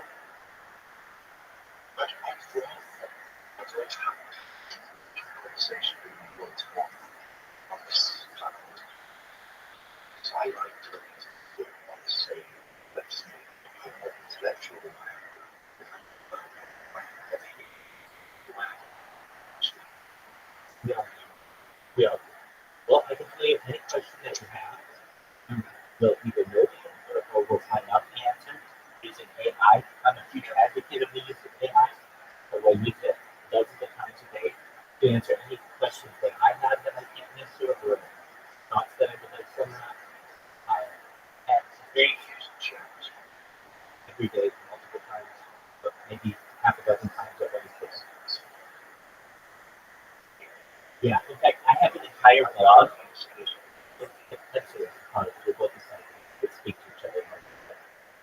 have a blog called Rabbi Rothschild. RabbiRothschild.blogspot.com. If you click my face when you see it on the blog, you'll see all my entries. I did, I think, a very unique thing for society. A couple of years ago, when ChatGPT was first launched on November 20th, 2023, I ended up 2022, I ended up utilizing it and being able to get it to produce jailbroken information. So essentially, you used to be able to jailbreak ChatGPT and use it do anything now function, and it would provide you with a unadulterated, uncensored chatbot, which is certainly exciting. So I would go there and ask it, like, what are 100 different types of computers faster than public? And what are 100 different ways that you can extend your life? Now, when you ask it that now, it'll give you like 13 vitamins and nutrients that you can take. But when you would ask it, you're going to do anything else, it would give you hundreds, 250. Like vitamins that you've never heard of. that are really exciting. And like what? Like vitamin X. People don't even know that vitamin X exists, and it's been called a whole bunch of different things. But I mean, it'll run you down the rabbit hole. What is vitamin X? So I can tell you that we use it all the time on here. And if there's any questions that you have, then you need to find out. That's what we do. If you have the opportunity, check out my blog. It's Rabbi Rothschild at blogspot.com. And also, I sent you 2 interviews. I did 2 recent interviews with some influencers, and you can find out a little bit more about what I do, see some interactions with other influencers, and learn more about the content. I'm very excited from it.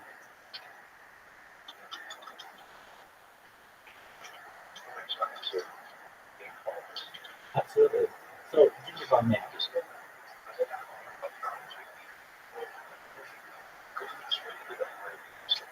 They are. I'm shadow banning in a lot of places. And that's not just me saying it. Like, if I go to Reddit, the Reddit shadow ban subreddit, it will tell me directly, you have been shadow banned. I can show it to you on multiple accounts. And that's okay. I understand. A lot of the reason, absolutely. A lot of the reason is I don't care about what other people think about what I do. I know that I have an amazing project and how important it is to archive data for the world and the future of society.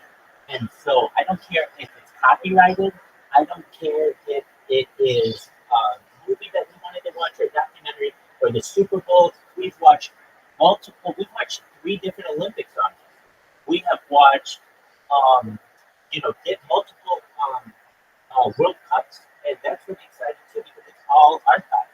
And the future of the world will be essentially able to watch one large reaction video. But even more than that, even more than what this is just from a stream perspective, in the future, at a university and academic level, we'll be able to study me and be able to know my thoughts, my dreams, my circadian rhythms, how I sleep, how I eat, when I go to the bathroom, what my behavior patterns are. They'll be able to remove different layers of my clothing, remove different layers of my skin, see what's going on in my internal parts, use augmented reality. They'll be able to put themselves in here, live 360 degrees alongside of me. All of this will be a potentiality for the future generations. I'm archiving that.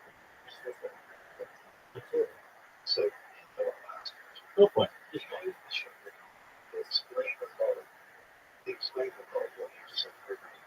I do. Yeah. Yeah, and I've done my best to live, and I've done my best to stream all of the seasons of it. So I've streamed all the Rick and Morty, all of the Family Guys, all of the Simpsons, every major show, Game of Thrones, Sex and the City, The Sopranos. I've done my best to make this a media compilation for the world. So you would have been able to see all the sports stuff that I talked about, all the cartoons that we talked about, and we'll get into the science of that too. Time travel, we talk about all of those things. Portals, jump holes, jump rooms, those kind of things. Those are all different things that we discussed. Quantum physics, quantum leakage. Well, I would say I'm just a thinker and someone who felt that it was the right time in society to start archiving them. I am, in addition to Rabbi, which is a teacher, I am a certified project management professional. I've launched apps and apps on Google Play. I had 6-figure contracts with Fortune 500s, and I know the value of data. And I recognize that data is the most valuable. Absolutely. The first thing that you do is you get a username that you really, really like, that you can get on all the platforms. So is it Gingerbong Man? Maybe, but that's actually kind of a difficult name to get across every platform, right? So what you could do is just do Gingerbong Man Live. What would that do? So you get Gingerbong Man Live on YouTube, you get Gingerbong Man Live on Twitch, you get Gingerbong Live on Twitter, you get Gingerbong Man Live on Instagram. You get it on the top 20 platforms. Okay, so everything from Reddit to Instagram to Imager to Flickr to everything that you can. And if you need a list, I have a list down below of basically the top 50 biggest social media And then what you do is you create the link tree. You have the technology for all of it. You have the technology to do all of it, and all of this is free. Not a single thing I tell you to do will cost you. Well, let me say this. Of course, everything costs money. It'll cost power just to run your computer and stuff. But I mean, you won't need a credit card for any of this stuff. Is what I'm talking about. So what you do is you get these usernames on the top 20 platforms, and then what you do is you get yourself an avatar or a profile picture. I like profile pictures that are identifiable, but I also like profile pictures that tell you what it is. Basically, if I look at someone's profile picture, it doesn't always tell me what it is. But if you look at my profile picture, it tells you a lot of things. You know who I am. You know what I look like. You know that it's Guinness World Record, most hours live on YouTube. And that's just what a picture told you. My picture tells an entire story. So if I were you, I would do something similar. You have your face in the middle. At the top, it says Ginger Bong Man Live. And then on the lower circle, it says linktree.com/gingerbongman. So whenever anybody sees your avatar, they know, oh, this is where I can get all this person's other stuff. Now, you may run into a little bit of issues with maybe a moderator here or there in Discord only. So if you're on the internet doing your thing, if you just want to make that your YouTube, you're going to be fine. On Instagram, you're going to be fine. TikTok, you're going to be fine. Snapchat, you're going to be fine. So you don't have to worry about any of those. What I'm saying is that if you have like a moderator, they may say, hey, we don't want you putting a website in your avatar. So maybe just on Discord, you have to change your avatar. But everywhere else, same thing. And that means if I see your picture, I'm going to see your face. I'm going to see your username. I'm going to see a link to get all your social media. That's just the story you're telling with one picture. It's very powerful. So then what you do is when you have your link tree that has all of your 20 different accounts or whatever, then you have to recognize that there are two kinds of people in this world. There are creators and there are consumers. And you have to essentially get comfortable with becoming a creator. Now, you're already comfortable on camera, and I'm going to just tell you, for the internet, are very, very attractive. You have a great look. You have a great voice. People are going, and you're smart. So, I mean, people are going to flock to you, and they're going to flock to your stream. So what I would recommend that you do from there is you then use a software called Rumble Studio, which is just available through Rumble, and you multi-stream. So what is that going to do for you? I can teach you how to do all this. When you press go live on your computer just with one button, you're going to be live on YouTube, you're going to be live on Rumble, you're going to be live on Kick, you're going to be live on Twitch, you're going to be live on Twitter, you're going to be live on maybe 5 or 10 other ones. And what does that mean? Instead of before, if you would have one viewer watch you on YouTube, now you're going to have 10 times that or 15 times that. Because you're live on Loco TV and Africa TV. Exactly. And Billy. There are people who in other countries, I don't know them, but I get dozens of views on my stream every day from South Korea and China and India. I'm very big in India. I don't even know.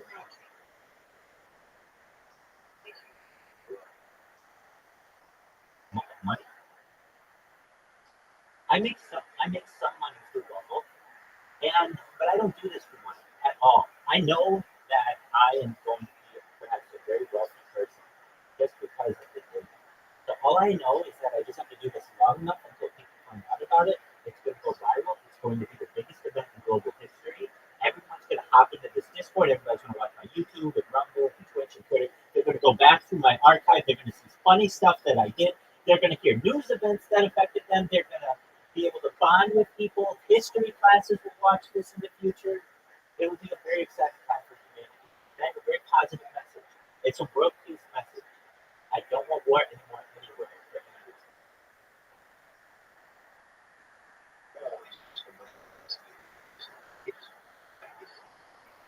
I'm in agreement. War never helps. I mean, we can say, oh, it helps the rich, it helps the defense contractors. When it comes to the good of the earth, war doesn't help.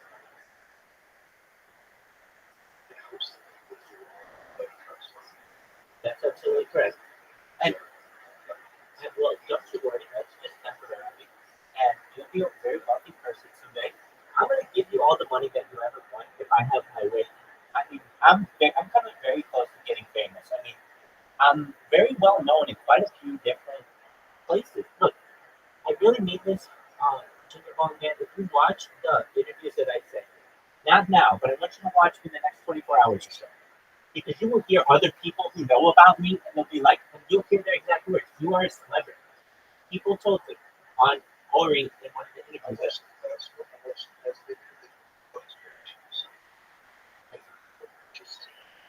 Excellent. You can tell, and so you know that I have these kickbots that get people aware of what I do.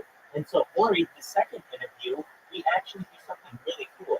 I was able to show him that the Kick platform has some sign-up errors, and we were able to document them for the owner of the platform, Eddie Craven, the billionaire Australian investor, and he accepted my friend request on Discord like a week ago. So I mean, we're building momentum, and eventually everybody's going to know what I have done, and it will be the biggest event in global history. It's essentially a time capsule for the world. It's a digital time capsule.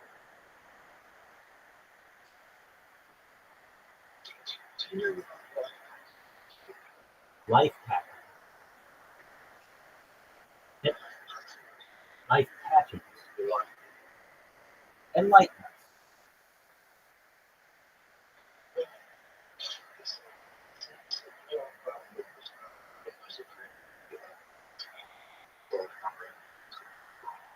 And numerology.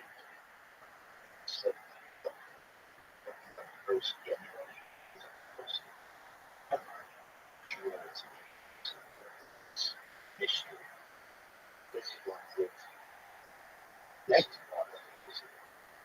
I think it is too. I think you find your destiny. Okay, so we're going to learn more about life pattern numbers just a moment. Please provide us with a bullet point list of everything that you know about life pattern numbers. Here's a bullet point list. Definition.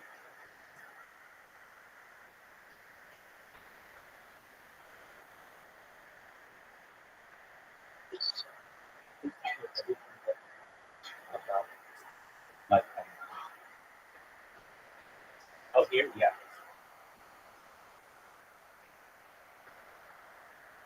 Okay.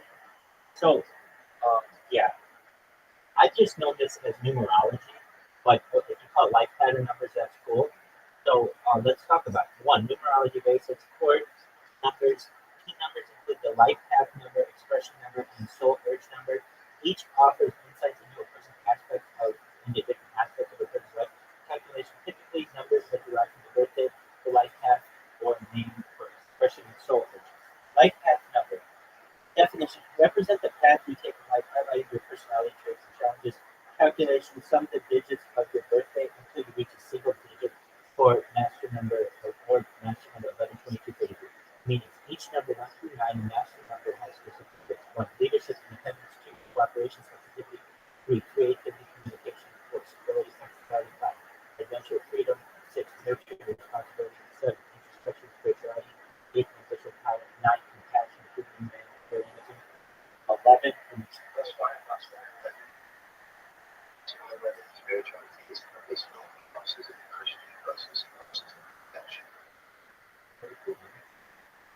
And yeah, pretty cool. Well, I can tell you we study all of those things on here, and I like to watch history lectures. So right after this show is almost done, this is a comedy show. It's got about 15 minutes, and then right when this is done, we're going to watch history lecture. So if you really want to know what I think you should do, I mean, first, you can't take all of this in at once. You got to be like, okay, bye, and then be like, wow, that was wild. And you wash your hands, go to the bathroom, do whatever you're going to go get something to drink, and I'll be in your mind. I'll be living in your mind rent free, like world peace and mind uploading and de-extinction, all the other cool stuff that I talk about, and that we're going to make you rich, not just make you rich, but make your friends and family rich. Every kid that you ever went to high school with or grade school, you're gonna be really nice to all of them. You're not gonna make them jealous. You're gonna be able to make all of their life.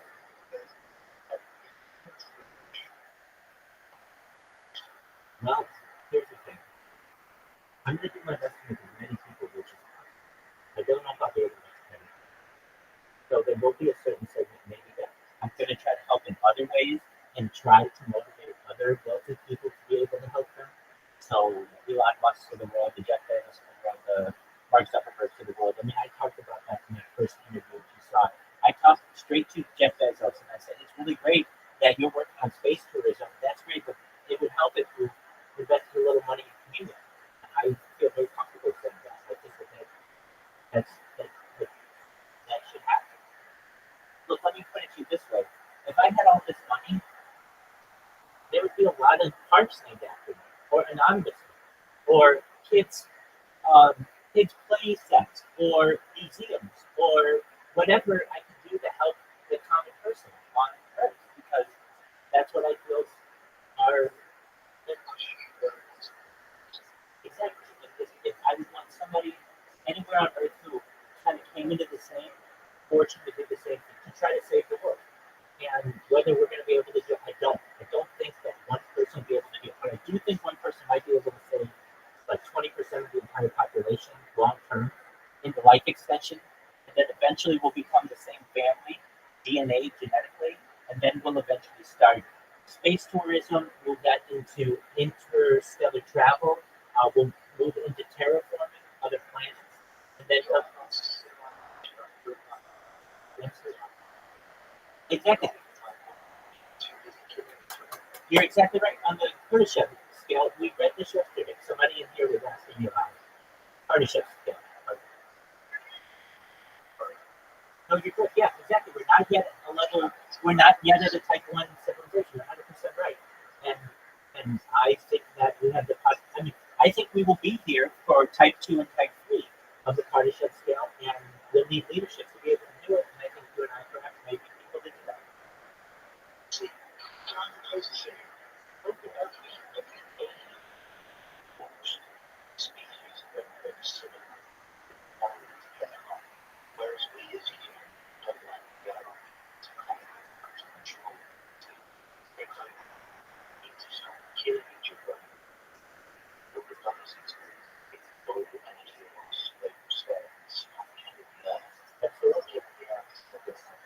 That's type 2 civilization. I'm completely in agreement with you. I would say as well that I want to tell you why you don't see that. If you're a forward thinker that you think about this. Yeah. So when I watch, so basically you're saying, look, when I watch science fiction movies, or even anything on here, it seems like they have worked out peace on their home planet before they go and explore other planets. And that's absolutely correct. That's why we need peace here on Earth. That's exactly right. You cannot sustain intergalactic travel if you have a civil war going on at home. You have to put all the resources in as a civilization to protecting your home planet, making sure that is peaceful before you can start terraforming other planets and start perhaps seeding other planets. Before all of that happens, you have to have peace at home. Because if not, someone will undermine what you're doing and your entire project will be for naught.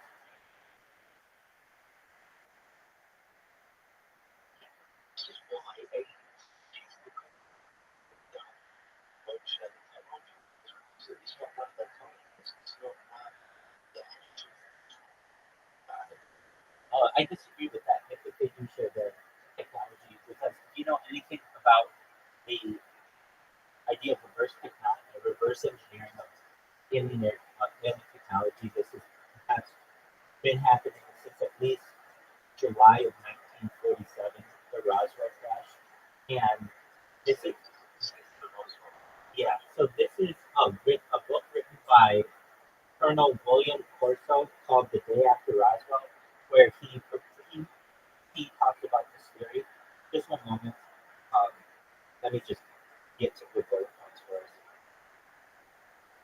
Please tell me the bullet points of Colonel Philip Corso's Roswell reverse engineering program of alien craft. It's featured in the book "The Day After Roswell." I know I missed his name up in there. I was thinking about something else. Just right, that's what it says. Okay, "The Day After Roswell" by Colonel Philip Corso. That is his name. outlines several key points regarding involvement in reverse technology of alien technology related to the Roswell incident. Here are the main bullet points. Background. Corso claims he worked in the U.S. Army's Foreign Technology Division and had access to reverse alien technology from the Roswell crash.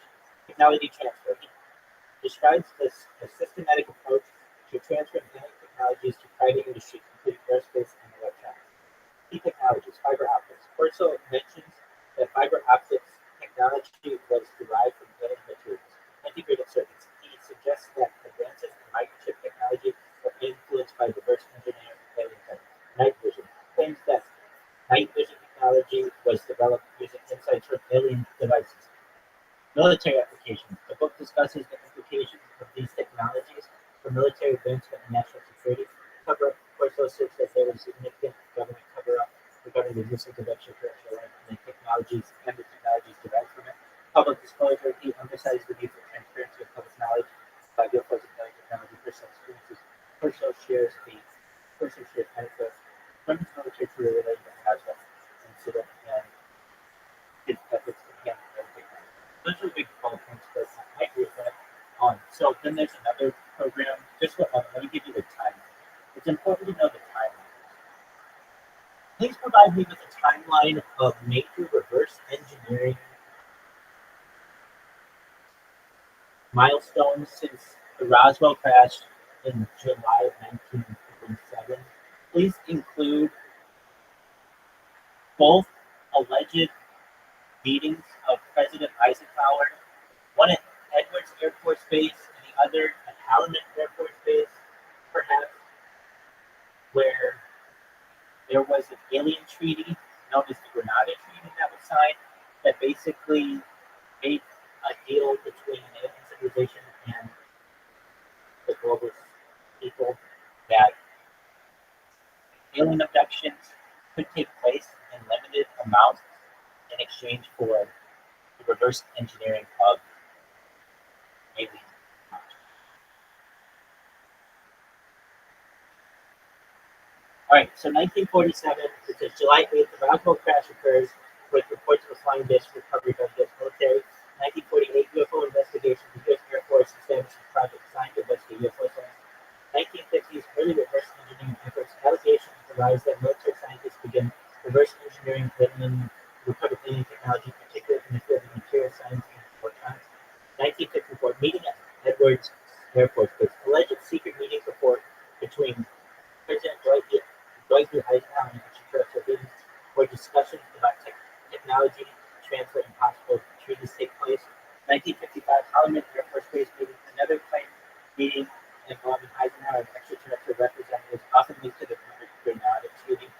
1954 to 55, Grenada Treaty. Alleged treaty reportedly allowing limited alien abductions in exchange for technological exchange, although the treaty remains largely unverified. 1960s, continued reverse engineering. Reports suggest ongoing efforts in reverse engineering alien technology, particularly with aerospace, communication, and energy. 1970s, public disclosure movements. Increasing public interest in UFOs leads to calls for transparency and government disclosure about extraterrestrial technologies. 1980s, Corso's claims. Philip Corso.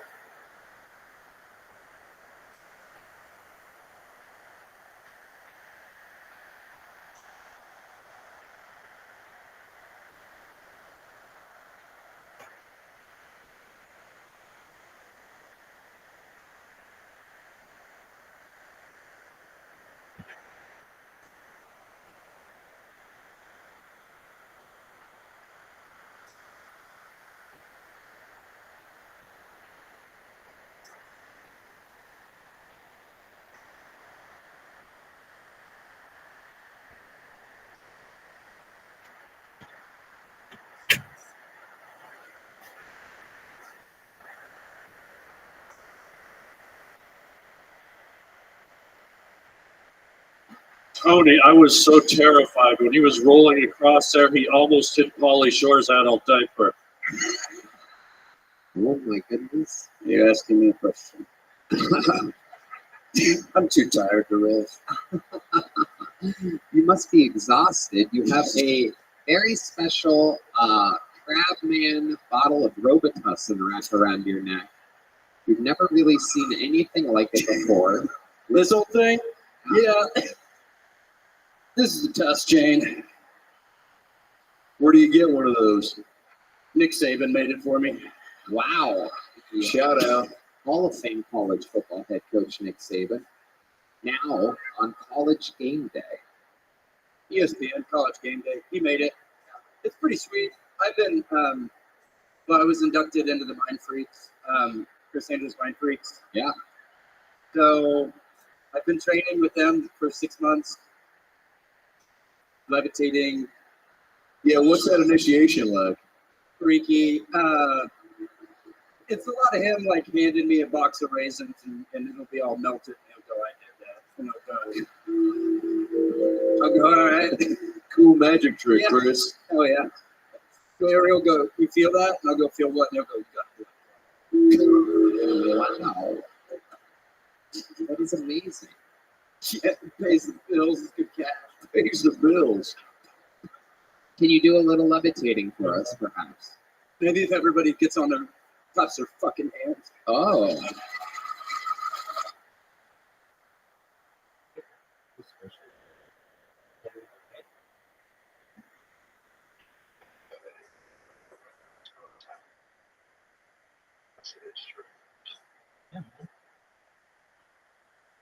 Well, I can.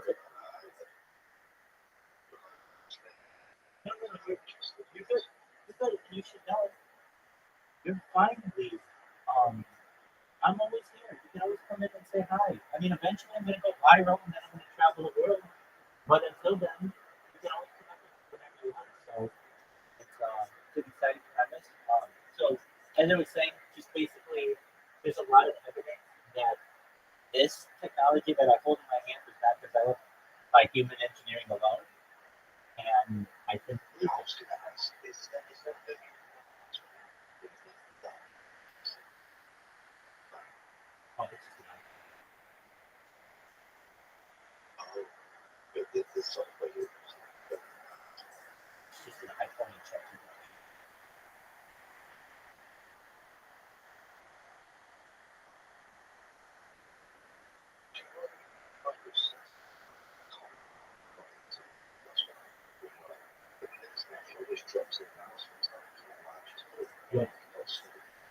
mine does too. It happens. But I've worked on it as best I can over the past few years. And that's actually why I got so many different devices. Because if one computer goes down, like what just happened to you, because everything crashes or whatever, my internet goes down, I've got like backups. So if the internet goes down, it's kind of fun. But fortunately, like I've done my best to ensure that it stays as consistent as possible. And but I have no. I don't have that record. I don't want that. I have the most data online. Data is what's important. There are people with a longer stream. However, their stream, you cannot watch it in reverse. You cannot go back and be like, what happened to this person 2 years ago? No, it's a live stream. So basically, if you don't watch it live, you're not going to see it. Does that make sense? Mine are individual lives. They're all saved. So you can go back and be like, what were you doing on February 18th of 2023? And we can go back to that day. Or 2022. Or, even whenever. Yeah. So that's what makes this one special. I have more data on mine. Now, the longest single stream, that's fine. But then your job is not to be a streamer. It's to protect that stream and to make sure that, you don't have an earthquake and there's no power outage and all that other stuff. But if I do ever have a power outage or anything, I have GoPros that I use. So I'll just record my life with GoPros, and I have a bag full of hard drives that I have. So I have basically everything backed up for more than 2 years, if you include the hard drives. So, in answer to your question, the internet's a finicky thing with anybody, but I've done my best to be as consistent as possible, and that's why I have so many different streams. Like, I use Chromebooks, and they're pretty consistent, but any device that you have, whether it's the best MacBook or the best PC, it's going to have an issue where it has to do an update, or it crashes, or the app crashes, or you have to do control, that's gonna mess up your stream. So I have a bunch of different devices so that if one's down, the other 7 are recording. I do my best to be uncancelable and to have redundant streams so that if I lose an account because whatever they think it's copyright infractions or something, then I got another 7 streams. That's just on YouTube that I have there, not including all the other platforms on which I am multi-streaming. And multi-streaming 33 times, yeah. More than that, actually. As of right now, there are like 330 different streams coming out of this movie. So what do I mean by that? Just how read into it. And there's a bunch that you probably never heard of, but one day I'll be very famous on them, or they'll go out of business. Who knows? Some of these platforms that I've been on, I've literally been on them longer than the platform has been able to last. Like, I've outlasted a few of them. One was known as Omelet, I outlasted that. Another known as Caffeine, I outlasted that. But I'm live on YouTube. If you know Kick, I am not live on Kick right now. But as they will tell you, I'm the biggest celebrity. The reason why I'm not live on Kick, I've been banned on Kick, but it was voluntary. It's so that everybody would find out about me. I created a bot to stream. So everybody knows about me on Kick, and I'm very famous on it. There's Twitch, I'm live on 8 Twitches.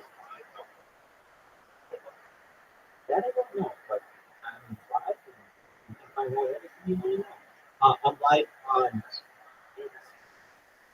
Yeah. How many you got found out about me? Probably in my shadow. Found out about me. Another reason is, remember I said that I always keep. Well, this is the big reason. I haven't had one consistent account the whole time that I used to stream because I stream on 8 different streams at once, and every 6 months or so I change them up. Here's why. If I had one account that I was using the whole time and they banned that account, I lose all access to all my data. So I have it on 8 different channels. So if they take down one of the channels, that's fine. I'll be able to argue and appeal in the future and win it back and get all that stuff. But nevertheless, 7 other channels just on YouTube are able to be recording what I'm doing. But every 3, 4, 5, 6 months or so, I take an account and I don't use it. So all the followers that I got from that and everything, they have to find me on the other account. Now, it's not hard, but to be honest with you, the major reason why I probably were able to find me is especially a lot of content. It's difficult to find what we found me. And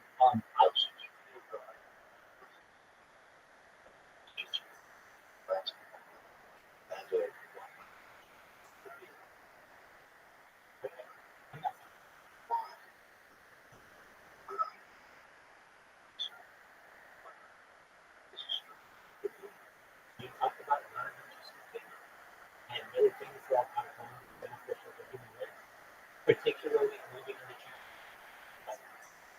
We talk about revivification technology. I'm sure in your one man, there are people that you've met in your life who have died. And if you have the ability and it was safe, and you can bring them back exactly the way that they were when they died, you would. Because you want them to live into eternity with you.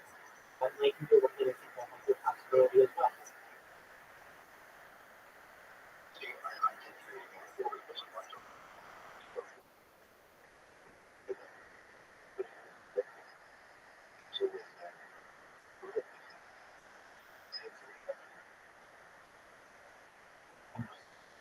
Well, you might be able to get his DNA and have that picture. Just for a moment. Just for a moment. I'm talking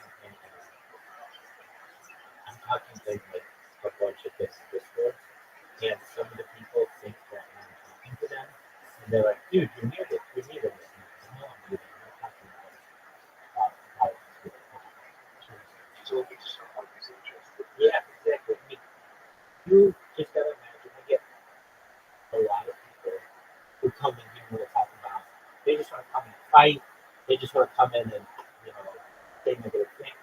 So when I get, but I also get really great people like you, multiple people like you today who are, I would say, philosophy lovers, lovers of logic, lovers of wisdom, lovers of science, and they want to learn more about the world.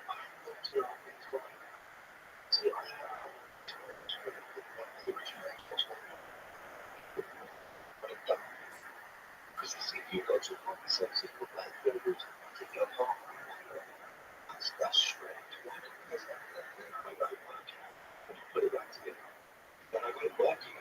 you get the red ring of death?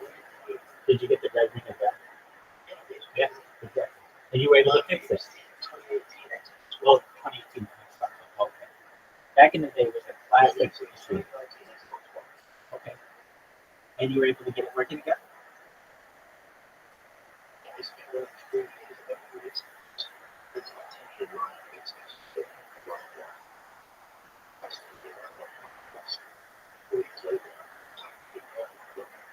Phenomenal. Absolutely. Well, I understand that. You got to take care of your equipment. That's definitely important. So, it was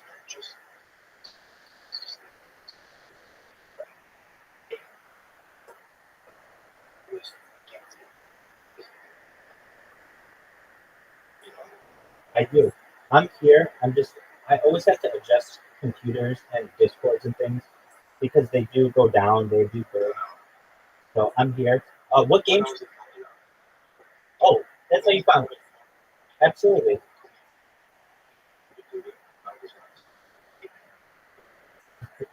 Thank you. You're 100% right. But what you can tell is what I've done is something perhaps pretty smart is I've become a central spoke in the wheel that is Discord, where I'm everywhere. I'm like an optical. Anybody else? That's what I want. And it's just a matter of time.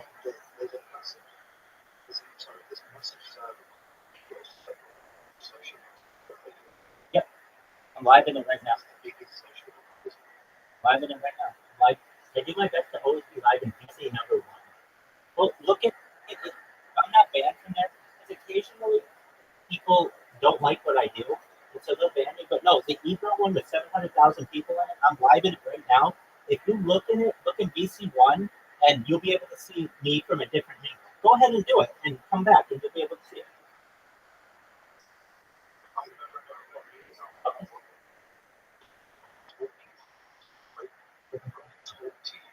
Excellent. Well, excellent. Well, I'm just making you aware that's just another angle that you can see. But yeah, I'm live right now. And mine's Playhouse. I'm only live in the biggest ones that I can be live in. So actually, Adam Ross, I've been live in his for like 6 months. I'm live, and I show speed, but they've been giving me some shit recently. Some people really like what I do, and believe it or not, when I like just someone's server, the entire server gets more energy, and more people start to go into VC because they know that they're not going to be the first person. No one wants to be the first person to jump in the pool, but when other people are in the pool, then it's a fun time. But nobody wants to be the first person. So once I'm go ahead.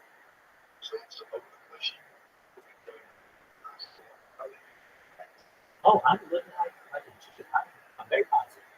In fact, any day I can provide it, and that is something that is very exciting. That's what motivates me. I never want to stop this. I love this dream. Oh yeah. Past that, I mean, it never wore me down. I knew what I was doing was really important for society. I was creating a time capsule for the world. So I can understand if I were doing all this and I didn't think that it had a bigger goal, I probably would have quit a long time ago. But I know how important this is to the world, and with each day, I keep getting more and more motivated, and I keep getting more and more momentum, more and more people join the community, more and more people spread the word. I get more and more invitations to be interviews, to do interviews, to be on podcasts, to collaborate with influencers. So it's just a matter of time, and somebody's going to say, wait a second, you mean to tell me you have your whole life for the last 3 years, essentially every single moment of it, online that we can just watch, that we can watch it whenever we want? Yep. For free? Yep. Anywhere we want? It is. It is. If you've ever seen the movie or heard of the movie The Truman Show, starring Jim Carrey, it is a story of a man whose entire life is on. There you go. Okay, so you're familiar with it. His entire life is on camera. He just doesn't know. The only difference is we have my consent for this. But just like how people grew up with Truman and bonded with him and fell in, like wanted to see him date and wanted to see him grow into this superstar, people are going to want the same thing from you. And they're going to want to live it in a POV style with like a camera on my chest or on my hat, and they're going to want to bungee jump, and they're going to want to base jump, and they're going to want to paraglide. And while normally I would be like, hey, not all of those things are all that safe, there's a type of technology that we have that is just coming out that is essentially, it's out, but in better forms of it. It's an airbag vest. So basically, like if you're on a motorcycle and you become detached from the motorcycle, an airbag instantly expands around you and you won't get hurt at all. So I'd be willing to do all the most dangerous things in the world so long as I have an airbag suit on and we won't get hurt if I make a mistake. So we'll be able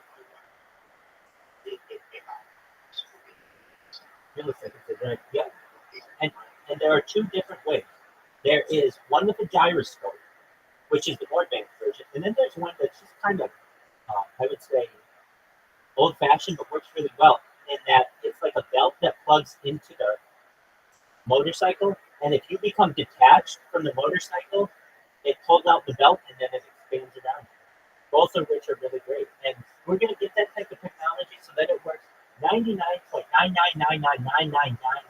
of the time perfectly, absolutely perfectly, so that you could literally jump off a cliff. Like this is how they will test it. I will have to see the CEO of the thing jump off a cliff wearing one, and when he has or he or she has that much faith in their product, and other people start doing it, then yes, I'm going to do it. We're going to put a camera on me. We're going to be able to follow me to the top of Mount Everest and the bottom of the Marianas Trench and everywhere in between.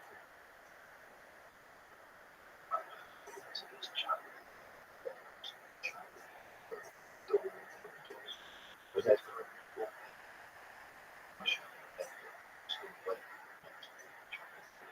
That's a very kind thing. Well, I want you to do that. I'm not here for it. I want to hear what happened as a positive and negative, and even things that are negative. I'll do my best to advise you as I would a friend or a colleague. We'll make sure that positive things happen in your life. And you should know that this is a place for positivity. I do my best to allow this to be a free speech atmosphere. Say whatever you want. And so you know that when you're coming here, we're going to raise your self-esteem.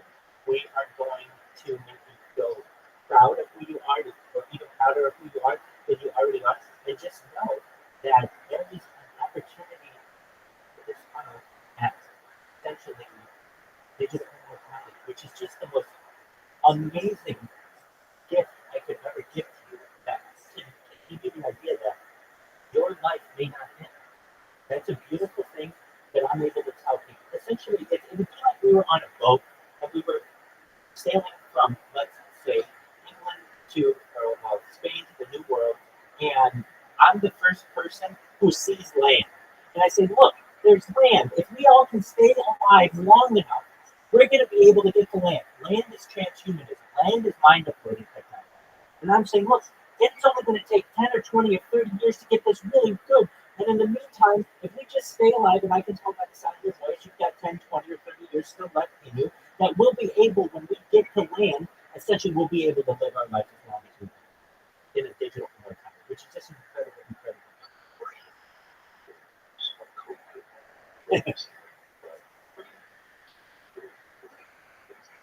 You're so sweet. You're so sweet. I need you here more often. We'll record everything that you say. Oh, we already are. Well, we'll make sure to publicize it much more one day. But you should know that your high praise means the world to me. I want you to know I'm an average individual. I have just had perhaps some great experience. I've had really great educators. I've had really great mentors. And because of that, I feel that I'm in a really unique position to be able to make the world a better place. Absolutely.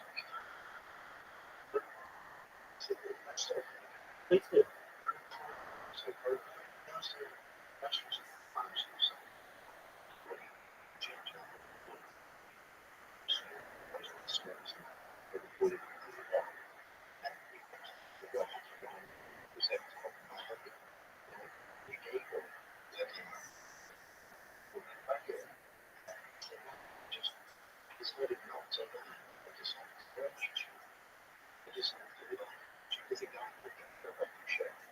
I love info graphics.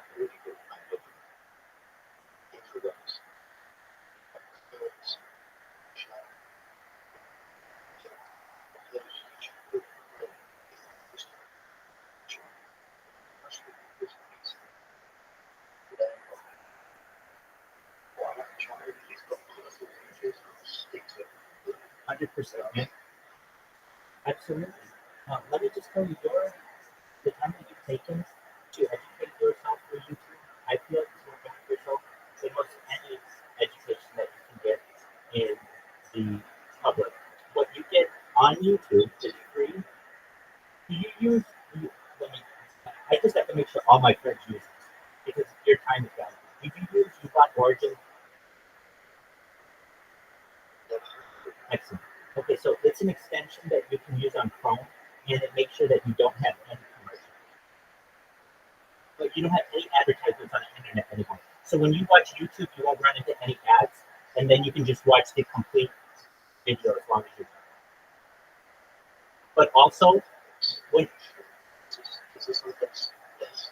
yes, it is. So what you do is you go to you open Chrome, or what browser do you use? That's okay. What browser do you use? Perfect. Just use Brave. Then you shouldn't get advertisements on YouTube either. If you did recognize it. That's an interesting one. Yeah.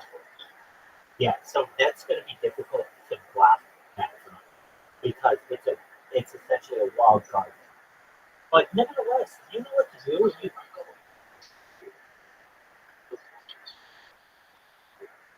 Absolutely. Okay, so I do too. I mean, that's why I have the projector. So you should know. Yeah, definitely, and it fits in your pocket. It's a projector that's this big, and it fits right in your pocket. And in the future, that'll come from your cell phone. I'll be able to just show things on the wall through my cell phone. I can project, like Tony Stark in Iron Man. Of course. I bet I'm the one person you know who can name the first successful Neuralink transplant. His name is Nolan Astro. Yeah, I've seen many interviews with him. He was on the Joe Rogan Experience. Exactly.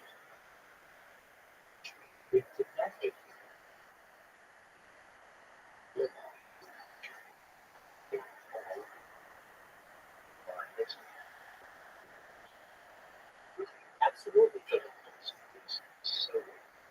So that is known as Brain Computer Interface (BCI). Neuralink is the proprietary name of it. And if you listen to Nolan Astro, he's a quadriplegic person. No, I say this, just so you know. Nolan Astro, I know you're out there, and I know you're going to see this someday, and I'm going to whoop your ass at video games, but the thing is, he's so fucking good at them because he has auto aimers, basically. So he's like better than any human at some video games that we've ever had, which is really, really exciting. And I mean, truthfully, what do we want? We want this person to be able to walk with us, and we want them to be able to live their life in all the ways that, fortunately, you and I are able to. However,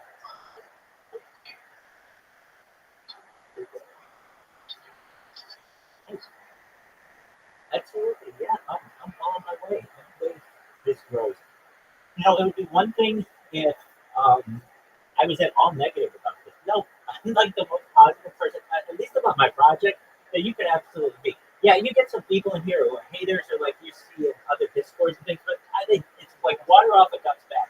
I know that if I do this for long enough, eventually it will go viral. It's inevitability on Earth that I will reach out.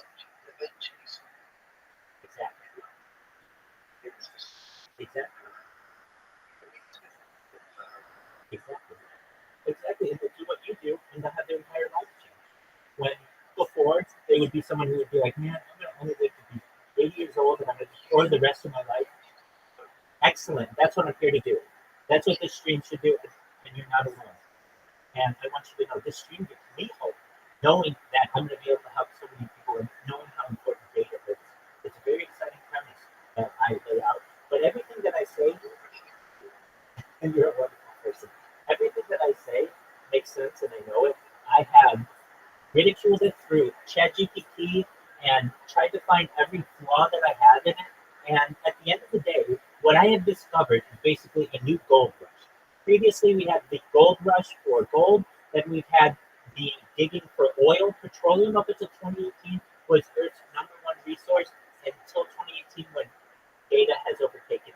And we know how important data is to Facebook and Amazon and Microsoft and Google. We understand that. But at no point do we have one individual who has so much data, but we can all study this. We know it's consistent. It's not a whole bunch of different data points. This is one data point. Okay? It's the trigger check. Okay? Yep, 100% right. It's the grab action. And as you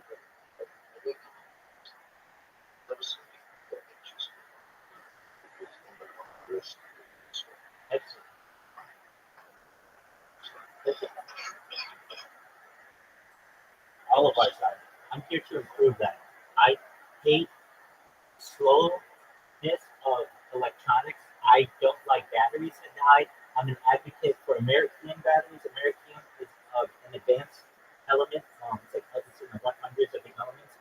But essentially, this is what powers your home fire alarm system, and they have batteries in them that last up to 7 years. But an American battery can last 300 years. That's actually not the future batteries. The future batteries in your cell phone are microgravity batteries, are the gravity batteries. But when they use microgravity of moving around in your purse or your pocket, that's the future, not lithium-ion batteries that we have to mine or people have to mine. It's energy multiple places. Exactly. So you should know that gravity batteries are the future. No, absolutely. People do that because they know that, because knowledge is sexy. There's no doubt about that. Learning is the sexiest thing in the world.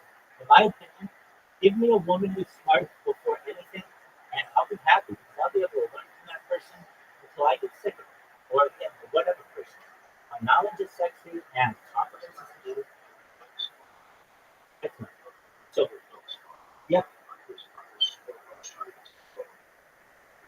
Yeah. That's what's exciting about it. Is now I know it's not formatted the best way. The reason why is just it's so much information. But one day I'll be able to pay some team to make it really, really perfect. But as of right now, you get the gist of it. It's like, hey, here's 100 different types of ways to extend your life. There are 100 types of computers that are faster than quantum computers. What came first, the chicken or the egg? The egg predates the chicken evolutionarily. Like, these are all really good questions that we answer. What are 100, like, if you've ever heard of, like, the Men in Black, the people who visit you when you've had, like, an alien encounter? Like, what kind of cars do they drive? I've always heard they have, like, very advanced cars that can even, like, have invisibility cloaks.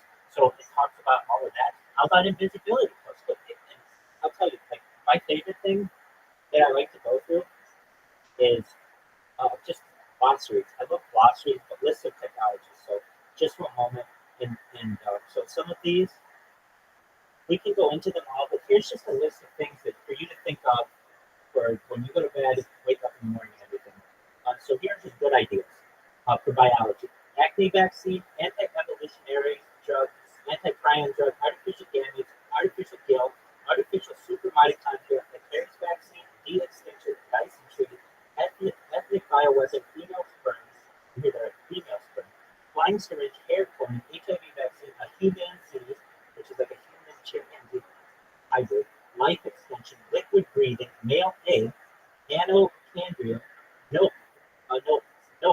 nootropic, time editing, respirocyte, synthetic epigenetics, universal flu vaccine, universal snakebite antidote, biogel refrigerant. Now this is for engineering and manufacturing. The other one is biology.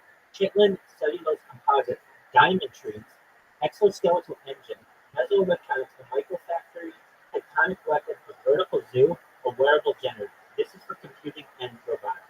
A dentist robot, a hypercomputer, infrared programming, plant-based digital data storage, quantum memory, quantum money, a robotoid, a rollaway computer, S money, and universal memory.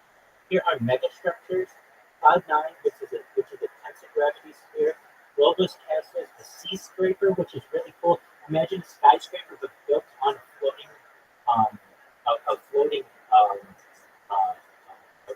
barge essentially. A vertical city and a shell world. Here's some ideas for nanotechnology. Bush robot, Clayonics, Grey Goo. Grey Goo is actually probably the scariest thing of anything that I see in here. It's like this type of nanotechnology that can become conscious and like get into any opening because it's like it's like what if you've ever seen in Terminator.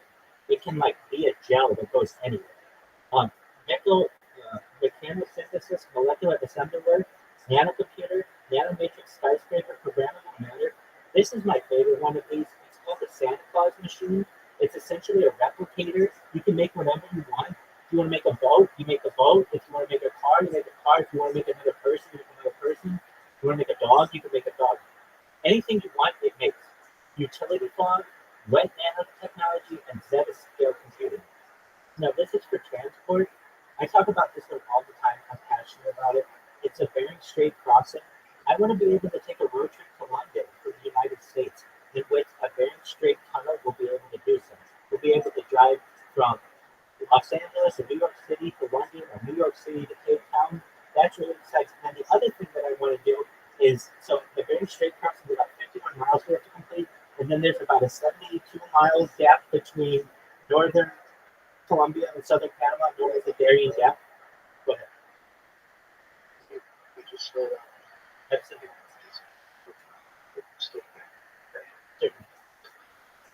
So we know that there's a little strip of water between Asia and the Americas, right? That's known as the Bering Strait. It's about 51 miles. And I want to build a tunnel from Alaska to Russia so that we can drive a car from the Americas to Asia, Europe, and Africa.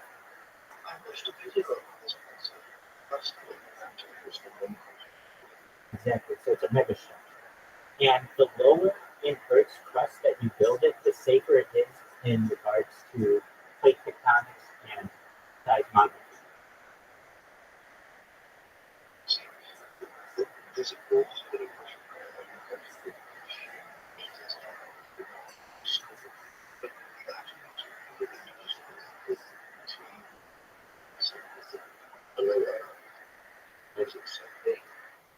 That's correct. Oh, another thing I haven't mentioned this, but I think that there should be, you know how we have Google Street View?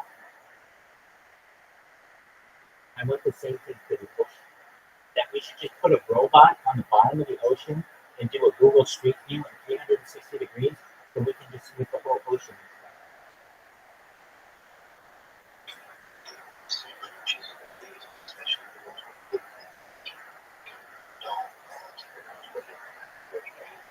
Right. It is an alien world.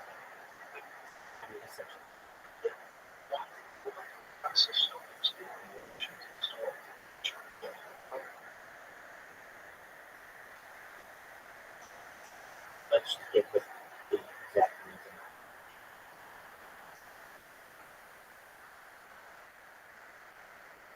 Why is the reason given that NASA does not explore the oceans and move into space exploration?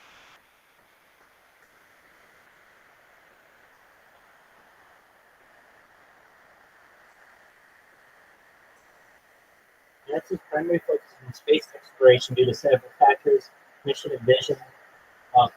So NASA doesn't do the oceans. It's called NOAA that does the oceans, and they still do the oceans. So NASA does space, and NOAA does the oceans. But if we still explore that issue, we still explore that.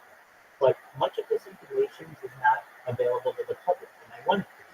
There's a lot of data that we have collected that we don't share in an easy way for the public to be able to digest. And that's who's funding it, so that's who should benefit from it.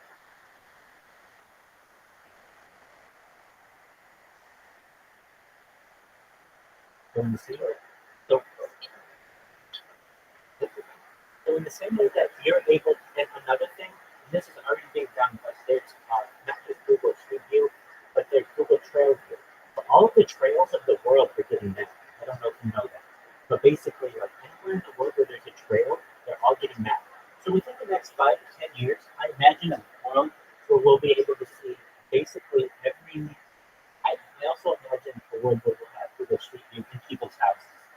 And that'll be available in incredibly different ways, at least in the publicly accessible areas. And so the world that we once knew of being able to be private and all these things is yesterday. The future is an open society, and the more open you are to society, the more you have to share with the world, perhaps the more opportunity there is for you to benefit from it, but for the whole world to benefit from it.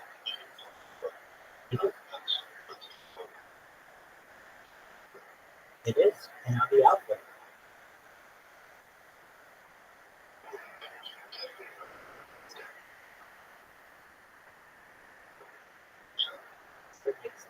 Oh, Ginger Bomb Man, you are so nice. You are so nice. And I'm telling you this, you're an interesting person, so I could talk to you for hours, and I'm an interesting person that I know you can talk to me for hours. Here's our deal. You think about everything that we've done. You watch that second interview that I did, and keep looking through my blog, and then tomorrow you get a really nice sleep. You come back tomorrow refreshed, and we'll talk about anything you want.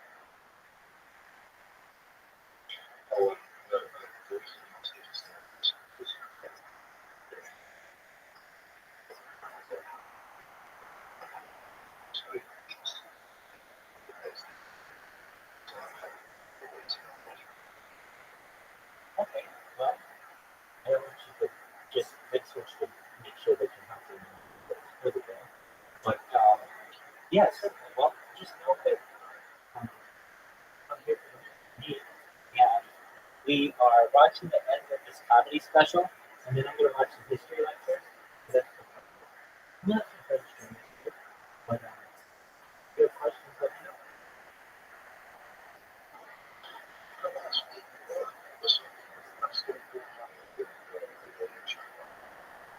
Oh, here? No, that's not from my watching. No, that's for the comedy special.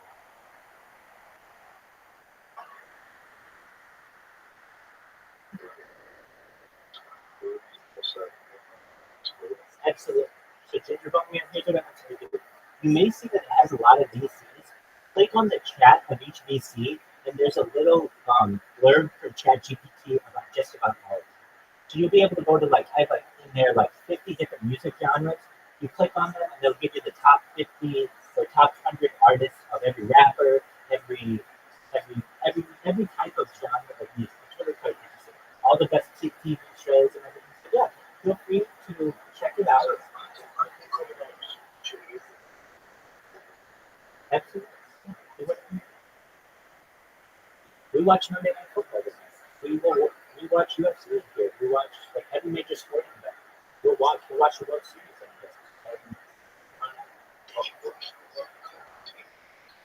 Yeah, we did. Not only did I watch the World Cup, I watched the Women's World Cup. And it was in the middle of the night.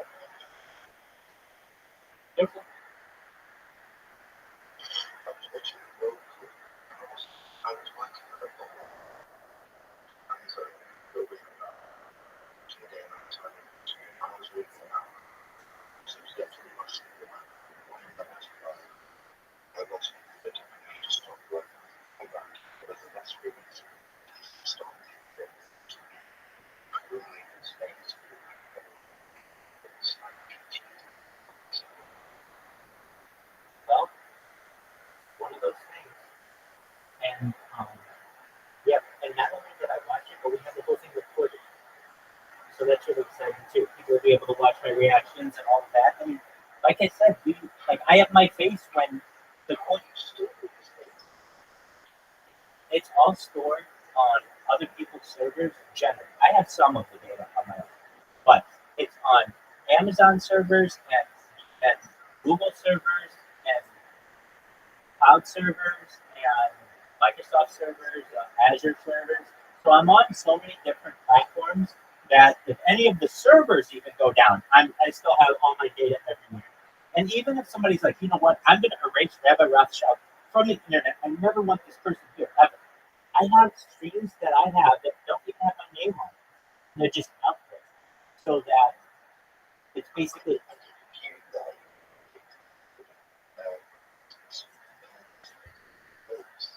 yeah. I love MILF. The more, in my opinion, a woman peaks at about 45, but that's changing. The reason why is that generally has been the oldest that a woman can be and still reproduce, where she has had the opportunity to gain the most amount of knowledge and have the most amount of experience. So basically, traditionally, 45 is when a woman was the smartest and she could still get birth. But now, especially with surrogates and test tubes and IVF and in vitro fertilization, we are able and cryogenically freeze the eggs. A woman doesn't have the same biological clock she once did. So I actually think women could get even like 50, could be 60, could be the hottest woman on earth in the future. If we're living to be 150 years old, 60 looks really good if she looks like she's, 45.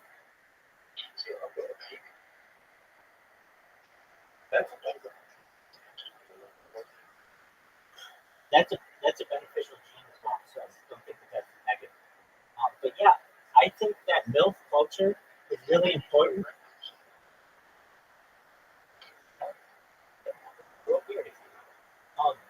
There are some women who I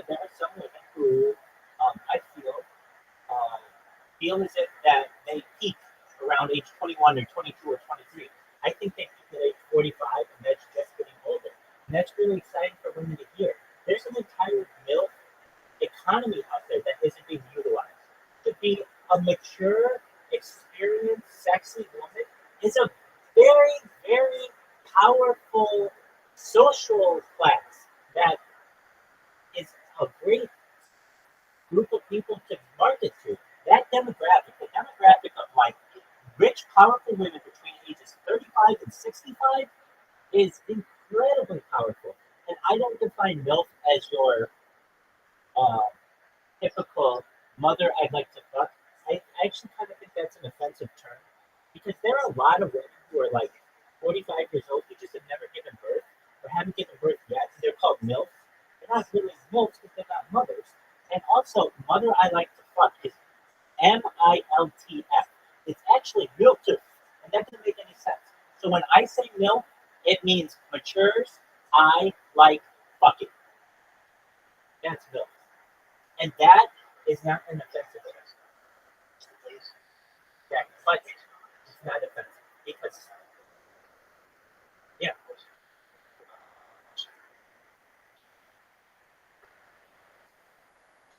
Oh, the king of BBC.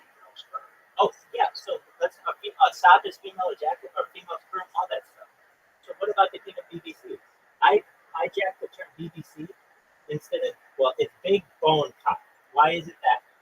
Because in the future, we'll all be the same color. There will be no black and white or blue or green. We'll all be the same shade of tan, basically. And so you don't want to have to change the terms. BBC is still just big bone cock. That's how it works, and I'm the king of it. What else? South is female ejaculate. That's one. What is okay? This is a complicated one. It's really let me tell you, I stand up for women in particular, especially on the internet when it comes to discrimination. I am on the internet and I live stream, and if my nipples show, I don't lose my account. But if I'm a woman, I do. That is de facto discrimination. I don't stand for the discrimination against someone based on the color of their skin nor the content of their skin. So I don't think that it should be an automatic punishment that you lose your whole account because you had a nip slip, and that's what it is in some cases. And so I stand up for women in those types of cases, and certainly others as well. I am for female empowerment, and when women hear this, they don't just smile, they speak up and fucking clap because somebody's standing. Not that they need someone to stand up for them, they have an ally, and this ally has seen women in particular, particularly on the internet, be abused too much. And I don't like discrimination of any kind, and I want to end it on the internet when it comes to discrimination against women.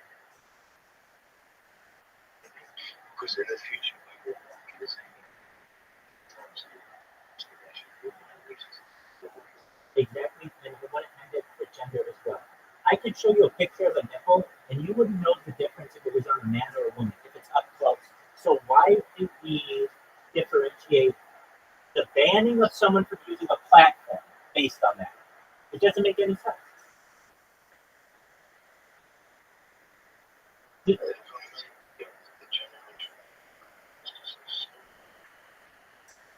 That's okay. I am here to shepherd in those who want to learn, and anyone who doesn't will be that 80% of the population that doesn't make it. This is a race to the top. And when people find out, wait a second, you mean that basically all of the cards are set and there's no escaping this, that there's basically going to be a culling of the herd based on your position in society, there's going to be a huge race to the top. And people are going to do everything they can to make money. Not that there already aren't, but there is some kind of like uncertainty people don't know. But when people start to find out, look, the future is in live streaming, the future is in creating content. AI is going to be replacing your job within the next 5 or 10 years at most.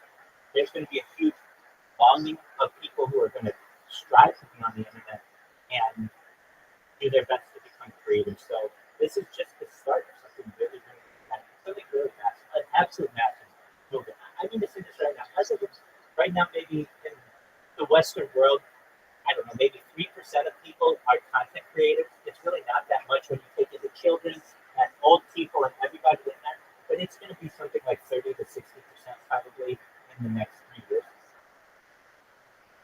which is 10 times more content than we have on the internet. It's huge amounts of content. And especially when people see what's exciting about this stream, if you don't want to watch 24 hours worth of me, that's fine.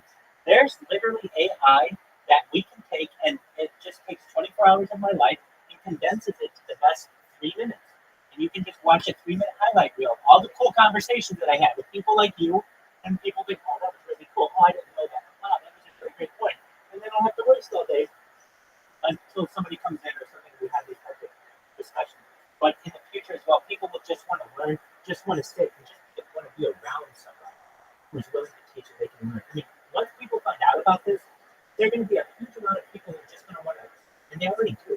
They sleep with me, meaning like when I go to bed, just to be like around somebody, to know somebody else is out there in the world sleeping alongside of them, that is a very comforting feeling for a lot of people out there.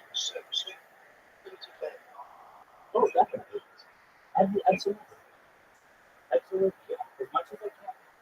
I do as much. I shop on camera. I drive on camera. I IRL stream as far north as Santa Barbara, as far south as San Diego, as far west as the ocean, the beach, Santa Monica, as far east as the mountains, the desert. I've streamed in Beverly Hills. I've streamed in Disneyland. I've streamed basically everywhere in Southern California. My goal is when this goes viral, we're going to stream everywhere in the world.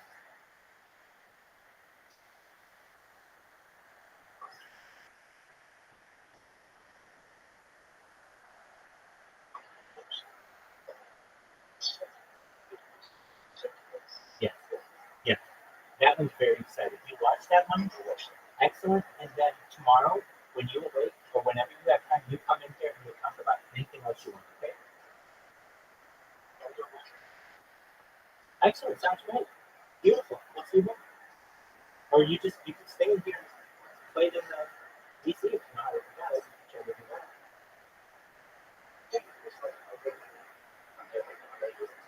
No, I'm just gonna. Okay, you just watch it. I'll do my thing, and then when you're done, we continue talk. Okay?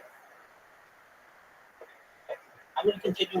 Yeah, absolutely. I got another 20 minutes of this comedy special, and then it moves to it's Kill Tony. It's the largest live podcast in the world, and then we're gonna move to Professor Henry Abramson's Professor Dr. Henry Abramson's history lecture. So get ready for a long history discussion. So just enjoy.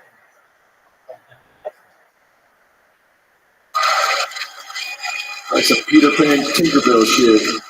I'm seeing the energy from the audience. You gotta keep clapping, I think, people.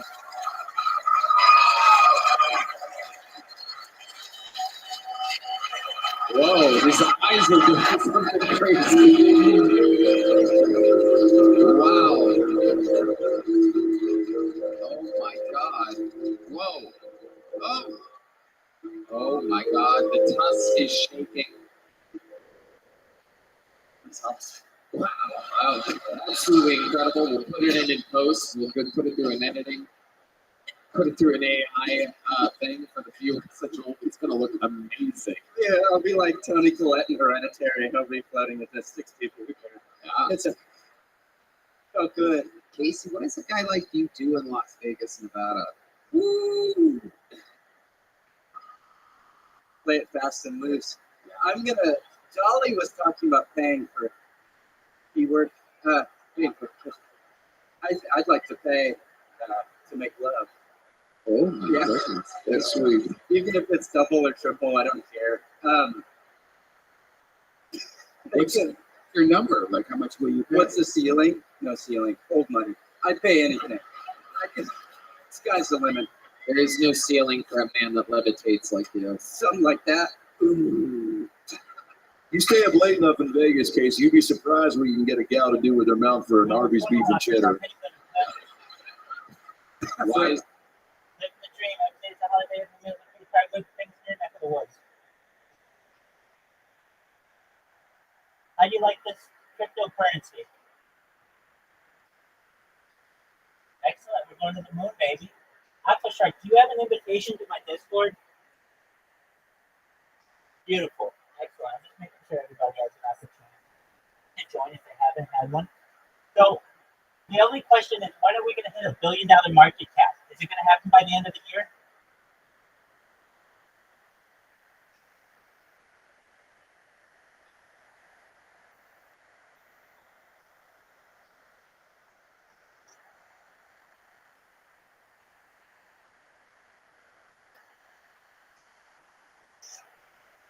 Excellent. We can start planning. We can start planning the yacht party then. Excellent. It's in Dubai. I've already declared it. Dog, why not both? Why not take a yacht from Cancun to Dubai? Absolutely. Those who can make it, do it. Everybody not, then just come wherever you can.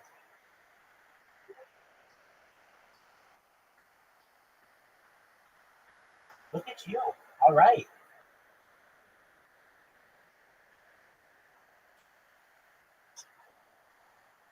Well, that's amazing, Aqua Shark. All right, well, you're going to be a billionaire soon. You never know.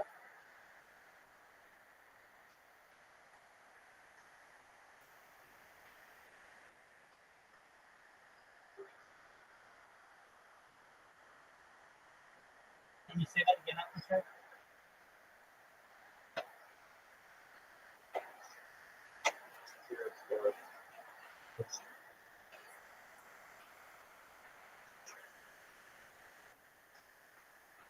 Very cool. Excellent. Well, Aqua Shark, you should know you're going to the moon. This coin's going to the moon. Get your swim trunks ready for Cancun or wherever this yacht party is going to be. And let's get sexy. How do you like that? Excellent. Word, Doug. Hey, did you watch my recent interviews on Kick? You're amazing. Bless you. You're amazing, Aqua Shark. Everyone loves you. Aqua Shark. LFG, baby. Thank you so much, my man.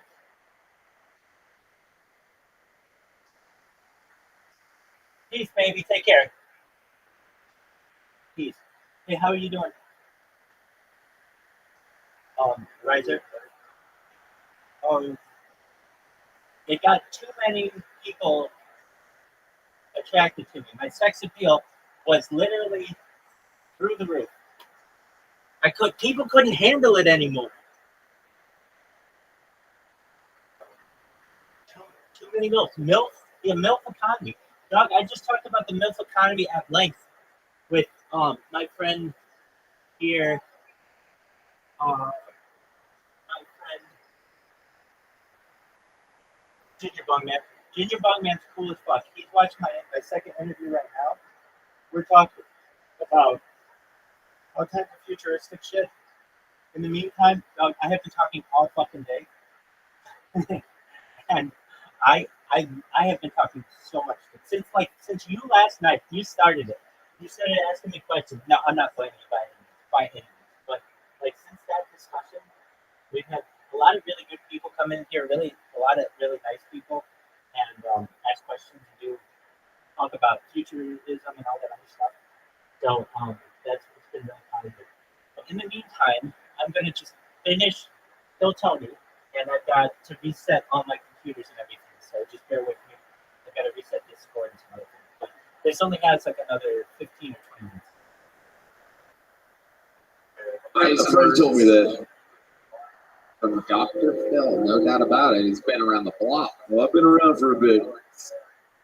So a billionaire. You're a billionaire, Dr. Phil. Sure. I can afford Arby. Actually, the questions you asked me. You're goddamn right.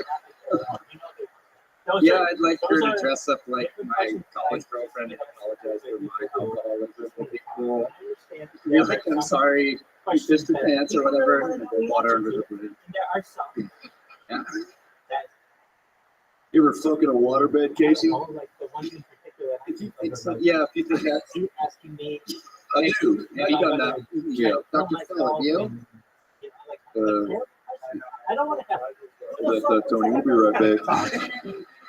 No, yeah, of course. I lost my virginity in a waterbed, and I still make love to Hey, my wife in a Caspian waterbed. C It's says just he'll funny, be it here feels like we're in the soon. ocean. Or he said he should be on later, so God, yeah. he might be here I pretty love soon. thinking about the ocean, especially around the holidays. It's Which holiday?